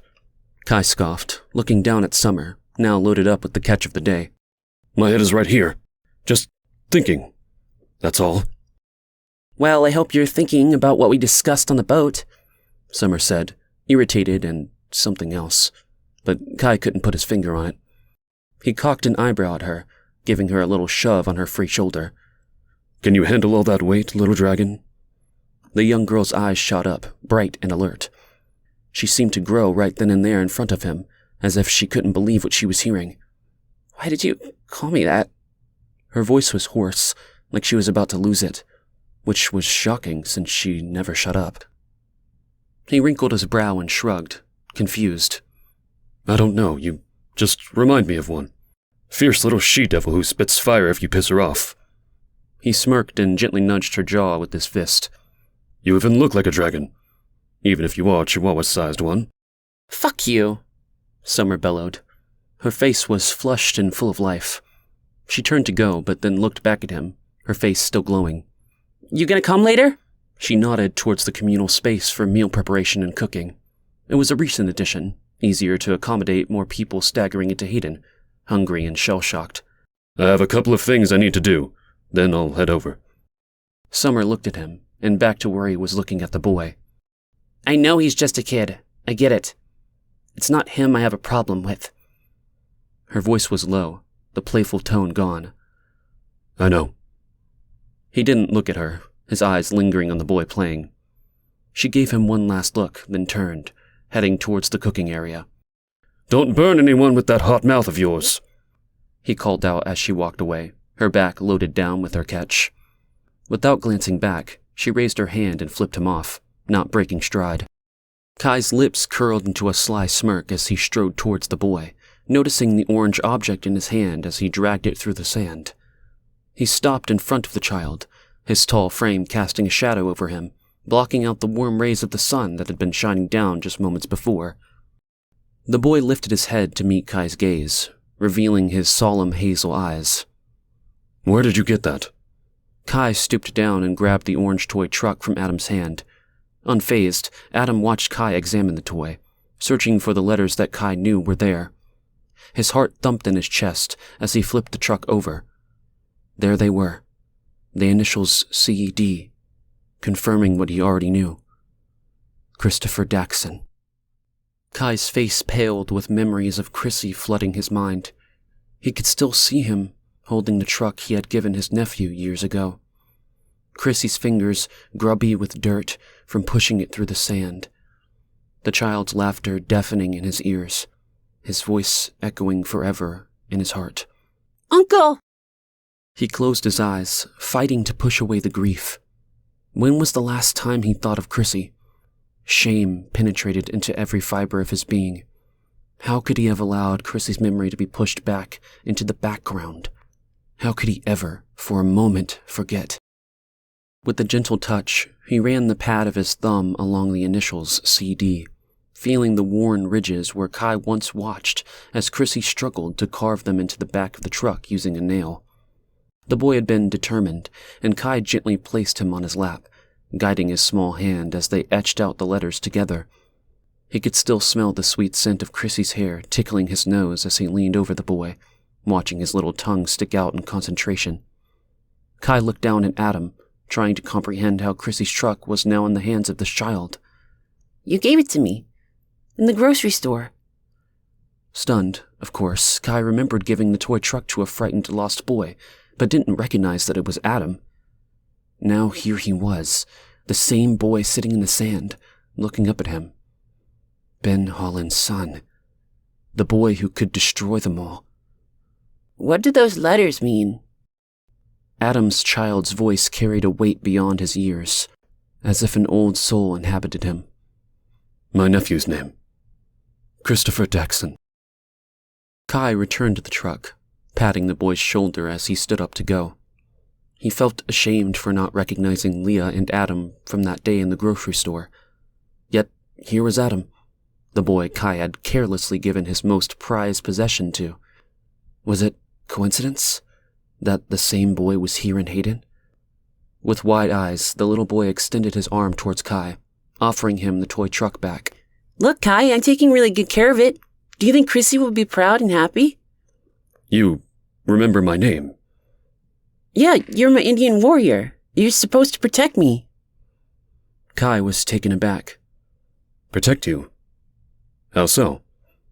The boy shrugged his shoulders. Don't know. That's big people stuff. He pushed the car back into the sand, making rumbling noises, his little lips vibrating with the sounds of engines. Yes. The words stumbled from Kai's lips.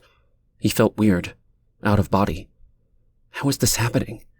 How could the boy in front of him be the same boy from the grocery store? Why did this kid think Kai was supposed to protect him? The boy looked up, his eyes squinting from the sun.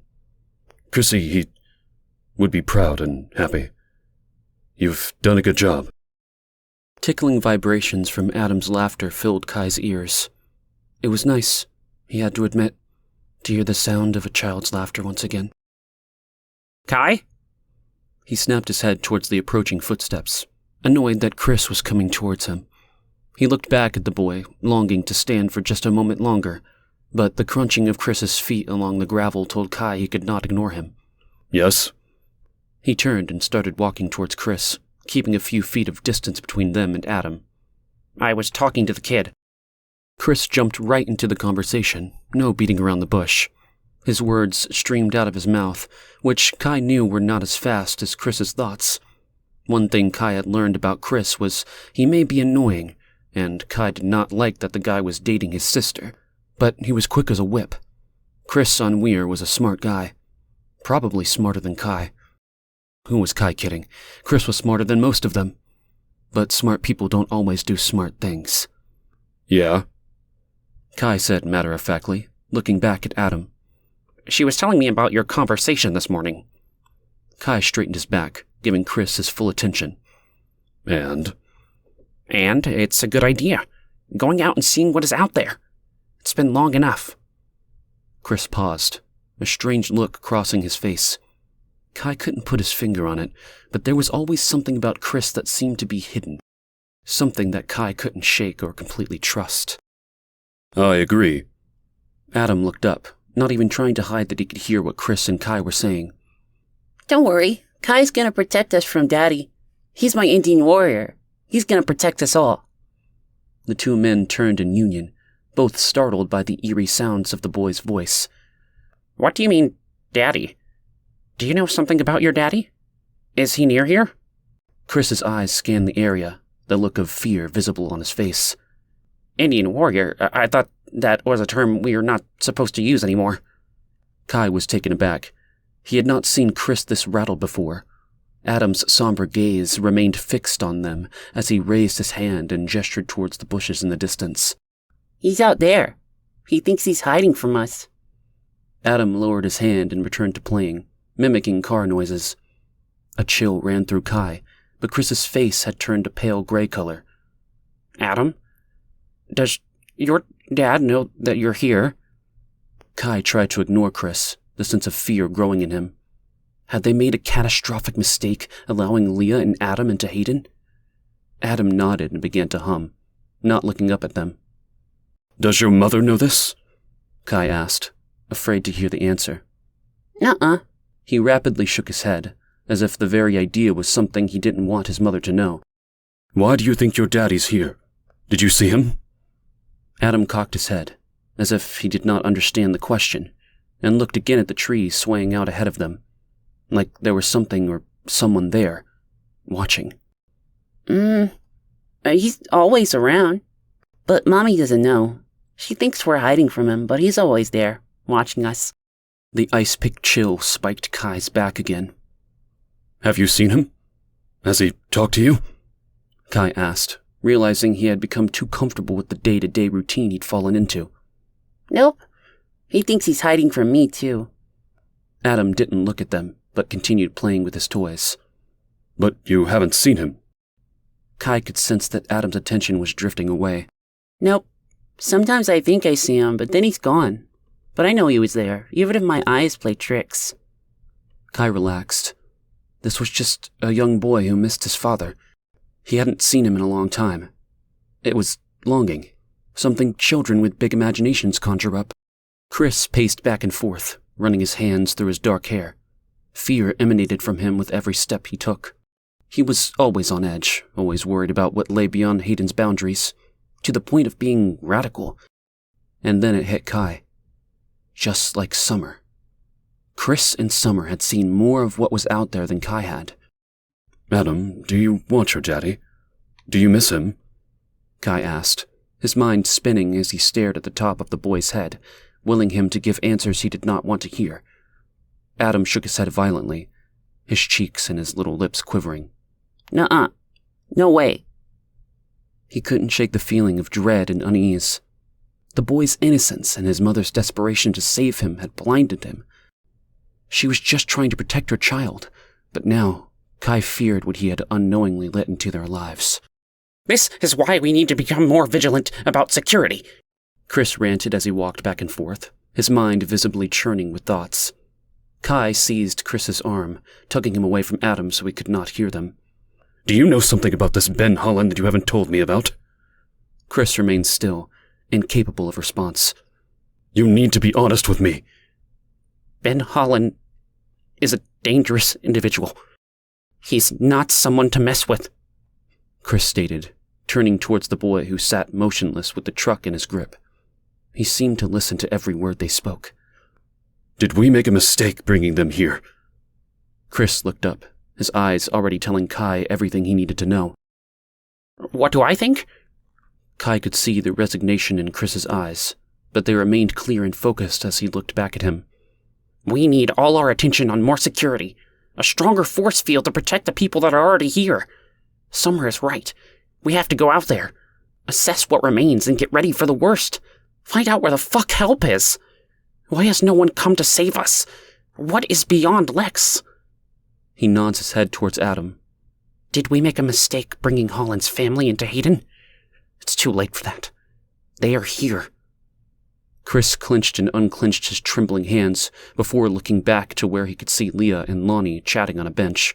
Maggie mugs sprawled out in between them, basking in the attention. Kai gazed towards the two women. Leah's eyes met his for a moment, causing conflicting feelings to stir within him. Her presence inside Hayden had set a target on every single person in it. Despite this, Kai couldn't help but feel a strange pull towards her. Flustered, he averted his eyes to the ground, embarrassed she'd spotted him looking at her. Chris pushed his glasses up his nose, turning to look out into the forest of trees Adam had pointed to. They felt ominous, no longer comforting.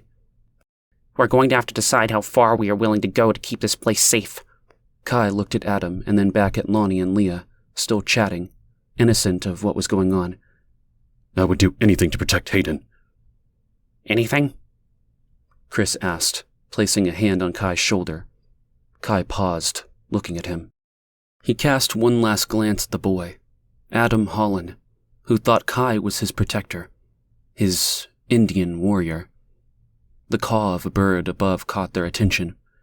A majestic raven burst out from the trees Adam moments ago was pointing at. Kai's mind wandered to the raven he had seen outside the grocery store.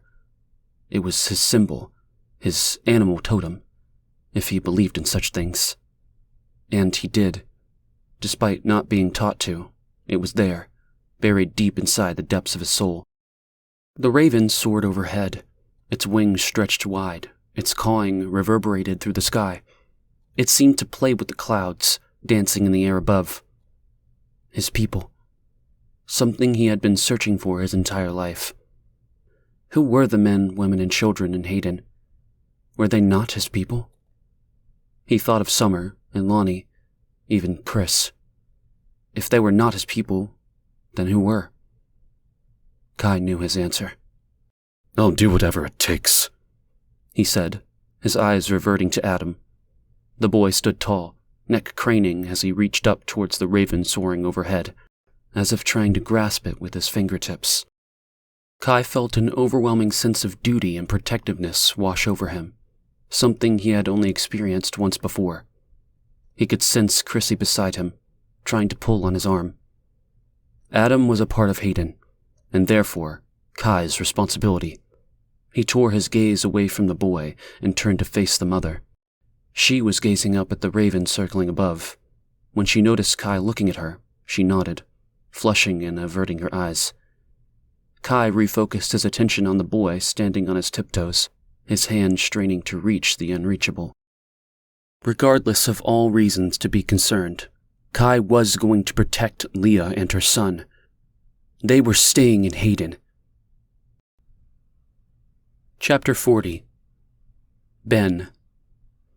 Ben knew where Leah was at all times, although Leah had no idea he did.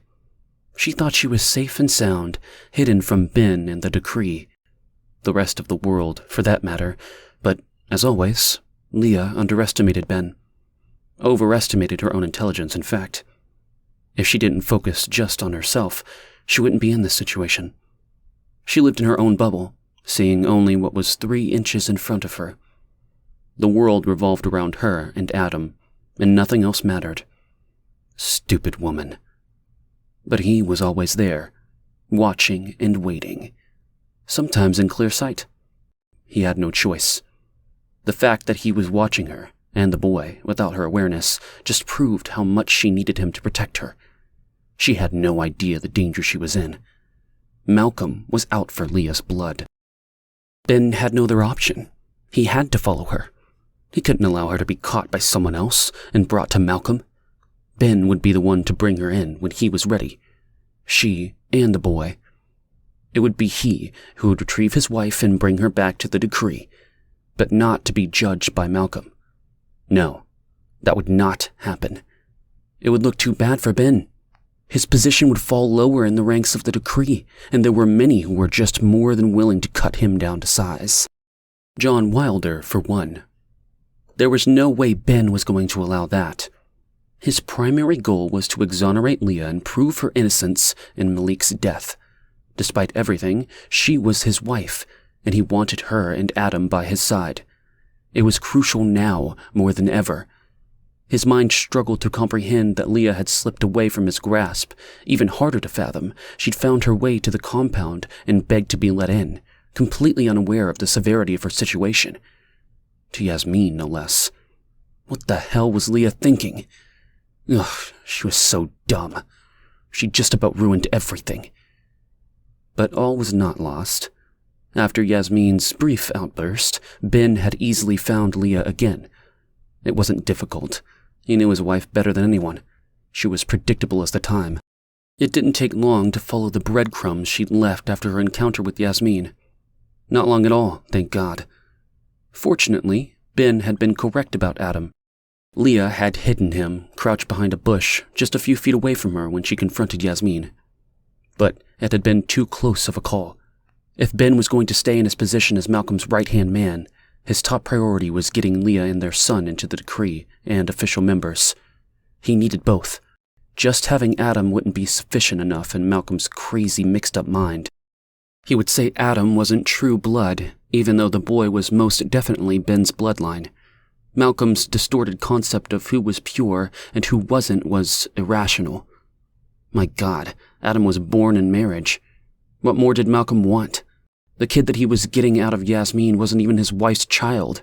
How the hell did that make sense? But in Malcolm's mind, labeling Yasmin as the chosen one cleared everything. Screw the rules everyone else had to follow. Ben knew Malcolm was delusional 90% of the time, but he also knew the guy made shit happen, and Ben wanted that. He needed it. Power had always been his greatest turn-on. That's why he liked women like Leah. He could control them, just by giving them the slightest amount of admiration and interest. Give a starving dog a bone and it will always come back for more. Ben needed Leah and the kid with him. Time was ticking. He had to find a scapegoat for Malik's murder. All that mattered was that Malcolm believed it. Everything else was beside the point. And so here he was, watching Leah once again.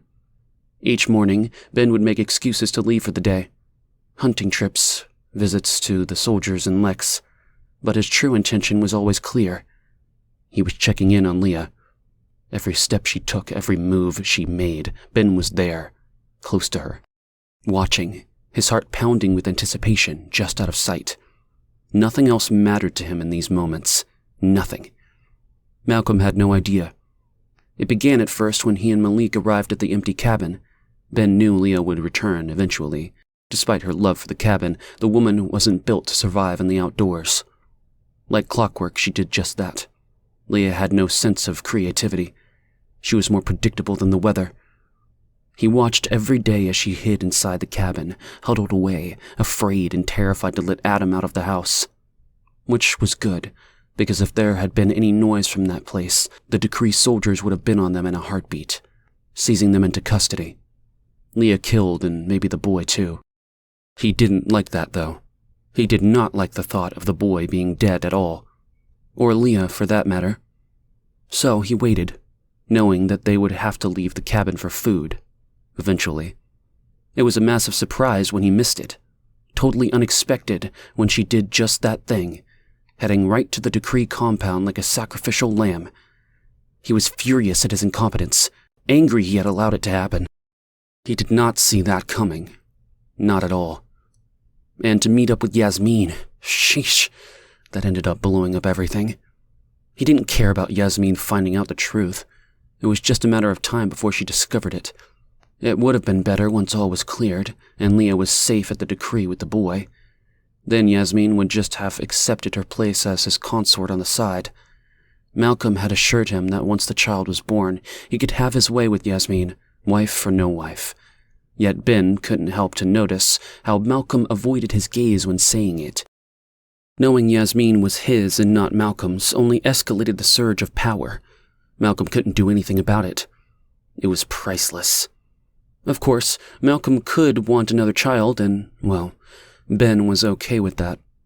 He doubted Yasmin would be so willing, but he wasn't about to think about that now. What mattered was he found Leah, and he was damn well not going to let her out of his sight again. He caught up to her in the woods, close to where she'd encountered Yasmin, loaded down in a childish mashup of camping gear, dragging the boy behind her. Since then, he was one step behind her at every turn. Ben hadn't expected the group to show up from out of nowhere. No, he had not. He did not expect that at all, or that they would take in Leah and Adam, an event he hadn't planned. Ben had been trailing Leah and Adam from a distance when he saw her jump, dragging Adam with her into the bushes to hide. He stayed back, alert, his gun raised as he saw the small group of 3 emerge out of the woods. He almost shot them. Ben was just about to do it, but when he saw the taller figure jump in front of the bushes where Leah and Adam hid, Ben lowered his gun. He couldn't make out exactly what the tall man was saying, but it was clear he was using his body to shield them from the others. A shock of all shocks, not. Leah reached out her hand to the tall man, holding Adam in her arms, and she allowed the tall stranger to help her out of the bush. Ben had to fight to keep his composure. He raised his gun, finger tightened on the trigger, and aimed it at the man's head, but then thought better of it and lowered it. Perhaps this could work to his advantage. If they took her somewhere else, they would likely keep her in one location with others, making her believe they were safe. They wouldn't be out wandering alone through the forest anymore, risking starvation or running into someone who wouldn't hesitate to harm her or Adam. Ben wouldn't have to go around in circles every day following them. They would be tucked away in one place, nice and neat, where he could monitor them until he could figure out what to do next. So, he let them go and followed them to Hayden, the place led by the tall, long-haired guy who found them.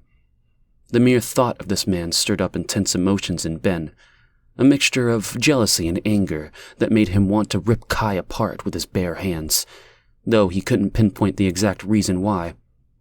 The boy liked him. The boy liked him a lot. Ben crouched in his usual spot once again. Even though they had such a strong military-style security system around them, no one noticed him. He sat and watched, never missing a day, for a good hour, knowing that, for now, Leah and the kid were safe. Kind of. Ben knew where they were, and if he could track them to Hayden, others could too. When the time was right, Ben planned to be that person, leading Malcolm and the decree right to the very spot he sat watching. But for now, no one needed to know.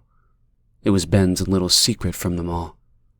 He peered through the foliage, observing Kai and the teenage girl, who was always at his side, approaching the path. Kai's gaze lingered on Leah as she passed by him, with her head down, heading towards a figure out of view. She stopped to talk with the boy, playing in the sandbox before continuing on her way. Ben watched it all unfold from his hiding spot in the bushes. Dark emotions of jealousy and bitterness consumed Ben as he watched his son interact with Kai, with his long black hair and towering height, making his own stature small in comparison. His son laughed as he held out some toy to Kai. A familiar voice calling out to Kai interrupted Ben's seething anger. His eyes followed the sound to see a man approaching. Ben's rage, which had been bubbling inside him moments before, gave way to utter shock. It couldn't be. But it was. The man walking towards Kai seemed like a ghost, someone who had come back from the dead. It was impossible, yet there he was in front of them all. Chris on Weir. What the fuck? He covered his mouth with his hand, trying to restrain the words and his urge to burst out of his hiding spot. Chris was alive? How the hell was that possible? Malik had said he'd killed Chris back at the plant, bragged about it even. How he made Chris bend down on his knees with his hands behind his head, execution style, shooting him point blank into the back of his skull. Laughed about it as Malik mimicked his head exploding with his hands. But there he was, Chris, with concern on his face, talking a mile a minute to Kai, who had risen from talking with the boy. What the bloody hell is going on? Malik lied. He hadn't killed Chris. So what had happened? There's no way Malik would have allowed him to go free. Malcolm was very clear with his instructions. Chris's life was to be ended. He wasn't to be trusted with good reason. The guy betrayed his entire city by switching off the power. You couldn't depend on someone who would sell out their own people. Ben paid no attention to the irony that he, too, had betrayed his own city. It was not the same. He was Decree, and that was all that mattered. Chris, on the other hand, was a weak and deceitful man, not to be trusted under any circumstances. Yet there he stood, free and standing beside the despicable Kai, Ben's son playing just inches away from his feet. This excuse of a man who tried to kill a city. How did Chris end up in Hayden? He obviously was the mastermind behind the military tactics that Ben had observed in recent weeks. How did Ben not notice Chris sooner? He didn't notice who the military trainer was because he was too preoccupied with Leah. He ignored what was right in front of his face. The betrayer within their midst. It suddenly hit Ben like a ton of bricks. Chris was a traitor. Chris was a traitor of the Decree, and somehow he'd escaped Malik.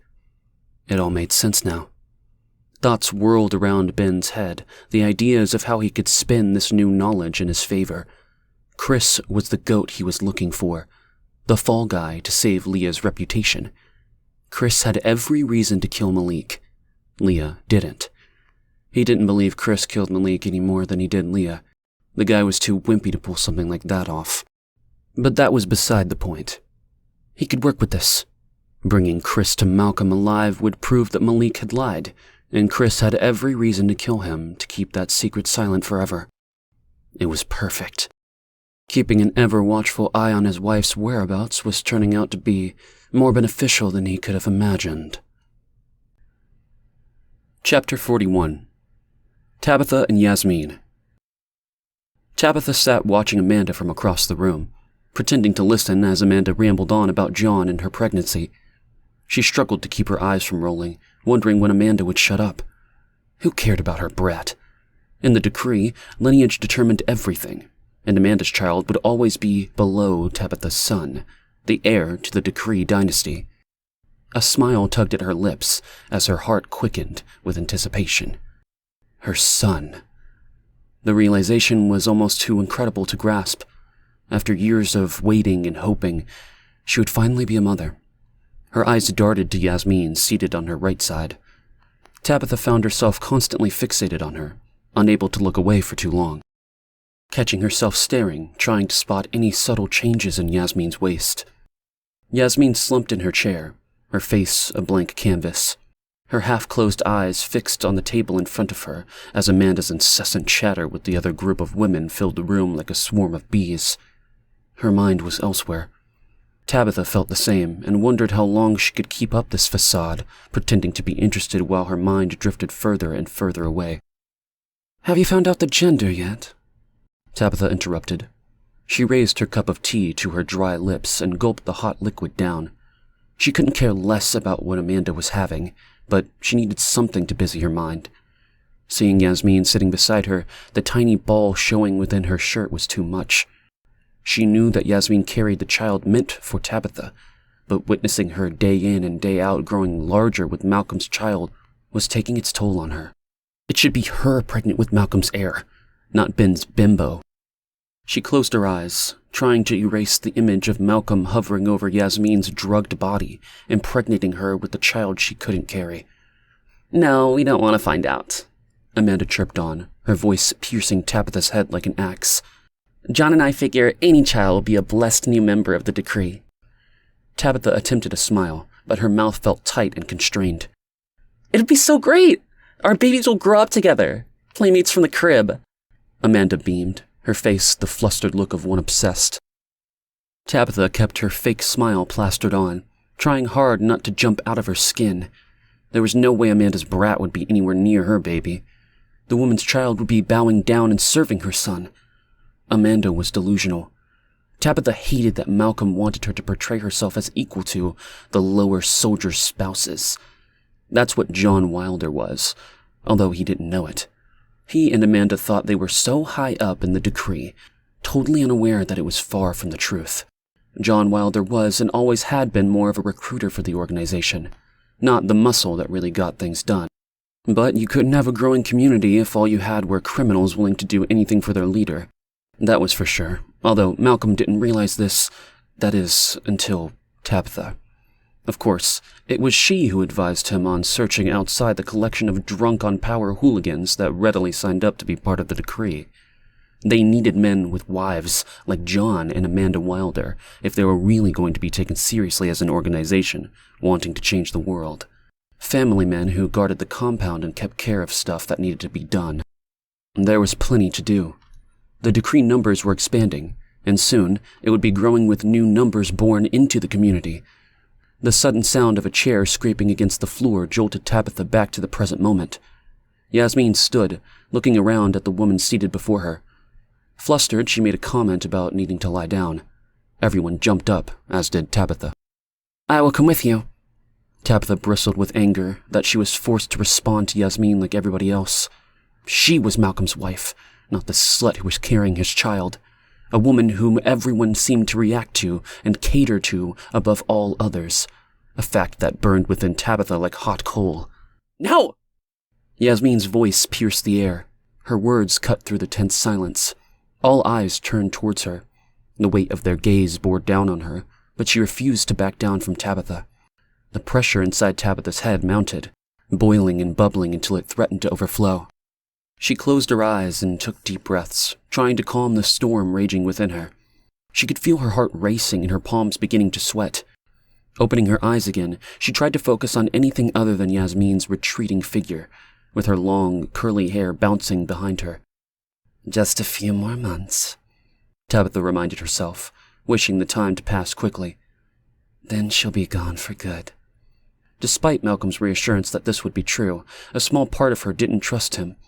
She'd seen the way his eyes roamed over Yasmin when he thought no one was looking. Yasmin needed to go. Once the baby was born, Tabitha was going to make it happen. Yasmin's footsteps echoed down the stark white hallway as she hurried along, aware of Tabitha's judgmental gaze on her back. She quickened her pace, unable to bear another second in the room filled with the mindless drones. Listening to Leah's old friend plan their children's lives growing up in this cult was unbearable. Amanda had no idea what she was bringing her child into. She was totally oblivious to the destruction the decree had done. Most of these glazed-eyed puppets following Malcolm were in the dark. They were shaking hands with the devil, unaware they'd sold their souls for the very thing they thought they were trying to save. Fools, she thought as she rushed closer to her rooms. Not all in that room were blind. No, not all. The warm, fluttering sensation of the fetus stirring within her caused Yasmin's stomach to churn. She pressed a hand to her abdomen, feeling the small life growing within her. She couldn't help but feel sickened by the sensation. There was one person besides Yasmin who knew exactly what was going on outside the complex walls. Tabitha. Tabitha knew everything. Yasmin entered her room and quickly locked the door behind her. She knew it would be empty, as Ben and Malcolm were likely occupied devising other heinous schemes to kill people and control them. Not that it mattered if he was there. He had little use for her these days. The more her pregnancy showed itself, the more Malcolm wanted her by his side, pushing his wife aside to make room for the chosen one, displaying her like some perverse Virgin Mary. Later, Ben's passion would consume her with such fiery intensity that she felt more like an object of possession. A fight to see who she belonged to, Malcolm or Ben. Ben's way of saying that Malcolm could have her womb, but Yasmin was Ben's to do as he pleased. Men, she thought. It was all about their egos and who was the biggest lion in the den. Yasmin was only a carcass they fought over, nothing more than dead meat. She sighed and sat down on the bed, feeling defeated. Is this what she deserved for sleeping with another woman's husband? She thought of Leah and Adam. Ben acted like he turned his back on his own son for Malcolm, giving him up for dead so he could be Malcolm's head man. But Yasmin had her own secrets too. She knew more about Ben than she'd let on. An overwhelming pain of hurt squeezed her chest as she grasped her closed palm to the place it hurt the most. Her heart. Her mouth opened in a silent cry for help as she banged her fists on each side of the bed she sat on, wishing the hurt Ben caused would go away along with being trapped here in this godforsaken commune. How the hell did she end up here, abandoned, raped, and pregnant? She clasped her hands around the small mound of her belly, tilting her head back and silently screamed. The only sounds were the raspy inhalation of each gasp of air she didn't think she could swallow. Ben sold her soul without asking, and she still loved him. No more. No more would she allow these two men to have control over her life. A soft tapping echoed through the room, followed by a slight rattling of the door handle. Holding her breath, she waited for a response. Yasmin? Tabitha's sharp voice cut through the silence, causing Yasmin to shiver as all the warmth she had left drained from her body. Are you all right? Why is the door locked? Tabitha knocked louder, her concern growing more urgent. Do you need me to get the doctor? Or Malcolm? At the mention of Malcolm's name, Yasmin stood up. No, She replied quicker than she wanted. Her hands flew to her hair, raking it away from her face. go away! She screamed inside her head, imagining punching Tabitha in her smug face. I'm fine. Just tired. Going to lay down for a bit. See you tomorrow. She lied. There was a pause at the door. Are you sure? Is the baby all right? I should get the doctor at the very least. Tabitha's voice felt like insects crawling all over her body, trying to dig inside her flesh to fester. Everything's fine, Yasmin said through clenched teeth, forcing herself to reply. Glad you were thinking of me, bitch. Maybe I should get Malcolm. Tabitha, I just need rest. This is what pregnant women want most. She paused, wanting to open the door and grab Malcolm's wife by the hair and yank it over and over again. Maybe even slap her across the head a few times. But that would just cause more trouble. A thought came to her then. Now, please, if you don't mind, my body needs to lay down. I know you don't understand this, but growing a baby is exhausting. She paused, getting up and pressing her ear to the door, trying to listen to the other side. There's so much movement now. I just need to lie down with nothing constrictive against my skin. Just climb under the sheets naked. Let it all hang out. She gave a laugh for effect, but realizing she was caressing her stomach while speaking. Even my bras are too tight. My breasts have swollen so much it's obscene. Fine. Tabitha's voice cut through the air with a sharp edge. She was pissed. Good. Sometimes words were as effective as a punch in the face.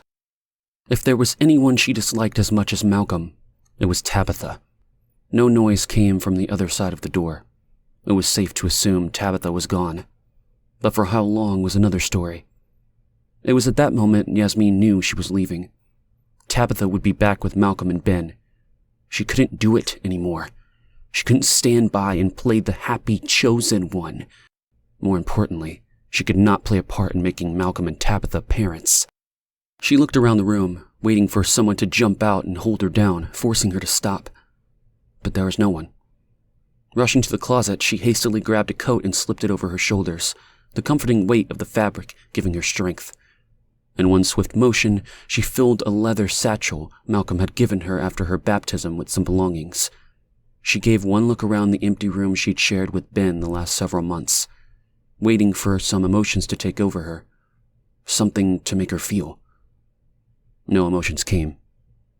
Turning, she swung open the door, stepping out into the hallway. Ben wasn't the only one who kept secrets outside of the decree. Yasmin did too. Some way, somehow, she had to get to Hayden. It was her only hope.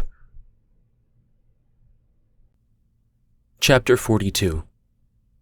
Yasmin. The first time Yasmin followed Ben, she did it because she didn't trust him. Why would she? He screwed Yasmin in his home with his wife asleep on the couch, unaware. If that didn't scream not trustworthy, Yasmin didn't know what did. His son walked in on them, naked and asleep in his parents' bed. Another reason she didn't trust Ben. And there was Malcolm Gobbo. Just hearing his name in her head made her skin crawl. Ben worshipped him like he was some kind of resurrection of God himself. It was disgusting, yet she still stayed, even after finding out the horrible truth. Ben had sold her out, putting her on a platter for Malcolm to feast upon. She loved him fiercely, although her brain, which normally worked at a high level, could not let him go, even when all the signs were there. Naturally, she couldn't help but follow him when he left every day on his own with the flimsy excuse of hunting or working with the soldiers in the city. His best excuse why he was gone for so long, and his real reason he was out there, was the claim he was searching for his wife and son to bring back to the decree. She knew Malcolm expected Ben to be looking for his wife and bring her to him, but she'd never paid much attention to it. Leah was gone. What did she care about what happened to her? That was until Ben started disappearing every day for hours at a time. Then she cared. She cared a lot. Because as much as Yasmin hated it, Ben seemed obsessed with the fact that Leah left him. She would not have that. There was no way Yasmin could let that woman and her son back into Ben's life. If Leah was in the decree, then what would happen to her and her child? That was how Yasmin felt until Leah arrived at the compound and tore her world apart. She made her way through the bushes, clutching only the leather satchel filled with some of her belongings. She'd left the car she'd stolen in a ditch several miles back. The dream that she believed was within her grasp had come to an abrupt end. Yasmin stared at the trees rustling around her, remembering the overwhelming joy she felt when she saw the positive pregnancy test. She paused a moment, trying to compose herself as the trees seemed to glare down at her, mocking her for being so foolishly hopeful. She couldn't contain her excitement upon seeing those 2 lines appear. She liked the idea of a daughter, something Ben didn't have already. She liked the idea a lot, and secretly had hoped the baby was a girl. A girl with Ben's hazel eyes and her olive skin and dark curly hair. It still sent tingles throughout her body, betraying her. Once again, the fluttering sensation in her stomach returned, making her cringe. She continued trudging through the woods, lost in memories and faded dreams. Before her world was torn apart, Yasmin began following Ben on his daily outings. It was a pleasant surprise how easy it was. She told Tabitha, who was never far from where Yasmin was, that she needed a daily nap. What could Tabitha say about that? Nothing. So it worked, of course. She shook her head, her mind reeling with how strange and unsettling Tabitha's behavior had been. The woman clung to her like a shadow that never left her side. It creeped Yasmin out, the way Tabitha watched her every move with an intensity bordering on obsession. But now, it all made sense. Of course Tabitha was obsessed with her. It sent shivers down Yasmin's spine to think about it. All revealed itself, including Tabitha's possessiveness, the moment Leah showed up on the steps of the decree. The missing puzzle pieces that snapped all reality into place, revealing the truth and scorching every dream she had into charred ashes, never to be salvageable again. Yasmin squeezed her eyes shut, not wanting to remember Malcolm's face inches from hers in the pool, his desire evident as the water sloshed around her with his rhythmic motions, her limp body swaying with each thrust beneath him. She understood what Malcolm Gobbo and the decree were capable of. Yasmin had no one to blame but herself. She first followed Ben about a week after he started going out every day. He would take one of many jeeps and drive for over an hour, always passing the Welcome to Lex highway sign before getting out and walking. Most of the time, he would hide in the bushes to avoid being seen by someone. The cabin was a surprising discovery for her. Ben had never mentioned owning a cabin, but why would he? She wasn't his wife or anyone of significance to him.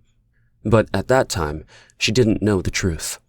She still clung to the idea of creating a family with Ben as the father of her unborn child. She foolishly viewed Leah as a threat to her future with Ben. He sat there watching the cabin, taking in the creaking sounds of the old wooden structure. Crouched and ready to spring into action, he kept a close eye on the boy as he came out of the house to play. His mother was usually nowhere in sight, but sometimes she would appear on the porch, watching her son playing in the golden rays of the sun. Little did Ben know Yasmin was also watching, hidden from view as she kept an eye on him, observing the way his gaze lingered on the boy at play. She would say his name, letting it linger on her tongue like a weighty burden, choking her. Adam, the boy who stood in the way of her baby, the daughter she'd always wanted, the child she thought was Ben's. Revulsion festered inside her, black and putrid. Her child was not Ben's, never had been. Her jealousy intensified and burned deeper, boiling inside of her every day as she trailed behind Ben. She couldn't help but feel this way, even after she knew the truth of it all. All the lies she'd been led to believe, exposed. Ben was oblivious to her absence each time he returned. It never fazed him when she pounced on him, desperate to make him hers. She would pull him towards the bed as she lay naked, the beginnings of a bulge forming in her stomach. Once she had placed his hand on her growing belly, but he recoiled, surprising her. Now she knew why. Yasmin stopped in her tracks, clasping her hands tight to her head, trying to erase everything that was real. Ben's face twisted into a look of utter repugnance as he yanked his hand from her stomach. He grabbed her by the hair and pulled him to her, forcing her head down, shoving himself deep into her mouth until he came. That's how it was with them. She would throw herself at Ben, wanting to squeeze him inside her and claim him as her own. And each time, he would take her with more force until they both lay spent and defeated, like warriors who had just lost a battle. It only escalated once Yasmin knew the truth about everything. Yet she still stayed, dragging Ben into her bed as he plunged himself into her, moaning out his name as her quivering body arched beneath him. She still wanted him, even when she knew he did not want her. It had only progressed when Leah and Adam encountered the man named Kai. Ben had become more demanding, never leaving Yasmin alone when he returned from Hayden. Of course, Yasmin knew why he fucked her with such ferocity. It was because of the tall, handsome native man with the long, dark hair who watched over Leah. She saw him. She saw the way he looked at her. Yasmin knew how a man looked at a woman, and although Kai spoke like he didn't like her, Yasmin knew better. He was holding back what he really felt, and that was desire. Ben saw it too. She continued walking, knowing each step she took was taking her closer to her destination. She'd traveled this path many times in the last few weeks, following Ben right to Hayden. She thought of Leah and how Yasmin had treated her that fateful day at the decree, and wondered if Leah would do the same thing she did and send her away. And what about the tall man? Would he allow Ben's mistress side by side with his wife into his sanctuary? She had no idea, but what choice did she have but to try? Where else could she go? She realized she'd have to hide even if they took her in because of Ben. His watchful eye always on his wife and kid. If he saw her at Hayden, he wouldn't be able to keep her whereabouts quiet, not as long as she was pregnant with Malcolm's child. Malcolm might not press Ben to find Leah quicker, but there was no way he was going to stop trying to find Yasmin, or should she say, the vessel carrying his heir. It was just the reality of things. As long as she was pregnant, she had to keep it hidden. Light drops of rain started to drizzle from the sky, tapping against the foliage above her with soft plopping sounds. She raised the hood of her mustard-colored coat to shield herself and continued on foot. It was a considerable distance to reach Hayden, and she still had quite a way to go.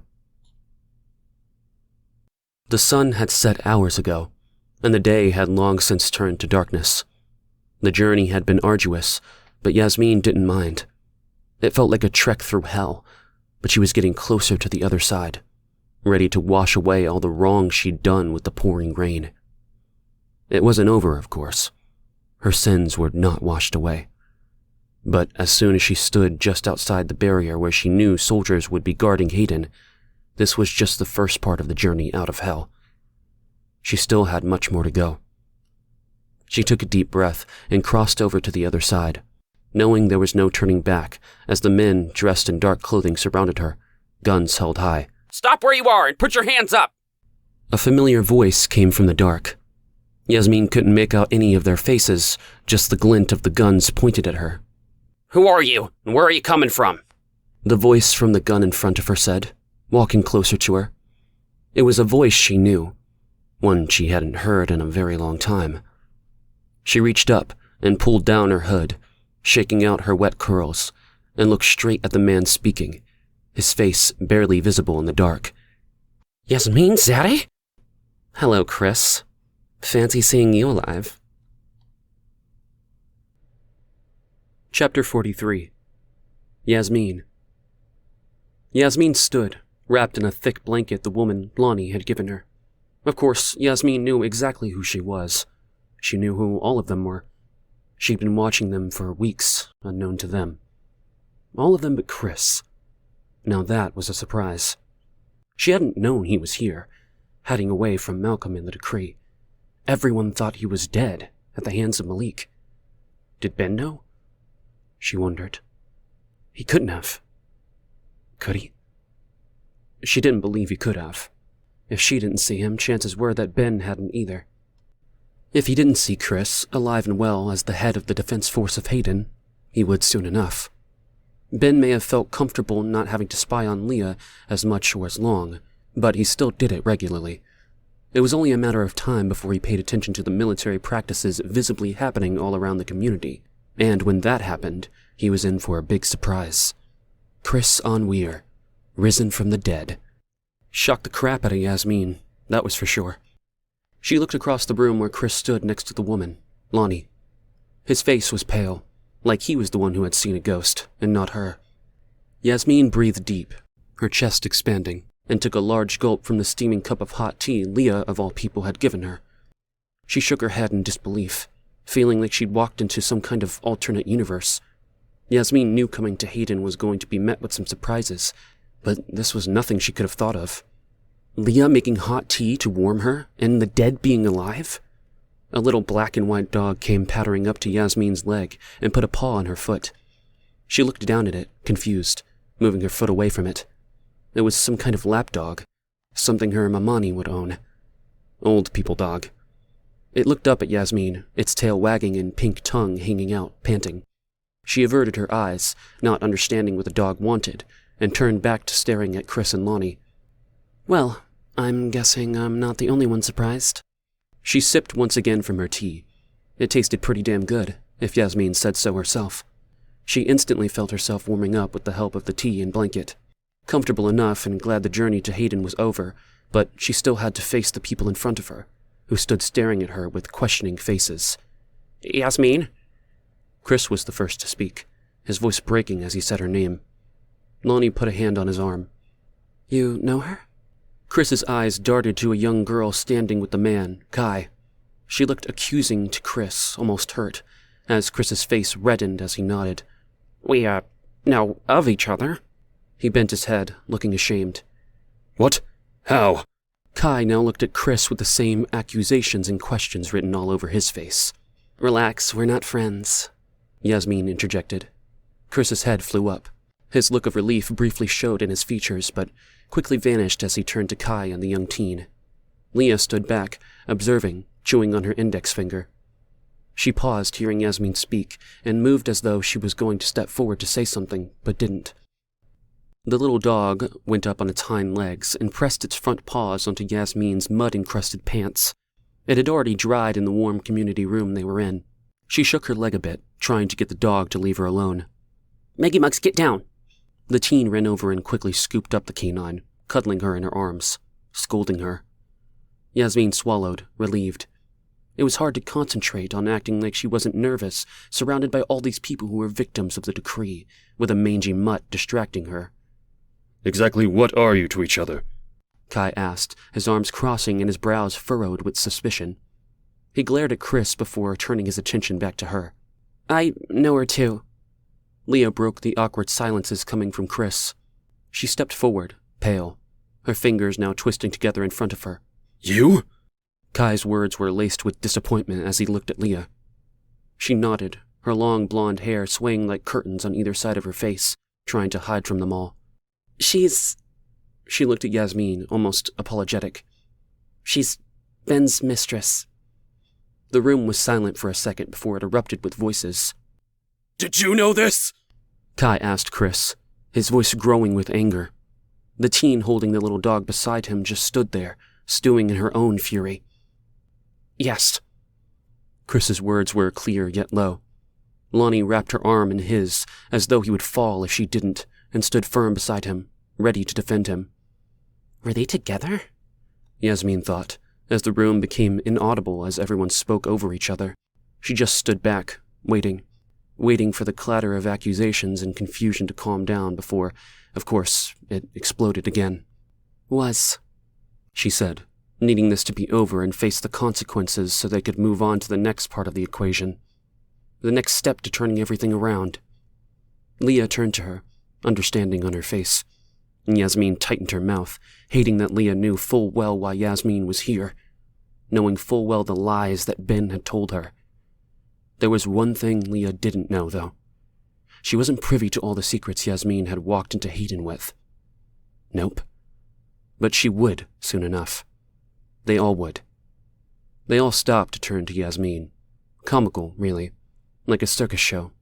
But she was the main act. The main clown to pop out of the tiny car. The one at the end who no one expected. They stood without speaking, waiting for her to respond. I am not with him anymore. There. She said it out loud. The words turned everything she did from the moment she stepped out on Ben to where she stood now, and what would happen after it, into reality. I have escaped the decree, and Ben. Leah didn't say a word. Yasmin thought maybe Leah was glad about it, but the look on her face was one of understanding and empathy. She wanted to hate her for it. Yasmin was the one who did Leah wrong. She did not want or deserve any sympathy. It made her angry. Angry that she'd been so stupid to believe Ben would choose her over Leah. That she would believe every filthy lie he had told her. She'd given up her entire life, quit her job, and followed Ben to a cult. A murderous cult. She lowered her head. It wasn't Leah's fault Yasmin made so many mistakes. Walking into a situation that she knew was wrong. Following Ben right into Malcolm Gobbo's hands. The weight of fingers pressed against her shoulder, and her head snapped up. Leah stood before her, her head nodding up and down.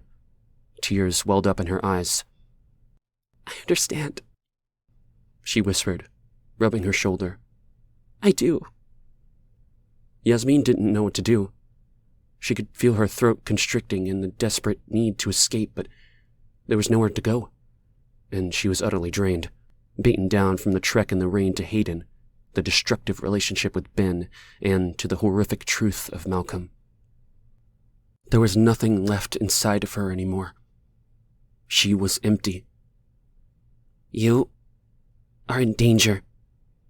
The words of truth came out, and all ears were on her, the center row of the circus. Pardon me? Leah pulled back, her comforting hand falling to her side. You are in danger. Leah turned around, her eyes looking at Kai, confused. You and your boy. Yasmin continued. It was time to reveal why she had come here, seeking refuge, and more. Malcolm thinks you killed his brother, Malik. He's dead? Chris asked, his voice laced with shock. Yes, someone slit his throat months ago. Leah shook her head. You said this before. I don't understand. I don't even know who this man Malik is. He's a sick motherfuck who liked to rape young girls. Yasmin paused, letting out a smirk of a laugh. Someone must have gotten the best of him because they found him with his throat slashed and his pants around his ankles and everything hanging out. There was a gasp from the teen girl. Her face paled as she held the little dog tighter to her. Malcolm thinks you had something to do with it. Yasmin continued, ignoring the girl. He's ordered Ben to bring you in.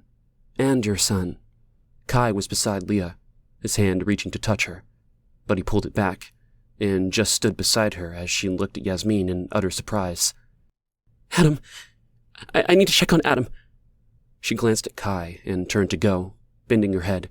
Excuse me, she said, and left the room, the screen door banging behind her. Kai stood watching after Leah, looking as though he was wrestling to go after her. He'll look for me.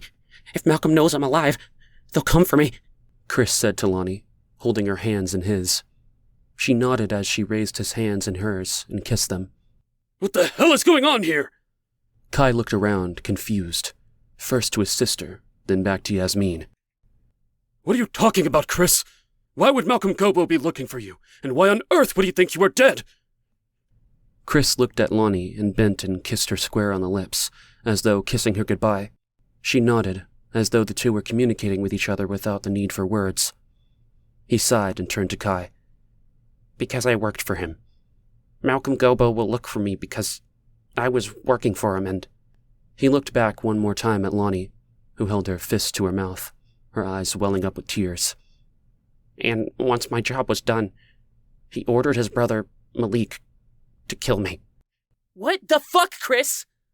It was the girl again, shaken, staring at Chris as though he had punched her in the face.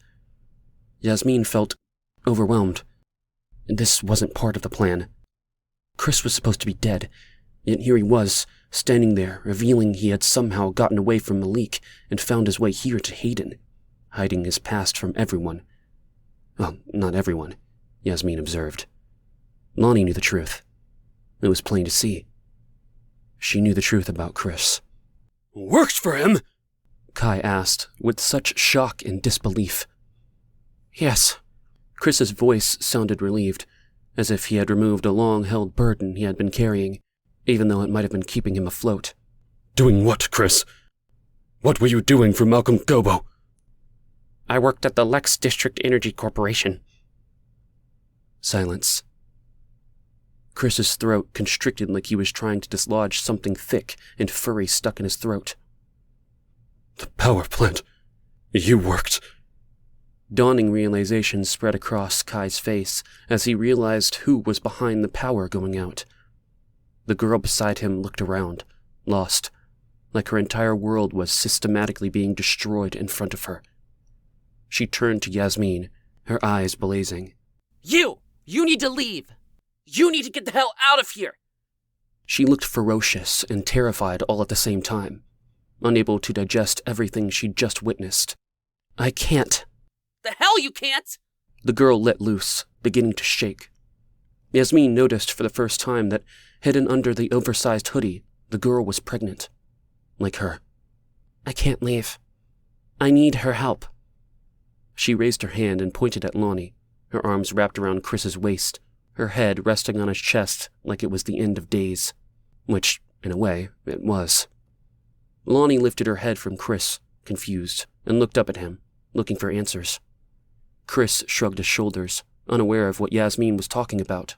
Yasmin opened the front of her coat, the blanket she was wearing falling to the floor, as she smoothed her wet shirt, revealing her pregnancy. It's Malcolm Gobbo's.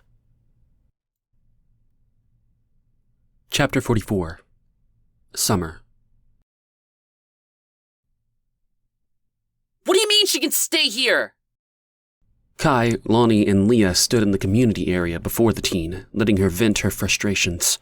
Summer paced the floor back and forth, her head not turning from the other three. You realize who she is, don't you?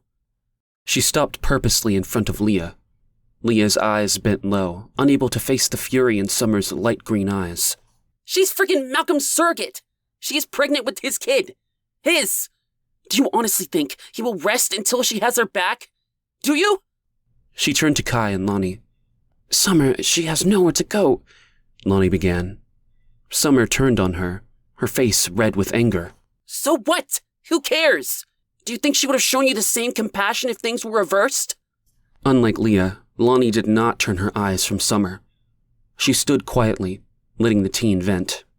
Did she show compassion when that monster set his goons out to murder innocent people? People like Josh? She held back the tears forming, wiping them away with the back of her hand. She felt the baby squirm inside, reminding her to remain calm. She glared at the three before her. Kai and Lonnie had become her family, the family she never had, and she felt betrayed by them, just like everyone had done to her in the past. Well, except for Josh. Sweet, dead, bloody Josh. Summer's throat constricted, the tightness almost suffocating her. She wrapped her arms around her stomach, feeling the firmness of it beneath her hoodie, and imagined it was Josh's arms, cocooning her and the baby in his embrace. But it left her feeling ice cold inside. Lonnie stood close by as Summer battled with her feelings and tried to place a comforting hand on her shoulder. Summer yanked away in frustration, her dark locks wildly whipping around her face. So what's next? She snapped, her arms still wrapped around her belly, Josh's freckled face fading from her mind. Her kid and mine are going to be put into the crib together? Be little playmates? She snorted sarcastically. I can just see it now. Her brat asking my child where his dad is. Her emotions overflowed and tears streamed down her cheeks, breaking the dam of hurt and frustration that had been building up inside her. There was only so much one human could handle, and at that moment, Summer had reached her limit. She laughed between her sobs. Yeah, won't that be an interesting playground talk? Covering her mouth, she tried to suppress the wail inside of her, wanting to escape. She turned on them, their faces blank and unmoving, shocked into silence. You have no idea! She bent over, clutching herself tight, the words screaming from deep within, no longer able to keep the truth hidden. No idea what I had to do to protect the only thing I have left! She paused, her mouth open as she inhaled a gut-wrench breath that ripped through the air. Lonnie grasped Summer to her and would not let her go, even as she fought against her. No, you don't understand! She cried out, her voice ragged with hysteria. What I've done! Kai was beside her and, without saying a word, he wrapped his arms around Summer too, holding her in place with Lonnie. Feeling their arms around her, Summer crumbled, her legs giving out beneath her. She didn't fall. Kai and Lonnie's grip around her held her firmly on her feet, cradling her safely in their arms. She let out a jagged, shattering sob, caving into their protective embrace. They said nothing, just let her cry, not letting go of their hold on her.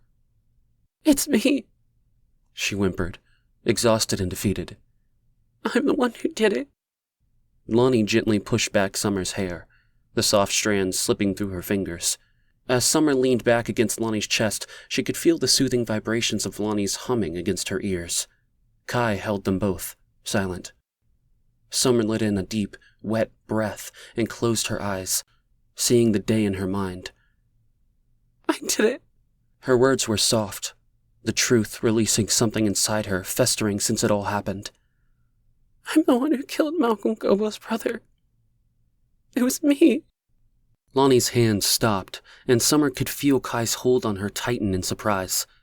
She felt her face drooped with remorse, and silently cried, making no noises, letting all the tears of a lifetime flow from the very core of her soul. And she cried for what she did that day in the abandoned building, the day she became a killer. Lonnie and Kai held her, not letting her go, bending their foreheads to hers. She closed her eyes and let all her sorrow out until she had nothing left inside her. Hands clasped her face, warm and trembling, and she opened her eyes to Chris. Tears ran down his cheeks, and his lips trembled with emotions. Summer tried to control herself from frowning, but she couldn't hold back the tears that threatened to burst out once again. I'm sorry, he whispered, cupping her face between his hands. I'm so sorry, Summer. She couldn't move. She couldn't say a word. Her mind raced as she tried to digest the fact that this man, whom she had grown to trust, was responsible for helping Malcolm Gobbo take over the city and everything that happened afterward. She turned her head away from him, unable to look him in the eyes. Kai and Lonnie relaxed their grip on her as Summer gained the strength in her legs once more and stood on her own, refusing to look at Chris as he stepped back away from them. Wiping her eyes with the back of her hand, she pulled away from Kai and Lonnie's embrace, composing herself. I won't risk my child to protect Yasmin's, she said, meaning every word. You won't have to. A female voice replied from the doorway behind them. Everyone turned, surprised to see Yasmin standing there in the opening, her face dark with her own demons. "You're damn right it won't be happening," Summer yelled, pointing her finger at Yasmin. "It won't be happening because I won't be having Malcolm's." Yasmin's voice was dead, her eyes blank with resignation. Summer clasped her arms across her chest, her face becoming red with anger once again. "Well, sorry to break it to you, Chickie, but have you looked at yourself lately?" She was merciless, and she didn't care. Yasmin's eyes didn't acknowledge Summer's harsh words. She focused her attention only on Lonnie. "I am not going through with the pregnancy." Yasmin spoke without flinching, her words smooth and calm. Yasmin, Summer is just angry. She's suffered a substantial loss," Lonnie replied. Yasmin looked confused, like she didn't know who Lonnie was talking about. Yasmin closed her eyes and rubbed her temples as though they were throbbing. "I understand," she replied, still not acknowledging Summer in the room. "But I can't change what has to be done." "Oh, really? Well, thanks," Summer rebutted. "I guess that's good enough. Let's shake and be friends." Summer held out her hand. Kai pushed her hand down, holding it to her side. Enough, Summer, he said in his deep voice, holding her back with ease into his firm embrace. But Summer had no more fight left in her. Her stiff body relaxed in Kai's arms, and as much as she hated herself for her weakness, she crumbled into his comforting arms, her emotions getting the best of her. She leaned into him, burying her face in his chest and taking in the familiar smell. His hand cradled the back of her head, making her feel safe, protected in a way she'd never felt, even with Josh. Summer's eyes caught sight of Leah discreetly brushing tears away as she watched Kai and her face plastered with empathy, something Summer did not expect. Leah didn't look shocked or mortified. She looked like she wanted to come over and comfort Summer, which confused her. Summer had just confessed to killing the man Leah was accused of murdering. Her life and the life of her son were in danger because of it. It made no sense. Catching Leah's gaze, Summer responded with a tentative but kind smile. In her own quiet way, Leah was reaching out to support and comfort her, and Summer didn't know how to feel about that. "I want to end the pregnancy and I need your help to do it," Yasmin blurted out, startling Summer back to where all this drama had begun. The woman, Yasmin, who stood, her attention only focused on Lonnie. "If you don't help me, I will do something to end it myself." Her tone was laced in truth, her body language rigid and determined. She meant every word she said. Lonnie sighed. "We will protect you and the baby here in the compound from the decree. There is no need for such extreme matters," Lonnie said, touching Yasmin's arm. Yasmin looked at the hand touching her and looked at Lonnie, confused, like she did not understand the kindness Lonnie extended to her. "I need safety from the decree. I'm just a vessel to Malcolm, disposable. It is just a matter of time." Yasmin's lip quivered, and her hand flew up to cover it, hiding the turmoil inside her. "No, I can't have Malcolm's. The thought of it repulses me, sickens me to the very core of my body. I want it out, and I want it out now." Her eyes blazed into Lonnie's, the force of conviction in them. Summer watched, not moving as she took a deep breath in, remembering how convinced she was about ending her own pregnancy. "I know what I'm doing. I was there, living in it. I have had a lot of time to think about this since finding out the truth, and I will not give my rapist any more of myself." Her face became stony, and her eyes glazed as if she was remembering something, a memory that was forever burned in her mind. Summer knew that look, knew it all too well, unfortunately. "Are you going to help me or not?" Yasmin asked. "Because it has to be done now before I get farther along." Lonnie placed her hands on her small, round belly. Yasmin flinched, nearly pulling away from the touch. She stood frozen as Lonnie manipulated her hands around her stomach. She straightened and removed her hands, her expression troubled. "I have to examine you more closely, but you are around 24 weeks pregnant." Lonnie paused, letting this sink into Yasmin. Summer's heart pounded inside her chest. Yasmin was only a few weeks behind her. "Yes, I am 6 months. So you see my urgency," Yasmin said, not faltering, her voice flat. It will be painful and long, and you will have to deliver. Lonnie clasped Yasmin's hands. The risks are high. This is very serious and unnecessary. We could keep you safe from Malcolm. You and the child. Yasmin refused to look at Lonnie. I have to do this. Her lips pursed together, surrendering to the choice she was making. And you are wrong, Lonnie. Very wrong. I will never be safe. Never. Chapter 45. Lonnie. Goosebumps erupted all over her body, the sensation rippling up and down her like a rush of icy water. The air seemed to move in a circular motion around her, almost as if it were speaking to her, in hushed tones, into her ears. She turned her head from side to side, feeling like she was searching for something or someone, trying to communicate with her. Too much had happened that day, with secrets coming to light one after another, like a never-ending roller coaster of emotions. She didn't know how to take it. Chris stood with his back against the wall, his hand clasped to his mouth, unable to take his eyes away from Summer. Summer rejected him. Of course, they both knew she would if she ever found out the truth about Chris's involvement with the decree. She rubbed her throbbing forehead with her fingers, unable to digest everything. Now this woman, Yasmin, who stood before her surrounded by the people she loved, wanted Lonnie to do the one thing Lonnie never wanted to do. How could she ask her, of all people, to end her pregnancy? Did she not know how terrible it was going to be for all involved at this late stage? Kai was glaring at her, his brows knitted together accusingly. One she was familiar with, but not seen in a while. He knew the truth. His face displayed it all. He knew Lonnie was aware of Chris's involvement in the decree, and she was going to have some heavy conversations with him to make him understand her position and why she allowed Chris into Hayden and into her bed. How the heck was she possibly going to do that? Again. She closed her eyes, not wanting to think of the past. It didn't have a place right now, in the present. But Kai wouldn't see it that way now, would he? She knew he wouldn't, and Lonnie wasn't sure he could forgive her this time.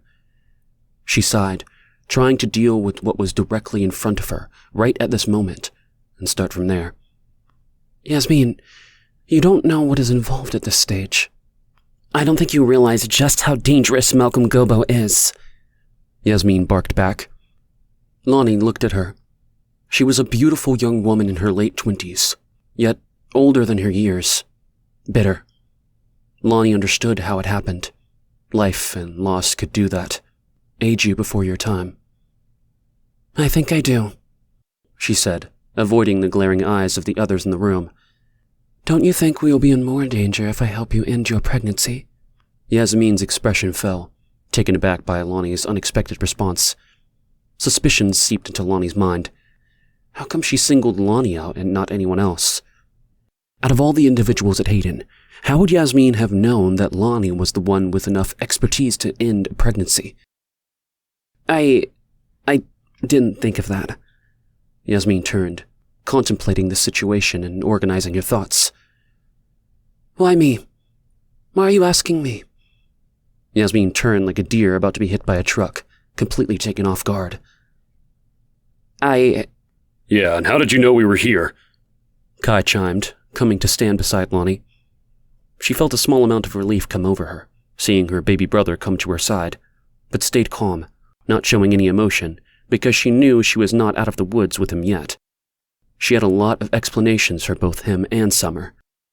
Her heart pulled like someone was trying to yank it out. Summer. She couldn't lose her.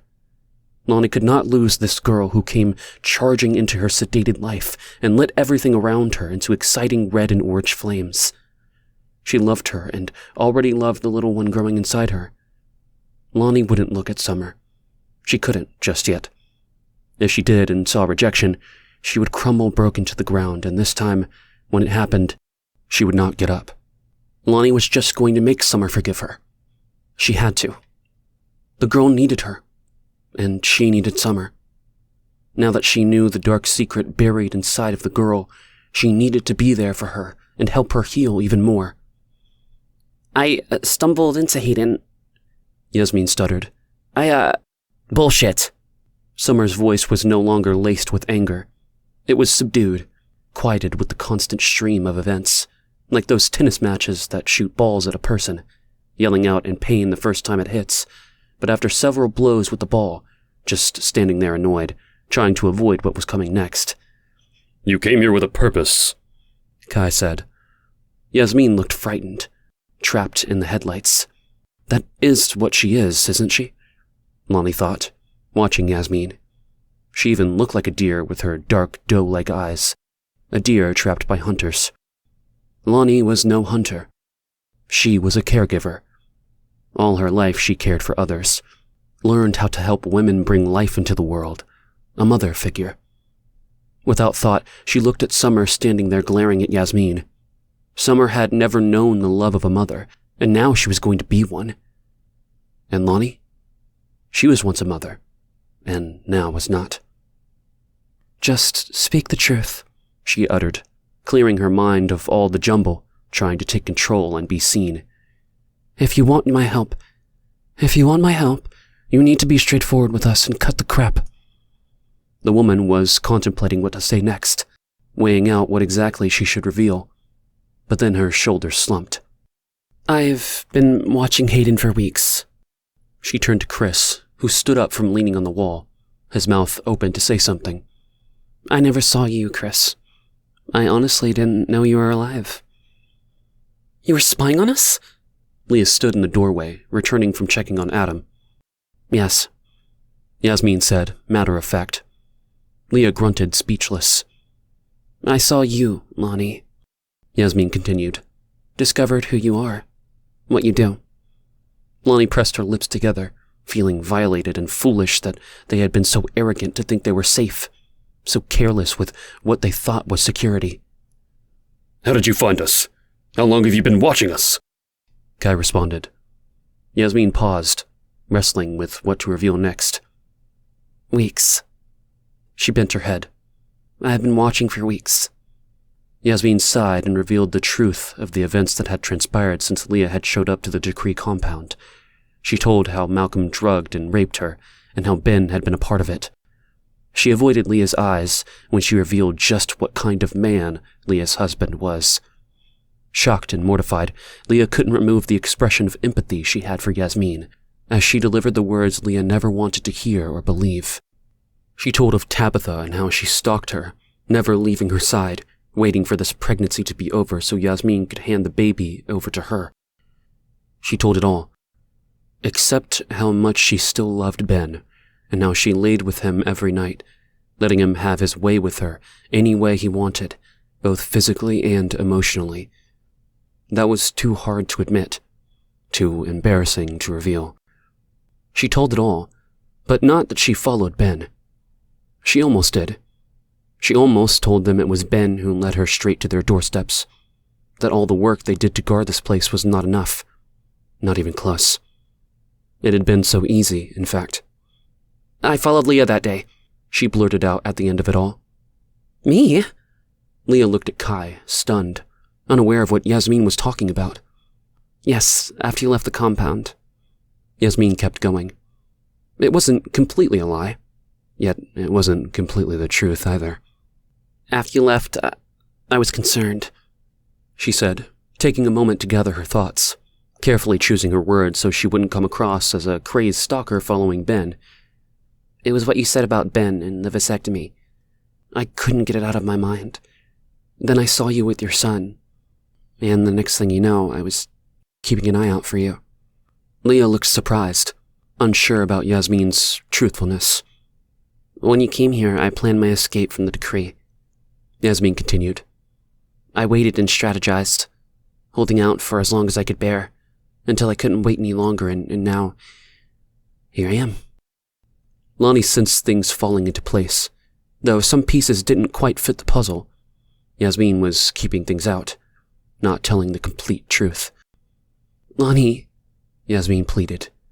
Please, you have to help me. She clasped her hands together, bringing them trembling to her lips. Please. Her words vibrated in Lonnie's ears. How many women had she seen at the Rayside Health Clinic with the same desperate look in their eyes? But that wasn't her job. She didn't end life. She helped to bring it into the world. How could she be part of Yasmin's horrible choice when it went against the very grain of her soul? Yasmin's entire body shook uncontrollably, the body taking control over the will of the mind. The abuse this young woman experienced was something Lonnie couldn't ignore. She could not turn her back against a woman in need. That's who she was. She helped women. She straightened her shoulders, looking at the 3 other women in the room, all of them in need in different ways. Summer, still a child and pregnant, never having a family to rely on. Leah and her little boy Adam, escaping an abusive ex-husband. And Yasmin, that husband's mistress, abused and raped. All of them with full lives ahead of them, finding their way somehow to her, Lonnie. A woman who helped women. That's exactly what she was going to do. Help them all. Chapter 46. Yasmin and Lonnie. Yasmin lay back, letting the medicating herbs blur out the pain and memories playing themselves out from 2 mornings ago. She laid on a bed as Lonnie prepared the medication she would use to soften and dilate her cervix. Her mind was numb as the older woman's voice droned on, describing the medication she was going to use and what it would do to start the procedure. Lonnie's round face appeared above hers, forcing her into the here and now, the last place she wanted to be. Once I apply the medication to your cervix, there is no turning back. Lonnie touched her arm, and it surprised Yasmin how cold it felt, like the blood had drained from the woman's hands. She didn't expect that, considering she felt so hot. Boiling, actually, like she had a fever coming on. Yasmin felt sick to her stomach, and the touch of Lonnie's fingers made her question everything she was about to go through. Are you sure this is what you want to do? You must be certain, Yasmin, and know that you don't need to do this. You have options. Lonnie spoke as though she could hear the thoughts going through her mind. She swallowed, trying to imagine life if she went through with the pregnancy.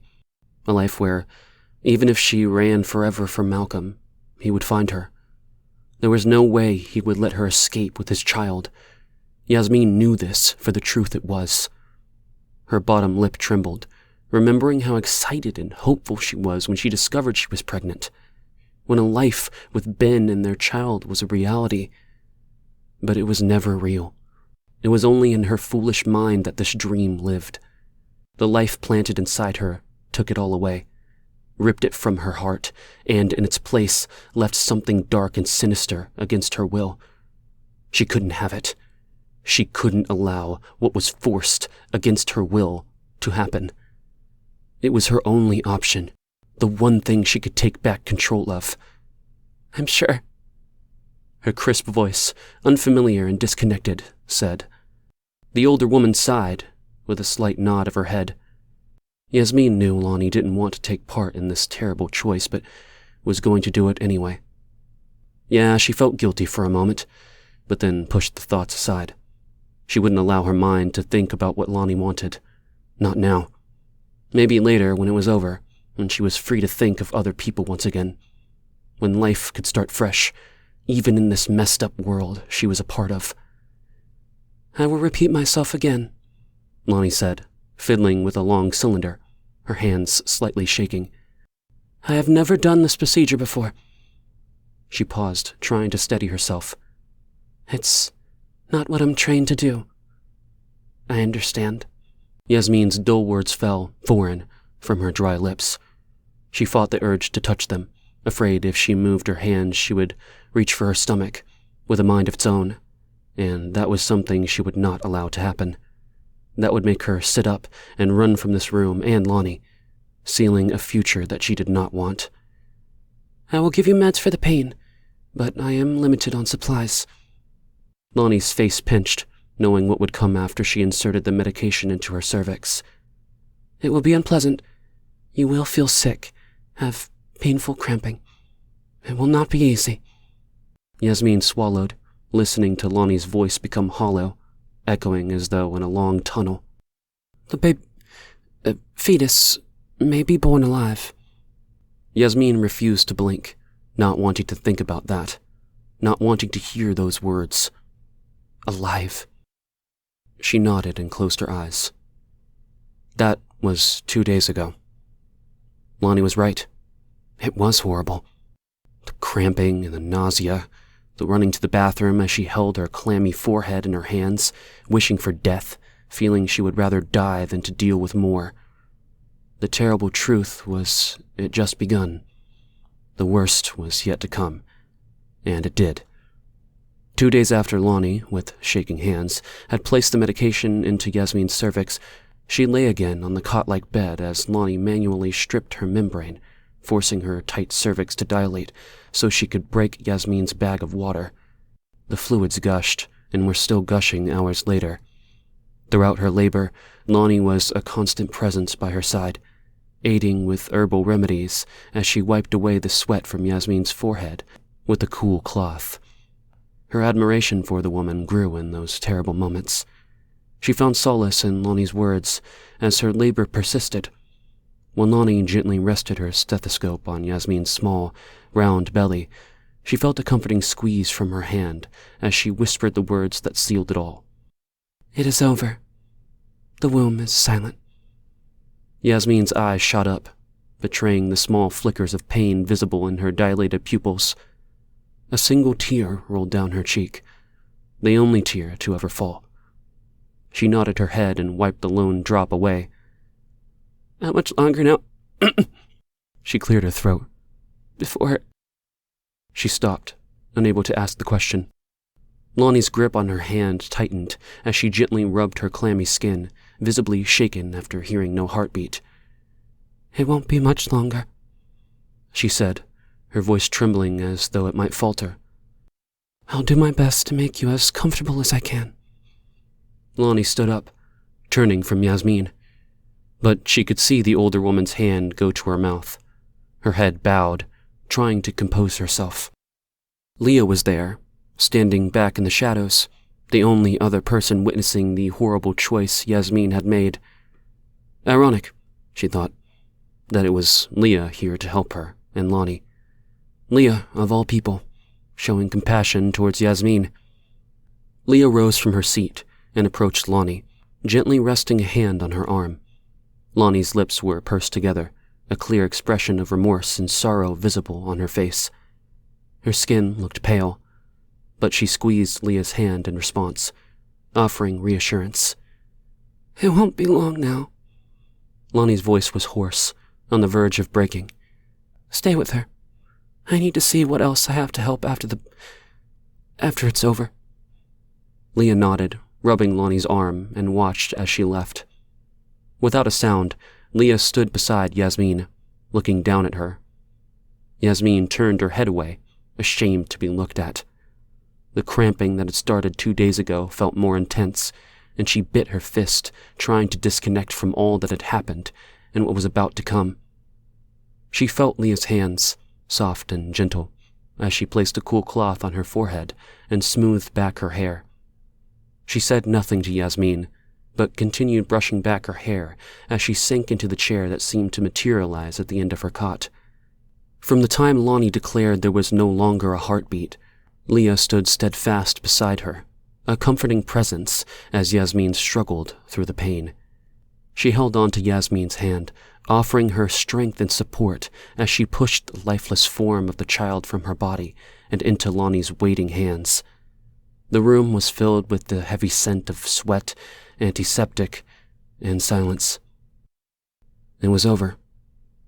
The pain was excruciating, surpassing any previous experience for Yasmin. Yet she welcomed it, hoped it would stay burned in her memory forever, a relentless reminder of her actions and what she had done, what she had sat back and let happen. She lay back on the cot, exhausted and numb. It was done. She was no longer pregnant with Malcolm's child. Lonnie carefully wrapped the body of the baby, shielding it from Yasmin's line of sight. Gathering the bundle, she turned and made her way to leave. Kai and Chris were waiting just outside the door, having promised to handle everything that had transpired within the room discreetly. Where are you going with it? Yasmin bolted up, looking pale. Lonnie turned around, cradling the bundle in her arms as though it were a small, delicate doll. Her expression revealed her guilt. She'd never even considered Yasmin would want to see the child. I'm sorry. Lonnie blushed, coming back to the head of the bed. I just thought... Yasmin's eyes looked cold and distant. She knew exactly what Lonnie thought, but she couldn't blame her for thinking it. What is it? She asked with a sharp edge to her voice. She blinked, bracing herself for the answer she already knew. A boy, Lonnie replied. Yasmin nodded. Her answer confirmed. If you need some time to yourself before...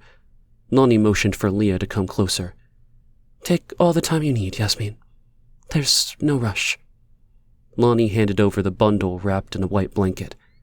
She took it stiffly, not exposing what was running through her mind, keeping her true feelings hidden inside herself.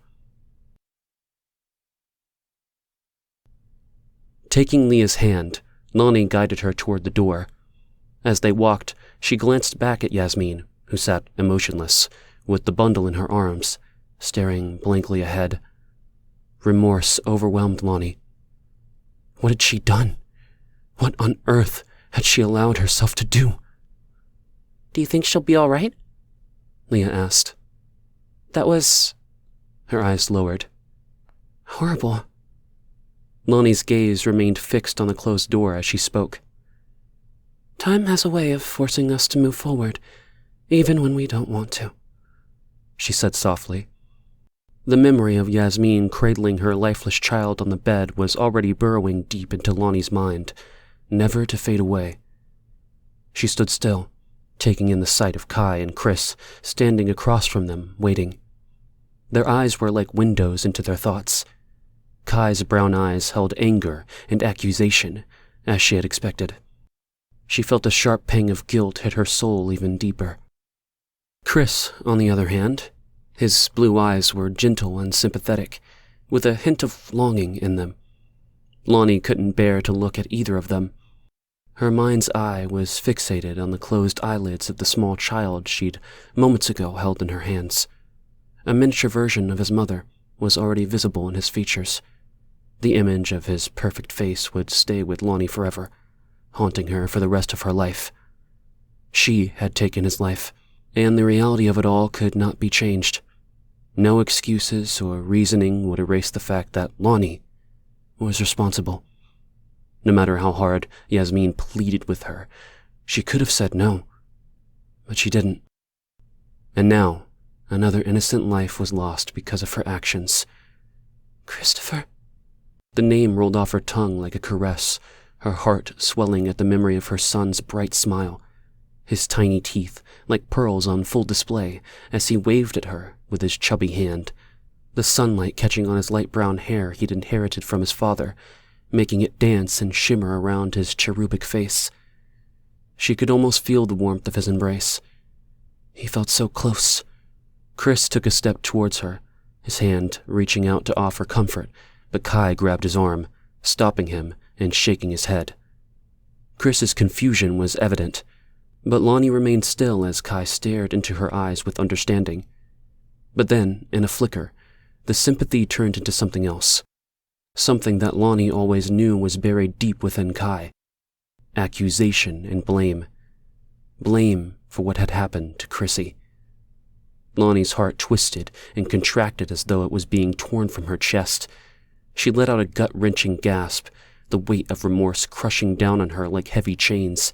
She struggled to catch her breath, the overwhelming emotions suffocating and drowning her. Kai's eyes remained unmoving on her as Lonnie bent over, letting the emotions of the past few days wash over her. Leah glanced at Kai with a mix of confusion and defiance before going to Lonnie and wrapping her arm around her shoulders. Chris yanked his arm from Kai's hold. Calling out Lonnie's name, he hurried over to her, placing a comforting hand on her back. In that moment, Lonnie let out gut-wrenching sobs, the cries of a mother who had lost the most precious person in her life. Her son. Yasmin sat unmoving, oblivious to all that was beyond the four walls surrounding her. She waited, half out of it, half listening, until she could not hear any murmurs coming from the other side of the wall. She'd thought she heard someone call out Lonnie's name, but ignored it, pushing away any connection to what might have been going on outside. Her only concern was when the noise ended, and Yasmin knew for sure they were gone. So she waited. She had no idea how long it was before the sounds behind the door were gone. Once she was sure, she slowly swung her legs over the cot and gently let her bare feet touch the ground. She stood cautiously, waiting to see if her strength would fail her. It didn't. She wasn't as weak as she thought she would be after the hideous ordeal she had just been through. It disgusted her. She felt almost normal. How could she be normal? Yasmin looked around for her clothes and saw them neatly folded on an empty dresser on the other side of the room. She slipped into them, careful to keep the massive diaper-sized pad Lonnie had placed inside a pair of mesh underwear she now wore. She didn't want to think why she needed the diaper like underpants, and chose to think about the letter she wanted to write to Lonnie. Her heart pounded when glancing at the white bundle on the bed. She would not look inside it. She wouldn't torture herself that way. She took out a pen in the nightstand drawer and wrote on some old yellowish stationery. "Dear Lonnie," she began, "thank you for your compassion and kindness. I understand it was hard for you, yet you still did it for me. Please forgive me for what I'm about to do, and trust that we are on the same side. I am forever in your debt. Thank you. Yasmin." She folded the paper up and wrote in large letters, Lonnie, hoping she had spelled it right. She placed it on the bed and reached for the brown leather satchel Malcolm had given her as a gift the day after raping her. Inside was another letter, already written and safely put away. Gently, she put the white bundle into the bag, making sure it was secure at the bottom, glad she couldn't see what was within. She tightened the clasps and slipped the strap over her shoulder. She turned towards the window, the very one earlier she'd made sure would open, and that it was close enough to the ground outside to get down from. She looked around the room, feeling Lonnie and Leah's presence everywhere. The three of them would never forget this day. It was stamped into their memories forever. She would never forget what they did for her. Ever. She only hoped she would live to see them both again, and crawled out the open window, the brown satchel clasped tightly against her. Chapter 47. Leah. Knocking on the door, Leah waited for Yasmin to respond, but none came. Pausing for a moment to give her some more time alone, Leah waited and waited. There were no sounds behind the wooden door, not even the rustling of sheets. Her brow wrinkled with concern. Something felt wrong. Knowing she had no right to, she clasped the door handle and turned it, peeking her head inside the room. It was empty. She stepped outside. The bundle was missing from the bed, along with all of Yasmin's belongings. She stood in shock, struggling to process what was happening. A knock sounded at the door, and Lonnie's face appeared in the small opening. Leah lifted her hands, scanning the empty room as Lonnie pushed open the door and walked inside. "Where's Yasmin?" she asked, looking as stunned as Leah. I have no idea. I came in and this is all that was here." She turned toward the door, knowing that it had stayed closed the entire time. She knew it because she'd been keeping an eye and ear out in case Yasmin needed anything. Lonnie went back towards the bed and lifted the sheets as though she could find Yasmin there, but Leah knew she wasn't looking for Yasmin. She was looking for the bundle. "It's gone too," Leah said, her words coming strangely and disconnected from her mouth. The two of them turned as one towards the window and instantly went to lift it. It was unlocked and slid open easily, exposing the woods and the ground not far beneath it. "She wouldn't." Lonnie leaned out the window. Leah stood back, trying to take it all in. Yasmin was in no condition to be out anywhere. Leah chewed on her index finger, trying to figure out if she could have missed Yasmin leaving the room, but knew she didn't. She searched the room one more time, trying to see if there were any clues she'd missed. Out of the corner of her eye, something yellow sat on the bed, almost lost in the sheets Lonnie searched in. "Lonnie?" Leah said, reading out loud the words written across it. Lonnie stepped up beside her, reaching for the letter. She unfolded it and held it out for both to read. When they were done, Lonnie let the sheet of paper fall to the bed. They stood for a moment in silence, letting the words Yasmin wrote sink in. "We have to bring her back." Lonnie's voice trembled as she spoke. Leah was at a loss for words, but she nodded in agreement. Lonnie turned to face her, wrapping her arms around herself. "You know where she went, don't you?" Leah shook her head, confused. What would she know? She was just as shocked as Lonnie. "Oh, God!" Lonnie clasped her hands to her mouth and paced the room. "Oh, God, what have we done?" She went to the door, opening it wide. Leah stood silent, watching as Lonnie leaned out, holding on to the frame. "Kai! Chris! I need you!" she yelled out. She turned frantically to Leah. "Do you know how to get back to the decree compound?" she asked, grasping Leah's arm, her fingers leaving marks on her skin. She nodded as Chris and Kai suddenly appeared in the room. "What is it?" Kai asked before Chris could speak. "What's the matter?" Summer cautiously entered the room out of nowhere. She looked around, searching for signs of Yasmin. "She's gone," Lonnie spoke, her eyes darting back and forth between Kai and Chris. Confused, Kai scanned the room. "She left." Lonnie picked up the letter on the bed and shoved it at Kai. He read it and handed it to Chris, his face paling as he did so. "She's gone back," he spoke. Lonnie nodded. "You're going to have to go with Leah and bring her back before she reaches the decree compound." "Me?" Kai asked, stunned. Leah was at a loss. Returning to the decree compound was out of the question for her. There was no way she would do that. "Yes, you. And Leah. It's imperative. She can't be alone out there, and she can't go back to the decree and Malcolm Gobbo." Kai looked at Leah, and his face reddened. "We've already done enough for her, and I'm not doing it. We have enough things to worry about here." He refused to look Leah in the eye, and she flushed from his hostility, understanding that she and Adam were one of those things he worried about. "You have no choice," Lonnie declared, placing her hands on her hips as she stared her brother down, her eyes piercing into him. "I don't take orders from you, Lonnie," Kai stated, crossing his arms. Summer came up to stand beside Kai and glared at both Lonnie and Leah.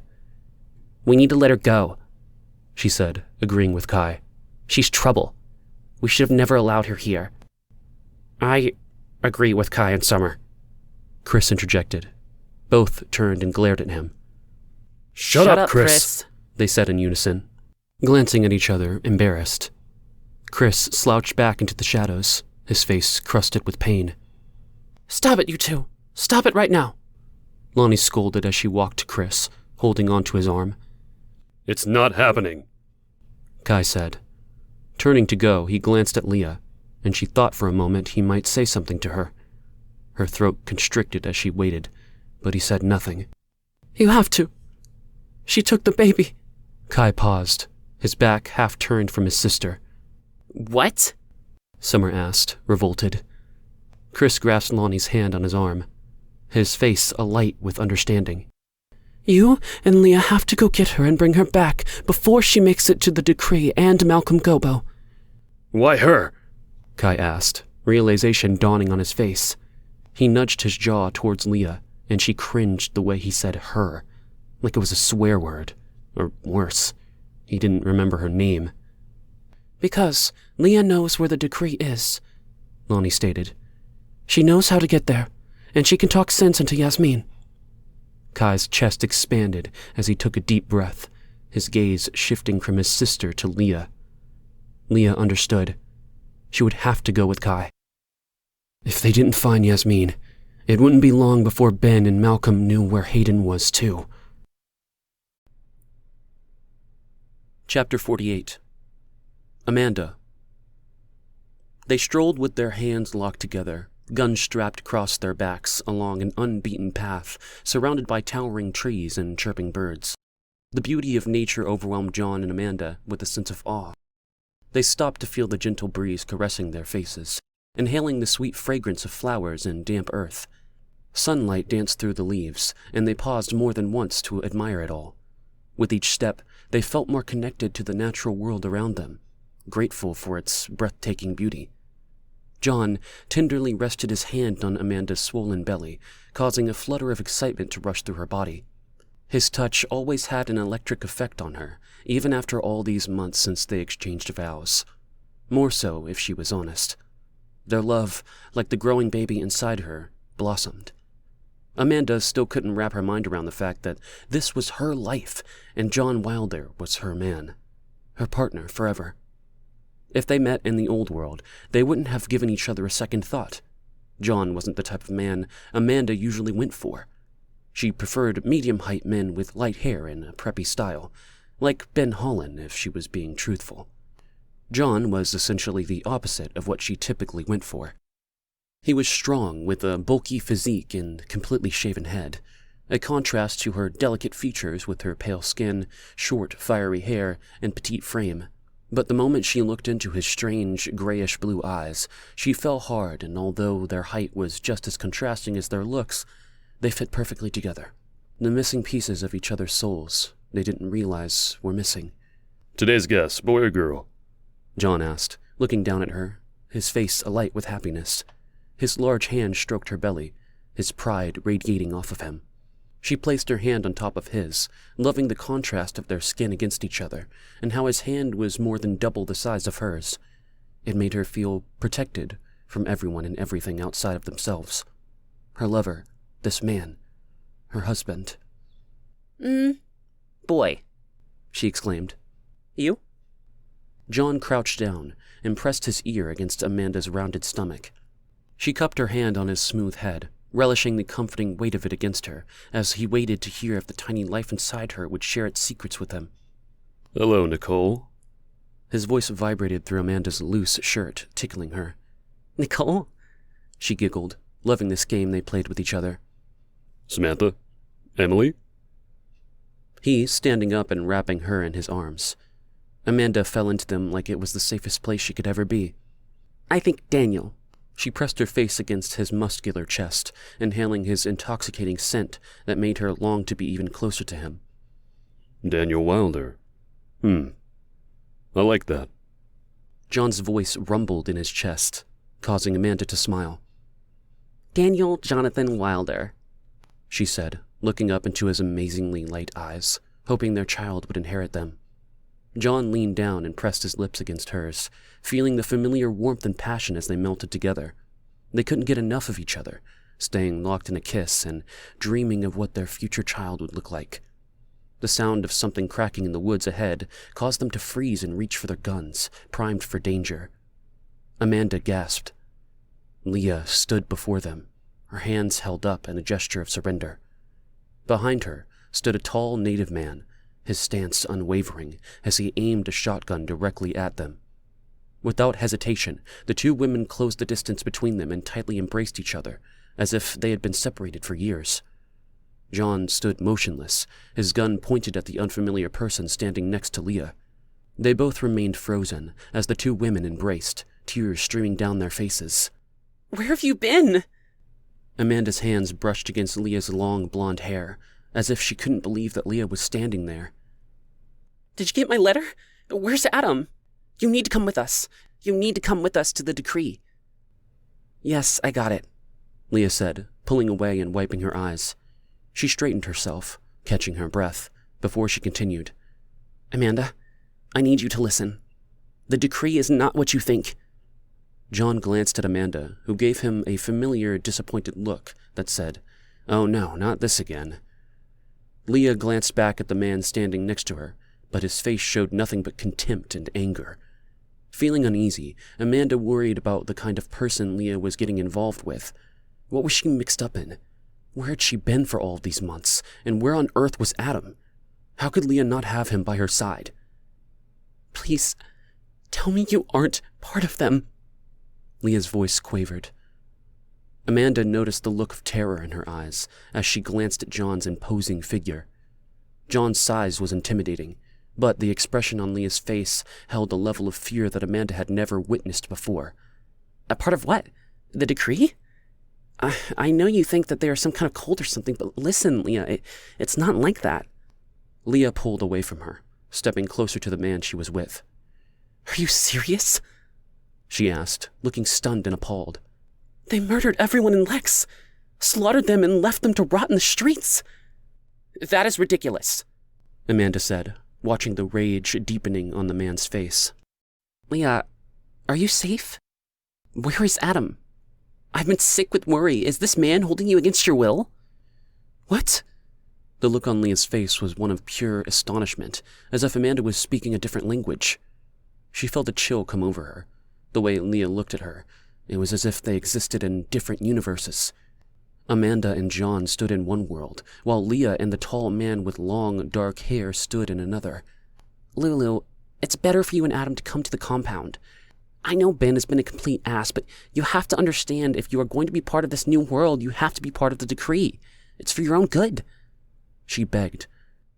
Do you hear yourself? Do you actually hear the words coming out of your mouth? Leah asked in shock and disbelief, as she stepped closer to the man.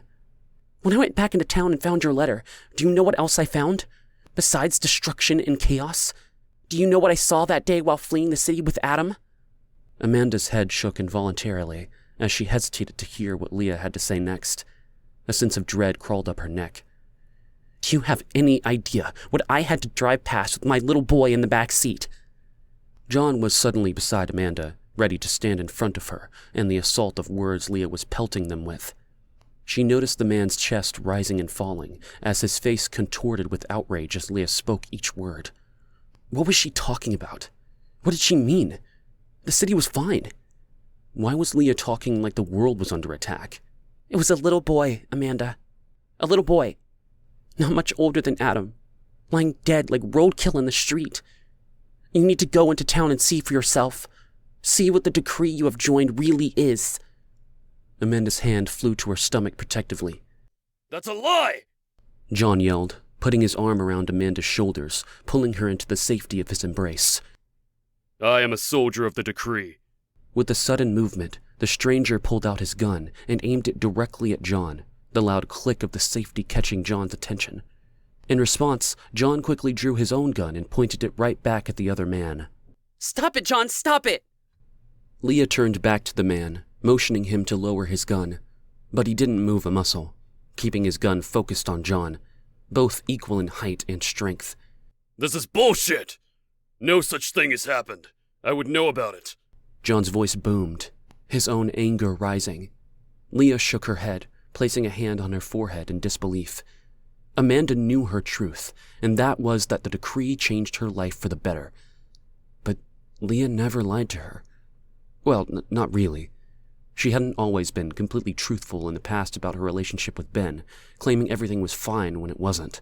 She was always black or white, making light of Ben's infidelity, then blowing up seeing him with Malcolm at the stadium. So maybe she was being dramatic about this? Adam's face came to Amanda's mind. Leah would do anything to protect him. Amanda knew that for certain. She shook her head, confused, feeling disconnected from everything. None of it making sense. If you are a member of the decree, then you know I'm telling you the truth. Leah pointed her finger at John, who recoiled, appalled, unable to hide his reaction to her words. We are prominent members of the decree. We would know. This is crazy talk. We are protecting the people of Lex from rebels. Amanda paused, realizing how infrequently she and John ventured outside of the compound. The recent permission to go on hunting trips was rare. Despite John's eagerness to join the other soldiers on their rounds outside of the compound, they always told him they needed him within the walls to protect the members from the dangerous and violent rebels outside. People like Leah. Amanda and John couldn't understand the logic behind it. After all, John was a trained military man, physically imposing and capable. So why did they insist on keeping him at the compound?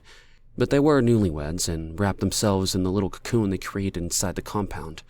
All questions forgotten as they basked in the new life laid out to them by Malcolm Gobbo. Besides, as Malcolm would say, the members were precious and needed to be protected from the infiltration that had taken over the district of Lex. When it came to this important task, only a chosen few soldiers were trustworthy enough. And at the head of them all was none other than Malcolm's most loyal soldier, John Wilder. It was an honor, a prominent position in the decree. Amanda despised the unsettling sensation churning in her gut. It left her with doubts, causing her to question if there could be truth in Leah's words. She placed her hand on her stomach, trying to calm the little life inside and the growing doubts that were sparking. Or was it always there, buried and neglected on purpose? Leah's eyes followed her hand and widened with realization. Amanda smiled weakly, wanting so much to share this special moment in her life with her best friend. Amanda, how could I... Leah stumbled over her words, feeling mortified as she realized she had failed to notice her friend's obvious baby bump. Amanda nodded and leaned into John's firm body. He wrapped an arm protectively around her shoulder, allowing her to use his frame as an anchor. Tears trickled down her cheeks, and she wiped them away with a little laugh. After all this time, she could finally share with Leah that she was having a baby, her best friend in the entire world, besides John. The one person she'd been wanting to tell, even more than her parents she hadn't spoken to in months. Do you think I would risk my baby, Leah? Do you think I would risk my child any more than you would risk Adam? Leah's lips were pressed tightly together, trying to prevent the sobs that Amanda could see her struggling to keep in. The man looming behind her shifted his weight, impatient, as if he were in a rush and had something important to do. "We have to go," he said in his deep voice, his gun still aimed at John. Leah approached Amanda and enveloped her in a warm, tight hug. The two women stood amidst the tall trees of the forest, their bond of friendship unbreakable despite their differing beliefs. The sunlight peeked through the leaves, casting a soft glow on their faces as they embraced, each feeling the familiar comfort and support from the other's arms, untouched by the chaos of the outside world. Amanda savored the feeling of Leah's presence, closing her eyes and inhaling deeply. Leah leaned in and touched her lips to Amanda's cheek, almost as if she were going to kiss her, but instead she whispered in her ear, "You need to uncover the truth, for the sake of your child and yourself." Leah's voice was low, glancing at John with a worried expression before continuing. "The man I'm with is Kai Wagamis. He has a compound called Hayden, and his sister is a midwife," she whispered, revealing its location. "Come to me. We'll protect you and the baby." She kissed her cheek and hugged her one more time before stepping back and facing Kai, glaring impatiently behind them. Leah took one last glance at Amanda before disappearing into the forest with Kai Wagamis, leaving her standing with empty arms and a longing gaze, vanishing as quickly as she had appeared. "It's okay, sweetheart." John's deep voice comforted her from behind as he wrapped his arms around her waist, pulling her in close to his sturdy chest. She leaned her head back, holding in tears that threatened to fall, wondering when she would see her friend again, and still not knowing Adam's whereabouts. "John, why are you always at the compound? Why doesn't Malcolm want you out on the field? You're better trained than any of these other soldiers. None of them have your background." She didn't move from his arms, but rested against him as he held her. That was just the way he was. He always listened to her and valued her opinions, genuinely curious about what she had to say. Amanda knew his mind must be racing with all the information Leah had revealed. How could he not? Her own thoughts were swirling with all that Leah said. "Honey, I never want to be away from you. You and the baby's safety are my top priority. If I was out with the other soldiers, I'd barely see you." Amanda turned to her husband, seeking comfort in his embrace. She knew that what he said was true, but she couldn't help wondering why Malcolm didn't want John and the others at the compound to leave. What was he hiding? She hugged John, feeling their unborn child kicking inside of her. It was a surreal feeling, knowing that their baby would enter the world soon. John leaned down and kissed the top of her head, and she closed her eyes, suddenly filled with worry for the first time since they said their vows. "It's gonna be all right, baby. We're on the right side. Your friend will come around. Besides, she's Ben's wife and the mother of his son." "I suppose." Amanda hesitated, unsure if she still believed it. She could feel the rapid thumping of John's heart, now stronger and faster than it was before their walk. "I suppose..." She trailed off, her thoughts drifting to the location where Leah had mentioned Hayden would be. She made a mental note of it, not wanting to bring it up to John just yet. Chapter 49. Kai. Kai stormed through the bushes, leading the way as Leah followed behind him. Rage consumed him. Kai, wait up! Leah said, her voice coming from behind. She ran up to him, grabbing his arm, but he swung his arm away, confronting her with a face beat red with fury. Did you tell her? Did you? His voice boomed through the forest, reverberating off the leaves hanging above them. Leah's shoulders slumped as she avoided eye contact, her face twisted with guilt. Her fingers nervously toyed with the edge of her shirt as his disappointment hung heavy in the air. Kai, I can explain. Her tone was one she would use to her son. Like he was an angry child she needed to talk some sense into and calm down. Explain what? What logical explanation could you possibly give for willingly putting every person in Hayden at risk? You exposed us to the enemy! He seethed with anger at the woman standing before him. He was mad at himself for bringing her back to Hayden, and even more furious at her recklessness when it came to their safety. You told the wife of a decree soldier where our camp is. There is nothing you can explain. Leah stopped, her face shocked and appalled. Look, Amanda is my best friend. She would never do anything to hurt me. She is with the decree. How can you not see that? Flabbergasted, he searched the sky for answers to rationalize her thoughts. She is no longer your friend. Have you thought about the boy? His rage grew stronger as he turned his back on her, trying to erase her stunned and pained expression from his mind. My God, woman, you are supposed to protect your son. Amanda would never hurt Adam. She loves him. He let out a deep grunt from the back of his throat, thinking of Chrissy and the little truck that was now in the hands of this woman's boy. Famous last words. How foolish Leah was to think that people couldn't hurt those they love. To place the most precious gift in the world into the hands of someone unsafe because they love them. You are silly, naive woman. How dare you? Leah's mouth hung open, outraged. No, how dare you? He stormed, feeling the sky change with his mood. You have put your son in grave danger. You yourself said that your ex-husband wants him, and now you've just laid a path of breadcrumbs right to our front door. He felt the sting of memories of Chrissy, always there, wishing he could go back in time and change the wrongs of the past. But, of course, he couldn't. It was too late for Chrissy. Did you see her, man? Did you see him? He is one of the decree soldiers. Yet the two of you are hugging each other and gushing over babies, while in the same breath revealing you saw a slaughtered child in the street. He turned to her, his dark eyes glaring. Make it make sense. Leah covered her mouth, realization dawning on her face. A wave of guilt crashed over him as he realized the severity of his words. And then again, what use was guilt? She deserved it. The boy's life was at risk. He couldn't let his emotions cloud his judgment, not when their entire community in Hayden was at stake. He thought of Summer, only 16 years old, who killed for her unborn child's life. How dare this woman risk everyone's safety because she trusted her friend?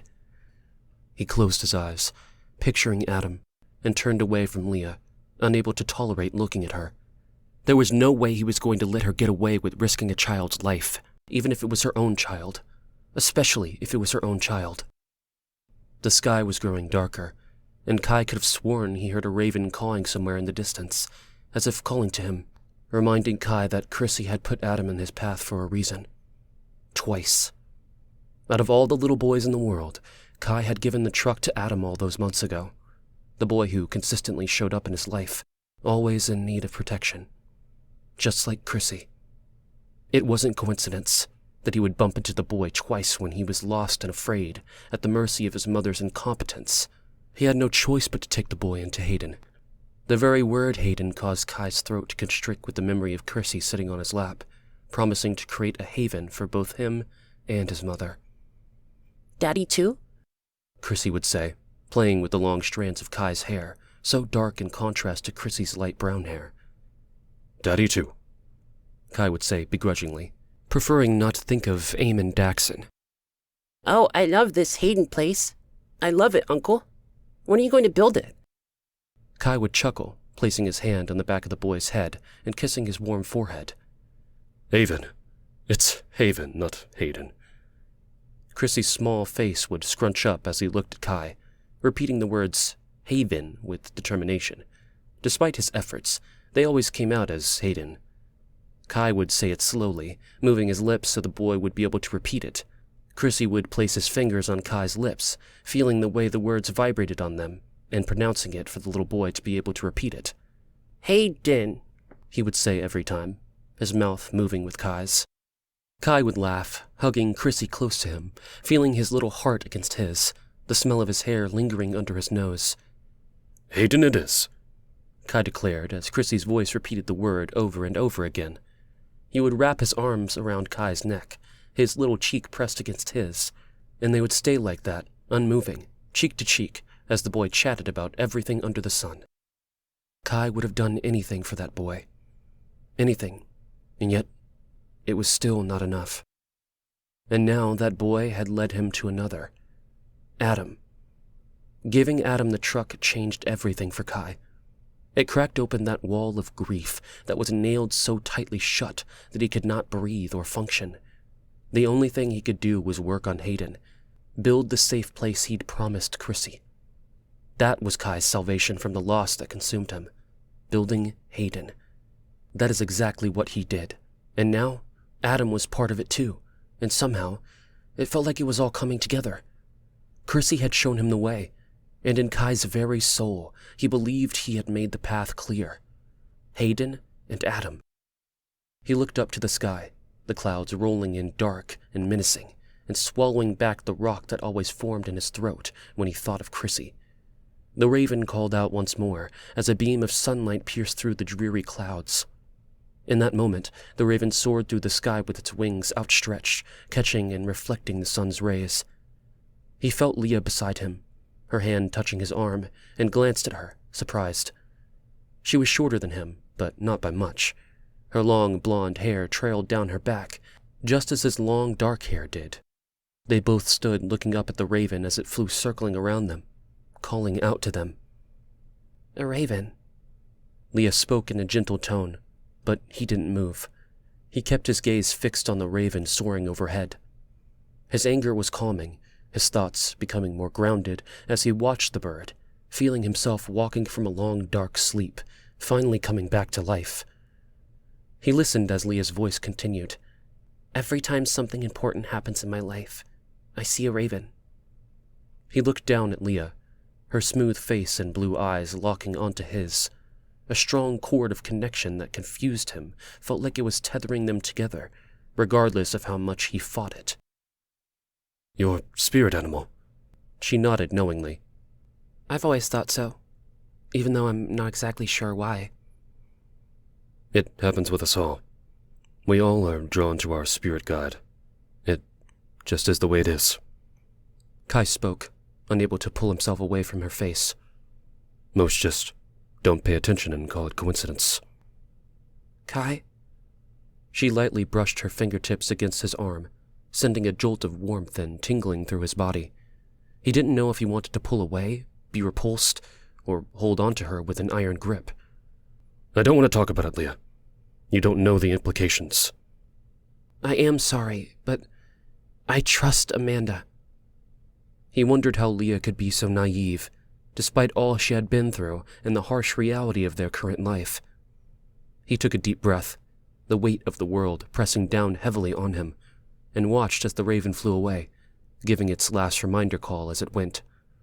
The woman frustrated him to no end, but he knew she was in his life for a reason. Leah was Adam's mother, so he had to protect her too.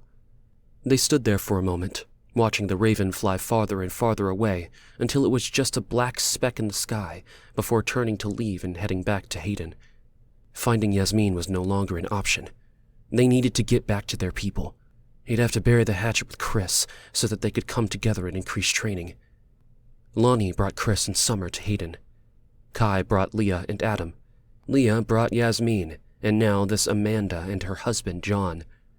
Hayden's exposure put them all in danger, and they did it to themselves. Chapter 50. John. John opened the door, trying not to slam it against the wall. Amanda turned to him, her face both stunned and confused. The trek back to the decree compound had mostly been quiet, holding on to each other's hands, but not speaking, both trying to wrestle with what had just happened in the woods. John, I don't understand why Leah acted the way she did. To say those horrible things, she's not like that. He went to his wife, scooping her into his arms, cradling her to his chest. The scent of herbal shampoo emanated from her vibrant red locks, and he couldn't resist leaning in to take a deep inhale. John held her close, unwilling to release his hold on his wife, relishing the sensation of her soft curves pressed against him. In his old life, Amanda was a woman he probably wouldn't have given a second glance to. She was not his typical type. He preferred women who were curvier and shared a similar upbringing to him. Who was he kidding? He liked women who were black like him. Amanda was the epitome of paleness, her skin a pure milky white.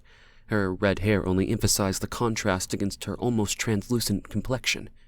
Her eyes were light, but not as light as John's. People's reaction to him were nothing new. It was expected, really, with his towering stature and shaved head.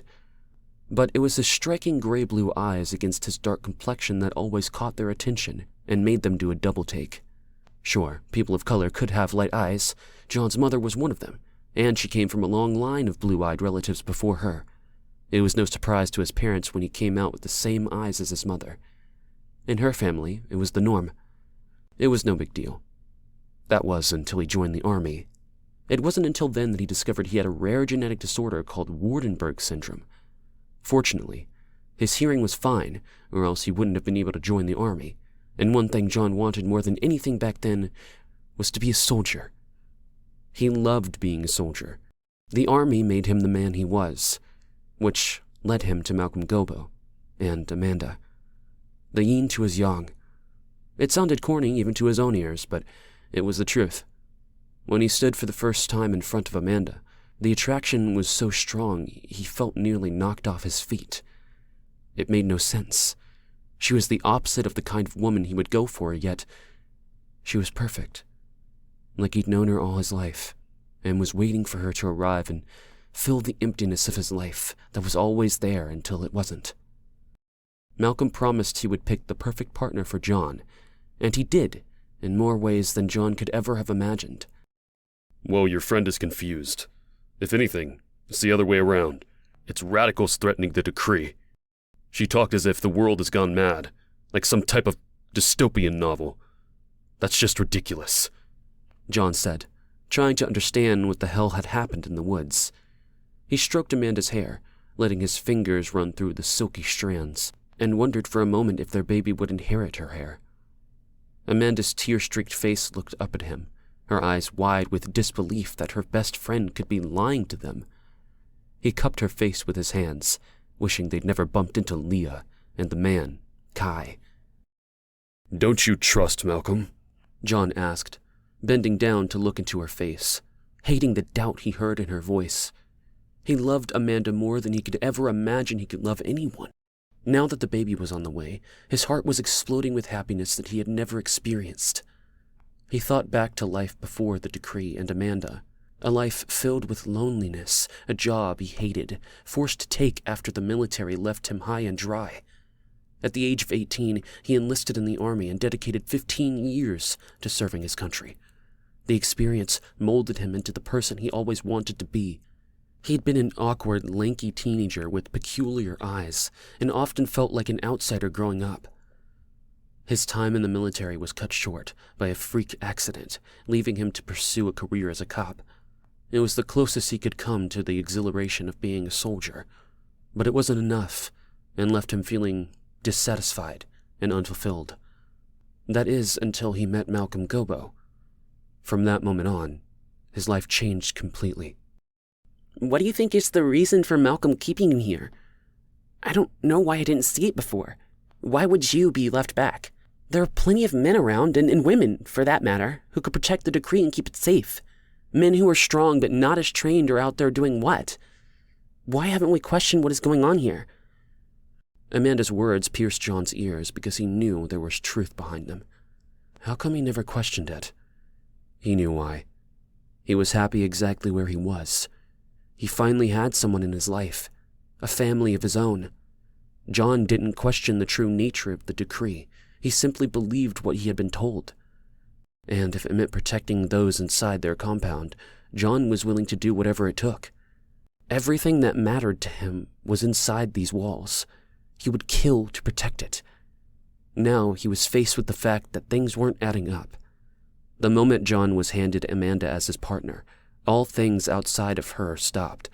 His ambitions to move up further in the decree came second to her, and now the child. It made little sense if he stopped and thought about it, but he didn't think about it. Love had completely taken over his mind, leaving no room for anything else. John? She spoke, breaking the silence that had become deafening. You're right. Something doesn't add up. He sighed, unable to believe the words coming out of his mouth. But listening to Amanda say out loud what they both had ignored, it was hard not to have the rose-colored bubble of their existence shattered. But how could he question Malcolm, when the man had given him everything he'd ever wanted in life? It was real, this marriage to Amanda. It wasn't fake like the many relationships he'd had with other women in the past, women he'd hoped he could share a life with, but something was missing. Something was always missing. Amanda was that missing part of his heart. They were John and Amanda Wilder.